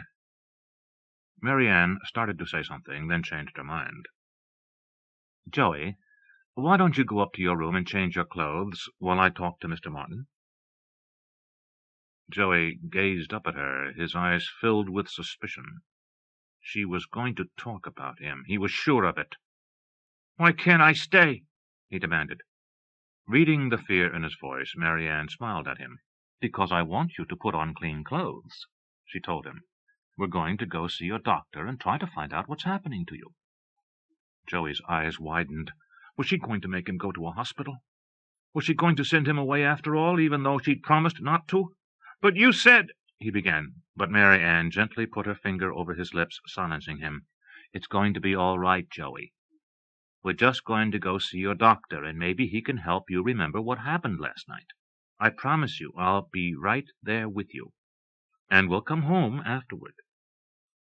As Joey still hesitated, she spoke again, her eyes fixing on his. I promised to take care of you, Joey. I promised your parents when you were born, and I promised you this morning. I won't break that promise, Joey. I swear I won't. Joey gazed up at her, seeing nothing in her face to make him think she might not be telling him the truth. But what if she wasn't? What if she sent him away to a hospital somewhere? Then, even as the question formed in his mind, he knew the answer. I'll run away. If they send me to a hospital, I'll run away and go up in the mountains and find the man. I'll find him, and he'll take care of me. Satisfied with the answer that had come to him, he left the kitchen and started up the stairs to his room. When he was gone, MaryAnne turned back to Rick Martin. There's something I don't understand, she said. If you think whoever lives in that cabin might have killed Bill Sykes, then why didn't he hurt Joey last night? It was exactly the question Rick Martin had been puzzling over for the last half hour, as they had climbed back down the mountain. It was a question for which he still had no answer. Joey opened the door of his room and whistled at his dog, who was stretched out on the bed, his head resting on his forepaws. But instead of bounding off the bed to trot over and greet his master, Storm only whined softly, then slithered to the floor and disappeared under the bed. Frowning, Joey dropped down to his hands and knees, peering into the chasm between the box springs and the floor. Storm snarled and retreated a few more inches. Suddenly, Joey understood. The scent of the mountain man was on him. It's okay, Storm, he whispered. You don't need to be afraid of him. He wouldn't hurt me. He loves me, boy, he loves me. Once again he reached out to the dog, but the shepherd's frightened whimper did not subside. As the scent of the man who had laid his hand on Joey's face filled Storm's nostrils, his whole body began to tremble, and he shrank even farther away from the boy who had been his master his entire life. A boy who, right now, he instinctively feared. Chapter 20. Well, now, that wasn't so bad, was it, Joey? Clark Corcoran asked, standing up and coming around to perch on the corner of his desk. Built like a quarterback, Corcoran's youthful look belied his 44 years, and his easy manner had always made him popular with kids. But Joey shifted nervously in his chair, and the worry in his eyes was apparent as he gazed up at the doctor. You mean we're done? He asked. Corcoran nodded. All done, he replied, instilling a heartiness in his voice that he knew wasn't justified by the results of his examination of Joey. Still, he had reached some conclusions about the boy during the last hour, encouraging Joey to keep talking while he checked him over physically, knowing that with someone of Joey's age he would gain a lot more information from an informal talk than he ever would if they'd merely sat face-to-face across his desk. Physically, the boy was in good condition. Though he wasn't large for his age, his height was actually a bit below average. His muscular development was far beyond his years, and already hair was beginning to sprout on his well-developed chest. His pulse and blood pressure were perfect, and the only abnormality about the boy was his temperature, which measured a full degree above normal. Corcoran wondered about that, and checked for any other symptoms of illness, but found none. Finally, he'd taken Joey's temperature once again, getting the same reading and noting it on the chart as an anomaly to be checked again the next time he saw Joey. Though he hadn't yet discovered the exact reason for Joey's memory lapses, he suspected he knew the answer, and it was simple enough. The loss of his parents had been a tremendous trauma to the 13-year-old, and there were bound to be times when the boy's grief would simply overwhelm him, leaving his mind with no options except to close down. In Joey's case, Clark Corcoran was almost certain he was right, for no matter from which direction the doctor approached the boy's reaction to the loss of his parents, Joey consistently replied that he was all right, that he was adjusting to his new life, and that he liked his Aunt MaryAnne. He'd even admitted to developing a crush on Adolescent Carpenter. All of which, when Corcoran put it together, told him that Joey was repressing his grief, refusing to face the reality of what had happened to him, and dealing with his loss by simply pretending that nothing of terrible importance had happened. None of which could possibly be true. He suspected that during those times of which Joey had no memory, the boy had simply hidden himself away, unwilling to expose his pain to anyone, even himself. Corcoran was equally certain he knew the source of Joey's unwillingness to share his pain. All I need is a few minutes with your aunt to fill her in on how healthy you are. Then you're off. But I'll want to see you again next week. Joey's eyes clouded with suspicion. I thought you said I was okay. You seem to be, Corcoran assured him. The only thing wrong with you physically is a slight temperature, which I assume will be gone by tomorrow. But we still have to find out what you were up to when you took off last night, don't we? Joey was quiet for a moment, taking on the wary look of a cornered animal. Lots of people can't remember things, he finally ventured. What's the big deal? Who said it was a big deal? Corcoran countered. If he lent too much importance to the memory loss, Joey would retreat even further within himself. But aren't you even curious? I know I am. An image of Bill Sykes's corpse flashed into Joey's mind. What if he did remember what he'd done last night, and it turned out that he'd... No. He shut the thought out of his mind before he even completed it. I guess I am, he finally said. And next week we'll work some more on figuring it out, okay? Corcoran opened the door to the inner office and walked Joey down to the waiting room where MaryAnne Carpenter was nervously flipping through the pages of a magazine. Would you come into my office for a couple of minutes, Mrs. Carpenter? Corcoran asked. As Joey settled onto the sofa she vacated, MaryAnne followed the doctor back to his office, seating herself on the very edge of the chair in front of his desk. Corcoran dropped into his chair and picked up Joey's chart, handing it to her so she could read for herself the notations he'd made. Except for a minor temperature, he remarked as MaryAnne began scanning the record, Joey's in good shape physically. Very good shape, in fact. For the next several minutes he spoke without a break, explaining his theory about Joey's memory lapses. I wish I thought it was that simple. MaryAnne said pensively when he was finished.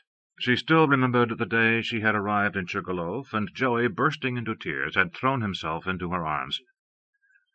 The boy you're describing sounds a lot more, well, stoic is the word, I guess. And Joey isn't stoic. If anything, he's volatile. His moods seem to change so quickly, I sometimes wonder if I know him at all. Joey's always been like that, Corcoran agreed. And I'm not sure there's a conflict. Even when he was very small, there were times when he seemed to retreat completely within himself, and other times when he could be an absolute demon. He paused, and when he went on, his voice had taken on a guarded quality. How well did you know Ted? Ted, MaryAnne echoed silently. With everyone I talk to, it always comes back to Ted. I'm beginning to wonder if I knew him at all, she finally replied. And I suppose I didn't. I mean, I've known him almost since Audrey married him, but I certainly never spent much time with him. He was a complicated man. Corcoran leaned back in his chair. I liked him. I want you to understand that. But he could be very strict with Joey sometimes, and at other times he'd let him get away with murder. I always got the impression that Joey never quite knew where he stood with his father. What seemed to please Ted one day might not the next, so Joey was always kept off balance. And the last couple of years, Ted seemed to be getting harder on the boy. MaryAnne's expression tightened. Are you saying he'd gotten abusive toward Joey? She asked, finally deciding the time had come to press the issue everyone else, from Charlie Hawkins to Rick Martin, and even Olivia Sherburne, had dodged away from. For a long moment Clark Corcoran was silent. Then he heaved a long sigh. MaryAnne could not help but notice that when he spoke he avoided meeting her gaze. The thing is, not many people around here were ever willing to stand up to Ted. Even me, I'm afraid. He reached out and picked up a pencil, which he nervously twirled between his fingers as he talked. You know that Ted was very wealthy, and a couple of years ago he established a fund to build a clinic out here. We should be ready to start construction next spring. He fell silent, but MaryAnne, already certain she knew what was coming next, refused to let him avoid his own guilt. Go on, she said. Corcoran slumped lower in his chair. Well, I'm afraid that while I did my best to help Joey, I wasn't very willing to confront Ted. I'm not proud of it, but there it is. So whatever Joey's problems may be, I'm afraid I have to share in the responsibility too. But try not to worry too much. I've gotten Joey this far. I'll get him through this too. How? MaryAnne asked, a surge of anger coursing through her. How do you propose to help Joey, when you knew what was going on and did nothing to stop it? Dear God, Dr. Corcoran, how could you do it? Did everyone in town know Ted was abusing Joey? And didn't anyone do anything about it? I'm not sure anyone actually knew, Corcoran began, but MaryAnne didn't let him finish. Don't split hairs, Dr. Corcoran, she cut in.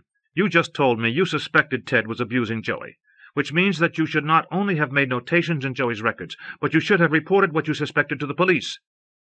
She began flipping through the records in Joey's folder, scanning them for anything that would reflect what the doctor had just told her. There was nothing. Nothing at all. Finally, she came to the back of the folder where a copy of Joey's birth certificate, xeroxed on both sides, appeared as the first document of his medical records. She stared at it for a long moment, started to flip back through the records, then went back to the birth certificate. Something was wrong. She studied the document for another moment, then looked up at Clark Corcoran. Audrey told me Joey was born prematurely, she said. The doctor appeared totally baffled by the sudden shift in her thoughts. Did you handle Audrey's pregnancy? Corcoran shook his head. I wasn't here then, and Joey was born in San Francisco, wasn't he? MaryAnne nodded, studying the birth certificate once more. Audrey told me she felt lucky to be there when Joey arrived almost 2 months early. I'd have to agree with her, Corcoran replied. If he'd been born that early out here, he'd have been lucky to survive. But it says here he weighed 8 pounds 9 ounces when he was born, MaryAnne said. That's awfully heavy for a 7-month preemie, isn't it? Corcoran frowned and reached for the record, which MaryAnne passed across the desk. Now he studied the birth certificate, along with the records of Joey's first few days of life. There was no evidence of his having been in an incubator, no mention of an abnormal birth, or any neonatal problem at all. "Are you sure," Audrey said, "he was premature?" "Absolutely," MaryAnne replied, her heart beginning to beat faster as she calculated when Audrey must have gotten pregnant if Joey had been a full-term child. "It certainly explains why Ted would have been so hard on Joey," she finally said, her voice trembling slightly. "I don't understand," Corcoran began, but MaryAnne didn't let him finish. "If Joey was full-term, then Ted couldn't possibly have been his father. Ted and Audrey only knew each other for a month before they got married, and Joey was born 7 months after the wedding, which means that if Ted was the father, Joey would have to have been no more than a month premature, and Audrey told me it was 2 months. Corcoran studied the records from the hospital in San Francisco once more, then shook his head. "Unless someone faked these records, she wasn't telling you the truth," he finally said. "It looks like he was full-term. In fact, if anything, his size at birth would indicate the possibility of an extra week or two. But not premature. And Audrey certainly never mentioned anything about his being a preemie to me." MaryAnne shook her head. "She probably didn't tell anyone except me and a few friends back east. But if Ted wasn't his father, who—" She went silent as she remembered the man who had been all but hidden in the trees at Ted's and Audrey's funeral. The man whom both Rick Martin and Olivia Sherburne had said must be a mountain man, living by himself up in the mountains. The man who had been watching Joey at the funeral. The man whose cabin Joey had awakened in only this morning. Was it possible? But it was insane. Surely whoever Joey's father had been, he couldn't have been living up in the mountains above Sugarloaf. Audrey would never have fallen in love with one of those men. Unless he hadn't been a mountain man when Audrey had met him. Suddenly, one of Olivia Sherburne's fleeting remarks rose out of her memory. "When Audrey married him a month after she met him, I had plenty to say. Told her she was just on the rebound, that she hardly knew Ted." On the rebound. Now MaryAnne remembered it too. There had been someone, but it hadn't lasted long, just a few weeks, and then Audrey had never mentioned him again. But Ted must have known the truth. MaryAnne could imagine how the knowledge would have eaten at him all these years until he'd finally turned against the boy he knew wasn't his son. Suddenly everything made sense, and nothing made sense at all. A headache hammered behind her eyes. If the man she'd seen at the funeral was the same man who was living up in the cabin, could he be Joey's father? Could Joey know Ted wasn't his father? Could he have felt that Ted hated him for it? The questions spun through her mind, building upon themselves until finally she could stand it no longer. "Dr. Corcoran," she said carefully, her voice quavering, "if Joey's real father were to show up, would there be any way to prove it? Through blood tests or something?" Clark Corcoran shook his head. "Not through simple blood tests. All we can do is eliminate certain groups of people from paternity through impossible blood-type matches. The only way we could actively prove paternity would be through a DNA analysis, and that's expensive." MaryAnne's features set in determination. "I want you to take a sample of Joey's blood and get a lab working on the analysis. I have a feeling we're going to need it." A few minutes later, as Corcoran took the sample from a vein in Joey's right arm, he made no mention of its true purpose, explaining only that MaryAnne was concerned about the slight temperature, and they were going to run some tests. The sample, in a vial, was marked for shipment to a lab in Boise. As MaryAnne drove Joey back up to the ranch, she wondered if she should ask him any more questions about his relationship with Ted Wilkinson. In the end, though, she decided to wait, at least until she found out whether the man who was living in the cabin had been found and identified. The man paused to listen.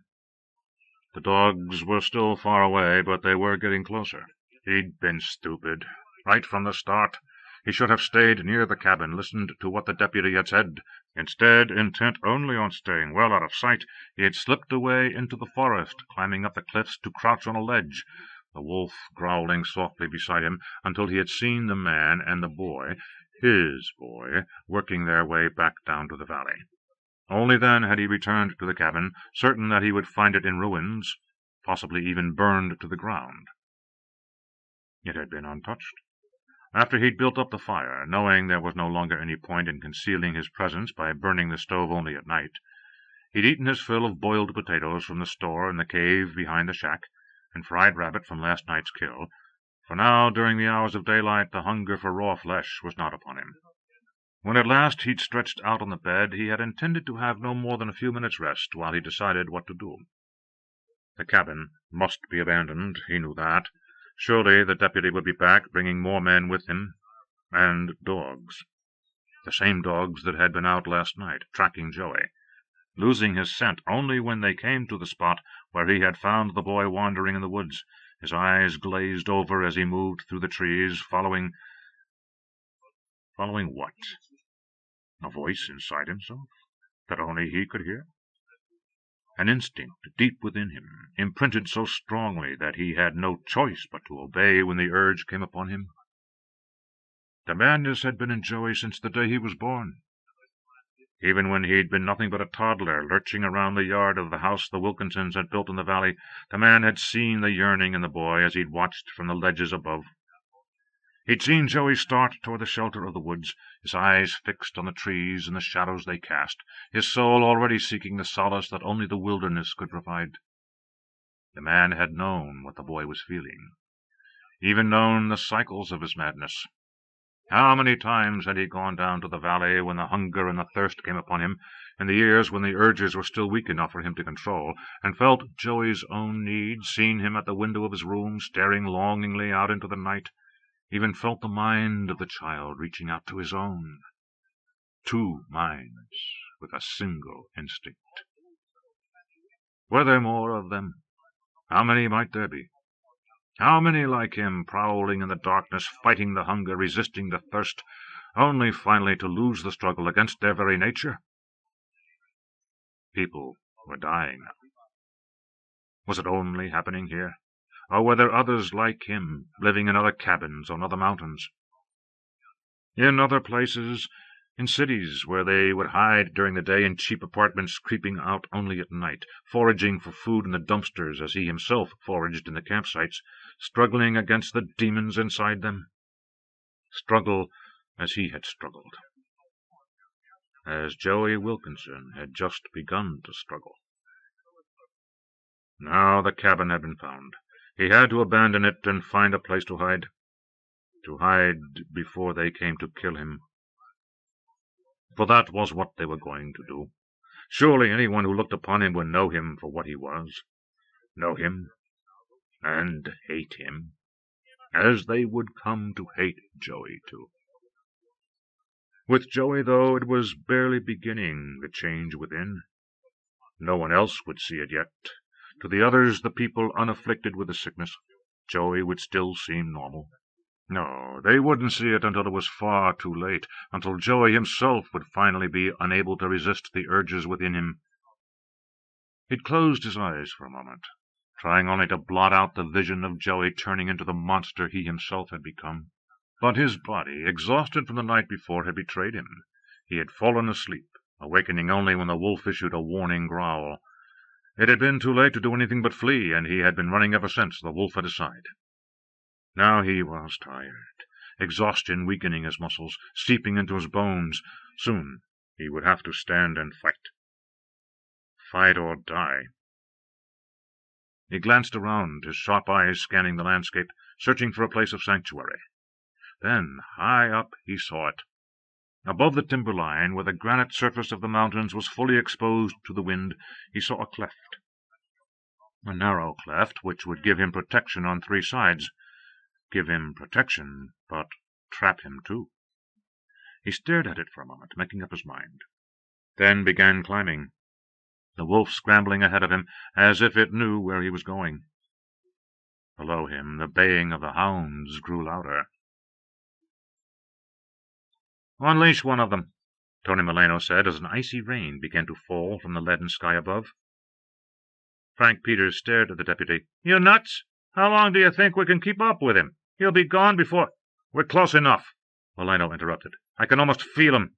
He's somewhere nearby. And if we don't find him within the next 15 minutes or so, we're not going to. This rain will wash away the scent faster than a jackrabbit can go down a hole." "Maybe we'd better call Rick," Peters suggested, still unwilling to release his dogs to whatever quarry might be hiding on the mountainside. Tony Moreno scanned the landscape that towered above them. They were just above the timberline. From here to the summit there was nothing but naked rock.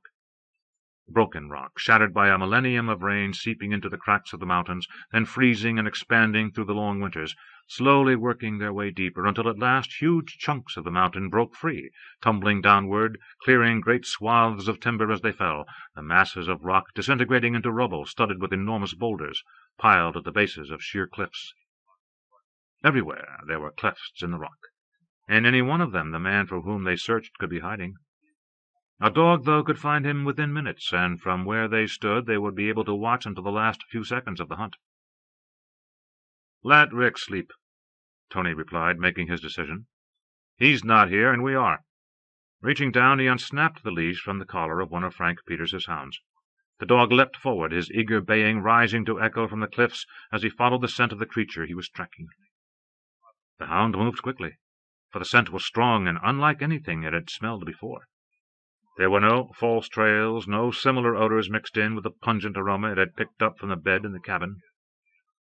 His head low, he bounded up the mountainside, a flash of brown and white against the gray of the rocks, disappearing for a few seconds as he scuttled around the huge boulders, only to reappear as he scrambled up the rubble that would soon be covered by yet another layer of snow and ice.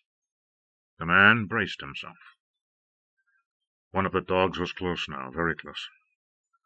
The men had unleashed it, which was good. It meant he'd have time before they got here, for while the dog would leap and scramble along the shortest route once it caught his scent, the men with the other dog would have to pick their way slowly, searching for the path that had led him up here, struggling to find each foothold. The rain was coming down harder now, but it was too late for it to do him any good, for the wind was gusting down the mountainside as well, sweeping down on him, chilling his skin and stiffening his fingers, and picking up his scent to carry it to the dog below. The tenor of the baying changed suddenly, and he knew that the time had come. The hound had his scent now, and would charge up the hillside, no longer confined to the trail he himself had left. But he was ready as he would ever be. As the wolf snarled a low warning, the man dropped his hand to her head, quieting her. Suddenly the dog was there, silhouetted in the opening of the cleft. It stopped dead in its tracks, silent for a moment, as if surprised to have come upon its prey so quickly. Then it let out a howl of victory as it leaped toward him, its jaws wide, saliva dripping from its tongue. From its throat yet another round of baying rose. It signaled that its prey was cornered and under attack. But the baying was cut short, its echoing note of victory changing in an instant into something else. The valley was filled with a wailing scream of agony as the wolf leaped forward, catching the bloodhound in the air, her jaws closing on the dog's throat, her fangs sinking deep into the dog's flesh. Chapter 21. "What the hell happened up there?" Frank Peters asked as the last terrified yelp of his best hound died away. Tony Moreno's eyes narrowed. "I'd say whatever's cornered up there just killed the dog. Come on!" Turning away from Peters, he started up the steep slope, picking his way carefully in the loose rubble that was scattered at the base of the cliff, wondering how long he could fight off the exhaustion his 3 scant hours of sleep had failed to put at bay. The wind, which had been growing steadily out of the north during their long climb up the face of the mountain, was howling across the peaks now. As the temperature dropped, the icy rain that had begun falling a few minutes before quickly turned to sleet. Frank Peters stared at the deputy. "Are you nuts? If we don't get down from here right now, we're going to get stuck. Look at that!" He pointed up into the sky, where roiling black clouds were already beginning to darken the day, though the afternoon had barely begun. "We've got time," Moreno insisted. "We've got a chance to get this guy right now, and if we blow it, he'll be gone. We'll never find him again." "Son of a bitch will freeze to death if we just leave him where he is," Peters countered, but when Tony Moreno ignored him and started working his way up the slope, Peters followed, clutching at the lead of his remaining dog. Reaching the boulders piled at the base of the cliff, Tony Moreno waited for Frank Peters to catch up.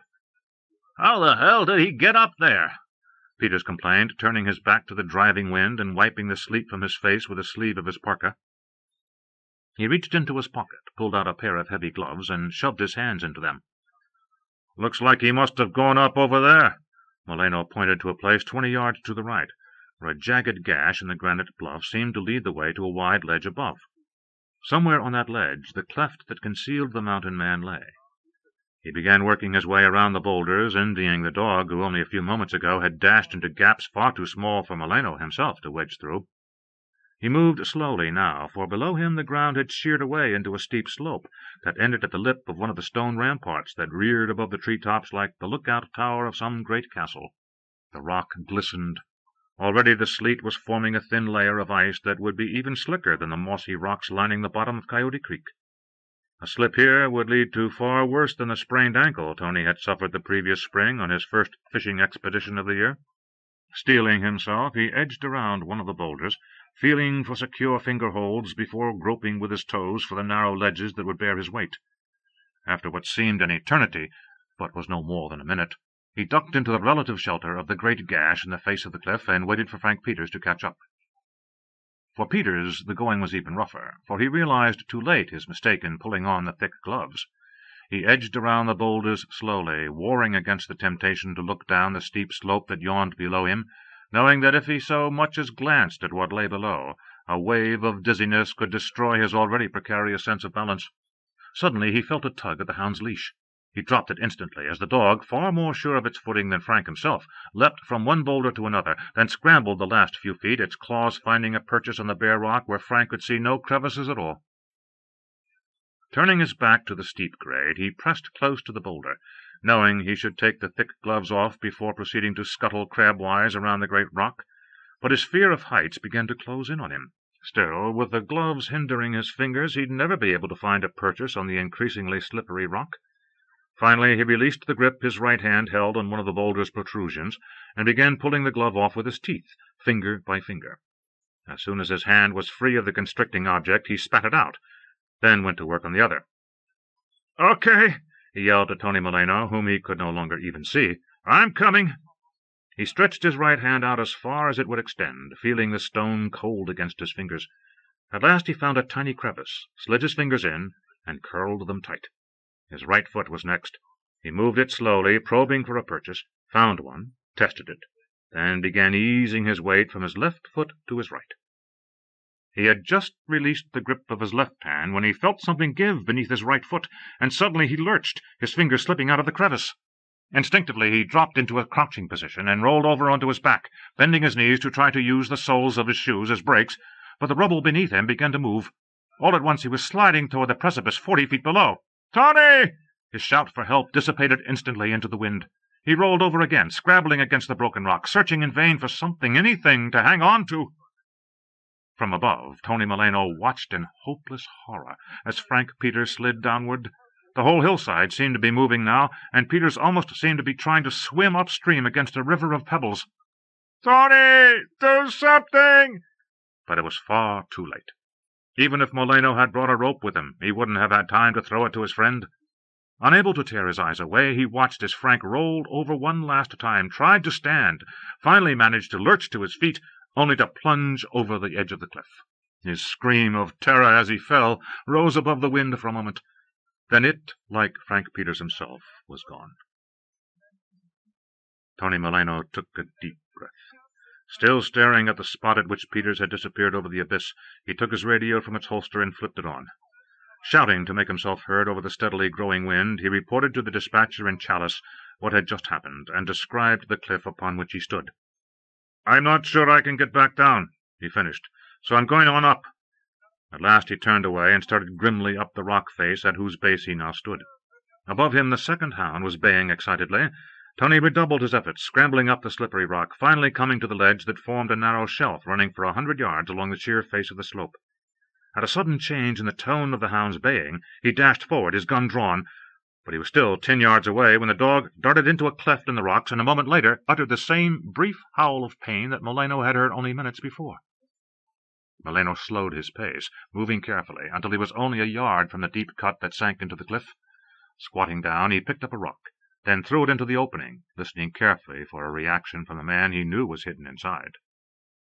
There was nothing.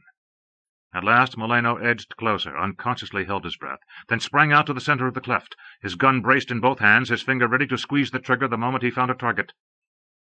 Immediately he saw something coming at him. Even before his eyes had truly focused on the object, he fired. The wolf howled with pain as the lead slug ripped into her flank. Whimpering, the animal backed away. Stunned by the unexpected attack of the wolf, Tony lost his concentration for a fraction of a second, but that fraction was still too long. The mountain man dropped out of the narrow crevice he'd wedged himself into, sprang from the rock his legs had been braced against, and fell on Tony Moreno, the claw-like fingernails of his left hand sinking into the deputy's eyes as his heavily muscled right forearm slid around Moreno's neck. With a quick jerk, he snapped Moreno's neck, then picked up the twitching body and pitched it off the ledge. It glanced off the steep slope, flipped over in midair, then fell once more, skidding down the incline toward the edge of the rampart. As he shot off the precipice, Tony Moreno's arms and legs spread wide, giving his final fall to the rocks below the appearance of a dive. A dive gone horribly wrong. A dive made in the silence of death. Rick, wake up! Gilly Martin jostled her husband's shoulder, then shook him harder. He moaned, rolled over, then came slowly awake, blinking at his wife. "What the hell are you doing?" he groaned, still feeling the exhaustion of having been up all night, and certain that he'd only sprawled out on the bed a minute or two ago. "I barely got to sleep." "You've been out cold for 3 hours, and I'd have let you sleep, but we've got a problem," Gilly said, the tone of her voice bringing him instantly wide awake. "I was listening to the scanner, and I heard Tony Moreno calling down to the dispatcher in Chalice." She hesitated, then went on, knowing there was no way to break the news gently. "Frank Peters is dead, Rick. He lost his footing on the mountain, and Tony couldn't get to him." Gilly's words cleared the last of the fog from Rick's mind. "Oh, Christ! Where's Tony? Is he okay?" "That's the rest of the problem," Gilly replied, her voice grim. "He thinks he's got whoever lives in that cabin you found this morning trapped, and he's going after him." "What?" Rick said, sitting up and swinging his legs off the bed. "By himself? That's nuts!" "He said he didn't think he could get back down. There's a storm coming in." But Rick wasn't listening any more. He'd snatched up the telephone, punching in the numbers for the dispatcher's office. "Debbie, Rick Martin. Let me hear the recording of Tony's last call." "I told him to come back down, Rick, but—" "Just play it, Debbie," Rick cut in. He listened intently to Tony's voice, barely audible over the storm and the static, as he'd reported to the dispatcher. At least, Rick thought, Tony had remembered to tell Debbie where he was. Though it might not mean much to the dispatcher at the other end of the county, Rick knew exactly the area Tony had described. "I'm going up there," he told Gilly, reaching for the jacket of his uniform. "I can get pretty close by going through Coyote Creek campground and up the fire break." "Are you insane?" Gilly demanded. "Rick, look outside. It's freezing cold and raining, and the radio says it's going to start snowing in Stanley within the hour, which means it will start snowing here, too, and it already is up in the mountains." "Then I'd better get going," Rick said, brushing her words aside. He pulled on thick wool socks and a pair of boots in place of his usual shoes. "What time is it?" "A little after 1:30. You've only had a few hours of sleep." "I'm fine," Rick cut in. "A hell of a lot finer than Frank Peters, and I'm damned if I'll let Tony try to get off that mountain by himself." He headed out into the garage, found a 300-foot length of nylon rope, some pitons, and a grappling hook.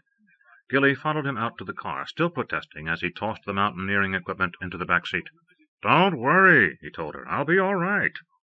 20 minutes later he passed through the deserted campground in which Glenn Foster had died, and started up the steep firebreak, shifting the Jeep into four-wheel drive and throwing the lever into the low range. The engine raced and the transmission whined, but the vehicle started up the rutted dirt track, rocks flying from under the tires, the car itself slipping and sliding over the rain-slicked mud. After a mile he turned off onto an old logging road, now almost overgrown with brush, and dropped the transmission into the lowest gear, working the engine hard as he pushed his way through. When the road finally became impassable, blocked by a fallen tree, he pulled a plastic slicker on over his parka and scrambled out into the storm. From what Tony had said, he was no more than a half-mile from the spot where Frank Peters had fallen. Shoving the pitons in the pockets of his raincoat, he slung the rope over his arm and picked up the grappling hook, then clambered over the fallen tree and began threading his way through the forest of seedling pines that had all but obliterated the unused road. It was another quarter of an hour before he came to the base of the cliff from which Frank Peters had fallen. 10 minutes after that he found Frank's body. Only a few yards from Frank Peters he found Tony Moreno. His partner was sprawled on his back, his head twisted grotesquely against his left shoulder. As he stared at Tony's face, the eyes no more than 2 bloody holes in his skull, nausea rose in Rick Martin's stomach. He bent over as a great retching seized him. As he threw up on the ground at the base of the cliff, then waited, still doubled over, for the nausea to pass, the mountain man slipped through the forest 1,000 yards away. Descending from his sanctuary on the sheer face of Sugarloaf Mountain, he was once more moving through the wilderness, the force of the storm only spurring him on, as the feral instincts within him, fueled by the attack on Tony Moreno into a ferocious bloodlust, surged to the surface. MaryAnne Carpenter gazed around the storage attic under the house's steeply sloped roof, searching for one more box, a trunk, anything she might not yet have looked through in her hunt for some reference to the man Audrey Wilkinson had been dating before she met Ted. But there was nothing. Every box and suitcase in the attic had already been opened, but there was no trace of what she was looking for, except a picture. A single picture in the photo album downstairs, showing Audrey with a group of people MaryAnne hadn't recognized.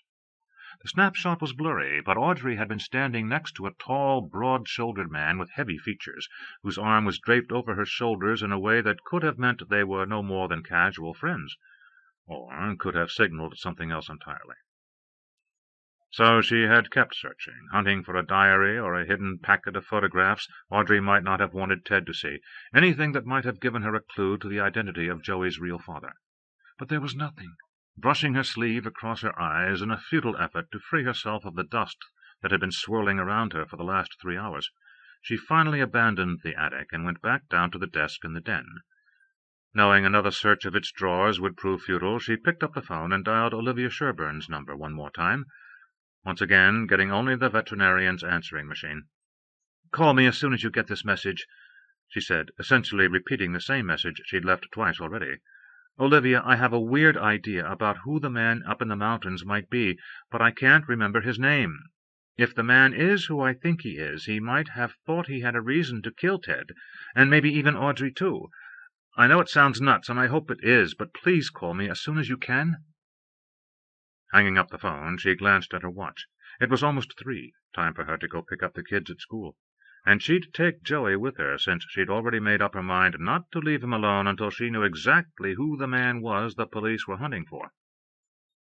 "Joey," she called up the stairs, "it's time to go get Logan and Allison." When she heard nothing but silence from the second floor, a terrible feeling of foreboding came over her. She rushed up the stairs, not even pausing to knock at his door before pushing it open. The room was empty. Instantly her eyes went to the window. Closed. She felt a strange sense of relief that at least if he'd gone out, he hadn't slipped away through the window, dropping down off the roof of the porch. But where was he? She strode across to the window and looked out, only then realizing that it had begun to rain. It was coming down hard, and it looked as if there were snowflakes mixed in with the large drops. Snow? But it was only the beginning of September. Then she remembered Bill Sykes's words, uttered only a couple of days before. "Going to be an early winter. Be surprised if we don't get snow before the week's out." The rain was streaking against the glass, and heavy clouds had dimmed the daylight, so that it almost looked like evening. As she raised the window to gain a clearer view of the yard and pasture, a gust of icy wind blasted in at her, and she quickly slammed the window shut again, then hurried downstairs. She was rushing through the kitchen on her way to the back door when she stopped abruptly. A note was propped against the salt shaker on the table. Frowning, she picked it up.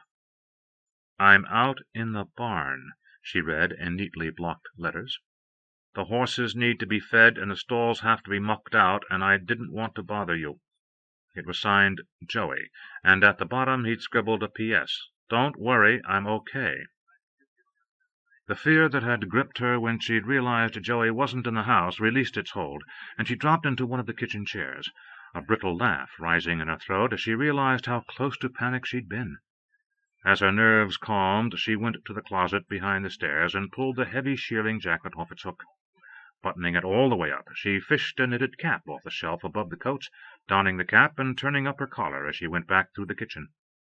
The back door threatened to blow out of her control as she opened it, but she managed to pull it closed and started across the yard to the barn, leaning into the wind and holding up her arm against the rain. The barn door was propped open. She pulled it shut as she went through, the wind slamming it behind her. "Joey," she called into the gloom. "where are you?" All she heard was the soft nickering of one of the horses, and she hurried across to the light switch, blinking in the glare as the bright floodlights washed the darkness away. "Joey, are you in here?" 2 of the horses were in their stalls, their heads hanging over the closed half-doors, but the third stall, Shaka's, was empty. Her pulse quickening, MaryAnne moved closer to the empty stall, peering inside. Though the horse was gone, her feeding trough was full, and the floor of her stall was covered with fresh straw. But surely Joey wouldn't have gone out riding in weather like this. She moved to the tack room, scanning the equipment. All the saddles were in place. Her concern deepening, she left the tack room and started back toward the barn door. When she was still 10 feet away, she saw it begin to move, opening a crack, then slamming shut again as the wind caught it. Outside, she could barely hear Joey's voice shouting above the storm. "Back up, Shaker! Come on, back up! That a girl! Good girl!" The barn door opened again, but once more slammed shut, and MaryAnne ran forward. "Get her back!" she called, putting her weight against the big door and pushing it against the force of the wind. "I'll push the door open." "Okay," Joey called back. She shoved again, bracing herself this time, and finally got the door open. As it swung wide, Joey, mounted bareback on the big mare, rode through the opening. Both the boy and the horse were soaking wet, but Joey was grinning broadly. "You should have seen Shaker," he said. "She loved it." MaryAnne stared at the dripping boy. "Loved what? What were you doing? Where were you?" "I took her out for a ride," Joey said. "It was great. I've never ridden her bareback before." "In the rain?" MaryAnne asked. "Joey, it's pouring out there." "It wasn't when we started. It was just sort of drizzling. But you should have seen her. When it really started pouring and the wind started coming down from the mountains, she really took off. You should have seen us coming across the field just now. Her tail was up, and she was really prancing." He patted the big horse on the neck, then lithely swung his leg over her neck and slid to the floor, already leaning her toward the cross-ties. "You liked that, didn't you?" he asked as the horse nuzzled his neck. "Didn't you like that?" The horse whinnied, tossing her head and almost pulling the lead from Joey's hand. "Well, come into the house," MaryAnne told him. "You have to get dried off and put on clean clothes, and then we have to go down to school to pick up Allison and Logan." "I can't," Joey replied, settling Shaker into the wash stall and snapping the leads to her bridle. "I've got to get her wiped down and blanketed, or she'll catch cold." "And what about you?" MaryAnne replied. "Dr. Corcoran said you were already running a fever." "I'm fine," Joey broke in. "As soon as I get Shaker back in her stall, I'll go in and get changed." MaryAnne started to protest, then decided she had neither the time nor the inclination to argue with the boy. Besides, she wouldn't be gone more than half an hour, and by now the police had probably either caught the mountain man or chased him out of the area. "Okay," she sighed, "but promise me you'll stay in the house and not go anywhere." Joey hesitated, his eyes clouding for a split second, but then he nodded. "I promise," he agreed. Then, his grin flashing once again, "But you better hurry. It's really starting to snow out there. Hey, maybe we'll get snowed in. Maybe there won't be any school tomorrow. Wouldn't that be neat?" MaryAnne smiled ruefully. She would be hearing exactly the same chorus from Logan the minute she picked him up. At least Joey's just like all the rest of the kids where snow is concerned, she thought as she climbed into the Range Rover and turned on the ignition. The more the better, and if school closes, it's just a lucky break. Putting the car in gear, she turned it around and started down the drive. Joey, watching her go, felt the grin he'd been struggling to maintain begin to slip away. Deep inside him, he was once again feeling the first stirrings of the same nervousness that had come over him the night before and driven him out into the darkness. Only a moment ago, when he'd been out on Shaker, racing across the field in the freezing rain, he'd felt wonderful, an exuberance building in him that had made him whoop with pure joy. The moment he'd come into the barn, though, the joy had drained out of him, and the first feelings of being trapped had begun to form in the pit of his gut. Now, as he began rubbing down the big mare, he could feel his nerves taking on that familiar edge, feel the howling elements outside beckoning to him, the wilds of the mountains summoning him. He tried to ignore the feeling, tried to pretend it wasn't happening, but as he continued working on the horse, the urge inside him grew stronger. Shaker, sensing something different about the boy, began to grow nervous, pawing at the floor and jerking her head against the restraining lines that held her in the cross-ties. Chapter 22. The rain had turned completely to snow by the time MaryAnne got to the school, and as Logan and Allison dashed down the steps and raced across the lawn, she gazed worriedly up at the gray sky. She had never experienced the kind of storm that sometimes came raging down from the Arctic at this time of the year, and the blackness of the clouds made her shiver even in the warmth of the Range Rover. She pulled the shearling coat tighter around her neck. "Isn't this neat?" Logan asked, scrambling into the front seat and slamming the door behind him. "I bet they don't even have school tomorrow. I bet we get snowed in." MaryAnne smiled at her son. "I wouldn't start getting my hopes up. It's barely the middle of September, and I suspect this is going to blow over. By tomorrow it'll probably all be melted." "It will not," Logan argued. "Mike Stiffel says it'll be 8 feet deep, and we won't even be able to get out of our house.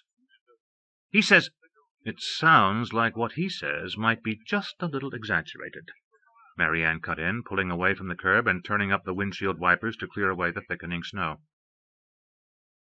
"Michael and Andrea Stiffel are jerks," Allison announced from the back seat, causing her mother to glance at her in the mirror. "Oh? And what brought that on?" Allison slouched moodily in her seat. "I just don't like them, that's all." "They were talking about Joey," Logan offered, his voice taking on an angry edge. "They said—" But before he could finish his sentence, he noticed that Joey wasn't in the car. "Where is he?" he asked, his anger at the Stiffel twins giving way to concern about the boy he already thought of as his big brother. "The doctor didn't make him go to the hospital, did he?"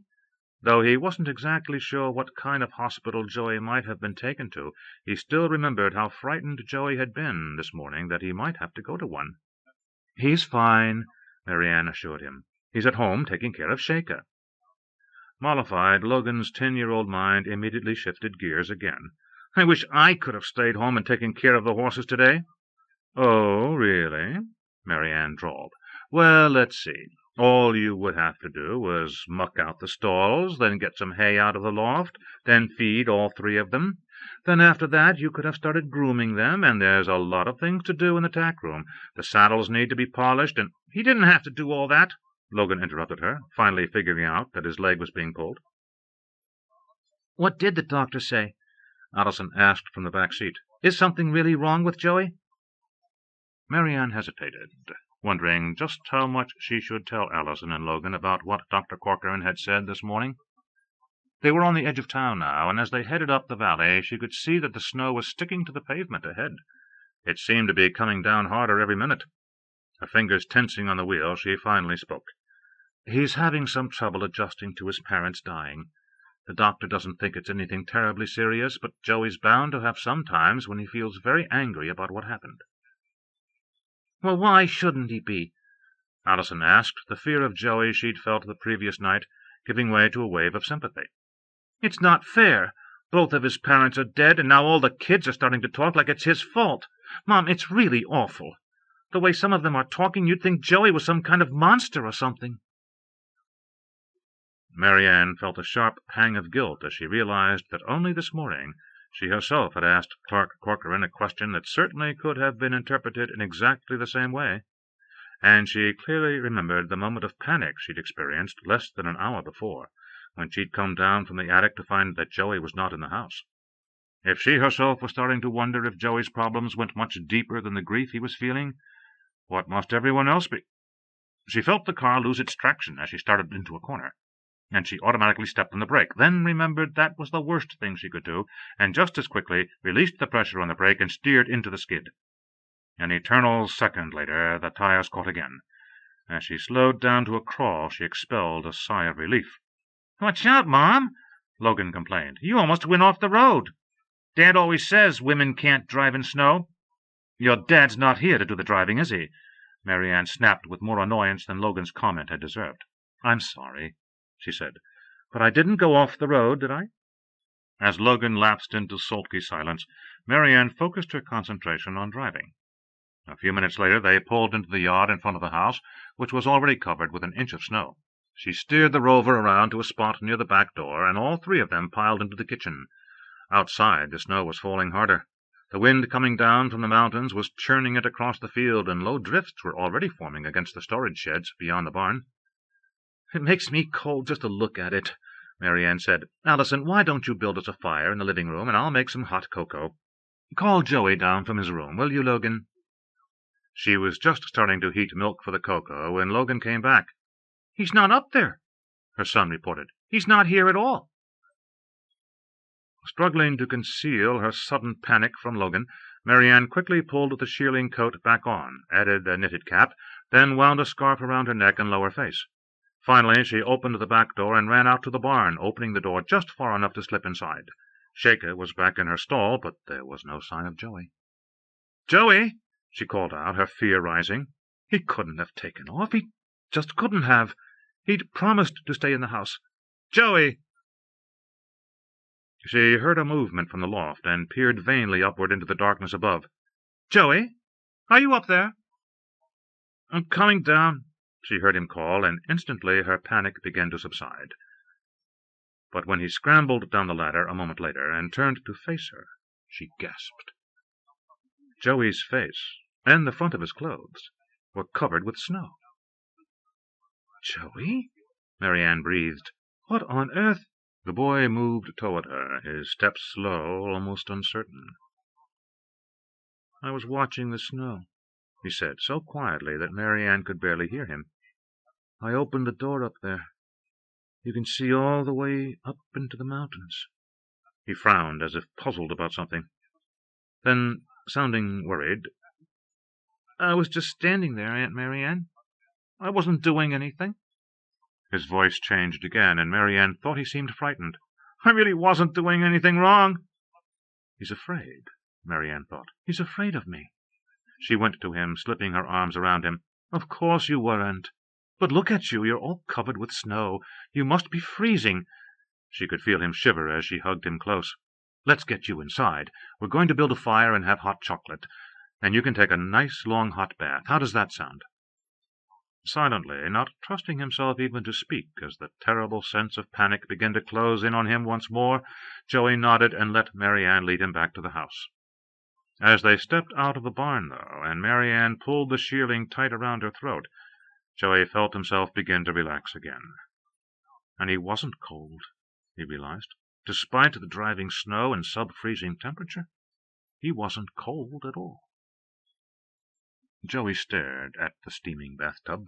He had stripped naked in what had felt to him like the stifling heat of his bedroom, and now as he gazed at the tub full of hot water, he felt no desire to lower his body into it. He was already sweating in the tiny room, and even as he prepared to step into the tub, he felt a strange heat deep in his bones. A heat that had nothing to do with the warmth of the room, for even when he'd sat in the open door of the hayloft, facing directly into the wind as it blew down the valley, driving the snow before it, he hadn't noticed the cold against his skin. All he'd felt were the calming effects of the wind and snow, driving out the terrifying nervousness that had been building inside him. With the wind whipping his hair and the snowflakes biting at his face, the hollow, empty feeling in his belly, and the strange urge to escape, not just from the house or the ranch, but even from himself, that almost indescribable feeling of wanting to crawl out of his own skin, had instantly ceased. It had seemed to him as if the elements outside were calling to him, the forest beckoning, the mountains whispering in his ears. He remembered it all, every detail of it etched into his mind. It had been almost like living in a dream, and he'd imagined he could hear sounds that he knew were impossible. The wind in the trees certainly would have blotted out what had sounded to him like a deer pushing through the heavy underbrush down by the creek, and he knew that he couldn't possibly be hearing a rat skittering across the floor of the barn 12 feet beneath him. Yet it had seemed that he could, and when he'd seen the rover come into the yard, he hadn't been surprised, for he'd even heard the sound of its quiet engine mixed into the whistling of the wind. He'd even imagined that he could see each individual snowflake, picking one out as it rode on the wind, following it as it twisted among the others, only losing it when it finally fell to the ground to disappear into the white blanket that was building in the yard. Even his nose had detected scents he'd never noticed before, faint aromas of the creatures of the forest, no more than wisps carried to him on the wind, but each of them distinct, each of them exciting something deep inside him. Even when he had finally responded to MaryAnne's call, reluctantly pulling himself away from the euphoria of the elements outside, he had had no sense at all of the chill in the barn.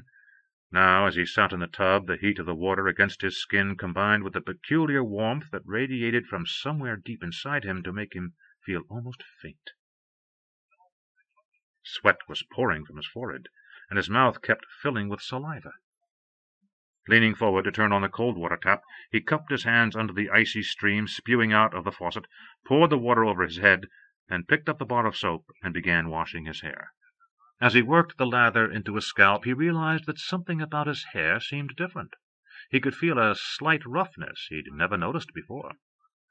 Puzzled, he slid down, holding his breath as he dipped his head beneath the surface, running his fingers through his hair to wash the soap away. Only when his lungs began to hurt did he sit back up, his breath exploding as he released the tension in his diaphragm. He picked up the soap again, this time rubbing it on his arms and chest. The strange, tingling sensation worsened. Without warning, a wave of claustrophobia broke over him. The tub seemed suddenly tiny, and the walls of the bathroom felt like they were closing in on him. He stood up, shaking his body violently, water spraying around the room. The stifling heat choking him, he raised the window over the tub and breathed deeply of the cold air that poured in from outside. Feeling better, he stepped out of the tub, took a towel from the rack on the wall, and began drying himself off. Catching a glimpse of his foggy image in the mirror over the sink, he reached over and wiped the steam from the glass. He stared at the image in the mirror. It was no longer the image he'd seen this morning. His eyes seemed to have narrowed slightly. The down on his cheeks seemed to have darkened, so he almost appeared to have the shadow of a beard. He ran his fingers through his damp and matted hair, and once more felt the strange roughness on his scalp. Leaning forward, he examined his scalp more closely. Tiny hairs were coming out of his skin, no more than specks, almost invisible to the naked eye. Yet they were there. He swallowed, staring at the image in the mirror. What was happening to him? Panic welled up in him. Suddenly, despite the open window, the bathroom, the house, everything was closing in on him once again. Rick Martin dropped to the ground, sheltering himself in the meager protection of a fallen tree.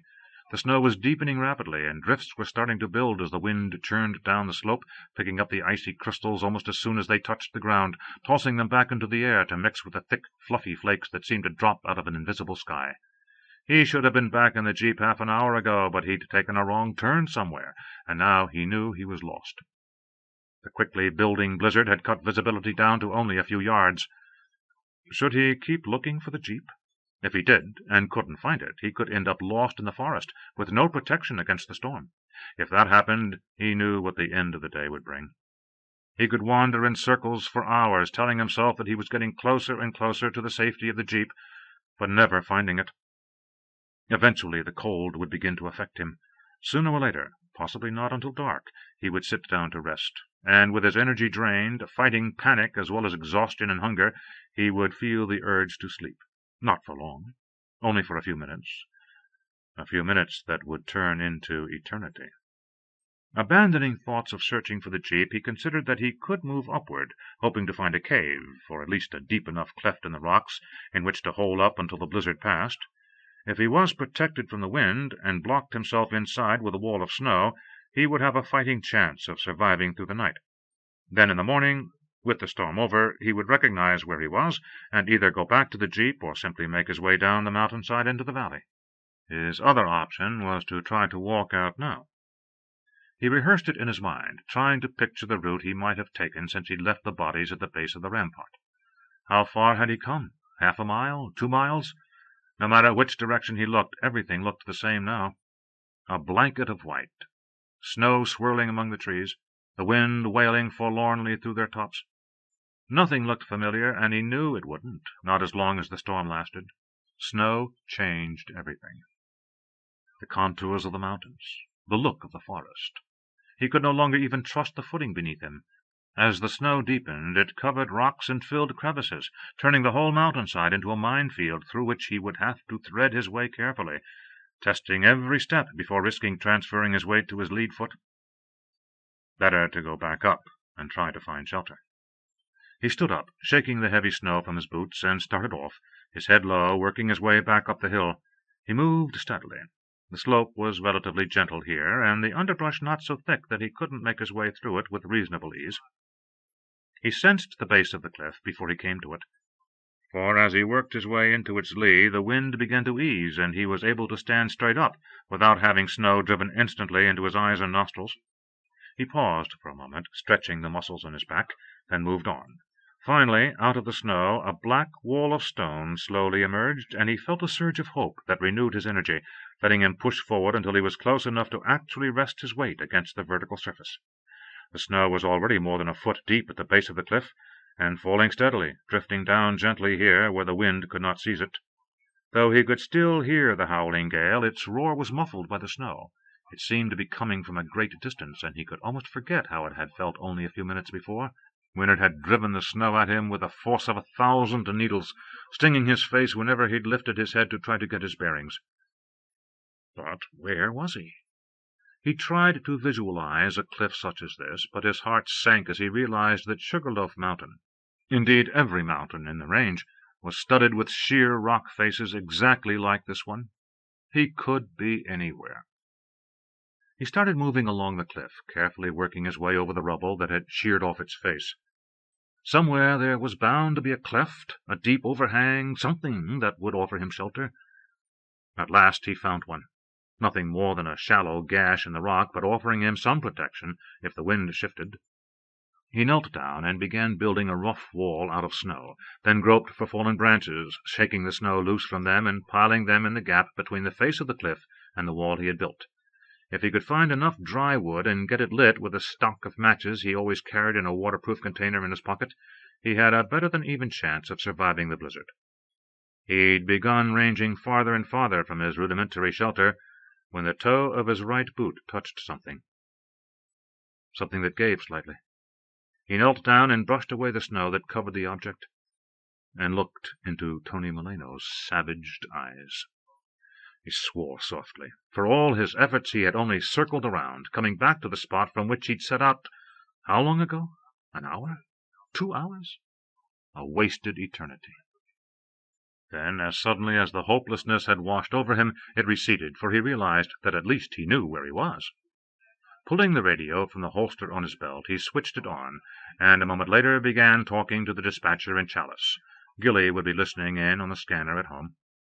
"It looks like I'm going to be spending the night on the mountain," he said, forcing his voice to reflect more confidence than he felt. "The snow's really coming down, but I found a spot to hole up, and I'm going to be building a fire. Give Gilly a call in case she's not listening, and tell her I'm all right, but I don't want to try to climb back down in the middle of a blizzard. And Gilly," he added, "in case you're listening, don't worry about me, and don't try to do anything stupid. Just put your feet up and relax, and I'll see you sometime in the morning." He hesitated, but knew there was no way he was going to reveal the long circle he'd made. "I doubt I'll be able to get the Jeep out in the morning, but it should be great weather for snowmobiling, so if someone wants to bring a sled up, they can find me at the base of Castle Cliff." There was a second of silence before the dispatcher's voice came back, sounding puzzled. "That's where you found Moreno and Peters, isn't it?" "That's right," Rick Martin sighed, realizing he'd let his secret out. "But I'm telling you right now that anyone who tries to rag on me about getting lost is going to get a fat lip for their trouble. Talk to you in the morning." If I'm still alive in the morning, he thought as he clicked the radio off. Right now, he figured he had about a 50-50 chance. If the blizzard got worse, he knew those chances would go down. Way down. Chapter 23. MaryAnne threw another log on the fire.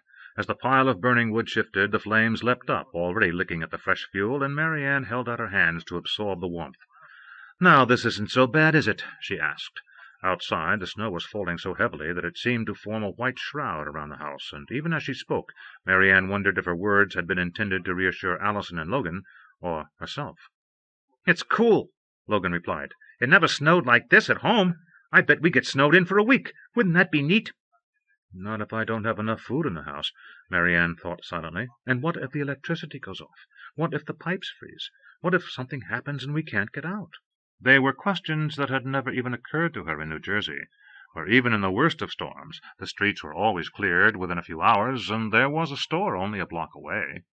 Power outages rarely lasted more than an hour or two, and if the pipes froze, all she'd had to do was call a plumber. But out here, would they even plow the road as far up as the gate to the ranch? They must. It was a county road, and surely she couldn't be expected to do it herself. But what about the driveway? Who would clear it? She thought of the tractor stored in one of the sheds out behind the barn. Was it really only yesterday that Olivia Sherburne had promised to teach her how to drive it? They'd talked about doing it next week, but now MaryAnne wished they'd done it right away. Still, if push came to shove, she supposed she could get it started and figure out how to operate it at least well enough to clear the snow off the driveway. But it won't come to that, she told herself. This will only last an hour or two, and then it will be over. Telling herself the nervousness she was feeling was caused more by her fears of who the man in the mountains might be than by the storm, she struggled to calm down. Don't panic over what's probably a very stupid idea, she told herself. But a second later her ruminations were interrupted by Storm, who trotted into the den, whimpering softly as he pawed at MaryAnne's leg, then trotted back out again. He uttered a sharp bark, and the fears MaryAnne had only a moment ago put firmly aside came flooding back. Was something outside the house? Was that what Storm was barking about? She started to get up to go after the big dog, but Logan had already slid off the couch. "I'll take him out," her son said as he dashed after the shepherd. "No!" MaryAnne cried, her fears suddenly rising. "Logan!" She got to the kitchen just as the little boy was pulling on his jacket. Her hand closed on his arm as he reached for the doorknob. Storm, crouched by the door, was whimpering and scratching at the painted wood. "Logan, you're not going outside. It's freezing out there, and you'll catch pneumonia."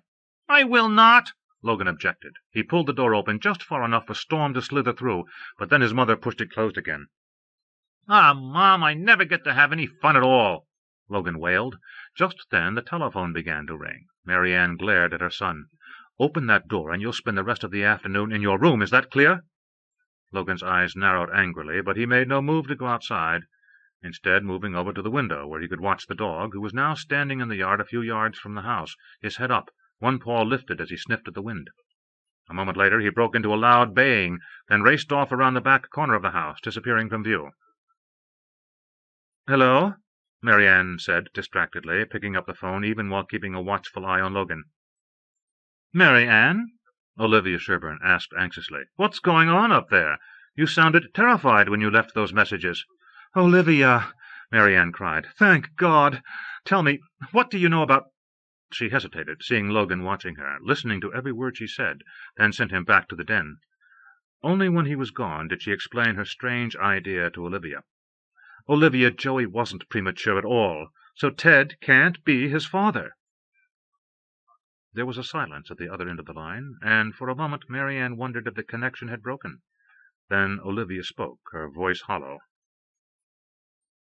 "His name was Slater," she said quietly. "Shane Slater. But that's not the name we knew him by."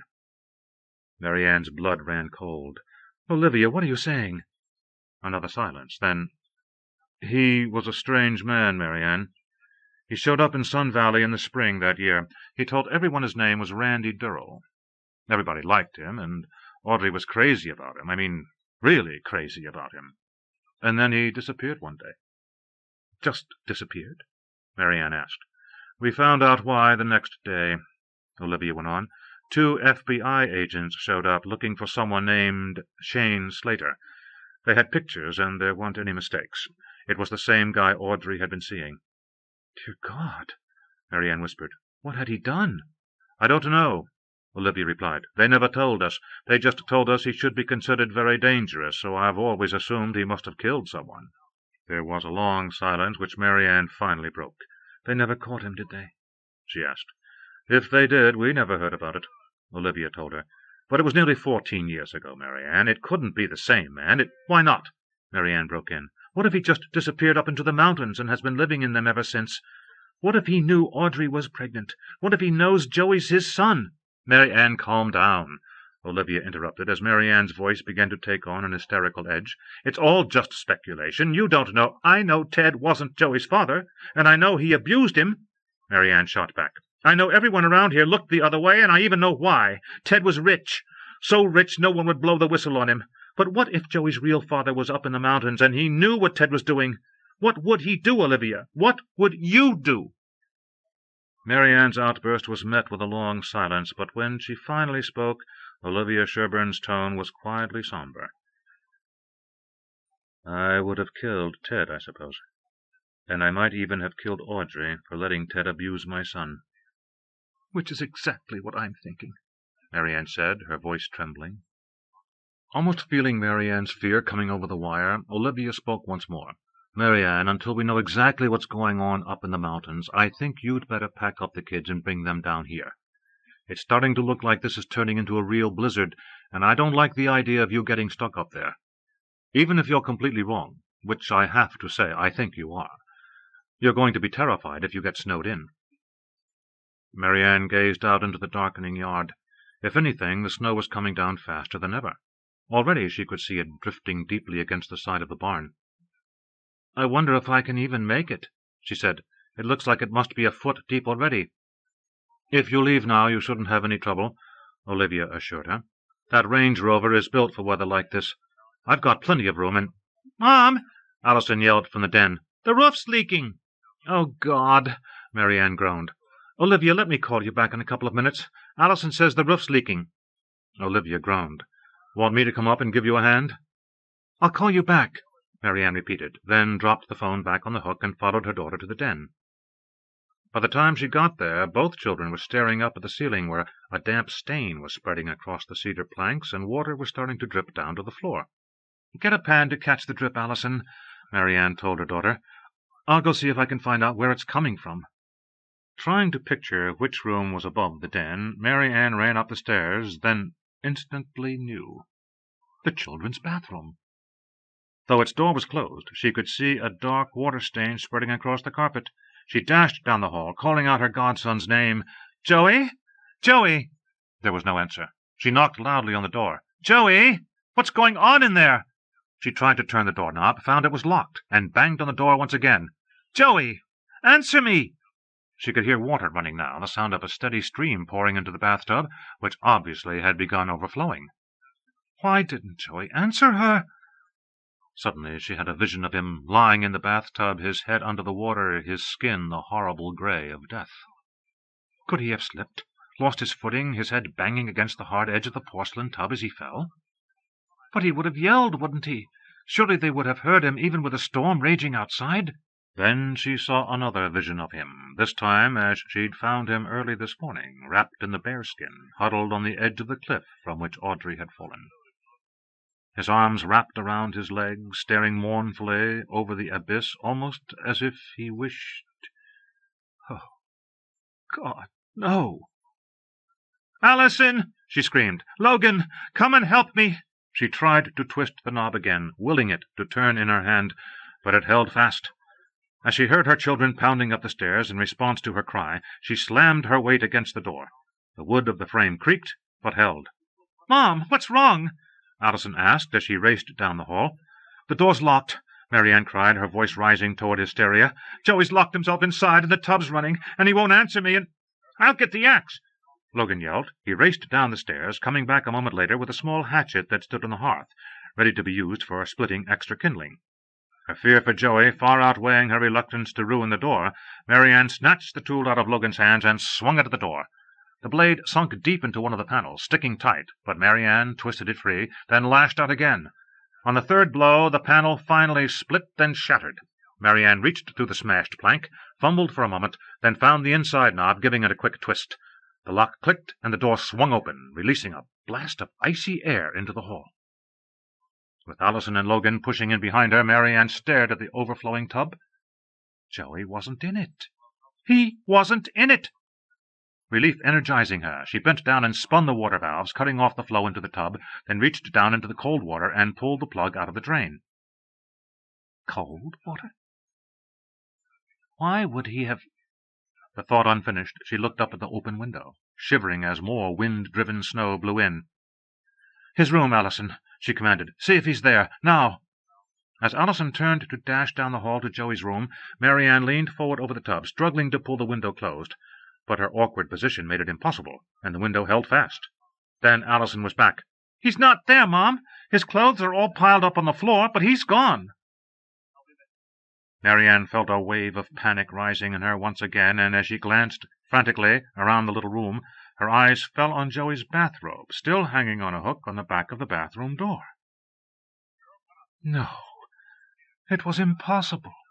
He couldn't have climbed out of the window stark naked, with a blizzard howling outside. Was he crazy? As the water continued to swirl down the drain, she leaned toward the window once again, even though as she tried to peer out into the blinding snowstorm she knew it was useless. If he'd been gone long enough for the bathtub to overflow, then wherever he was, he wouldn't be close enough to the house for her still to see him. Racing down the stairs, MaryAnne ran to the front door, pulled it open, and stepped out onto the porch. "Joey!" she called, straining her voice to make herself heard over the howling wind. "Joey! Where are you? Come back!" She was about to leave the porch, instinctively wanting to go out into the storm to find Joey, when she heard Allison shouting at her from the hall. "Mom, what are you doing?" Distraught, MaryAnne turned to stare at her daughter. Though she was only a few yards from the porch, she could barely see Allison. "Mom, come back!" Allison wailed. "You'll get lost out there. You'll freeze to death." MaryAnne hesitated, torn between her need to go after Joey and her certainty that Allison was right. Only a few more yards and the house would disappear into the snow, and she could wander around for hours, never finding it again. A feeling of hopelessness washed over her. Choking back a sob of despair, she lurched back to the porch. "What's wrong with Joey, Mom?" Allison asked as MaryAnne came back into the house, closing the door behind her. When she spoke again, her voice trembled with fear. "Are the kids at school right? Is he crazy?" MaryAnne leaned against the door, trying to gather her wits, to think what to do next. The police. She had to call the police. Ignoring Allison's question, she ran to the den and picked up the phone, stabbing the 3 emergency digits into the keypad. It wasn't until she'd finished dialing that she realized that no sound at all was coming out of the telephone's receiver. Now Joey was gone, and the phone was dead. The man moved through the blizzard with the instincts of an animal, so familiar with the woods, so used to moving in darkness that even the storm barely hindered his progress. He left the injured wolf in the protection of the cleft, certain that even if he didn't return for her, she would survive. Her wound was clean, and within a day she would be back on her feet, limping badly, but still able to feed herself. Satisfied that she was safe, he moved steadily downward, angling across the flank of the mountain to Coyote Creek. It had been even easier after he'd come to the stream. All he had to do was follow its course, a route he'd taken often in his years of patrolling the territory he'd subconsciously staked out as his own. The route he'd been on the night the camper had died, when the irresistible urge to attack had come upon him under the moon. He'd tried to resist it, tried to pull away from the campground, but instead he'd lurked in the shadows, staying as far as he could from the light of the campfire, watching the 2 people as they cuddled by their fire. Cuddled and snuggled together in a way that was only a dim memory for the man, and a memory that he had long known was never to be relived. He was alone, and would be alone the rest of his life. Alone. Alone, with nothing but a wolf for company. How had the animal known him? How had she recognized him so many years ago, when he himself had not yet understood what was happening to him? Was the smell already on him? Had the smell of the wild, the feral odor of the beast that was even then growing inside him, already begun seeping through the pores of his skin? Was that how she had known she had nothing to fear from him? She'd crouched beside him that night in the campground, silently watching with him, silently sharing his struggle as he tried to pull himself away into the woods, to leave the man and woman alone in one another's company. He'd failed, for the urge to hunt had been strong within him, so strong as to be irresistible. And at last, giving in to the urge, he'd struck. The tent had torn apart like tissue paper in his hands, and the man himself. He shut the thought out, wishing he could blot what he'd done from his memory, but knowing he couldn't. It would haunt him, torture him, until finally he died. Not long, but not yet. Not until he'd talked to Joey one more time.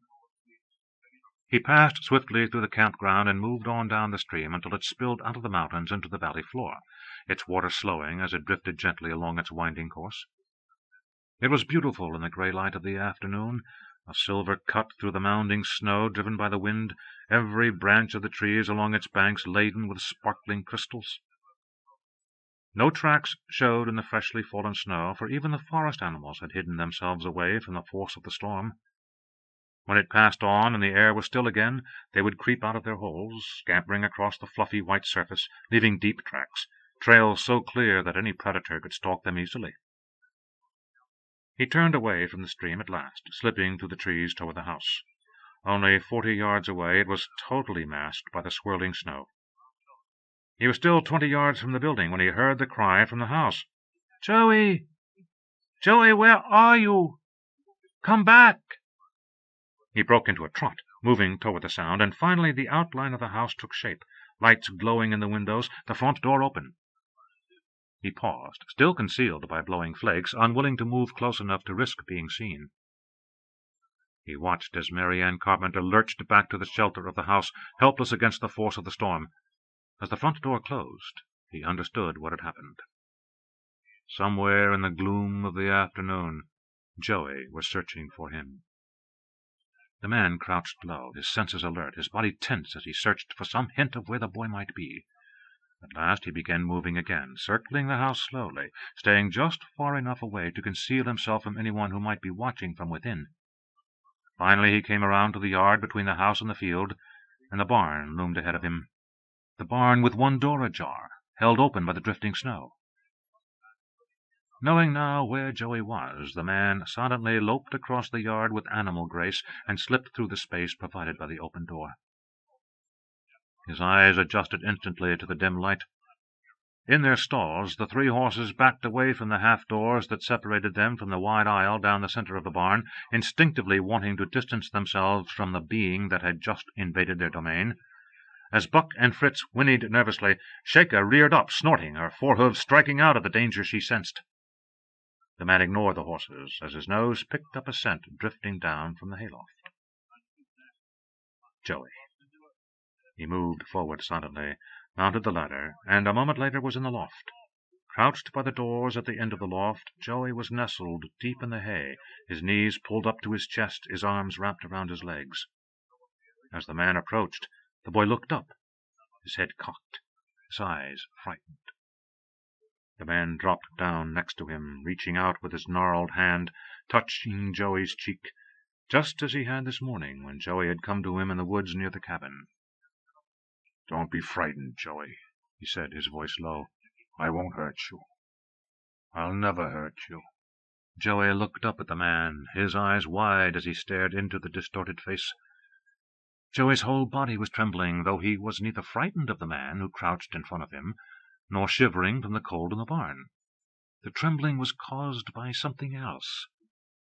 His fear of the feelings inside himself, feelings boiled into turbulence by the presence of this man. "What's wrong with me?" he asked. "Why am I like this?" The man said nothing, fighting his urge to end Joey's misery right now. But he couldn't do it, even if he was certain it would be for the best. "It's my fault," the man finally whispered, the words choking in his throat. "All my fault, Joey. But I didn't know. I swear to you I didn't know." "Know what?" Joey asked. What was he talking about? "I tried to tell them," the man said. "I came down to talk to them so they could help you. It should have been safe that day, Joey. The moon wasn't up, and I was feeling good. Really good. But when I came into the barn, the horse shied." Suddenly Joey understood. "My dad," he whispered. "You killed my dad!" He started to stand up, but the man's strong fingers closed on the boy's naked shoulder, holding him down. "I wanted to talk to him, Joey. I wanted to tell him what was going to happen to you. I wanted him to stop hurting you, to stop the things he was doing to you." His voice trembled, then broke. "I thought if he knew, maybe he could have helped you." "He hated me," Joey whispered. "He always hated me." His breath caught in his throat, and then for the first time he uttered the words he had been unable to speak to anyone else. "I was glad when he died." The man held on to Joey, forcing the boy to look directly into his eyes. "I killed that man in the campground, Joey. And I killed Bill Sykes. That's why I'm here. I have to tell you what's going to happen to you, Joey." It's starting. It's starting already. You can feel it, can't you, Joey? The emptiness in your gut and the tingling on your skin. Can't you feel it, Joey? Aren't you feeling it right now? Joey's eyes widened with wonder as he heard this strange man reciting all the things that happened to him. Almost involuntarily he nodded his head. It will get worse, Joey, the man whispered. His voice was barely audible, but it carried an intensity that burned each of his words into Joey's mind. Soon you'll be like me. You'll have to hide in the woods, Joey. If anyone sees you, they'll want to kill you. It'll only get worse as you get older. You'll hunt, Joey, but you won't hunt for animals. You'll hunt for people. No, Joey stammered, but the man kept talking, whispering Joey's future relentlessly into his ear. You'll start hating them, Joey. All of them. You'll creep through the night, peering into their houses, watching them. And then you'll start killing them. Joey gasped, but the man went on, murmuring more to himself than to the terrified boy. You won't want to. You'll try not to, but you won't be able to stop yourself. It's in your blood, Joey, just like it's in mine. You'll start changing soon. Your fingernails will turn into claws, and hair will grow all over your body. You'll look like me, Joey. Me. Look! Releasing Joey, he stood and ripped off his shirt, dropping it on the floor of the hayloft. Joey stared in awe at the man's powerful torso, his muscles rippling under the curling hair that all but covered his skin. Touch it, the man whispered. Not human, Joey. Something else. Something terrible, Joey. Almost as if he was hypnotized by the words, Joey reached out, his fingers brushing against the thick mat of hair that covered the man's skin. Fur. It almost felt like fur. If he closed his eyes, he could imagine he was stroking Storm. The hair was so thick and soft. It's going to happen to you, he heard the man say, and then he remembered the strange hairs that were growing on his head, the dark shadow the down on his face had formed. Why? He moaned, the word cracking as a sob closed his throat. The man's arms went around the boy, and he held Joey close. Because I'm your father, Joey, he whispered. My name is Shane Slater, and I'm your father.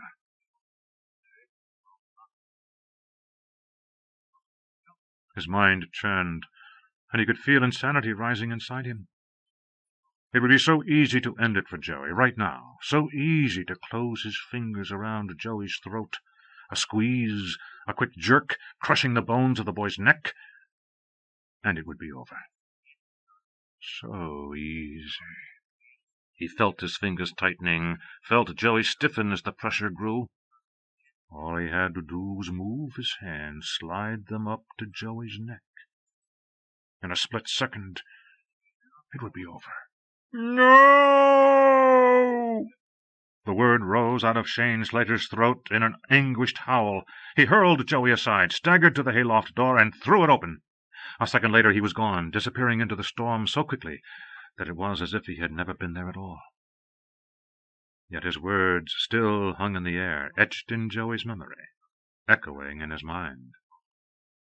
Your father, Joey. My name is Shane Slater, and I'm your father. In the depths of his soul, Joey knew it was true. Chapter 24. Logan gazed up at his mother, his face pale, his eyes wide with fear. What are we going to do, Mom?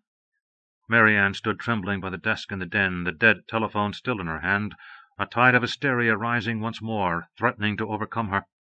She felt herself losing control, felt a scream of frustration and fear building in her throat. She couldn't deal with it, couldn't stand any more of it. Where could Joey have gone? Why would he have climbed out the window, naked, and run away into the storm? If he was out there, how long could he even survive? The questions twisted like serpents in her mind, her confusion growing every second.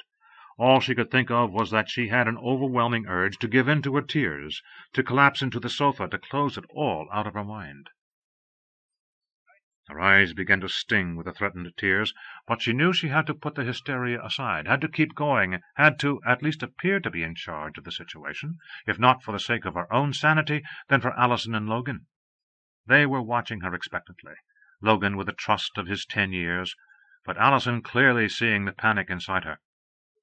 She took a deep breath and finally put the phone back on the hook, resting her hand on it for a second, certain that it would tremble the moment she removed it from the instrument that should have brought her help, but instead had betrayed her. She cast about for something to say, something to do, that would at least occupy their minds, distract them from the fact that Joey was no longer in the house. Then she heard a splash as a drop of water fell from the ceiling into the pan Allison had placed on the floor. "The bathroom," she breathed, her mind numbly grasping at something, anything, with which to deal until she could once again begin thinking clearly. "Get some rags from the pantry, Logan." Her legs almost refusing to obey her commands, she left the den and crossed the living room into the foyer. The stairs stretched ahead of her, and for a moment she wondered if she could even climb them.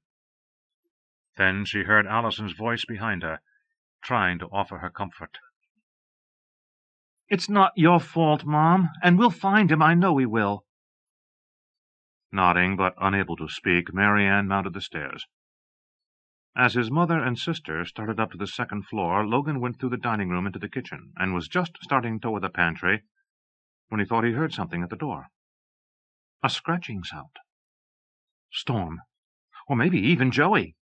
Without even pausing to call his mother, he darted across to the back door and pulled it open, certain that the dog, or Joey, would slip inside. Nothing. Frowning, Logan peered out into the blizzard. For a moment he saw only the swirling snow, but then he caught a glimpse of something else, something barely visible, moving in the storm. "Joey?" he breathed, but even as the word left his lips, the phantom disappeared into the storm. But he'd seen it. He knew he had. It was right outside. Without thinking, he stepped out onto the small back porch, cupping his hands around his mouth. "Joey!" he yelled. "Hey, Joey! Is that you?" His words were drowned by the wind, and he hesitated, wondering whether to go a little farther, just a yard or two, and call again, or whether he should go back into the house. But then the wind made the decision for him, lashing at him, driving snow into his eyes, blinding him for a second. He turned around, about to stumble back into the kitchen, when suddenly the wind shifted, creating a brief vacuum within the house, and the back door slammed shut in Logan's face. He reached for the knob, trying to twist it. Locked! Why hadn't he checked it before he'd come out? "Mom!" he yelled, pounding on the door. "Mom! I'm locked out! Let me in!" Once again his words disappeared into the wind as quickly as he uttered them, and Logan felt a stirring of panic as he realized that the bathroom was on the other side of the house. They'd never hear him yelling unless they came downstairs. The window. Maybe he should break the window in the back door. But his mom would kill him. He could almost hear her. "For heaven's sake, Logan, don't you ever think before you do something?" He could go around the house, staying real close to it so he wouldn't get lost in the storm, and try all the windows on the way. And if he hadn't found one that was unlocked before he got to the other side, then he could yell right up at the bathroom. They'd have to hear him then. They'd have to. He shivered in the cold, the wind cutting right through the sweater he'd put on earlier, when he'd still been hoping he might get to go out and play in the snow. Now, though, he wished that at least he'd put on his jacket before he came out on the porch. But who thought the dumb old door was going to blow shut? Hunching his shoulders against the blowing snow, he left the back porch and started toward the front of the house, testing each window as he came to it. All of them were locked. He was just coming to the front of the house when once more he saw a movement out of the corner of his eye. He turned toward it, straining to get a better look, but this time it didn't disappear back into the swirling white blanket. Instead, he saw the massive shape come toward him, emerging out of the snow like some horrible demon from a nightmare. As Logan stared up into the coarse, heavily bearded face of the mountain man, his mane of black hair matted with snow and blowing wildly in the wind, The little boy's voice died in his throat, and he turned to run, the house forgotten, the danger of the blizzard driven from his mind by the twisted features of the terrifying vision that had appeared out of the storm. Logan raced away, slogging through the drifting snow, lurching farther out into the yard, until even if he'd turned around, he would no longer have been able to see the house, which was only 10 yards away. When he tripped, sprawling face down in the snow, he felt the hands on his body. Strong hands, with nails so long and sharp he could feel them even through his sweater. Now he found his voice, uttering a scream of terror, but it was too late. He felt himself being lifted up, held immobile in the man's arms. "No!" he screamed once again. "Let go of me! Help me! Mom! Mom!" "Shh! Shh!" Shane Slater said, struggling to hold on to the squirming boy. "Have to get you." But before he could say anything else, there was a sudden howl of canine fury and a blur of motion as Storm hurtled out of the blizzard, charging toward Shane Slater, his teeth bared, his eyes glinting as they fixed on the hated man whose scent alone had always terrified him. Now, though, the dog saw no more than the threat to the little boy, and his instincts to guard the child overcame his fear of the man. His eyes glowing, he launched himself into the air, leaping toward the throat of the man whose arms were wrapped around Logan Carpenter. Shane Slater, momentarily stunned by the dog's sudden attack, reacted instinctively, raising his arms to protect his throat from the animal's dripping fangs. Raised his arms in which he still held Logan Carpenter. Too late he tried to turn away, tried to protect the boy as well as himself from the German shepherd's jaws. Storm twisted his body in midair as his intended victim tried to duck away, his great jaws snapping closed as they came in contact with human flesh. Logan Carpenter's flesh. The dog's teeth sank into Logan's neck, piercing the jugular. Shane Slater instantly dropped down to lay the boy on the ground and seized the dog, grasping its muzzle with one hand and its neck with the other. With a quick twist, he broke the dog's grip on Logan. Storm uttered a high-pitched yelp of agony as his mandible shattered under the uncanny strength of Slater's hand. Leaving the dog lying where it fell, twitching in pain in the snow, Slater picked up Logan, holding him close to his massive chest, bending over him to protect him from the icy wind. Blood was gushing from the wound in Logan's neck, pouring into Shane Slater's thick beard, matting the curly hair that covered his body. "No," Slater whispered, his voice barely audible even to himself, and taking on a strange sing-song tone. "Don't die. Please don't die. Have to stop it. Can't stop it. Didn't want to. Never wanted to. No more. Please, no more. Let it stop." He began rocking, crouching low, his body curling protectively around the dying child, his murmuring voice fading away into a low sob. At last, when the blood stopped flowing from Logan's neck and the boy's body lay limp and lifeless in his arms, Shane Slater laid him gently in the soft snow, then straightened up.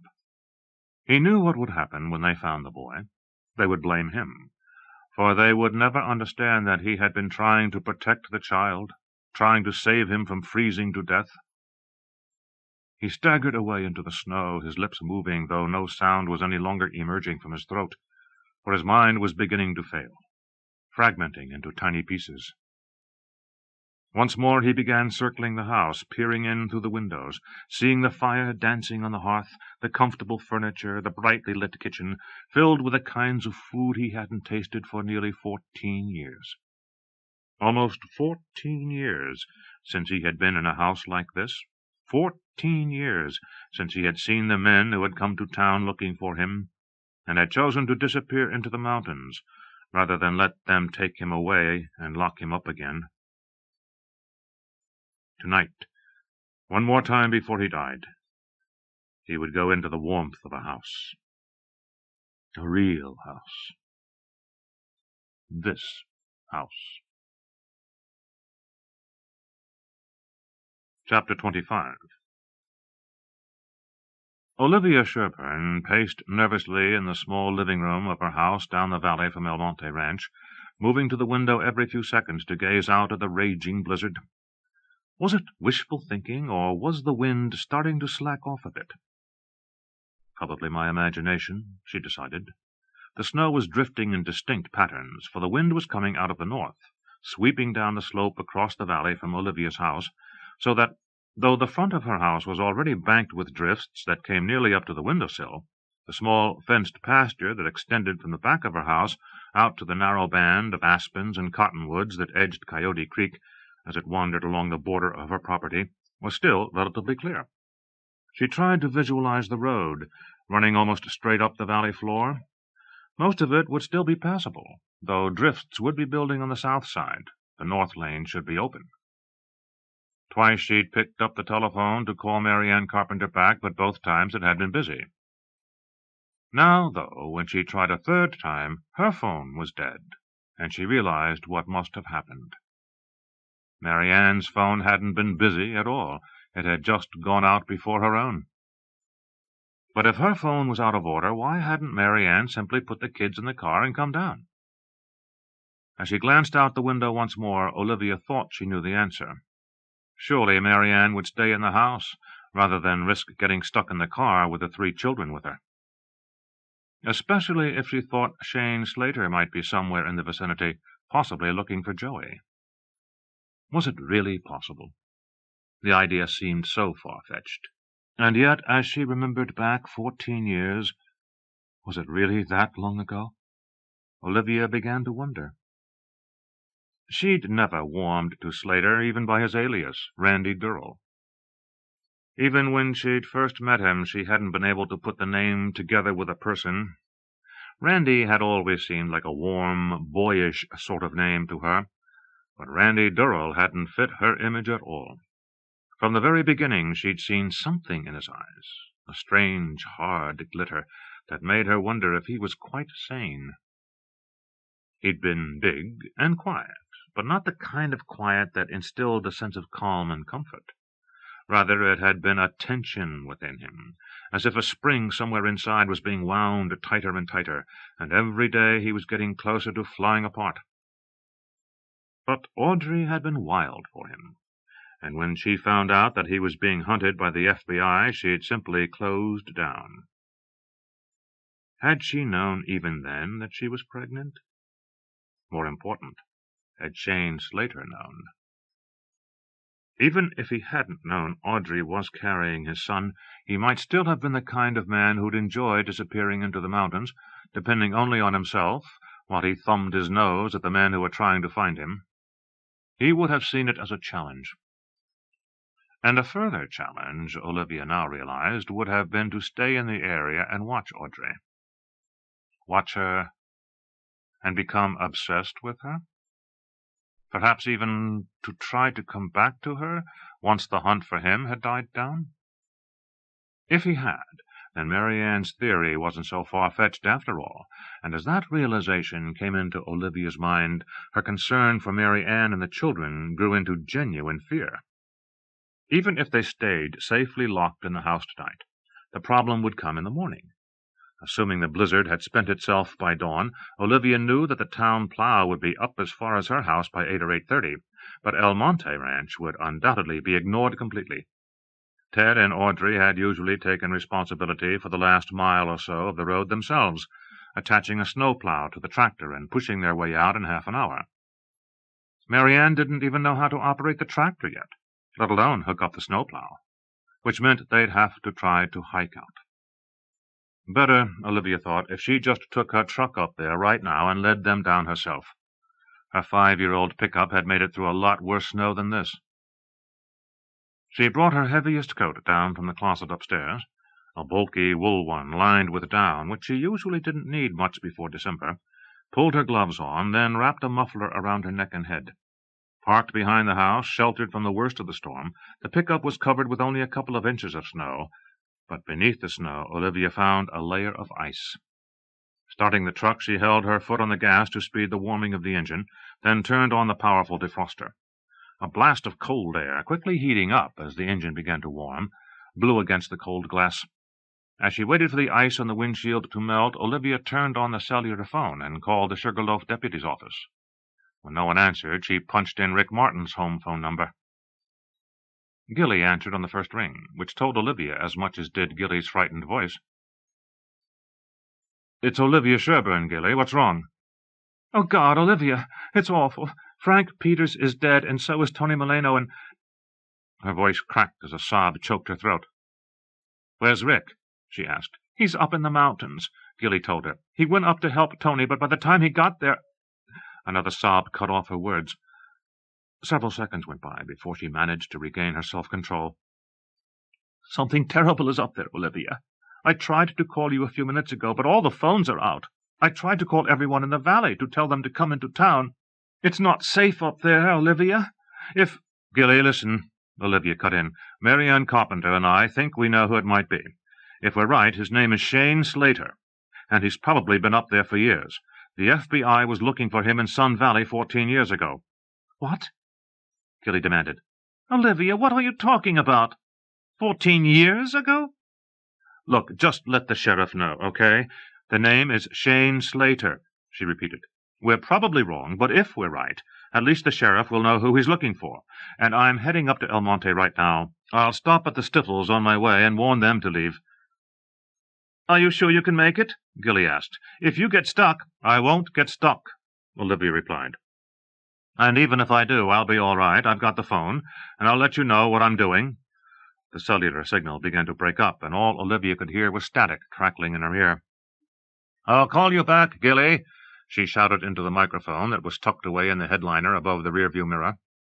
She switched on the windshield wipers, watching as the thin sheet of softened ice was broken up and cleared by the first oscillation of the twin wipers. She was about to put the truck in gear when Gilly's words suddenly came back to her. "Something terrible is up there." As the words echoed in her mind, so also did the memory of Shane Slater's strange, veiled eyes. Shutting off the engine, she took the keys out of the ignition and fitted one of them into the lock on the glove compartment. The door dropped open, and she reached inside and pulled out a box of shotgun cartridges, then used another key to unlock the gun rack that spanned the space behind the truck's wide seat. Taking her shotgun out of the rack, she carefully loaded the magazine, checked the safety, then put the gun back in the rack. She stopped herself just in time as her fingers reflexively moved to relock the gun rack. If she needed the gun tonight, she suspected she might not have time to mess around with the key. Restarting the truck, she put it in low gear, made a wide U-turn, and started down the driveway to the road. As soon as she left the shelter of the house, the snow deepened, and for a moment she wondered if she ought to stop and put on chains. No time for that. She switched the truck into four-wheel drive. It surged ahead, breaking through the drift in the driveway. When she came out onto the road, it was just as she had expected, though the southbound lane was lost under a bank of snow that had built to almost 3 feet in some areas. The lane she was using was almost clear. Though she increased her speed slightly, Olivia kept the truck in low gear, for even with the four-wheel drive she could feel the tires struggling to hold their traction on the snowy roadway, and every blast of the Arctic wind made the truck swerve. The run-up to El Monte Ranch, which normally took no more than a few minutes, was going to take a lot longer this afternoon. "Logan, where are those rags?" MaryAnne stood impatiently at the top of the stairs, calling down to her son. It had been more than 10 minutes since she and Allison had come upstairs, and the towels in the bathroom were already sopping wet, while water still puddled the floor, and the carpet in the hall had squished under her feet as she'd gone to the head of the stairs. The diversion of dealing with a flood in the bathroom had given her enough time to compose her nerves. She had already decided that she had no choice but to go out into the blizzard to look for Joey. If he hadn't gotten lost in the storm, the only place he could be was the barn, where she'd found him twice before. She knew which direction the barn was, and it wasn't more than 30 yards from the house. Certainly she could make it that far without getting lost, couldn't she? "Logan, do you hear me?" she called out, her annoyance at her son's lollygagging growing by the second. When there was no answer from the floor below, she took a deep breath, resisting the urge to give in to her temper, and hurried down the stairs. She moved quickly through the dining room and was halfway across to the pantry door when she stopped short, staring at the floor just inside the door. A small pile of snow was rapidly melting into a puddle. The panic she'd only a few minutes ago succeeded in conquering flooded back into her now, and she dashed to the door, jerking it open. "Logan!" she cried. "Logan, come back here! This instant!" As the wind struck her, she stepped back into the house, slamming the door behind her, then heard Allison pounding down the stairs. Bring my coat, Allison, she shouted. Hurry! A few seconds later, Allison dashed into the kitchen, the heavy shearling clutched in her arms. Logan's gone, MaryAnne told her, grabbing the coat and shoving her arms into its sleeves. How could he have done something so stupid? Without waiting for a reply from Allison, MaryAnne jerked the door open once more and stumbled outside. In the kitchen, Allison ran to the open door, calling after her mother, Mom, don't! Don't leave me alone! But it was too late. MaryAnne was already disappearing into the swirling snow, but she turned around for a moment, calling out to her daughter, Stay inside, Allison! Don't leave the house! The words were almost lost in the wind, but Allison heard them. A moment later, as her mother finally disappeared into the white miasma, she helplessly retreated into the kitchen, closing the door behind her. Suddenly, the house, which had seemed so warm and cozy only a little while ago, now seemed very large and very empty. MaryAnne stumbled through the snow, almost blinded by the wind-driven powder, uncertain of where she was going. Logan! She called out. Honey, where are you? If you can hear me, just yell. I'll find you, Logan. She paused for a second, but heard nothing. She looked around, realizing she could no longer see either the house or the barn. Where was she? Desperately, she tried to remember which direction she'd gone when she left the back porch. She'd started toward the barn, but when Allison had called out to her, she'd turned around. Stupid! But the action was instinctive, just as the overriding imperative to come out into the blizzard and find her son had been. Too late she realized that she'd brought nothing with her, not a flashlight, certainly not the shotgun from the rack in the den. Suddenly an image formed in her mind, an image of a large ball of nylon string sitting in the bottom drawer of Audrey's desk. All she'd have had to do was tie the end of it to the doorknob. She shoved the thought aside, unwilling to waste time condemning herself for her own stupidity. If she didn't find Logan soon, which way? Which way was the house? The barn? Which way should she go? Tentacles of panic closed around her. She felt her lungs constrict as if metal bands were being tightened on her chest. She took a step, then changed her mind, and started off in another direction. A few steps later, suddenly certain she was going in the wrong direction, she stopped again, hesitated, then veered off toward the left. This time the terrible fear that she was only moving farther from the house stopped her after only 3 steps. Think, she commanded herself. The wind! From which direction had it been coming? She stood still, concentrating hard, then remembered the kitchen door and the wind pushing at it every time she tried to shut it. The north. It was coming down the mountainside from the north, and sweeping across the pasture. If she walked into the wind, sooner or later she would come to the fence around the pasture, and then she could move along the fence to the barn. Hope surged in her heart, for as well as shelter she might find Joey and Logan there, too. Her panic receding slightly, she turned slowly, until at last the wind was blowing directly in her face. Leaning into it, shielding her eyes with a sleeve of her jacket, she started moving slowly forward, the stinging crystals lashing at her cheeks, her eyes starting to water from the cold. After 5 steps, she felt her left foot strike against something that gave as her shoe struck it. Dropping to her knees, she brushed the snow away from the object that lay in the yard, and stifled a scream as her fingers touched Storm's fur. Her mind raced as she dug the snow away from the dog's lifeless body. Was that what had brought Logan outside? Had the dog come scratching at the back door, only to run away when Logan opened it? She brushed the last of the snow away, and found herself staring at the dog's broken jaw, twisted away from his muzzle, hanging open, his pink tongue dangling over his teeth. Not pink. Red. MaryAnne saw the stains in the snow around the dog's head, and a wave of nausea hit her. What could have happened out here? Storm must have attacked something that had fought back and killed him. Had Logan heard Storm barking, or even heard only his last howl before whatever attacked him finished the kill? Logan! She called out once more. Oh, my God! Logan! Whatever had killed Storm must still be out here. The dog's body was still warm, the blood in his mouth still fresh. He couldn't have been dead more than a few minutes. Her eyes streaming now, partly from the blizzard, partly from the terror she felt at the thought of what must be out here, possibly only a few yards away, possibly already catching her scent and beginning to stalk her, MaryAnne started to stagger away, still intent on reaching the fence and then the comparative safety of the barn. But once more she stopped, for this time, through the tears in her eyes, she saw the object that was blocking her path before she tripped over it. Once more a scream rose in her throat, but this time she made no effort at all to mute it. As she dropped back to the ground to gather the lifeless body of her son into her arms, another scream emerged from her throat, a high, keening wail of despair as Logan's head flopped backward, exposing the terrible wound in his neck. Clutching the body of her son in her arms, MaryAnne began to sob, the pain in her soul threatening to destroy her sanity as she rocked back and forth, cradling Logan as she had when he was only a tiny baby. The blizzard howled around her, engulfing her in its white shroud, but MaryAnne was no longer aware of anything except the terrible agony of holding her dead son in her arms. An agony she felt with searing certainty, from which she would never recover.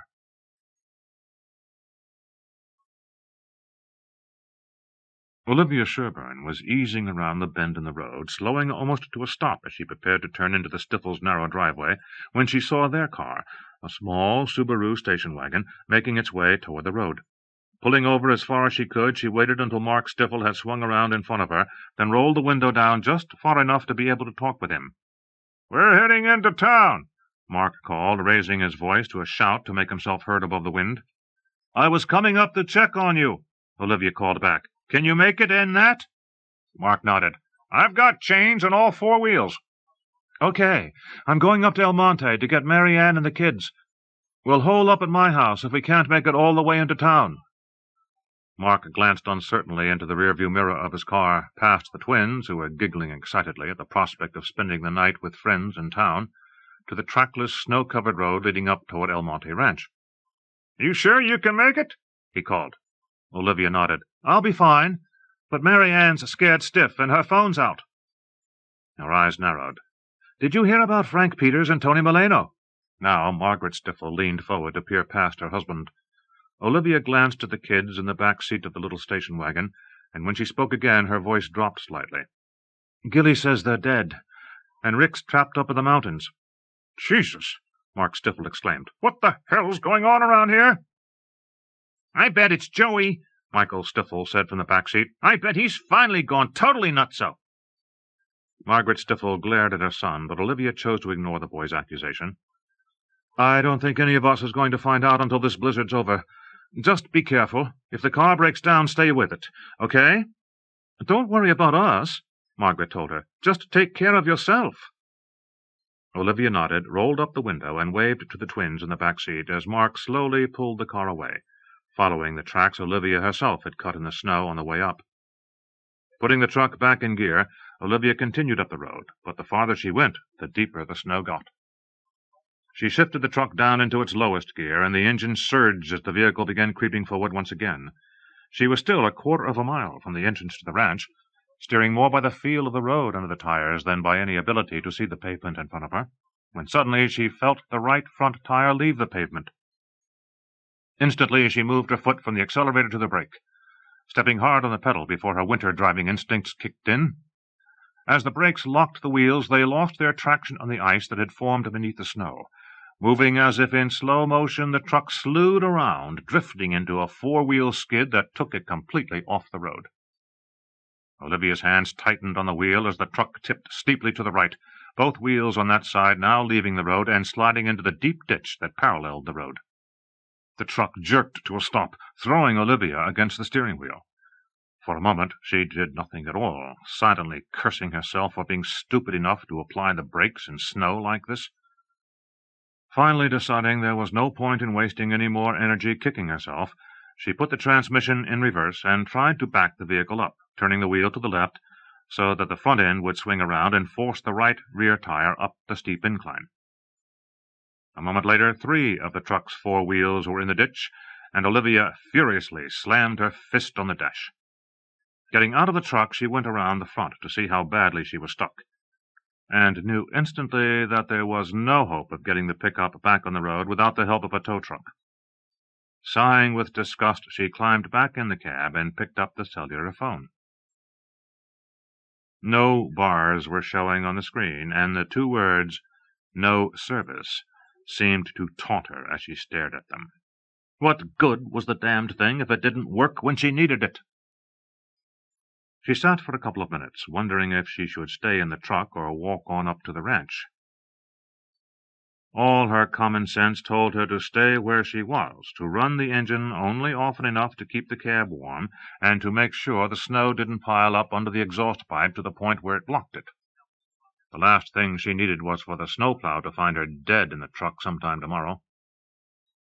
Except she was only a quarter of a mile from the gate to El Monte, and she'd walked up the driveway literally thousands of times over the years. All she had to do was stay on the pavement until she reached the gate. From there it would be easy. The driveway was cut through the forest. There was no possibility of getting lost. Except that a tiny voice in the back of her mind warned her that this was exactly how hundreds of people had lost their lives in storms like this one. People had even been known to freeze to death halfway between their houses and barns. But she was convinced that the wind was finally beginning to slacken, and even if it didn't, this wasn't the Great Plains, where there were hundreds of miles without even a tree to use as a reference point. This was Idaho, and the forest was everywhere. All she had to do was stay out of it, and she knew damned well she could walk from here up to the ranch blindfolded if she had to. Making up her mind, she took a flashlight out of the glove compartment and her shotgun from the rack behind the seat. Leaving the keys in the truck's ignition, she pulled on her fur-lined gloves, wrapped her muffler around her head and neck, and got out. She started up the road, feeling each step with her foot, kicking the snow aside to make certain she was still on the pavement. When she turned around, the blizzard had closed in on her, and even the truck, which couldn't have been more than 50 feet away, had disappeared into the blinding snow. Olivia Sherburne felt completely alone. Chapter 26. The freezing wind, driving the snow before it, finally began to penetrate the thick shearling coat that was MaryAnne Carpenter's only protection from the blizzard. As the cold crept through her flesh into her very bones, her mind at last began to emerge from the shell into which it had retreated. She stared down into Logan's face, and had the odd sensation that she was looking into the face of a stranger. This was not her son. It couldn't be her son. This was someone else, some stranger who only looked like Logan. Logan was still alive. He had to be still alive. And she would find him.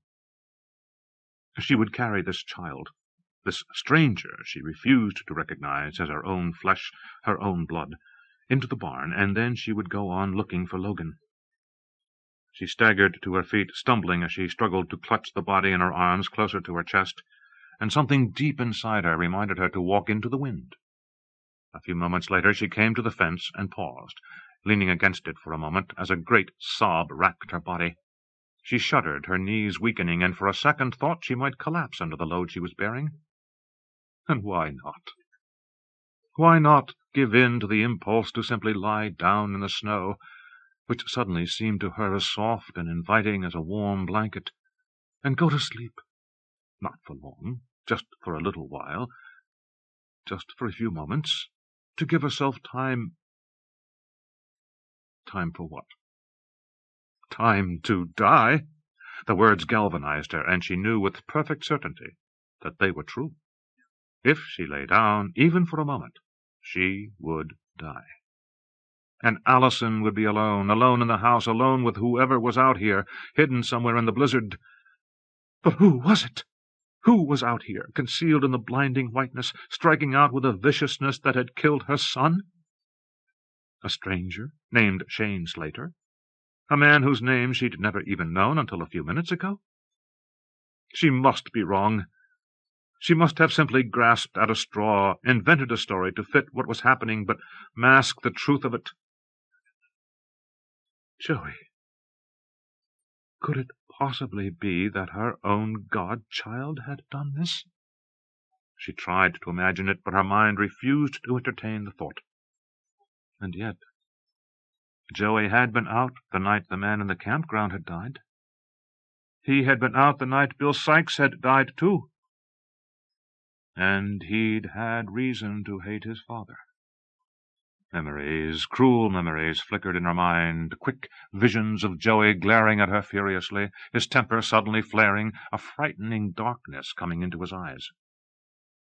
No, she wouldn't believe it. It couldn't be possible. He was only a little boy. Yet even as she tried to reject the thought, it lingered in her mind, refusing to be dismissed. But it had to be someone else. The man in the cabin. Even if her theory about Shane Slater was completely wrong, there was still someone up in the mountains. Someone Frank Peters and Tony Milano had been tracking all day. But what if there was no man? What if there was no one at all? She'd heard nothing from the deputy, nothing from anybody. What if Joey had found the cabin years ago and only led Rick Martin up to it to protect himself? Was he capable of such a thing? She didn't know.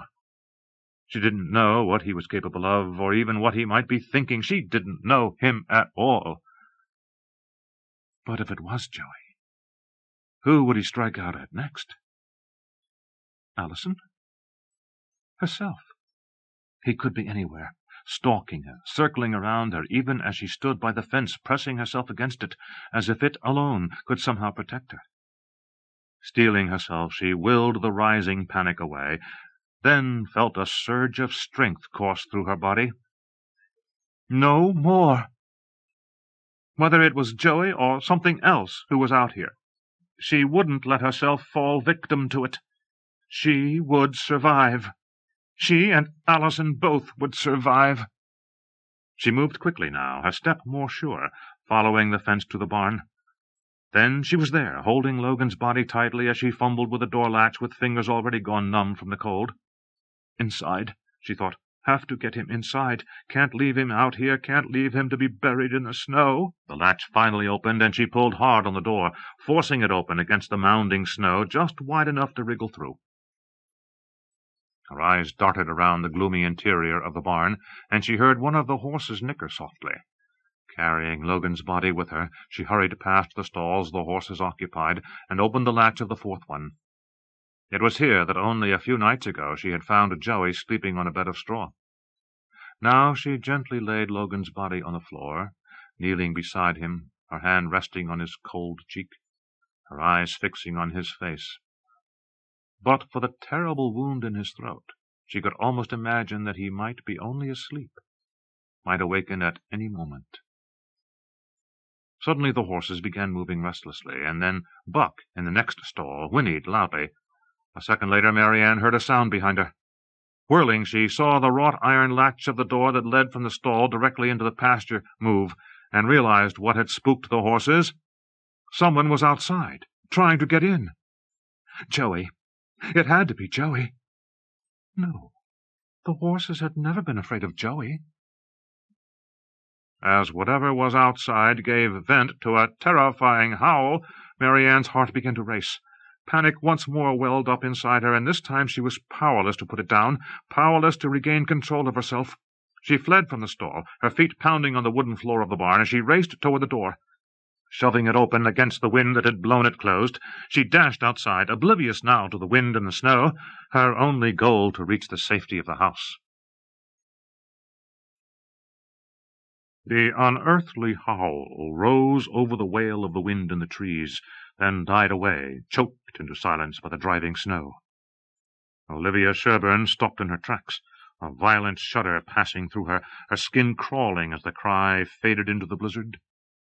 Not human, but unlike any animal she had ever heard either. Even the mountain lions that could still occasionally be heard, their terrifying yowls echoing across the valley, had lacked the strange note of anguish that Olivia had heard in that one brief cry. Anguish and rage. It was as if whatever being had emitted the sound was so filled with inexpressible emotions that it had finally been reduced to a single, unintelligible howl of fear, confusion, and anger. Suddenly Olivia knew where she had heard that sound before. It had been years ago, long before she'd moved west. She had taken an apartment near a mental hospital, attracted by the cheap rent. It had not taken her long to discover why the rent was so low, for no more than a week after she'd moved in, she'd begun hearing the screams from the institution next door. Looking out her window, she'd seen a heavily screened porch, high up on the 4th floor. Although it was the middle of winter and the temperature was nearly 0, there had been a woman on that porch. Her hair unkempt, wearing only an overcoat over her nightgown, the woman stood at the heavy metal screening like an animal in a cage, her fingers clenched around the cold metal, her lips stretched into a painful grimace as her anguished cry welled up from her lungs, exploding from her mouth with the same mixture of terror and fear that Olivia had just heard floating on the winds in Sugarloaf Valley. Inhuman, and yet uttered by what was, or once had been, a human being. Gilly Martin's frightened words of warning echoed once more in her mind. Something terrible is up there. Something that had killed at least 4 people. And something that was no longer up in the mountains, no longer hiding itself in the wilderness, but had come down into the valley. Olivia glanced around. Though she could feel the wind finally beginning to slacken, the snow was still falling heavily, and the powder scoured up from the valley floor mixed with the new flakes dropping out of the sky to reduce her visibility to only a few yards. As the whiteout closed around her, she felt a stab of fear. What if the tortured being that had uttered that chilling cry had already caught her scent, was already moving closer to her, searching her out? She cast her fear firmly aside. Whatever was out there could be no more aware of her than she had been of it only a few seconds ago. Indeed, as the soul-numbing howl echoed once more in her mind, she wondered if whatever had uttered it could be aware of anything beyond the confines of its own mind, or whether it was, as it sounded, trapped in some inescapable hell from which it could never again emerge. A gust of wind lashed out at her, and Olivia set out once more, finally coming to the stone columns that marked the entrance to El Monte Ranch. But as she crossed the cattle guard, coming into the narrow lane that was the ranch's driveway, which wound through tall trees whose trunks were surrounded by heavy underbrush, her fear came back. For whatever being had given voice to the unearthly cry of a few minutes ago could now be only a few feet away from her, which meant that she would have no more than a second or 2 to prepare herself for any attack it might launch. Unslinging her shotgun from her shoulder, she clicked the safety off and pumped a cartridge into the chamber. Holding the gun in both hands, she continued her slow progress up the driveway, slogging through the blizzard, the forest seeming to close in on her. She had taken no more than 3 steps when she heard something moving in the woods, somewhere off to her left. Swinging around, she raised the shotgun, but nothing appeared in the sights. Nothing except a thick curtain of white, swirling in front of her eyes, almost blinding her as she strained to see what might have made the sound. When she heard it again, closer now, but still could see nothing, she turned and fled, plunging into the woods, her resolve not to leave the driveway evaporating in the face of the unseen creature. By the time the deer that had been disturbed by her passage jumped out onto the driveway, then bounded toward the road in a series of graceful, arching leaps through the snow, Olivia had disappeared into the storm, already lost. MaryAnne burst through the back door, slamming it behind her, her numb fingers fumbling with the lock. Her whole body shaking, she turned around and slid the chain into place, then peered out into the blinding whiteness outside. Was there a movement out there? Had something moved, just barely within the range of her vision, then disappeared back into the snowfall even before she could quite see it? "What is it, Mom?" Allison asked, her voice quavering. "Where's Logan? What was that sound?" MaryAnne felt tears flood her eyes as Allison spoke her brother's name, but she refused to give in to them, refused right now to try to explain to Allison that her brother was dead. "I don't know," she said, bracing herself against the back door for a moment while she marshaled her courage. "There's something out there, Allison. I thought I saw it just now." Suddenly she remembered the blood on her clothes, the stains that Allison would see as soon as she turned around. "It killed Storm, Allison. He's out in the yard. Her voice cracked, and finally she turned around. Allison gazed at her for a moment, and MaryAnne realized that despite her words, despite her determination not to tell her daughter what had happened to Logan, the tragedy was clear on her face. Allison's eyes glistened with tears, and she shook her head as if to shut out the truth she could see written on her mother's features. MaryAnne went to her daughter, put her arms around her, and held her close. "Don't say it," she whispered. "Not now. If you say it, I won't be able to stand it. There's nothing we can do for him, darling. Nothing at all." "Oh, Mommy," Allison moaned, a terrible constriction forming in her throat. "What's happening? What are we going to do?" "I don't know," MaryAnne replied. Suddenly she sensed another flicker of motion out of the corner of her eye. When she turned to look, she caught a glimpse of something at the window over the sink. A face, but not a face such as she had ever seen before. It was gone almost before it registered on her mind, but even as she stared at the now empty window, a vision of a pair of eyes lingered in her memory. Narrow, feral eyes, glittering outside, reflecting the light from the kitchen.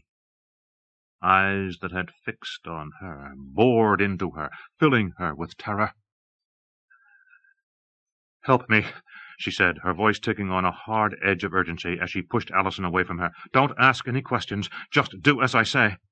She began jerking the chairs away from the heavy oak kitchen table, then shoved the table itself toward the door. "Help me!" she cried again, and her voice, cutting through the fear and grief that had paralyzed Allison, brought the girl back to life. She moved next to her mother, and together they pushed the table up against the door.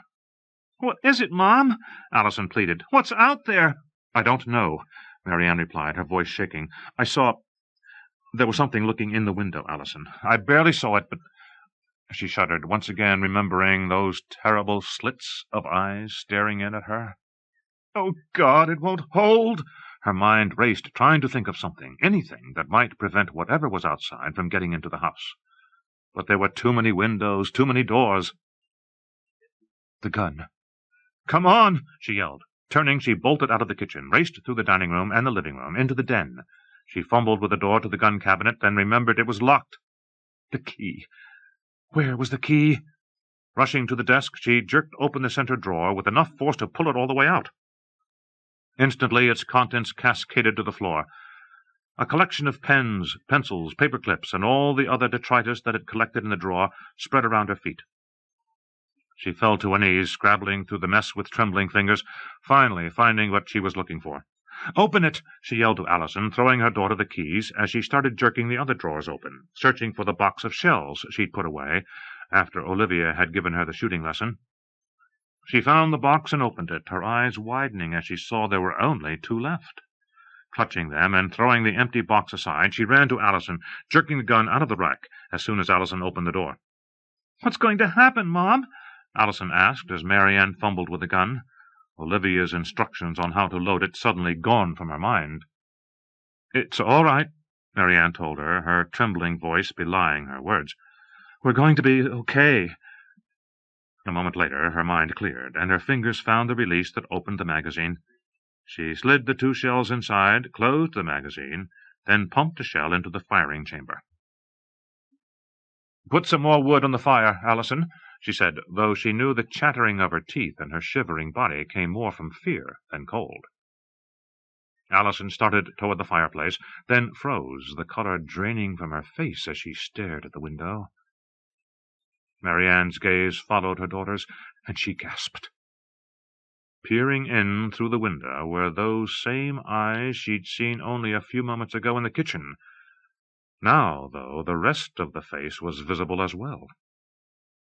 The heavy features, the eyes sunken deeply and glittering almost as if electricity were surging from within them. The tangle of matted hair, caked now with snow. The man was bare-chested, and MaryAnne could see the corded muscles of his arms, his powerful shoulders. Suddenly she knew. It wasn't Storm who had killed Logan at all. It was the evil creature that stood outside the window, impervious to the storm, glaring in at her with eyes filled with an insane fury that chilled her soul. She raised the gun, pressing the stock firmly against her shoulder, then squeezed the forefinger of her right hand on the button that would turn on the laser sight.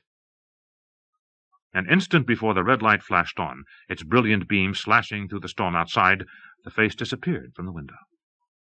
"Who is it?" Allison wailed, backing up to cower against the wall opposite the window. "What does he want?" MaryAnne said nothing, holding the gun steady, the barrel pointing toward the window, but when the face did not reappear, she finally lowered it. "I don't know," she whispered. "I don't know." Wearily, she went to the fireplace, pulled a log from the wood box, and threw it onto the pile of glowing coals. The flames leaped upward, curling around the fresh log, which began to crackle as its sap ignited. Then, a second later, there was a pounding on the front door. Allison's eyes widened, and she came over to stand by her mother, pressing close to her. The pounding at the door was repeated, followed by a long silence. MaryAnne felt her pulse racing and imagined she could hear the thudding of her heart. She was about to take a step toward the door to the living room when there was a crash, followed by the tinkling of glass. "He broke in!" Allison screamed. "He's inside the house!" "Don't move," MaryAnne told her. "Just don't move at all." Once again she raised the gun, training it on the doorway to the living room, her finger already pressing the button on the laser sight. A brilliant red dot appeared on the far wall of the living room, its edge crystal clear, despite the light in the room. She heard a scuffling sound, then a grunt. A shadow appeared on the living room floor. MaryAnne's eyes fixed on it, watching it change shape as the man who cast it moved slowly toward the door to the den. Her eyes caught a movement just beyond the door. She jerked the gun to the right, instinctively squeezing the trigger. The gun roared, and a hole appeared in the wall that separated the den from the living room, instantly followed by a howl of pain. A split second later, the man appeared in the doorway. His chest was covered with blood, and his left hand clutched the wound in his side where the buckshot had penetrated the wall and slashed through his skin to lodge in the muscles of his belly. He started toward them, staggering into the room, his right hand reaching out toward them, its claw-like nails slashing at the air. Despite the panic rising in her, MaryAnne pumped the second cartridge into the chamber, raised the gun, and once more pressed her finger on the laser switch. The red light flashed on, centered on the man's stomach. Holding her breath, she once more squeezed the trigger. Again the roar of the gun filled the room, and MaryAnne felt the impact of its kick wrench her shoulder, but she held her balance. Her eyes opened wide as the buckshot, unhindered by the wall of the den, tore into his stomach, knocking him backward. Blood began spewing from the wound, but he seemed unaware of it. He leaned against the doorframe, his eyes flicking around the room as if he were searching for something, and then he began to sink down to the floor. His legs gave way, and suddenly he dropped, rolling over on his back. His right hand, which only a second ago had been reaching out toward MaryAnne, now went to the wound in his belly, moving spasmodically as if he were trying to pack his ruined intestines back inside his shredded skin. Then, his eyes closing, his whole great frame shuddered, and he lay still. MaryAnne and Allison Carpenter stared in shock at the body, still oozing blood, that now blocked the door to the living room. Neither of them moved. Neither of them even breathed. Time seemed to stand still. Outside, the howling wind of the blizzard, finally spent, died away. Silence, a terrible silence, filled the house. Chapter 27. Who is he? Allison stammered, her voice barely audible. Her whole body trembled as she stared at the man lying on the floor, blocking the door to the living room. MaryAnne opened her mouth, but no sound came from her throat at all. Her knees felt weak, and her heart was still pounding, but slowly she managed to get her breathing back to normal. She had done it. She had actually killed a man. A twinge of nausea wrenched her gut, but she put it down, refusing to give in to it. He's not a man, she told herself. Even if he has a name, and it's Shane Slater, he's still not a man, but a monster. the monster covered with her son's blood. This was what had killed her son. This creature whose corpse was sprawled on the floor had killed her little boy. She understood it all now. It was this man whom Logan must have seen. How long had he been out there, creeping around the house under the cover of the blizzard? Was this the first time he'd come? But she knew better than that. It was this thing that had terrified the horses in the barn and set Bill Sykes to prowling in the dark, searching for the source of their fear. She shuddered now as she thought of how often he must have been out in the yard, concealed in the darkness of the night, peering in through the windows, watching them, spying on them.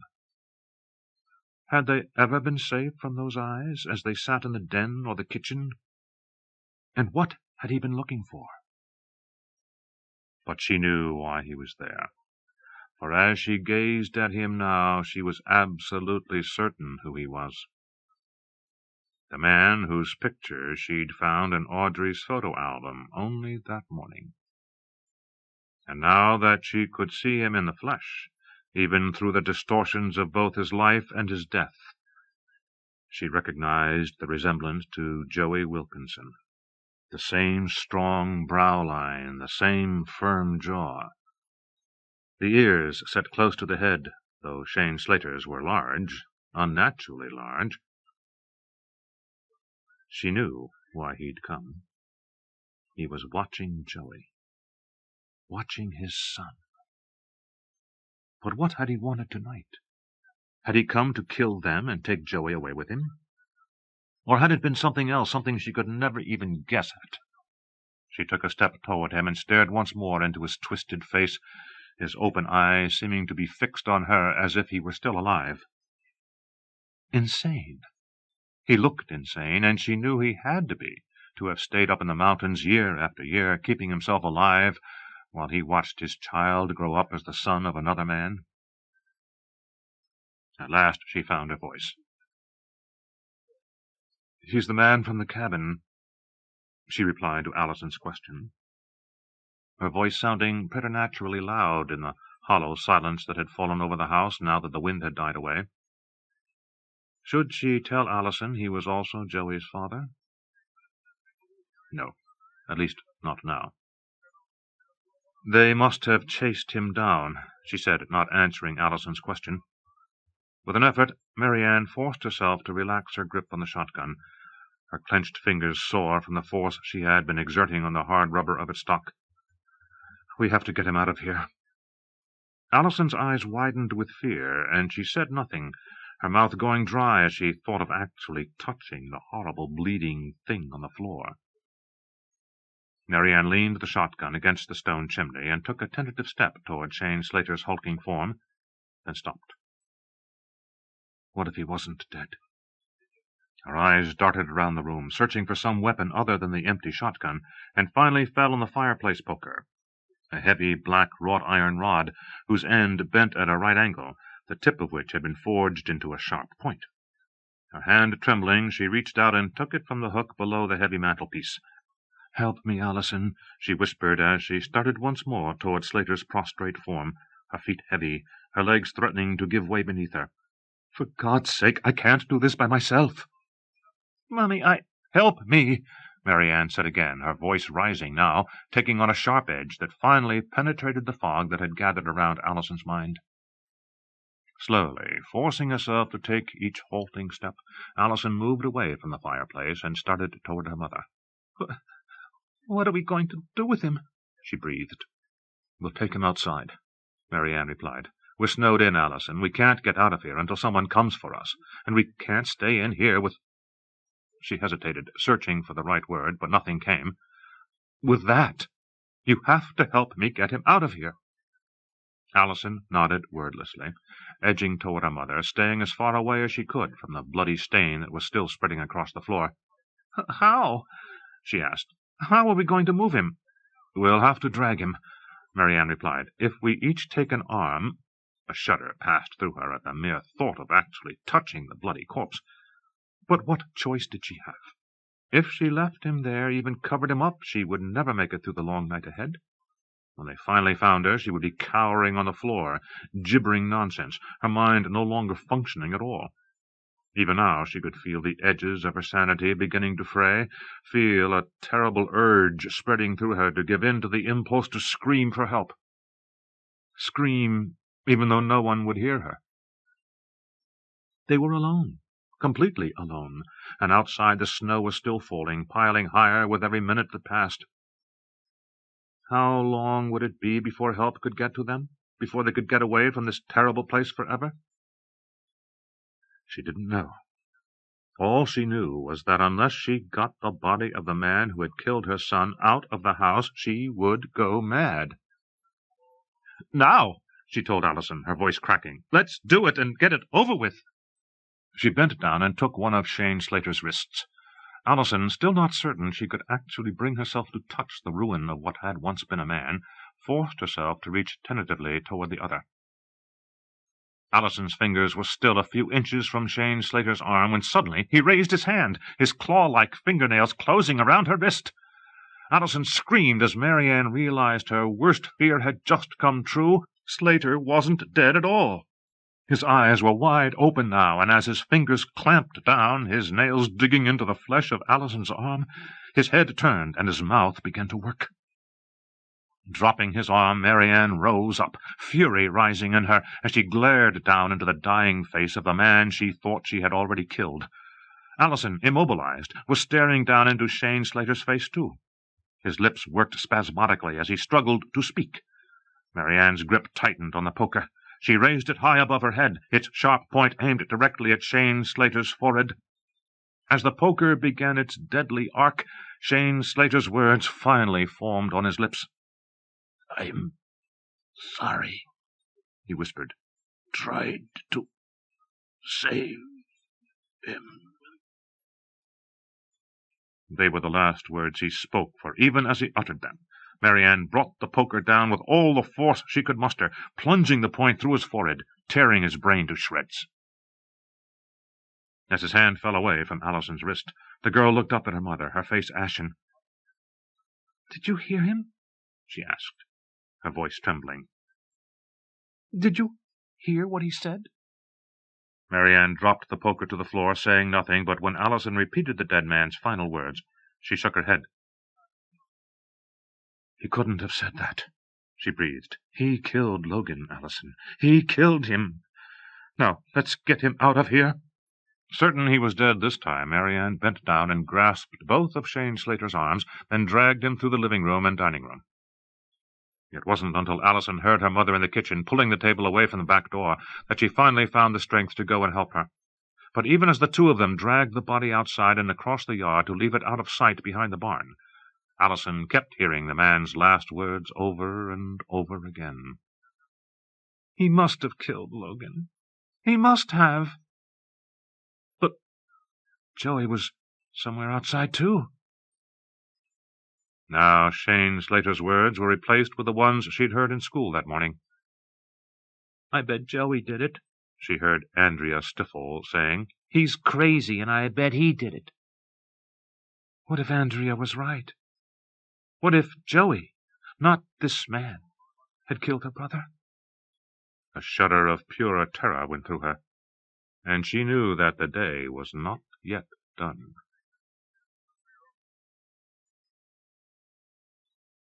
Joey Wilkinson came slowly out of the dark reverie into which he'd fallen after the man from the cabin had leaped from the loft into the yard below, disappearing instantly into the howling blizzard.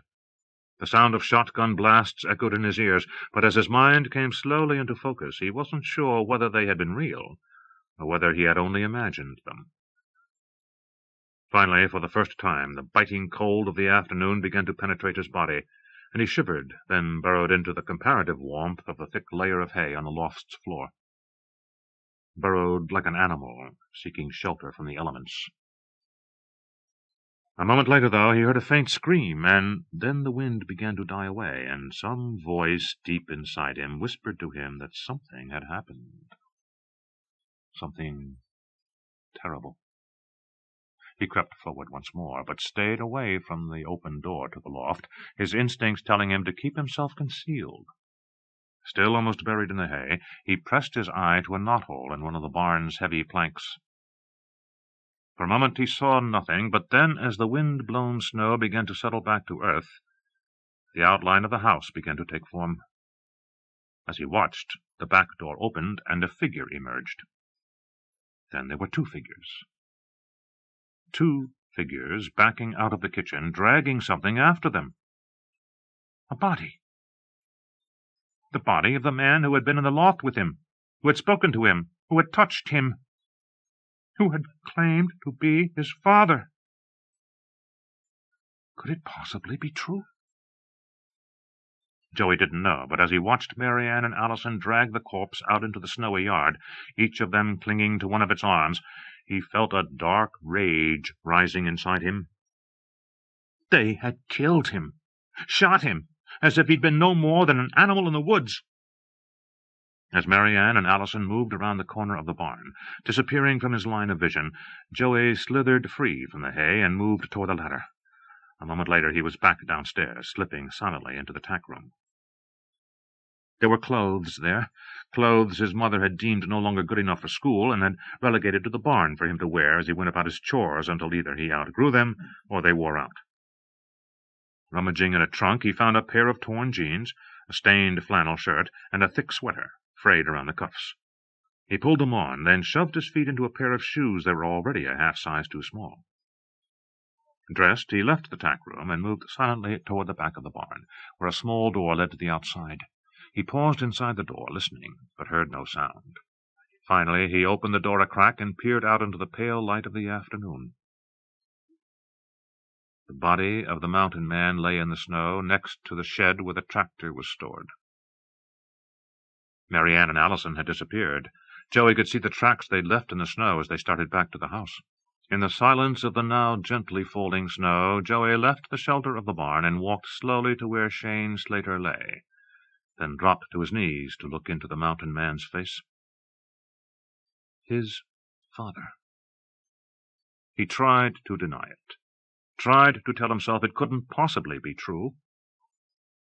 Yet deep inside he knew it was true, had known it even as the man had spoken the words. Shane Slater. The name was burned into Joey's memory, though he'd only heard it once. How long had he been up in the mountains? Had his father been there all his life, watching him? He had. Joey knew it, felt it in that hidden place deep inside him where all his most secret feelings had always lain concealed. Now he knew why he'd never been afraid of the forest, never been afraid to wander alone up into the mountains. His father, his real father, had been there too, though Joey had never consciously known it. Now, too, he knew why he'd never made friends, never fit in with the rest of the kids in Sugarloaf. He was different. Something inside him was different from everyone else. That was why he'd spent so much of his time alone, or with the animals on the ranch. It wasn't just the way his dad had treated him. It was something inside himself. Only the animals had never turned away from him, never acted like there was something wrong with him, never shut him out the way the kids at school had. And always, for as long as he could remember, the mountains had beckoned to him, calling out to something in his soul, whispering to him that they were the place where he truly belonged.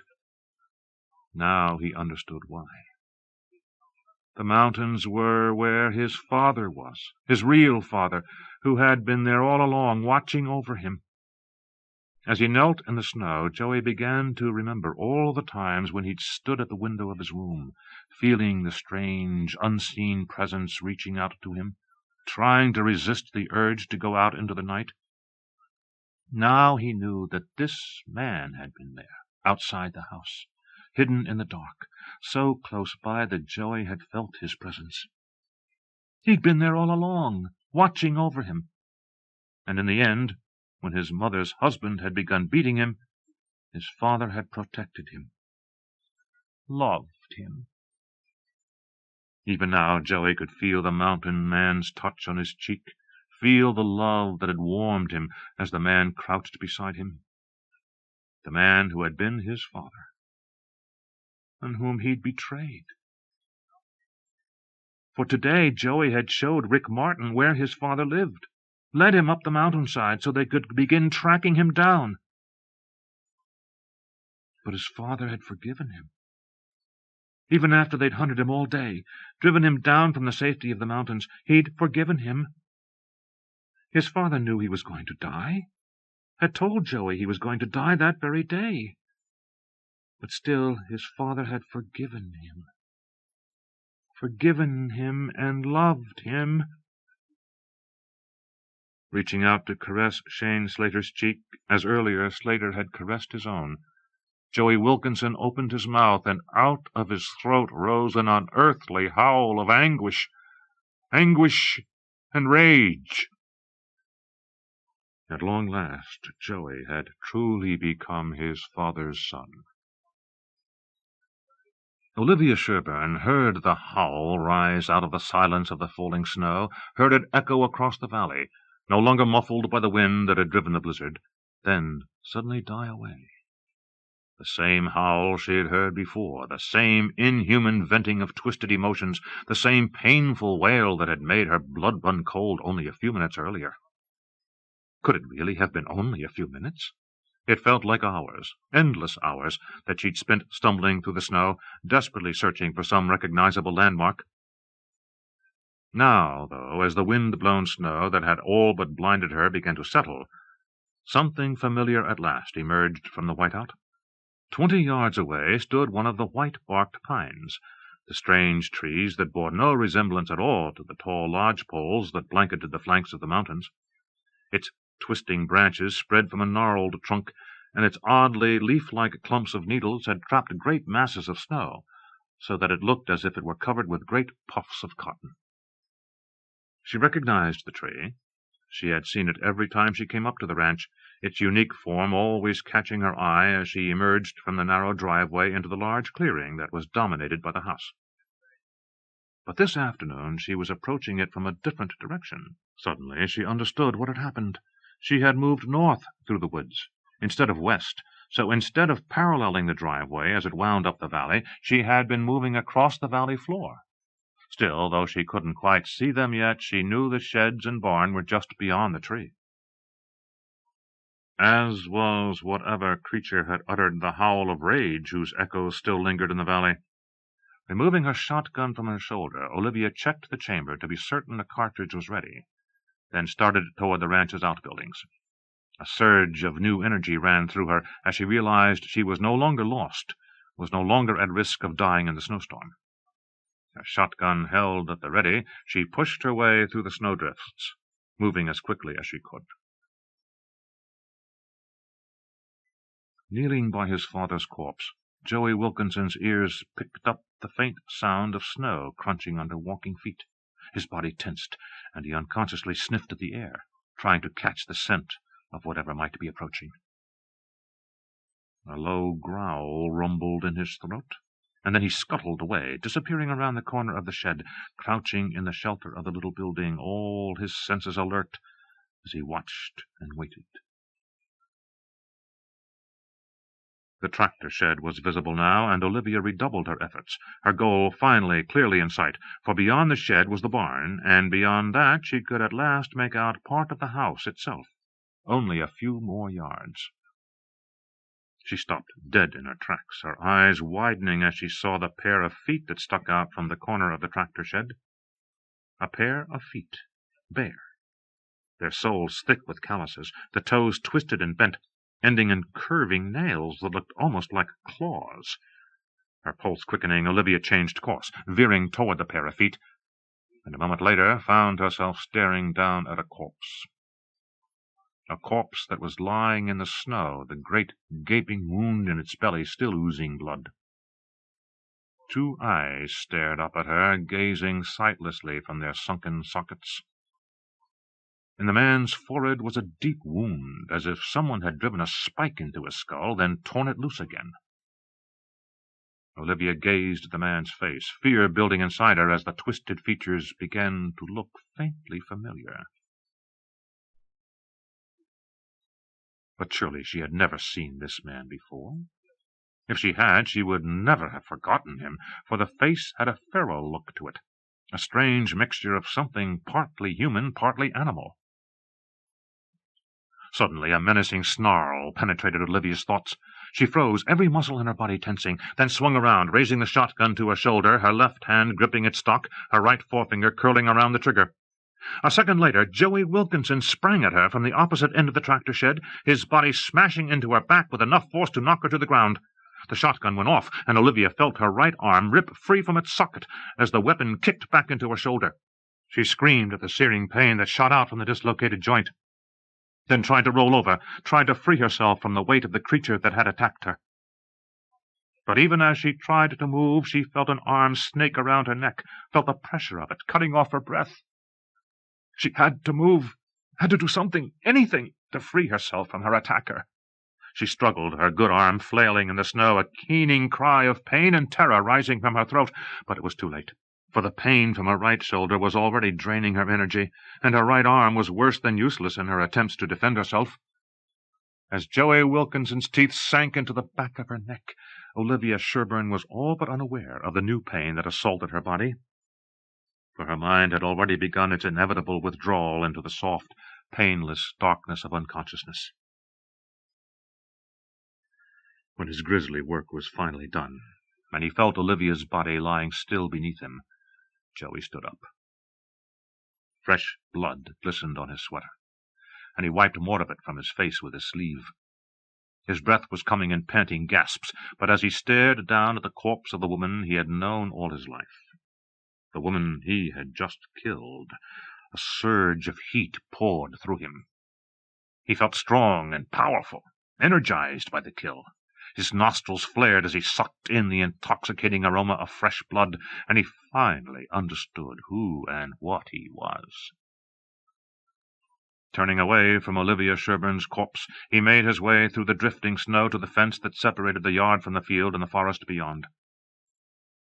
Vaulting the fence in a single graceful motion, he loped toward the forest, his swift stride carrying him easily across the pasture, which the wind had swept nearly clean of snow.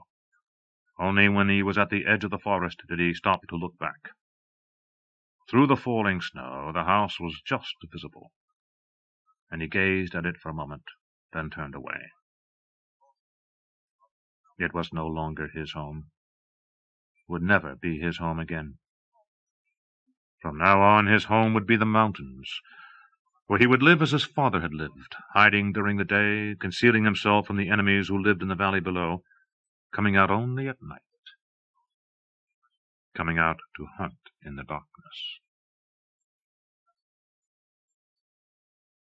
Chapter 28. MaryAnne came awake slowly, her eyes blinking in the bright sunlight that flooded through the large east windows of the living room. For a long moment she resisted awakening at all, for as consciousness returned, so also did the paralyzing fear that had all but immobilized her through the long evening and night that had preceded this oddly sunny morning. It shouldn't have been sunny this morning, given what had come before. There should have been rain falling from the sky, drizzling rain dropping from leaden clouds, tapping a mournful dirge on the house's roof. For a long time MaryAnne didn't move at all, even closed her eyes against the sunlight, as if by that simple act she could shut out the reality of yesterday, pretend to herself for a few more minutes that none of it had really happened at all, that it was simply a nightmare lingering in her mind as she slowly awakened, and any second she would realize the truth, that Logan was asleep in his room upstairs, and Joey was back in his as well. Perhaps Bill Sykes might even now be coming down from his cabin, tramping through the glistening snow to begin his chores. And Olivia, perhaps she would call Olivia, ask her to come up for coffee and tell her about the terrible dream she'd had last night. The dream in which she'd come back to the house with Allison, huddled with her daughter in the kitchen, her mind spinning as she tried to decide what to do. Then she had heard a howl rising from somewhere beyond the barn, and her blood had run cold as the unbidden thought that Shane Slater, whom she'd shot, then killed with the fireplace poker, had somehow come back to life. She had clung to Allison, cradling her adolescent daughter protectively, almost as if she were still a baby, and stared out the window into the snowstorm, terror building in her as she waited for Slater to appear, his belly torn and bleeding, his chest smeared with Logan's blood, and an oozing hole in his forehead. Dead, but not dead, and coming inexorably back toward the house, toward her, toward Allison. And she'd known that the next time he appeared, she would be able to defend neither her daughter nor herself, for her courage was spent, and her body as well as her mind were exhausted. But he hadn't come. Instead, a terrible silence had followed the bestial howl of rage, a silence that seemed to go on forever. And then there had been a shot. A single blast of a shotgun, its roar echoing off the cliffs high above the mountain, followed only a moment later by a scream of pain and terror, a woman's scream. Olivia Sherburne's scream. From the moment she heard it, MaryAnne knew who had uttered it. Knew, too, that even as the scream's echoes faded away, Olivia had died. Her arms tightened around Allison, whose face was buried against her bosom, but she had said nothing as she continued to stare out the window, waiting silently for whatever might come next. Then she had seen Joey. He appeared from somewhere beyond the barn, running across the field with the grace of a young animal, and even before he stopped at the edge of the woods and turned to face the house, she understood that it was he who had just killed Olivia. When he paused in his flight and turned to gaze at the house for a moment, the brilliant red stains on the white sweater he was wearing only confirmed the bitter truth that had formed in her mind. She watched him silently as he gazed at the house, then finally turned away and disappeared into the forest. MaryAnne had lost track of time after that. She had no idea how long she sat in the kitchen, gently rocking Allison, waiting not only for her daughter's terror to pass, but for her own fear to release her from its paralytic grip as well. At some point they had moved into the living room, nailed a blanket over the smashed window through which the intruder had entered the house, even spread more blankets on the floor to cover the already darkening stains of drying blood. She built a fire on the immense stone hearth in the living room, and the two of them sat silently on the sofa, MaryAnne sitting up, Allison curled on her side, her head on her mother's lap, neither of them saying anything.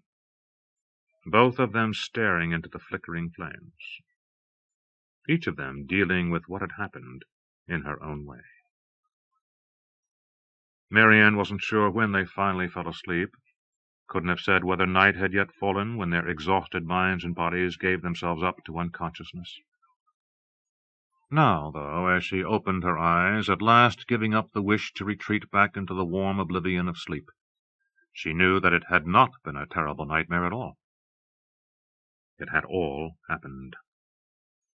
She stirred, her stiff muscles protesting, then eased herself from beneath the weight of Allison's head, gently slipping a pillow beneath her daughter's cheek and spreading an afghan over her curled body. A few coals still glowed in the fireplace, and after she checked the telephone, still dead, MaryAnne added 3 logs to the guttering fire, then used a worn leather bellows to breathe life back into the flames. As the fire flickered up, twisting between the logs, she went to the window and peered out into the brilliance of the morning. Snow must have been falling all night, for now a blanket nearly 2 feet deep covered the yard, the roofs of the barn and outbuildings, even the top rail of the pasture fence. A single line of deer tracks broke the glistening surface of sparkling crystals, and the branches of the trees bordering the stream were sagging under heavy loads, for their leaves, barely starting to change color, had caught far more of the glittering flakes than the naked branches alone could have supported. Overnight, the valley had been transformed from early fall into deep winter. MaryAnne shivered as she gazed out on the monochromatic fantasy. But the chill, she instantly realized, stemmed more from her certain knowledge of the nightmare the snow now covered than from the cold beyond the window. "Mommy?" Allison said, her voice sounding sleepy. MaryAnne turned to face her daughter, who this morning looked much younger than her 13 years. "It all really happened, didn't it?" Allison breathed, her eyes fearful, her face pale. MaryAnne could only nod, unable to summon any words at all. "What are we going to do?" Allison went on. "Are we going to go home? Are we going to go back to Daddy?" Mommy. Daddy. Only yesterday morning Allison had still been calling her Mom, and it had been years since she'd referred to her father as anything but Dad. Now, after the terrible trauma of the previous day, she had reverted to the terms of her babyhood. Her heart going out to the girl who was now all she had left, MaryAnne went back to the sofa, sat down, and put her arms around Allison once more. "I don't know what we're going to do, darling," she said quietly. "All I know is that right now there isn't anything we can do at all. We're snowed in, and the telephone isn't working yet. We have to wait for someone to come and help us." "What if no one comes?" Allison asked. "They will," MaryAnne promised her daughter. "As soon as they can, someone will come to help us." She started toward the kitchen, knowing that she had to do something, anything, before the horror of last night closed in on her all over again.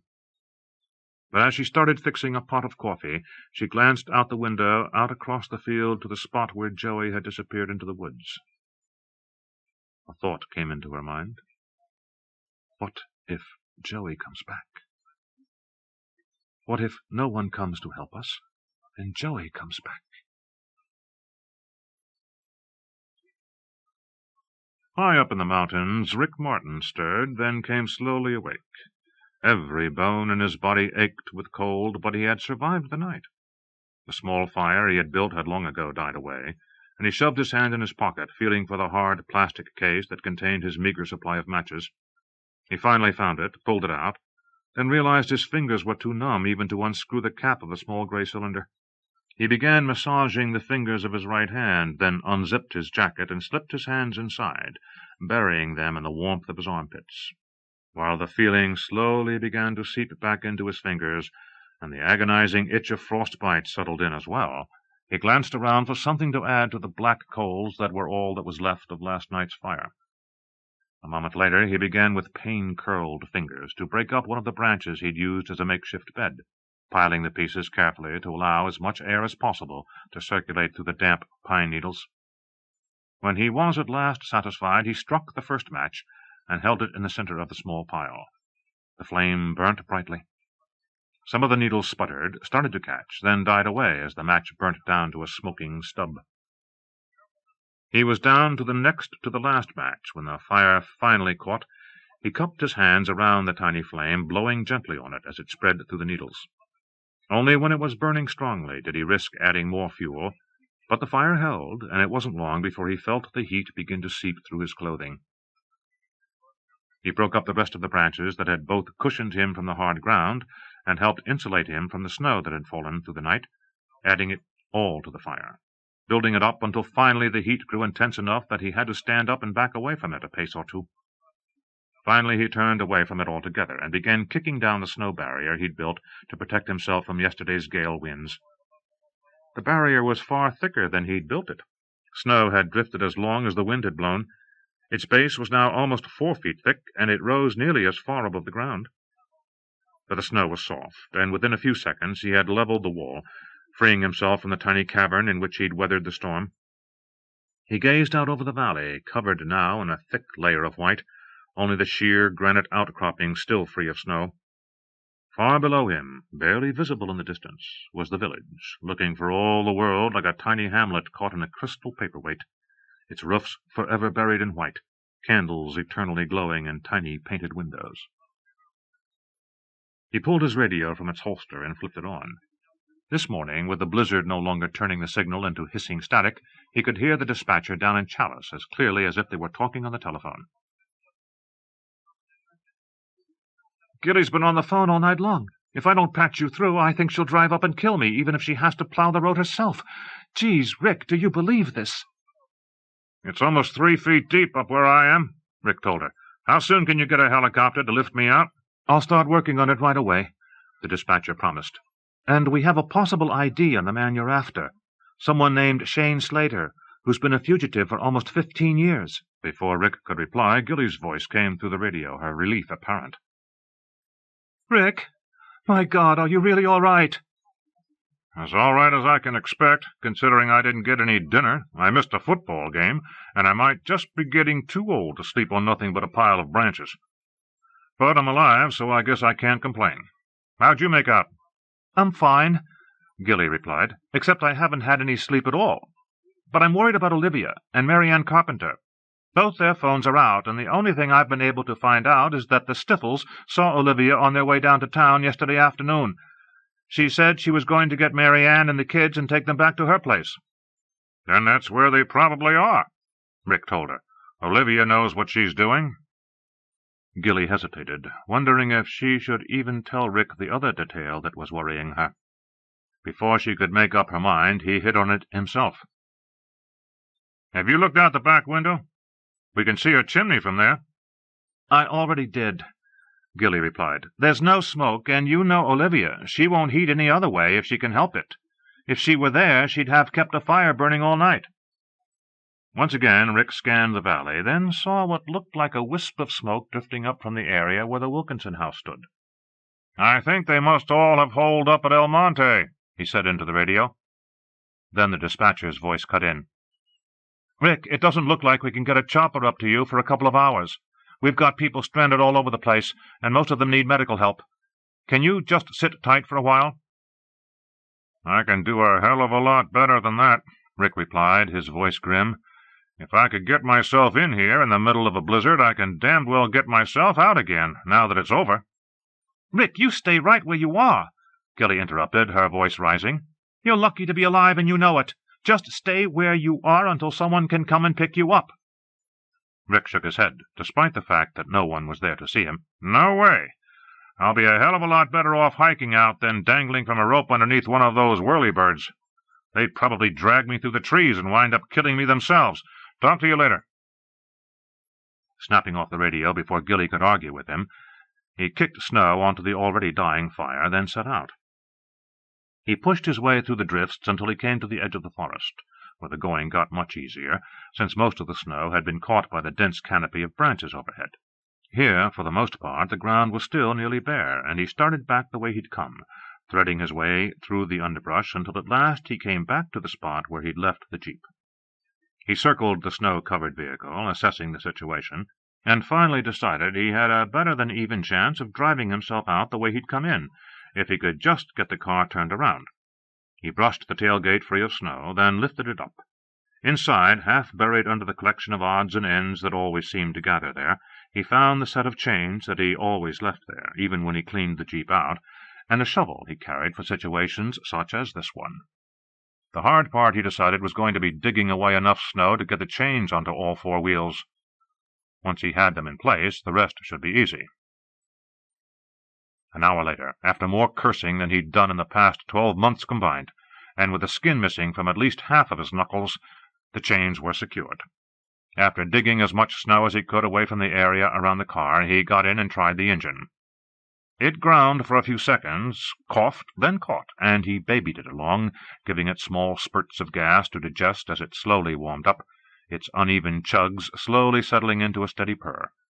He turned the heater on full blast, then held his hands in front of the dash vents until he felt them begin to thaw out once again. Finally he checked the transfer box, then put the transmission in reverse. The jeep began to move, and he heard the crackling of snapping twigs as the rear end left the road and plunged into the dense underbrush. When the car would go no farther, he shifted into forward, spun the wheel around, then nosed into the brush on the other side of the narrow track. After 3 back-and-forths, the jeep was finally turned around, and Rick shifted it once more into its lowest forward gear. As the engine labored, the vehicle began pushing its way through the snow. 30 minutes later, he was back in the campground, and 20 minutes after that he finally gave up, for the road had left the protection of the forest, and the snow blowing across the valley the day before had drifted nearly 6 feet deep. Turning the car around once more, Rick went back up the road until he judged he was as close as he could get to the ranch house. Switching off the engine, he abandoned the car once more, but knew it didn't matter. He was back in totally familiar territory, and only a quarter of a mile from El Monte. He switched the radio on, reported his position, and asked the dispatcher to call Gilly for him I talked to her myself, but I doubt she's speaking to me right now. Talk to you when I know what the situation is up here. He made his way down the gentle incline toward Coyote Creek, moving quickly through the forest, finding a place to cross the stream only 100 yards out of his way, then emerged from the forest and gazed at the house some 40 yards away. The Range Rover, covered in snow, was still parked in the yard, and a grayish plume of smoke rose from the chimney. Only when his eyes fell on the blanket hanging inside the smashed window did Rick realize that, though the house seemed peaceful now, something had gone very wrong. Wading through the snow, he finally made it to the front porch and banged loudly on the door. Hearing nothing but silence, he pounded again and was about to leave the porch to go round to the kitchen door on the side when he heard MaryAnne Carpenter's voice. Its trembling clearly audible, despite the muffling of the heavy wooden door. Who is it? "It's Rick Martin, Mrs. Carpenter," the deputy called. "Are you all right?" The door opened at the slightest crack, and MaryAnne peered suspiciously out at him for a second, then pulled the door wide as she recognized him. As the door swung open, Rick could see by her ashen complexion and the look of pure terror in her eyes that something had indeed gone very wrong. "They're dead," MaryAnne said, her voice numb, tears beginning to run down her pale face as she realized that, at last, it was safe to give in to the shock. "They're all dead. Logan, Olivia, Slater, all dead. All dead." Rick stepped into the house, guiding MaryAnne gently back to the kitchen, his radio in his hand once more. "I'm at El Monte," he said, "and we're going to need help. A lot of help. Get a plow up here now. We may have 3 people dead." As they came into the kitchen, he saw Allison, her face as pale as her mother's, sitting at the table, an untouched glass of orange juice in front of her. He glanced around once more, then turned to MaryAnne. "Where's Joey?" he asked. MaryAnne's eyes fixed on Rick's face for a moment, then drifted toward the window and the soaring mountain peaks that loomed high above the narrow valley. "Gone," she whispered. "That man, his name was Shane Slater, and he was Joey's father. And now Joey's gone." Her voice turned hollow as her eyes fixed on the towering peaks. "Like his father," she murmured. "He's gone up into the mountains, just like his father did." Joey's eyes snapped open, his senses instantly alert. He was in the cabin, his father's cabin, and once more he'd slept in his father's bed, curled beneath a mound of animal skins. He was no longer alone. He could sense a presence somewhere close to the cabin, though he could neither hear any sound nor see anything moving through the empty windows or open door. Yet he was certain that something was there. He crept out from under the heavy furs, still dressed in the clothes he'd found in the tack room yesterday afternoon. His bare feet made no sound as he moved to the door. Finally, he stepped out on the porch. The snow was deep, and even the tracks he'd made as he climbed up to the cabin had long since disappeared. The air was still, and the morning was silent, all sound muffled by the layer of snow that had fallen during the night.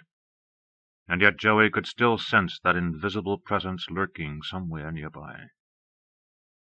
He whistled, a single, soft, low note. A moment later he heard a faint sound, a barely audible whimpering, and then there was a movement in the brush at the edge of the clearing. As he watched, the wolf emerged from the dense bushes, her head low, her tail curled between her legs, the mangled carcass of a rabbit dangling from her jaws. She gazed steadily at Joey, her eyes glittering in the sunlight. After a few seconds, Joey dropped to a crouch, holding his hand out toward her. "Come on, girl," he said. "It's okay. Come on." The wolf hesitated for a moment, but then moved forward, limping on 3 legs. Her right hind paw held off the ground. When she was still 6 feet from Joey, she stopped short, whimpering again, then dropped down into the snow, stretching herself out except for the right hind leg, which stayed curled against her chest. "What's wrong?" Joey asked, leaning toward the wolf. "Did they hurt you? It's okay, though. You're safe now, and I'll take care of you." Talking steadily, keeping his voice low, he moved closer, finally dropping down into a crouch again when he was next to the animal. He held out his hand, letting her sniff at his fingers, then reached out to stroke her head. She trembled under his touch, but made no move to shy away. Then Joey stroked her sinewy body. When the wolf made no move either to snap at him or to run away, Joey spoke to her once more, eventually standing up again and starting toward the cabin. As he urged her along, the animal struggled back to her feet and limped after him, dropping to the floor as soon as she was inside the cabin. As she rolled over onto her left side, Joey saw the mat of bloody hair around the wound Tony Milano's bullet had torn in her flank. He went to the stove and added some wood to the fire he'd banked the night before, then took a battered pan outside and filled it with snow. As the snow melted in the pan on the stove, he talked steadily to the wolf, sitting next to her, stroking her fur gently. When the water was finally warm enough, he found a rag and began cleaning the wound. The wolf, trembling under his touch, seemed to understand that he was helping her, and made no move to pull away, uttered no snarls of warning. At last the wound was clean, and Joey discovered that the bullet had gone completely through her leg, leaving a wound on each side. He found more rags and tore them into thin strips, then began binding up the wound. When he was finished, the wolf sat up, favoring her right side, and licked his hand. "Good girl," he said. Realizing he was hungry, Joey glanced around the cabin, looking for something to eat, then remembered the rabbit the wolf had been carrying when she'd crept out of the brush a few minutes ago. Leaving the cabin, he went outside, and at the far side of the clearing, perched on the carcass of the rabbit, saw a hawk pecking out the little creature's eyes. Joey ran toward it, shouting and waving his arms, and the bird screamed with sudden fury, its wings flapping in a gesture of defiance. As Joey came closer, though, it launched itself into the air, its talons still clutching the body of the rabbit. Only when Joey was a few feet away did the hawk, its instinct for self-preservation overcoming its desire to guard its prey, finally drop the rabbit and soar into the sky, out of the boy's reach. Snatching the rabbit up out of the snow, Joey trotted back to the cabin. He found a knife and began clumsily skinning the rabbit, finally abandoning the knife altogether and using his fingers to strip the skin away from the meat below. Twisting one of the legs to snap the joint, he tore the tendons loose from the bone, then began ripping at the raw meat with his teeth. Only when his own appetite was sated did he throw the remains of the little creature to the wolf, who instantly snatched it up, swallowing the rabbit's guts in great gulps without bothering to chew. While the wolf finished eating, Joey took the bloody skin outside to bury it in the snow, and for the first time became aware of an ominous sound echoing off the rocky cliffs above. Dropping the rabbit's hide, he scanned the valley below. A moment later he found the source of the sound. A helicopter was moving up the valley. As Joey watched, it hovered in place for a moment, then began dropping down. Down into the field at El Monte Ranch. Joey's mind began to race. They would start looking for him soon, and he already knew where they would look first. Here, in the cabin to which he had led Rick Martin yesterday. His eyes went to the chimney, and he saw the plume of smoke rising from it. Smoke that would be clearly visible from the valley, since there was no wind to disperse it. He darted back into the cabin, already searching for things he could take with him, things he might be able to use while he hunted for a place to live. He found a knife, some rope, and a trap. But there were other things he could use, but knew he couldn't carry with him. He would have to come back. Come back some other time at night, when no one would be watching. But for now he had to get away. Filling his pockets with whatever came to hand, he wrapped himself in one of the bearskins piled on the bed, then whistled softly to the wolf. A moment later Joey was gone, the wolf hobbling after him as the boy began climbing higher up into the mountains, following his instincts. Higher up, where the landscape was rougher, and where whatever wind might come up as the sun rose higher would wipe away the tracks he left in the snow. Higher up, where there were caverns in the rocks, caverns in which he could hide while he learned how to live as his father had lived. Like his father before him, Joey would disappear into the mountains, leaving no trace behind him. Chapter 29. Late that afternoon, in his office in Boise, Hank Henry gazed disbelievingly at the coroner's report that had just arrived on his desk. As he stared at the facts, his mind rejected the words the doctor up in Chalice had written. The cause of death of Shane Slater, who had been positively identified through a fingerprint check within an hour of the body's arrival in the Custer County morgue, had been simple and straightforward. A 12-gauge shotgun wound had lacerated his abdomen, wounding his kidney, liver, stomach, and intestines. Even without the puncture wound in the center of his forehead, which had killed him instantly, he would have died within a matter of minutes, perhaps even seconds. By the time MaryAnne Carpenter had swung the poker, which, along with a shotgun, had been delivered to the sheriff's office at the same time the body had been flown up to the coroner, Slater had already been dying. Indeed, the wounds he'd suffered from the 2 shotgun shells should have made his grasping of Allison Carpenter's arm, his last act before he'd died, impossible. And yet there was a great deal about Shane Slater that seemed to be impossible. The description of the body alone made no sense. The coroner had made many notes, and as Hank Henry studied them, disbelief grew in his mind. Fingernails like claws, twice as thick as those of a normal human being, but much narrower. Canine teeth that were developed far beyond those in a normal human mouth, much longer than the teeth that flanked them, and ending in sharp points. Points ideally suited to tearing meat. Slater's jaw, too, was different, the chin protruding forward, the normal pattern of the dental arch distorted into an oddly wedge-shaped form. And there were anomalies about Slater's eyes and ears, neither of which conformed to the human norms. The contents of his stomach showed that his diet had consisted, at least in part, of raw meat.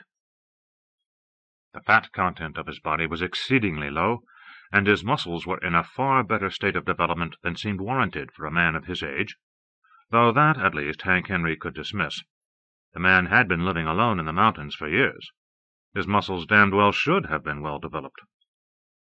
What confounded him were the samples of hair and blood that had been flown down to Boise along with the preliminary report of the autopsy. Hair samples that the coroner up in Challis had described as body hair, inconsistent with available human samples, and blood that he had described as unresponsive to testing by local lab. It had taken Henry no time at all to find a match for the hair sample. He had simply sent it downstairs to his own lab, where it had instantly been matched to one of the samples scraped from the fingernails of Tamara Reynolds. At least he now had proof of who had killed Glenn Foster, and he suspected that when the evidence gathered from the site of Bill Sykes's death was analyzed, that link would be established as well. But what the hell did it mean? Body hair inconsistent with available human samples. Blood that was unresponsive to testing by local lab. As far as he could tell, the coroner's report was nothing more than a coy, bureaucratic method of saying they didn't think Slater had been human at all, but weren't about to commit their thoughts to paper, where they might be held responsible for them. Not that he could blame them. After all, he had bucked the hair samples his own lab had been unable to identify up to the feds within minutes of reading the report. And he could still hear the scorn in Rick Martin's voice when the deputy in Sugarloaf had called him to discuss his own report. What must he be saying about the coroner's report? Sighing, he turned to his computer and typed in the information that would bring up Shane Slater's criminal record, then waited as the program went to work, culling through the combined records from several databanks in various parts of the country. A few seconds later the report came up, and Hank Henry began reading it. Nothing major. The man was arrested nearly 20 years ago on charges that had been nearly a decade old even then. He'd been involved in various anti-war movements during the early days of Vietnam, and finally a warrant had been issued after he'd taken part in the blowing up of a selective service office. No one had been injured, but the office had been destroyed. Standard campus radical stuff that had gotten out of hand. Slater had disappeared, but after living underground for a few years, he'd finally turned himself in, apparently tired of being a fugitive. Sentenced to 15 years, he'd been a model prisoner, but then something strange had happened. According to the record on Hank Henry's computer screen, he killed 2 nurses during an escape from a prison hospital, and had been a fugitive ever since.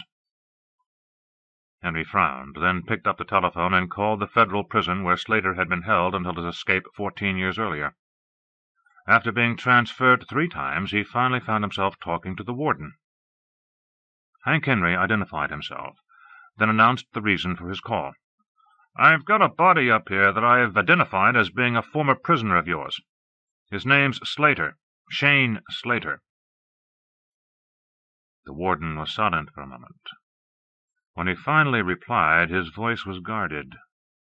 "I'm not sure the name rings a bell. We've had a lot of people over the years. How many that were model prisoners until they went into the hospital, killed 2 nurses, and escaped?" Henry interrupted. "You've been doing your homework," the warden commented. "My question is this. Why was Slater in the hospital?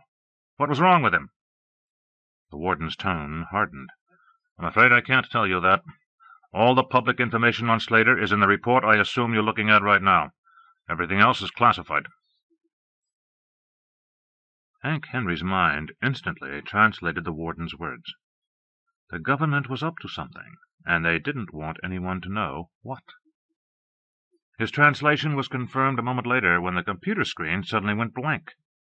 When he tried to recall the record he'd been looking at only seconds earlier, a single line came up on the screen. "All databanks searched, no records found."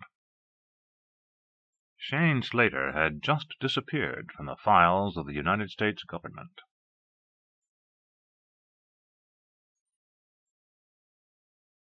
What's going to happen to the horses? The thought came into MaryAnne Carpenter's mind out of nowhere. She and Allison were ready to leave the house, the few meager belongings they'd brought with them barely 2 weeks ago already packed into their suitcases. It was the middle of the afternoon, and all day long the house had been filled with people, some of whom she knew, most of whom she didn't. Charlie Hawkins had pulled up shortly after the snowplow had opened the road, following on the heels of the hearse and ambulance that arrived to take away the bodies of Logan and Olivia Sherburne. Shane Slater's corpse had been removed in the helicopter, flown immediately to Chalice for the autopsy. Men had appeared out of nowhere, swarming over the house and yard, photographing everything, taking samples of blood from the floor of the den and living room, even packing away the broken fragments of the smashed window through which Slater had entered the house. Even Storm's carcass had been dug out of the snow and packed into a plastic bag. MaryAnne had watched none of it, unable to bring herself even to go out to the barn when they moved Logan out of the stall where she'd left him in order to put him into the hearse. "I can't do it," she'd told Margaret Stiffel, who had arrived a few minutes after Charlie Hawkins. "I know how it must look, but I just can't do it." "It doesn't look like anything at all," Margaret had insisted. "If it were me, I wouldn't be able to go out there either. After what you've been through, I'm just amazed you can function at all." But she wasn't functioning. All she was doing was hanging on, going through the motions of dealing with whatever came to hand, certain that if she stopped moving and let herself think, her mind would finally shatter. At 10 that morning, the phone had finally come back on, and she could no longer postpone the inevitable. She'd called Alan, and done her best to explain what had happened. "He's dead," she'd whispered. "Logan's dead." There was a short silence at the other end of the line, and then Alan's voice had come through, any grief he might be feeling concealed by fury. "How the hell could you have let that happen?" he demanded. "I'm coming out there on the first flight and taking my daughter home." Stunned, MaryAnne wasn't certain for a moment that she'd heard him correctly, but then she realized that his reaction was exactly what she should have expected. Whatever was wrong, whatever had happened, it had to be her fault. The last of the feelings she still had for him dissolved away. "Never mind," she sighed, her mind clearing for the first time that day. "We won't be here, Alan. Allison and I are going away." Unwilling to listen to him further, knowing that he would only hurl accusations at her, MaryAnne quietly hung up the phone. She'd started packing then, not really certain where she was going yet, but knowing that she'd told Alan the truth. By this evening she and Allison would be gone from the ranch, and after the funeral for Logan, they would be gone from Sugarloaf as well. Gone forever. She trudged upstairs, pulled her suitcases out of the closet, and began folding her clothes. finishing the job in far less time than she would have imagined possible. Yet she'd brought so little with her. Why had she expected that the simple act of repacking a suitcase would take more than a few minutes?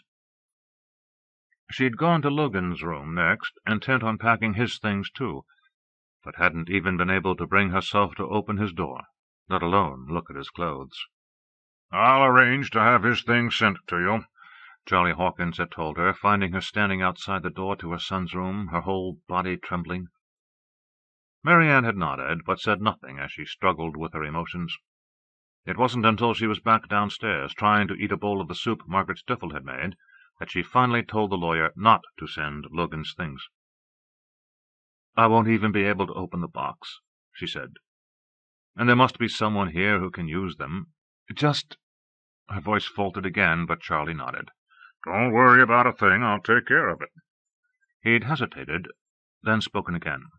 "I've already gotten you and Allison a suite at the lodge. I told them I didn't know how long you'd want it, but you can stay as long as you need to." She looked up at him blankly. "I can't stay in Sugarloaf," she said. "I just can't." The lawyer smiled understandingly. "Of course not. But I assume you'll want to be at Olivia's funeral. I thought we'd have a service for Bill Sykes at the same time." "And Logan," MaryAnne heard herself saying. "I'd like Logan's funeral to be part of it, too." Though she had no idea why she'd spoken the words, she knew even as she uttered them that it was the right thing to do. Though he'd barely arrived here, Logan had already fallen in love with the ranch, and she realized that although most of his life had been spent in Canaan, New Jersey, this was where he belonged. Now, finally, she was ready to leave. The suitcases were in the back of the Range Rover, and she and Allison stood on the porch. She turned back to Charlie Hawkins and Margaret Stiffel, who had accompanied her out of the house. "We're going to have to arrange for someone to look after the horses," she told Hawkins. "Is there someone you can think of who could come up and feed them and muck out the stalls? Maybe someone who could be a caretaker?" "Michael can do it," Margaret Stiffel told her. "We're just down the road, and he loves horses." "Do you think he would?"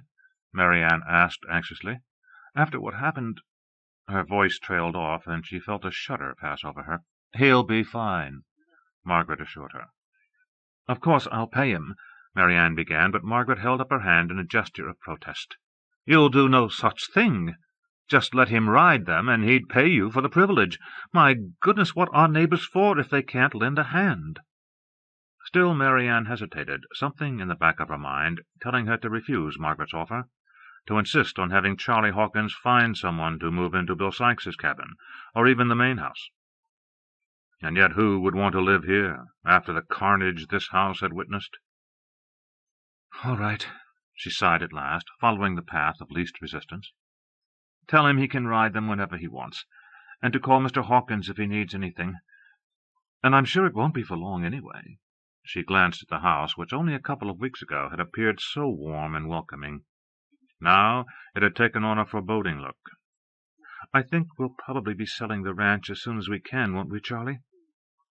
"I think we'll talk about it later on," the lawyer said. This was not the time to remind MaryAnne that, for the moment at least, nothing at all could be done, for the ranch was not hers to sell. It was in trust for Joey, and unless either Joey or his body was found, nothing could be disposed of at all for the next 7 years. 7 years, after which Joey Wilkinson could be declared legally dead. "We can sort it all out after things have settled down a bit," he went on. "You're sure you don't want me to drive you into town?" MaryAnne shook her head. "I can do it, and I think Allison and I need to be alone for a while." She got into the Range Rover, and Allison climbed into the passenger seat next to her. The car was already warmed up, and she put it in gear, turning it around to start down the narrow driveway, certain that she would never return again. As they left the house forever, neither she nor Allison even glanced back at it, wanting only to forget the terrible things that had happened there. Rick Martin stared out at the sling dangling from the winch fastened to the outside of the helicopter. Did they really expect him to climb out of the cabin, fasten himself into that sling, and be lowered to the ground 50 feet below? They must be nuts. He glanced over at the pilot, who was grinning wickedly, then heard his voice coming through the headset clamped over his ears. "It looks a hell of a lot worse than it is. Try it. You'll like it." "Did you ever try it?" Rick yelled into the microphone, suspended in front of his mouth. "Hell no," the pilot cracked. "I'm scared shitless of heights." Glaring darkly at the pilot, Rick unfastened his seatbelt, took off the headset, and pulled on a thick knitted cap, then finally slid the door open. Instantly a gale of freezing wind, driven by the rotor above him, slashed through the cabin. All his instincts told him to slam the door shut again and have the pilot take him back down to the valley, where at least they could set the chopper down on solid ground. But if they did that, it would only mean that he and the 2 men in the back of the helicopter would have to set out on foot. And after the snowfall of the night before, the trek up the mountainside to Shane Slater's cabin would take most of the day, assuming they could make it at all. Resigning himself to the inevitable, he took a deep breath, then reached out and grabbed the sling, pulling it in next to the seat and carefully transferring himself into it, securing the harness. He let himself swing outward, and the pilot began lowering him to the ground. A few seconds later, as his legs sank into the soft snow and his feet touched solid ground, he realized that the pilot had been right. The anticipation of the drop had been a lot worse than the reality. Releasing himself from the sling, he gave the pilot a thumbs up, then waded through the snow toward the cabin 20 yards away. By the time the 2 deputies from Chalice joined him, he had already begun his search of the cabin. Joey Wilkinson had been here. He had left tracks through the snow when he'd abandoned it. They had been clearly visible from the air. The pilot followed them as far as he could until they neared the crest of the mountains and begun to feel the effects of the wind that was blowing in from the west. As the chopper began to bounce around in the wind, the tracks in the snow had also begun to peter out. "Snow's blowing down there," the pilot had called over the headset. "No point in trying to follow those tracks any farther. And if we go any higher, I'm not going to guarantee we'll get back down again." A moment later they swung around, returning to hover in the air above the structure in which Rick Martin now stood. Once again he marveled that anyone could have survived a winter in the shack, yet it was obvious that Shane Slater had. Though the fire had all but burned out, the stove was still warm, and a few embers still glowed inside, embers that Rick fanned back to life, adding wood until the fire blazed up once again. Not that it would do much good, even if he closed the shutters and door, which he wasn't about to do, given that they were his only source of light. "Jesus Christ," Tom Singlefeather breathed as he stepped through the door. "This looks like something the feds would give us for the reservation. Why the hell would anyone live up here?" "That's exactly what we're going to find out," Martin told him. He glanced around the cabin. He'd searched it only 24 hours ago, but this time he was determined to find something, anything, that he might have missed before. "If we have to, we'll tear this place apart. There's got to be something here that will tell us what the feds won't." He pulled the suitcase he'd found yesterday out from under the wooden bed, opened it, and began going through the contents one more time. "Damn it," he muttered, as he realized there was nothing there he hadn't seen the day before. "There's got to be something." "What about this?" Tom Singlefeather asked. He was kneeling on the floor, prying up a loose floorboard. A floorboard Rick Martin had missed completely yesterday. The board came up, and Singlefeather reached down into the hole it had exposed and felt around the space beneath the house. A moment later he pulled out a brown metal box, its paint peeling and the underlying steel rusting. It looked like a small filing box, and there was a wire handle on top by which it could be carried. The clasp on the front was locked, but Martin pried it open easily with a bent knife that Singlefeather found on the counter that had served as Slater's kitchen. Inside, Rick found a small book, its leather cover worn, its pages beginning to mold from the years in the box beneath the house. The book, he realized as he carefully opened the crumbling cover, was Shane Slater's diary. He needed only to scan the first page before he knew that he'd found what he was looking for the first words told it all. "I've made a deal. There's a new medical program being tested in the hospital, and they're looking for volunteers. It has to be dangerous because they're promising early release to any of us they can sucker in, and they're making us suckers sign the kind of waivers they only use if they figure we might sue them. But what the hell? At best I find out what the government is up to, and at the worst I die. So no big deal. Anyway, I'm going to write it all down just in case. Rick Martin carefully turned to the last page of the book. Shane Slater's handwriting had changed. No longer the easily legible script of the first entry. It was now a barely readable scrawl. I keep changing, keep getting worse. It's not just my body that's changing now, it's my mind, too. I'm ready to die. I want to die some days, but I can't. Not yet. I have to warn Joey. Have to tell him what's going to happen to him. I have to tell him I'm sorry. Why did they do this to me? Why would they do it to anybody? And why did I let myself fall in love with Audrey? But it's too late.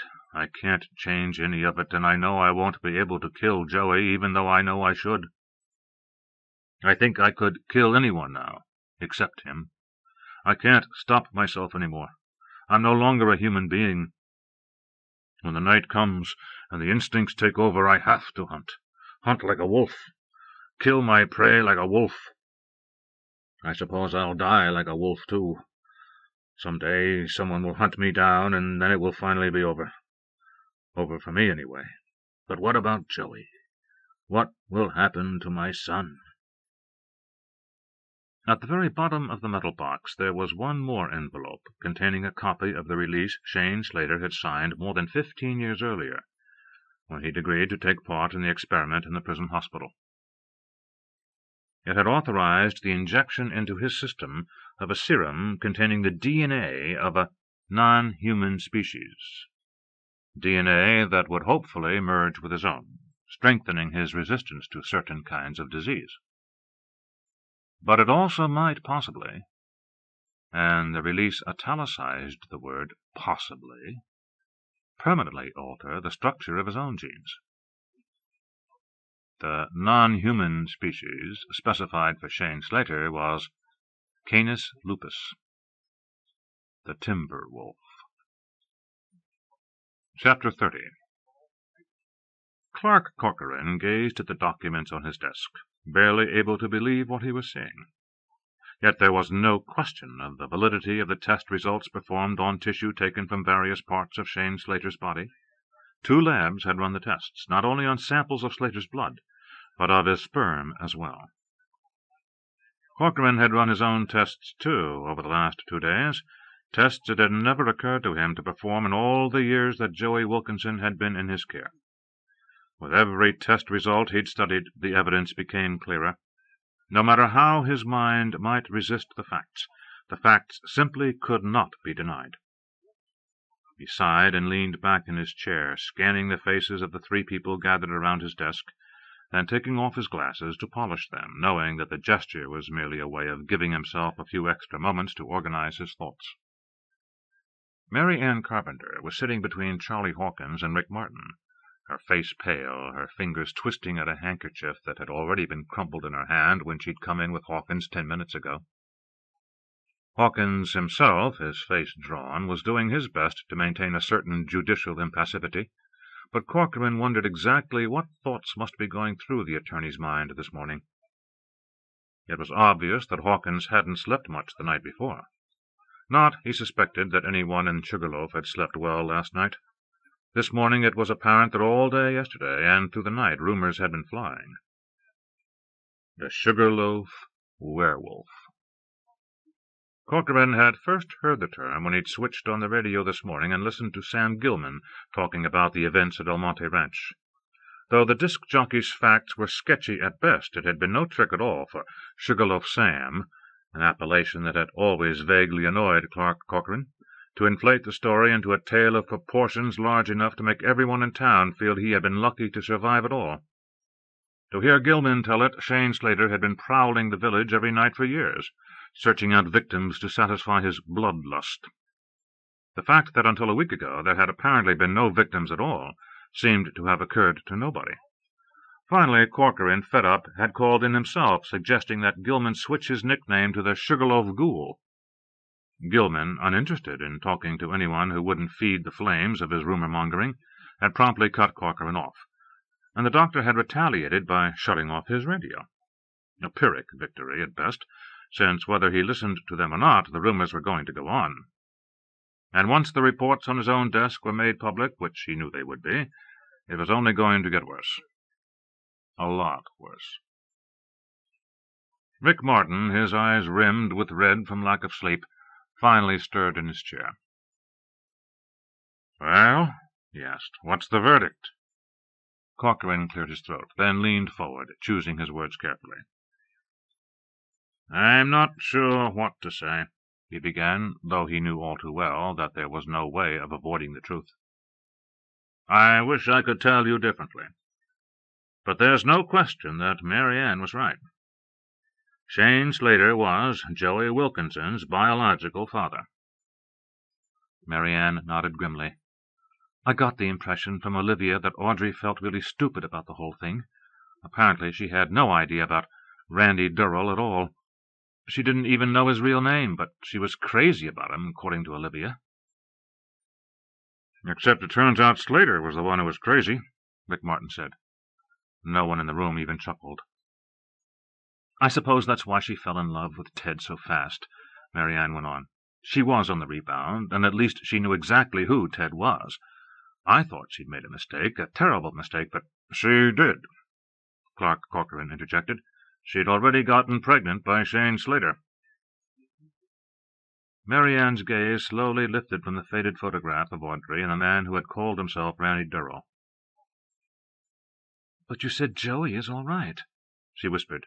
"You said—" "I was wrong," Corcoran told her, his eyes dropping to the open file on his desk. "From what I've seen, there is no possible way Joey can be all right.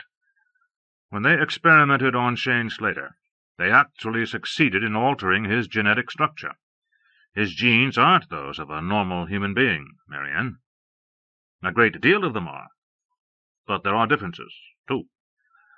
There are strings in his DNA that simply don't match anything human at all." He flipped to another page of the file, then another. "The same DNA is in his sperm. The reports are all here, and they don't leave any room for doubt.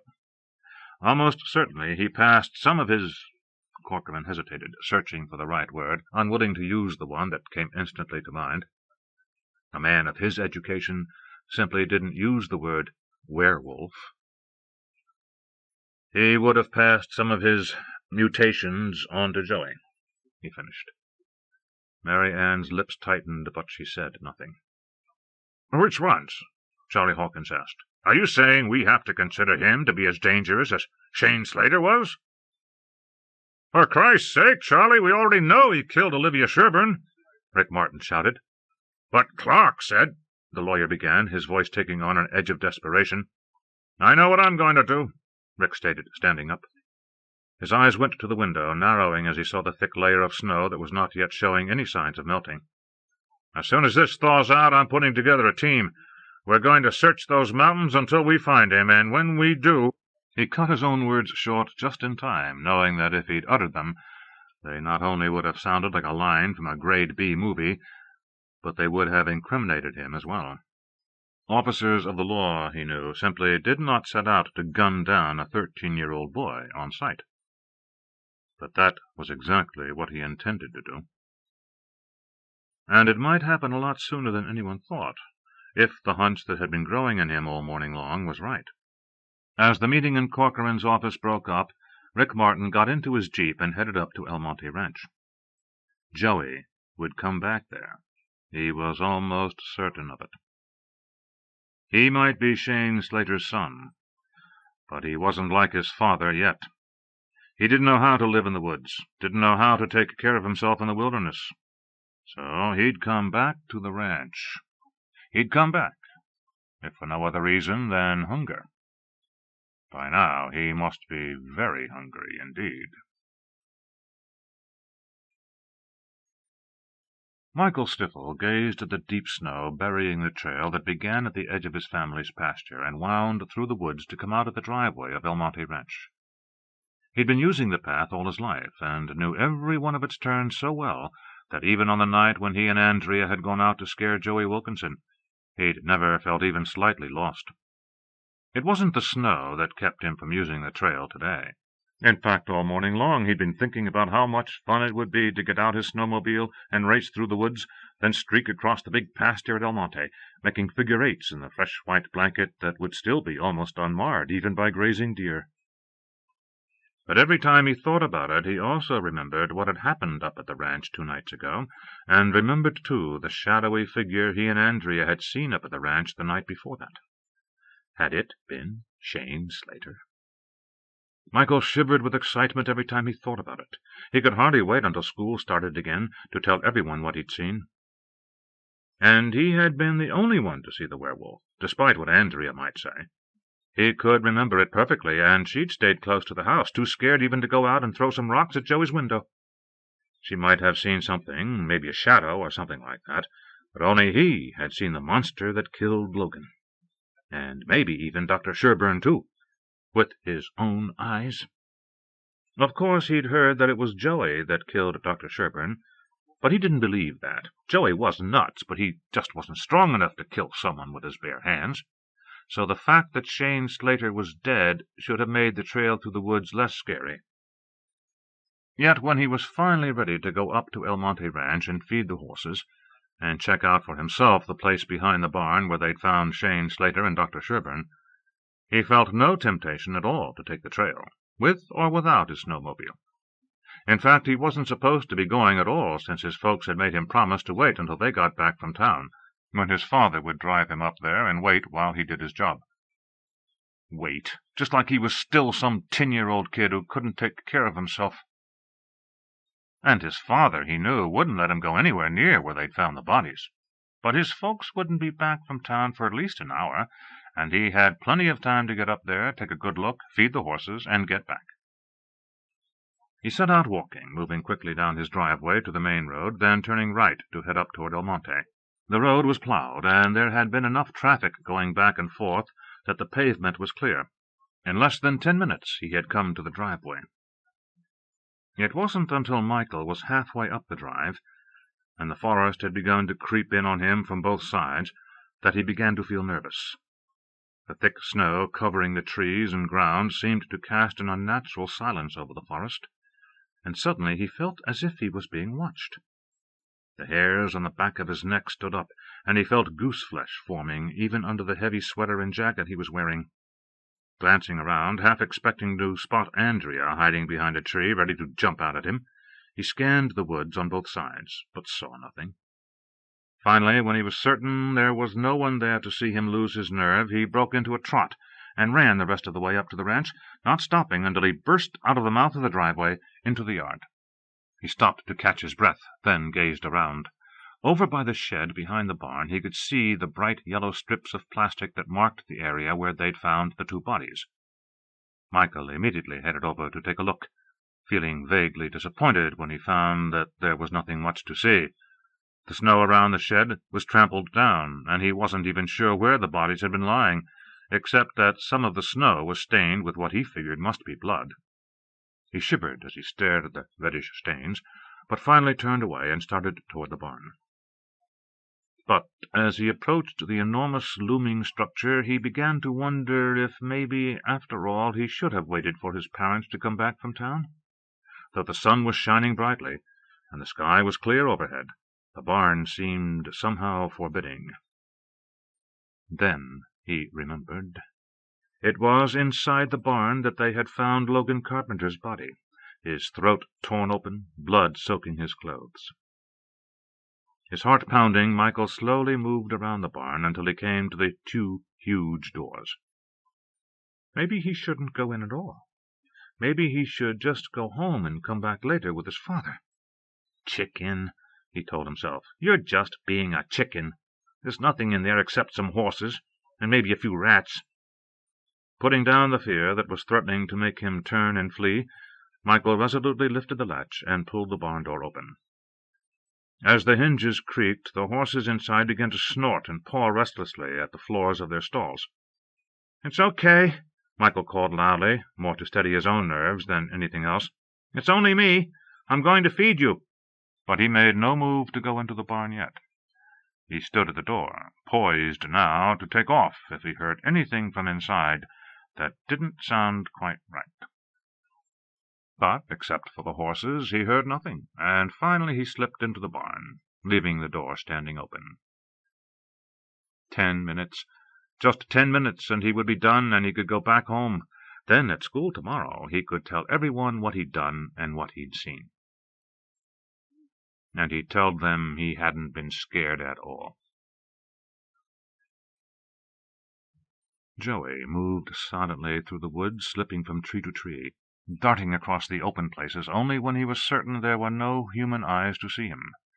He'd been circling slowly around the ranch for more than an hour, starting at the head of the trail that opened into the pasture directly across from the kitchen door.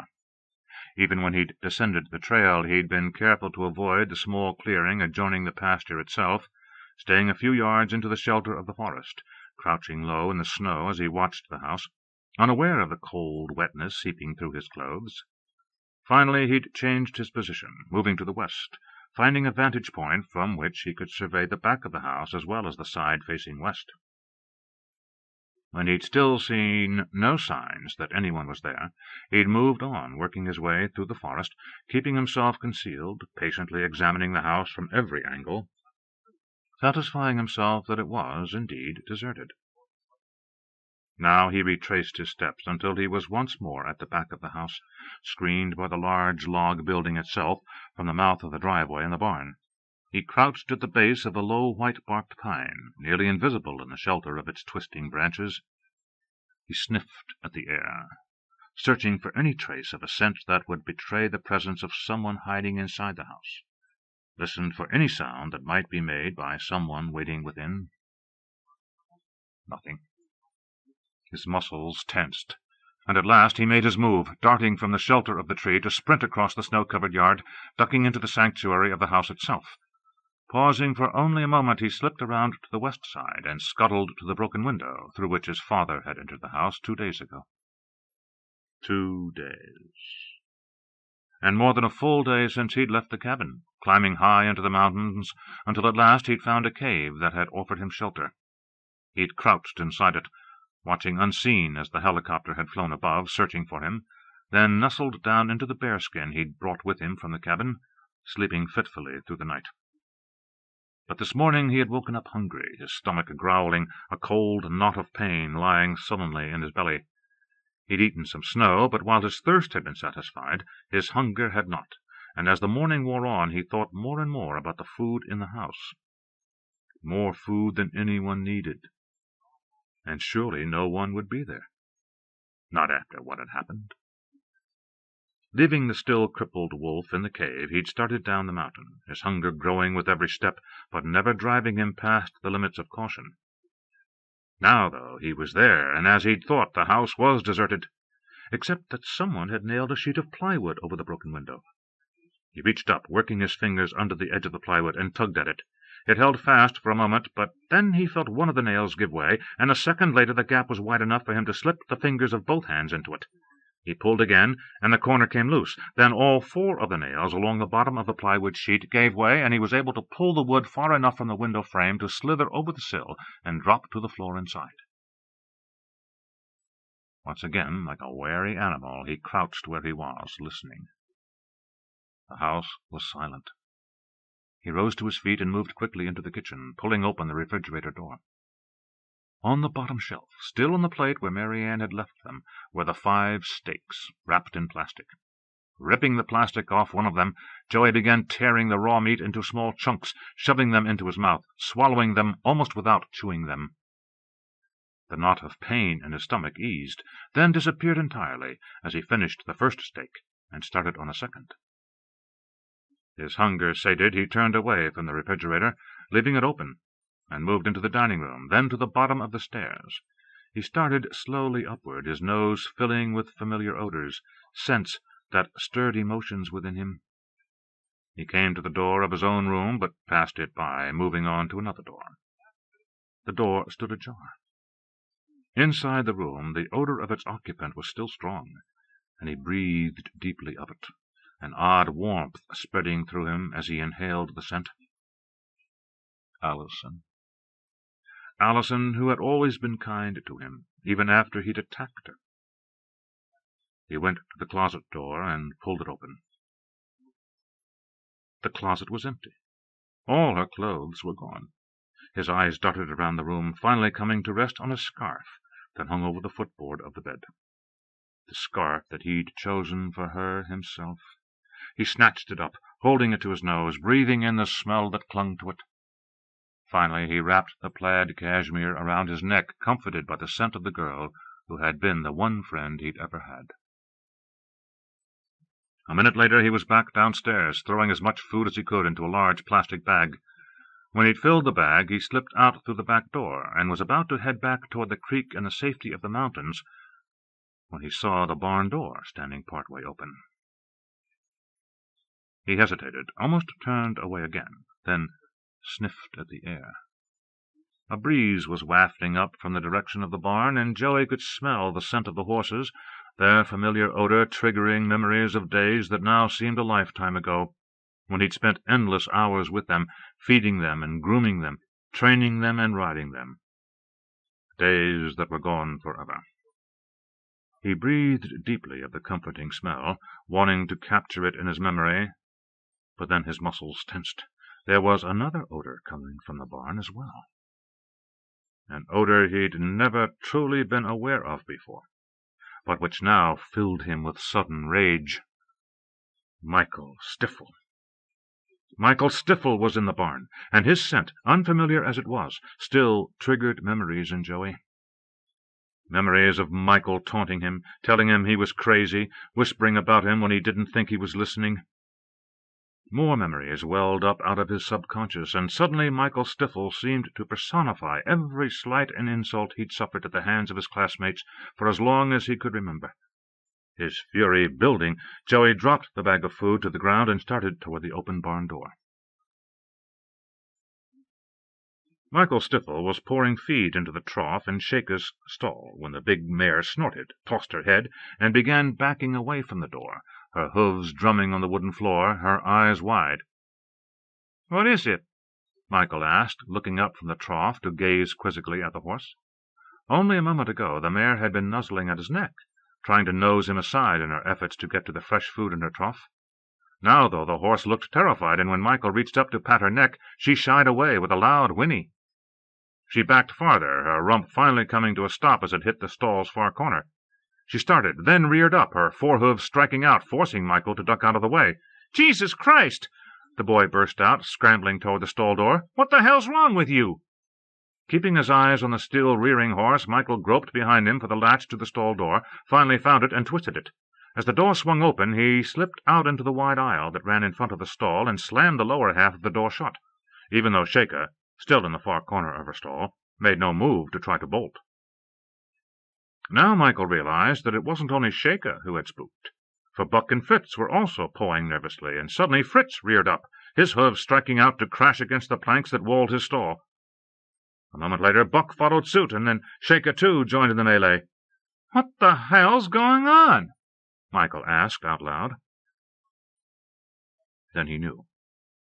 For suddenly he had the same feeling of being watched that he'd felt in the woods a few minutes before, except this time it was stronger. Much stronger. His whole body broke out in goosebumps, and a terrible chill seized him as he felt the presence in the barn. A presence that wasn't human, but wasn't an animal either. Then he heard a sound, a single step, but instead of making him jump, the sound paralyzed him. His eyes darted quickly around, searching for something he could use as a weapon. A pitchfork! It was only 2 steps away, just across the aisle. Gathering what little courage he could muster, Michael Stiffel forced himself to overcome the paralytic fear that had seized him, then leaped across the aisle and grabbed the pitchfork. Just as his hands closed on the fork, he heard another sound, much closer this time, directly behind him. Whirling around, the needle-sharp tines of the fork pointing straight out, Michael Stiffel found himself gazing at Joey Wilkinson. Joey was staring back at him through narrowed eyes that glittered with menace, and an image suddenly came into Michael Stiffel's mind. An image of a wolf. For a moment that seemed to go on forever, neither boy said a word. It was finally Michael Stiffel who broke the silence. "What do you want?" he asked, his voice quavering. Joey glared at the boy who had taunted him all his life. "I'm crazy," he whispered. "It's finally true, Michael. All the things you ever said about me are finally true." "Leave me alone," Michael stammered. "I never hurt you. I never did anything to you." "Yes, you did," Joey replied. "And it wasn't just you, Michael. It was your sister, too, and all your friends." Joey's eyes locked on to the other boys, and Michael felt himself powerless to turn away. "Do you know what's going to happen to you, Michael?" Joey finally asked. As he felt his knees begin to give way beneath him, Michael tried to speak, but found that his voice had failed him. Mutely, he stared at Joey. "I'm going to kill you, Michael," Joey whispered. "Some night, when you think you're safe in your room, I'm going to come and kill you." Michael Stiffle stared at Joey, the other boy's words echoing in his mind. "I'm going to come and kill you, Michael. I'm going to come and kill you." "No!" Michael wailed, finding his voice at last. He rushed at Joey, the tines of the pitchfork pointed directly at Joey's chest. But at the last second, Joey stepped aside, his own hands closing on the fork's handle as it lunged past him. A fraction of an instant later, Joey had seized the fork from Mike Stiffle's hands, and as the other boy realized what had happened, he turned to flee. He was almost to the tack room when Joey hurled the fork with a force that drove the tines deep into the wood of the door through which Michael had been trying to flee. Michael's head was pinned to the door, 2 tines of the wide fork straddling his neck. A 3rd tine, though, had pierced Michael Stiffle's neck, missing his spinal cord by a fraction of an inch, but puncturing his carotid artery. A scream burst from Michael's throat, but it almost instantly died away to a bubbling moan as his throat filled with blood that poured out of his mouth and nose. As he died, the last words he heard were Joey Wilkinson's. "It's only the beginning, Michael. This is only the beginning." Then, as Michael Stiffle died, dark laughter welled up from the depths of Joey Wilkinson's soul, and he walked out of the barn, back into the bright sunlight outside. As his ears detected the sound of a car coming up the road toward the driveway, he loped to the house, picked up the bag of food that would get him through the next several days, and started across the pasture toward the shelter of the woods. Rick Martin arrived less than a minute later. As he pulled into the yard in front of the house, he saw Joey across the field, only a few yards from the forest. His heart racing, he slammed the car to a halt. "Joey!" he yelled as he scrambled out of the front seat and jerked his gun from its holster. "Joey Wilkinson!" Joey stopped short and turned as Rick took aim. Too quickly, Martin pulled the trigger, and the shot went wild. By the time he was ready to fire again, Joey was gone. His laughter still echoing among the rocky ramparts above, Joey Wilkinson disappeared back into the mountains. Epilogue. "Another hour," MaryAnne thought. "Another hour, and we can leave this place forever." The funeral was over, and she had gotten through it, though she wasn't quite certain how. Now that she was back in Charlie Hawkins's Cadillac, though, with Allison beside her, she could finally allow herself to think about it. There had been something surreal about the caskets that had been buried in the cemetery that morning. All through the memorial service and the internment that had finally come to an end a few minutes ago, she had the feeling that she was about to wake up, about to rouse herself from this terrible nightmare to find herself back home in Canaan. Yet it had all happened, and the memories would remain etched in her subconscious for years to come. Last night and the night before, she had awakened from the real nightmare, when she had once more been trapped in the blizzard, carrying Logan's body through the driving snow. Except in the dream, Logan hadn't been dead. He had been alive, blood pouring from the terrible wound in his throat, and he'd kept begging her to help him, not to let him die. Holding him in her arms, she'd kept moving through the blizzard, but no matter which direction she went, it was always the same. Snow, endless snow, driving into her face whatever direction she turned, and Logan endlessly dying in her arms. Both nights she awoke screaming, and both nights Allison had finally crept into bed with her, holding her while she shook with a terrible memory of the dream. Now she was sitting in the back seat of Charlie Hawkins's car, and Allison was beside her, her daughter's fingers intertwined in her own. In a few minutes they would be at the lodge where the funeral reception was being held. After that it would finally be over. She and Allison could leave Sugarloaf. Would they ever be back? Would they ever be able to bring themselves to come back here, even to visit the grave of her son, Allison's brother? Right now she didn't think so, and yet already she knew that sooner or later the numbness would wear off, and even the memories of what had happened here would begin to fade, losing their sharp edge. But where would they go? They hadn't decided yet, though MaryAnne already knew that Allison was no more willing than she to go back to Canaan and try to pick up the threads of their existence.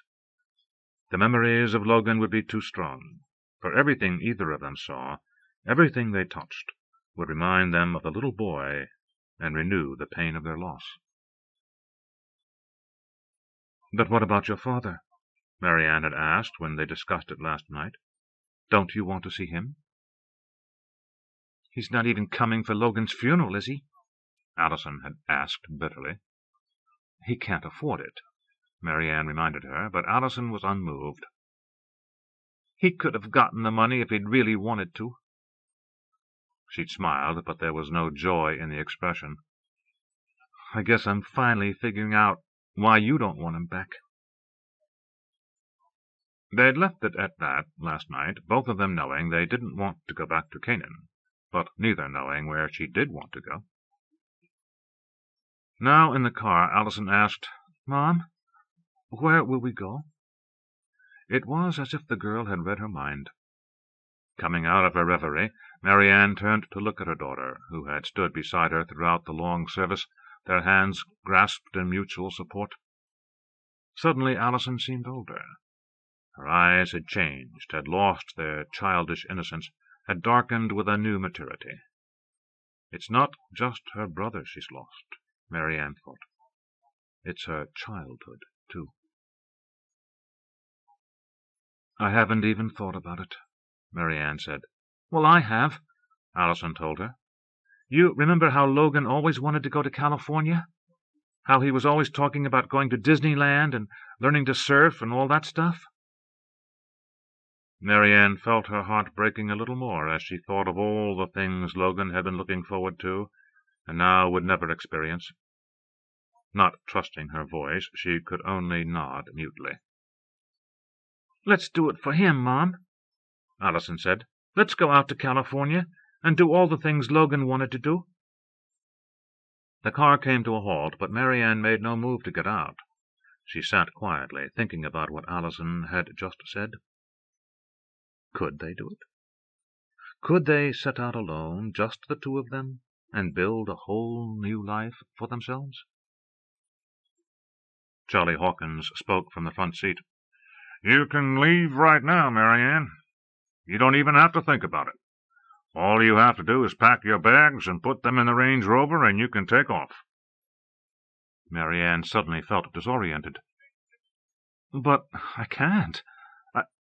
I have to think about it. I can't just do something like that." "Of course you can," Charlie said, his eyes meeting hers in the rear-view mirror. "It's exactly what Ted and Audrey did. They met each other, and they knew they were right for each other, and that was that. And neither one of them ever regretted a minute of it, despite how it ended. Even if they'd known what was going to happen, they'd have done it anyway." "You're right," MaryAnne said. "You're both right. Let's do it." The weight of her grief lifting slightly, she got out of the car. 10 minutes later, she and Allison had finished packing. Putting their luggage into the Range Rover, they climbed into the front seat. "Are you sure you don't want to say goodbye to anyone?" she asked Allison. Allison shook her head. "I said goodbye to Logan at the cemetery. I think we should just go." MaryAnne put the car in gear and drove away. As they left the town of Sugarloaf forever, neither of them looked back. If they had, they might have seen Joey Wilkinson watching from the mountainside until the car finally disappeared. Only when it was gone did he at last start back up into the safety of the high country, the wolf, whom he had named Lobo, limping at his side. "Don't worry," he said softly, dropping one hand to the wolf's head, while the fingers of the other stroked Allison's scarf, which was still around his neck. "We'll find her again. Wherever they go, somehow we'll find her."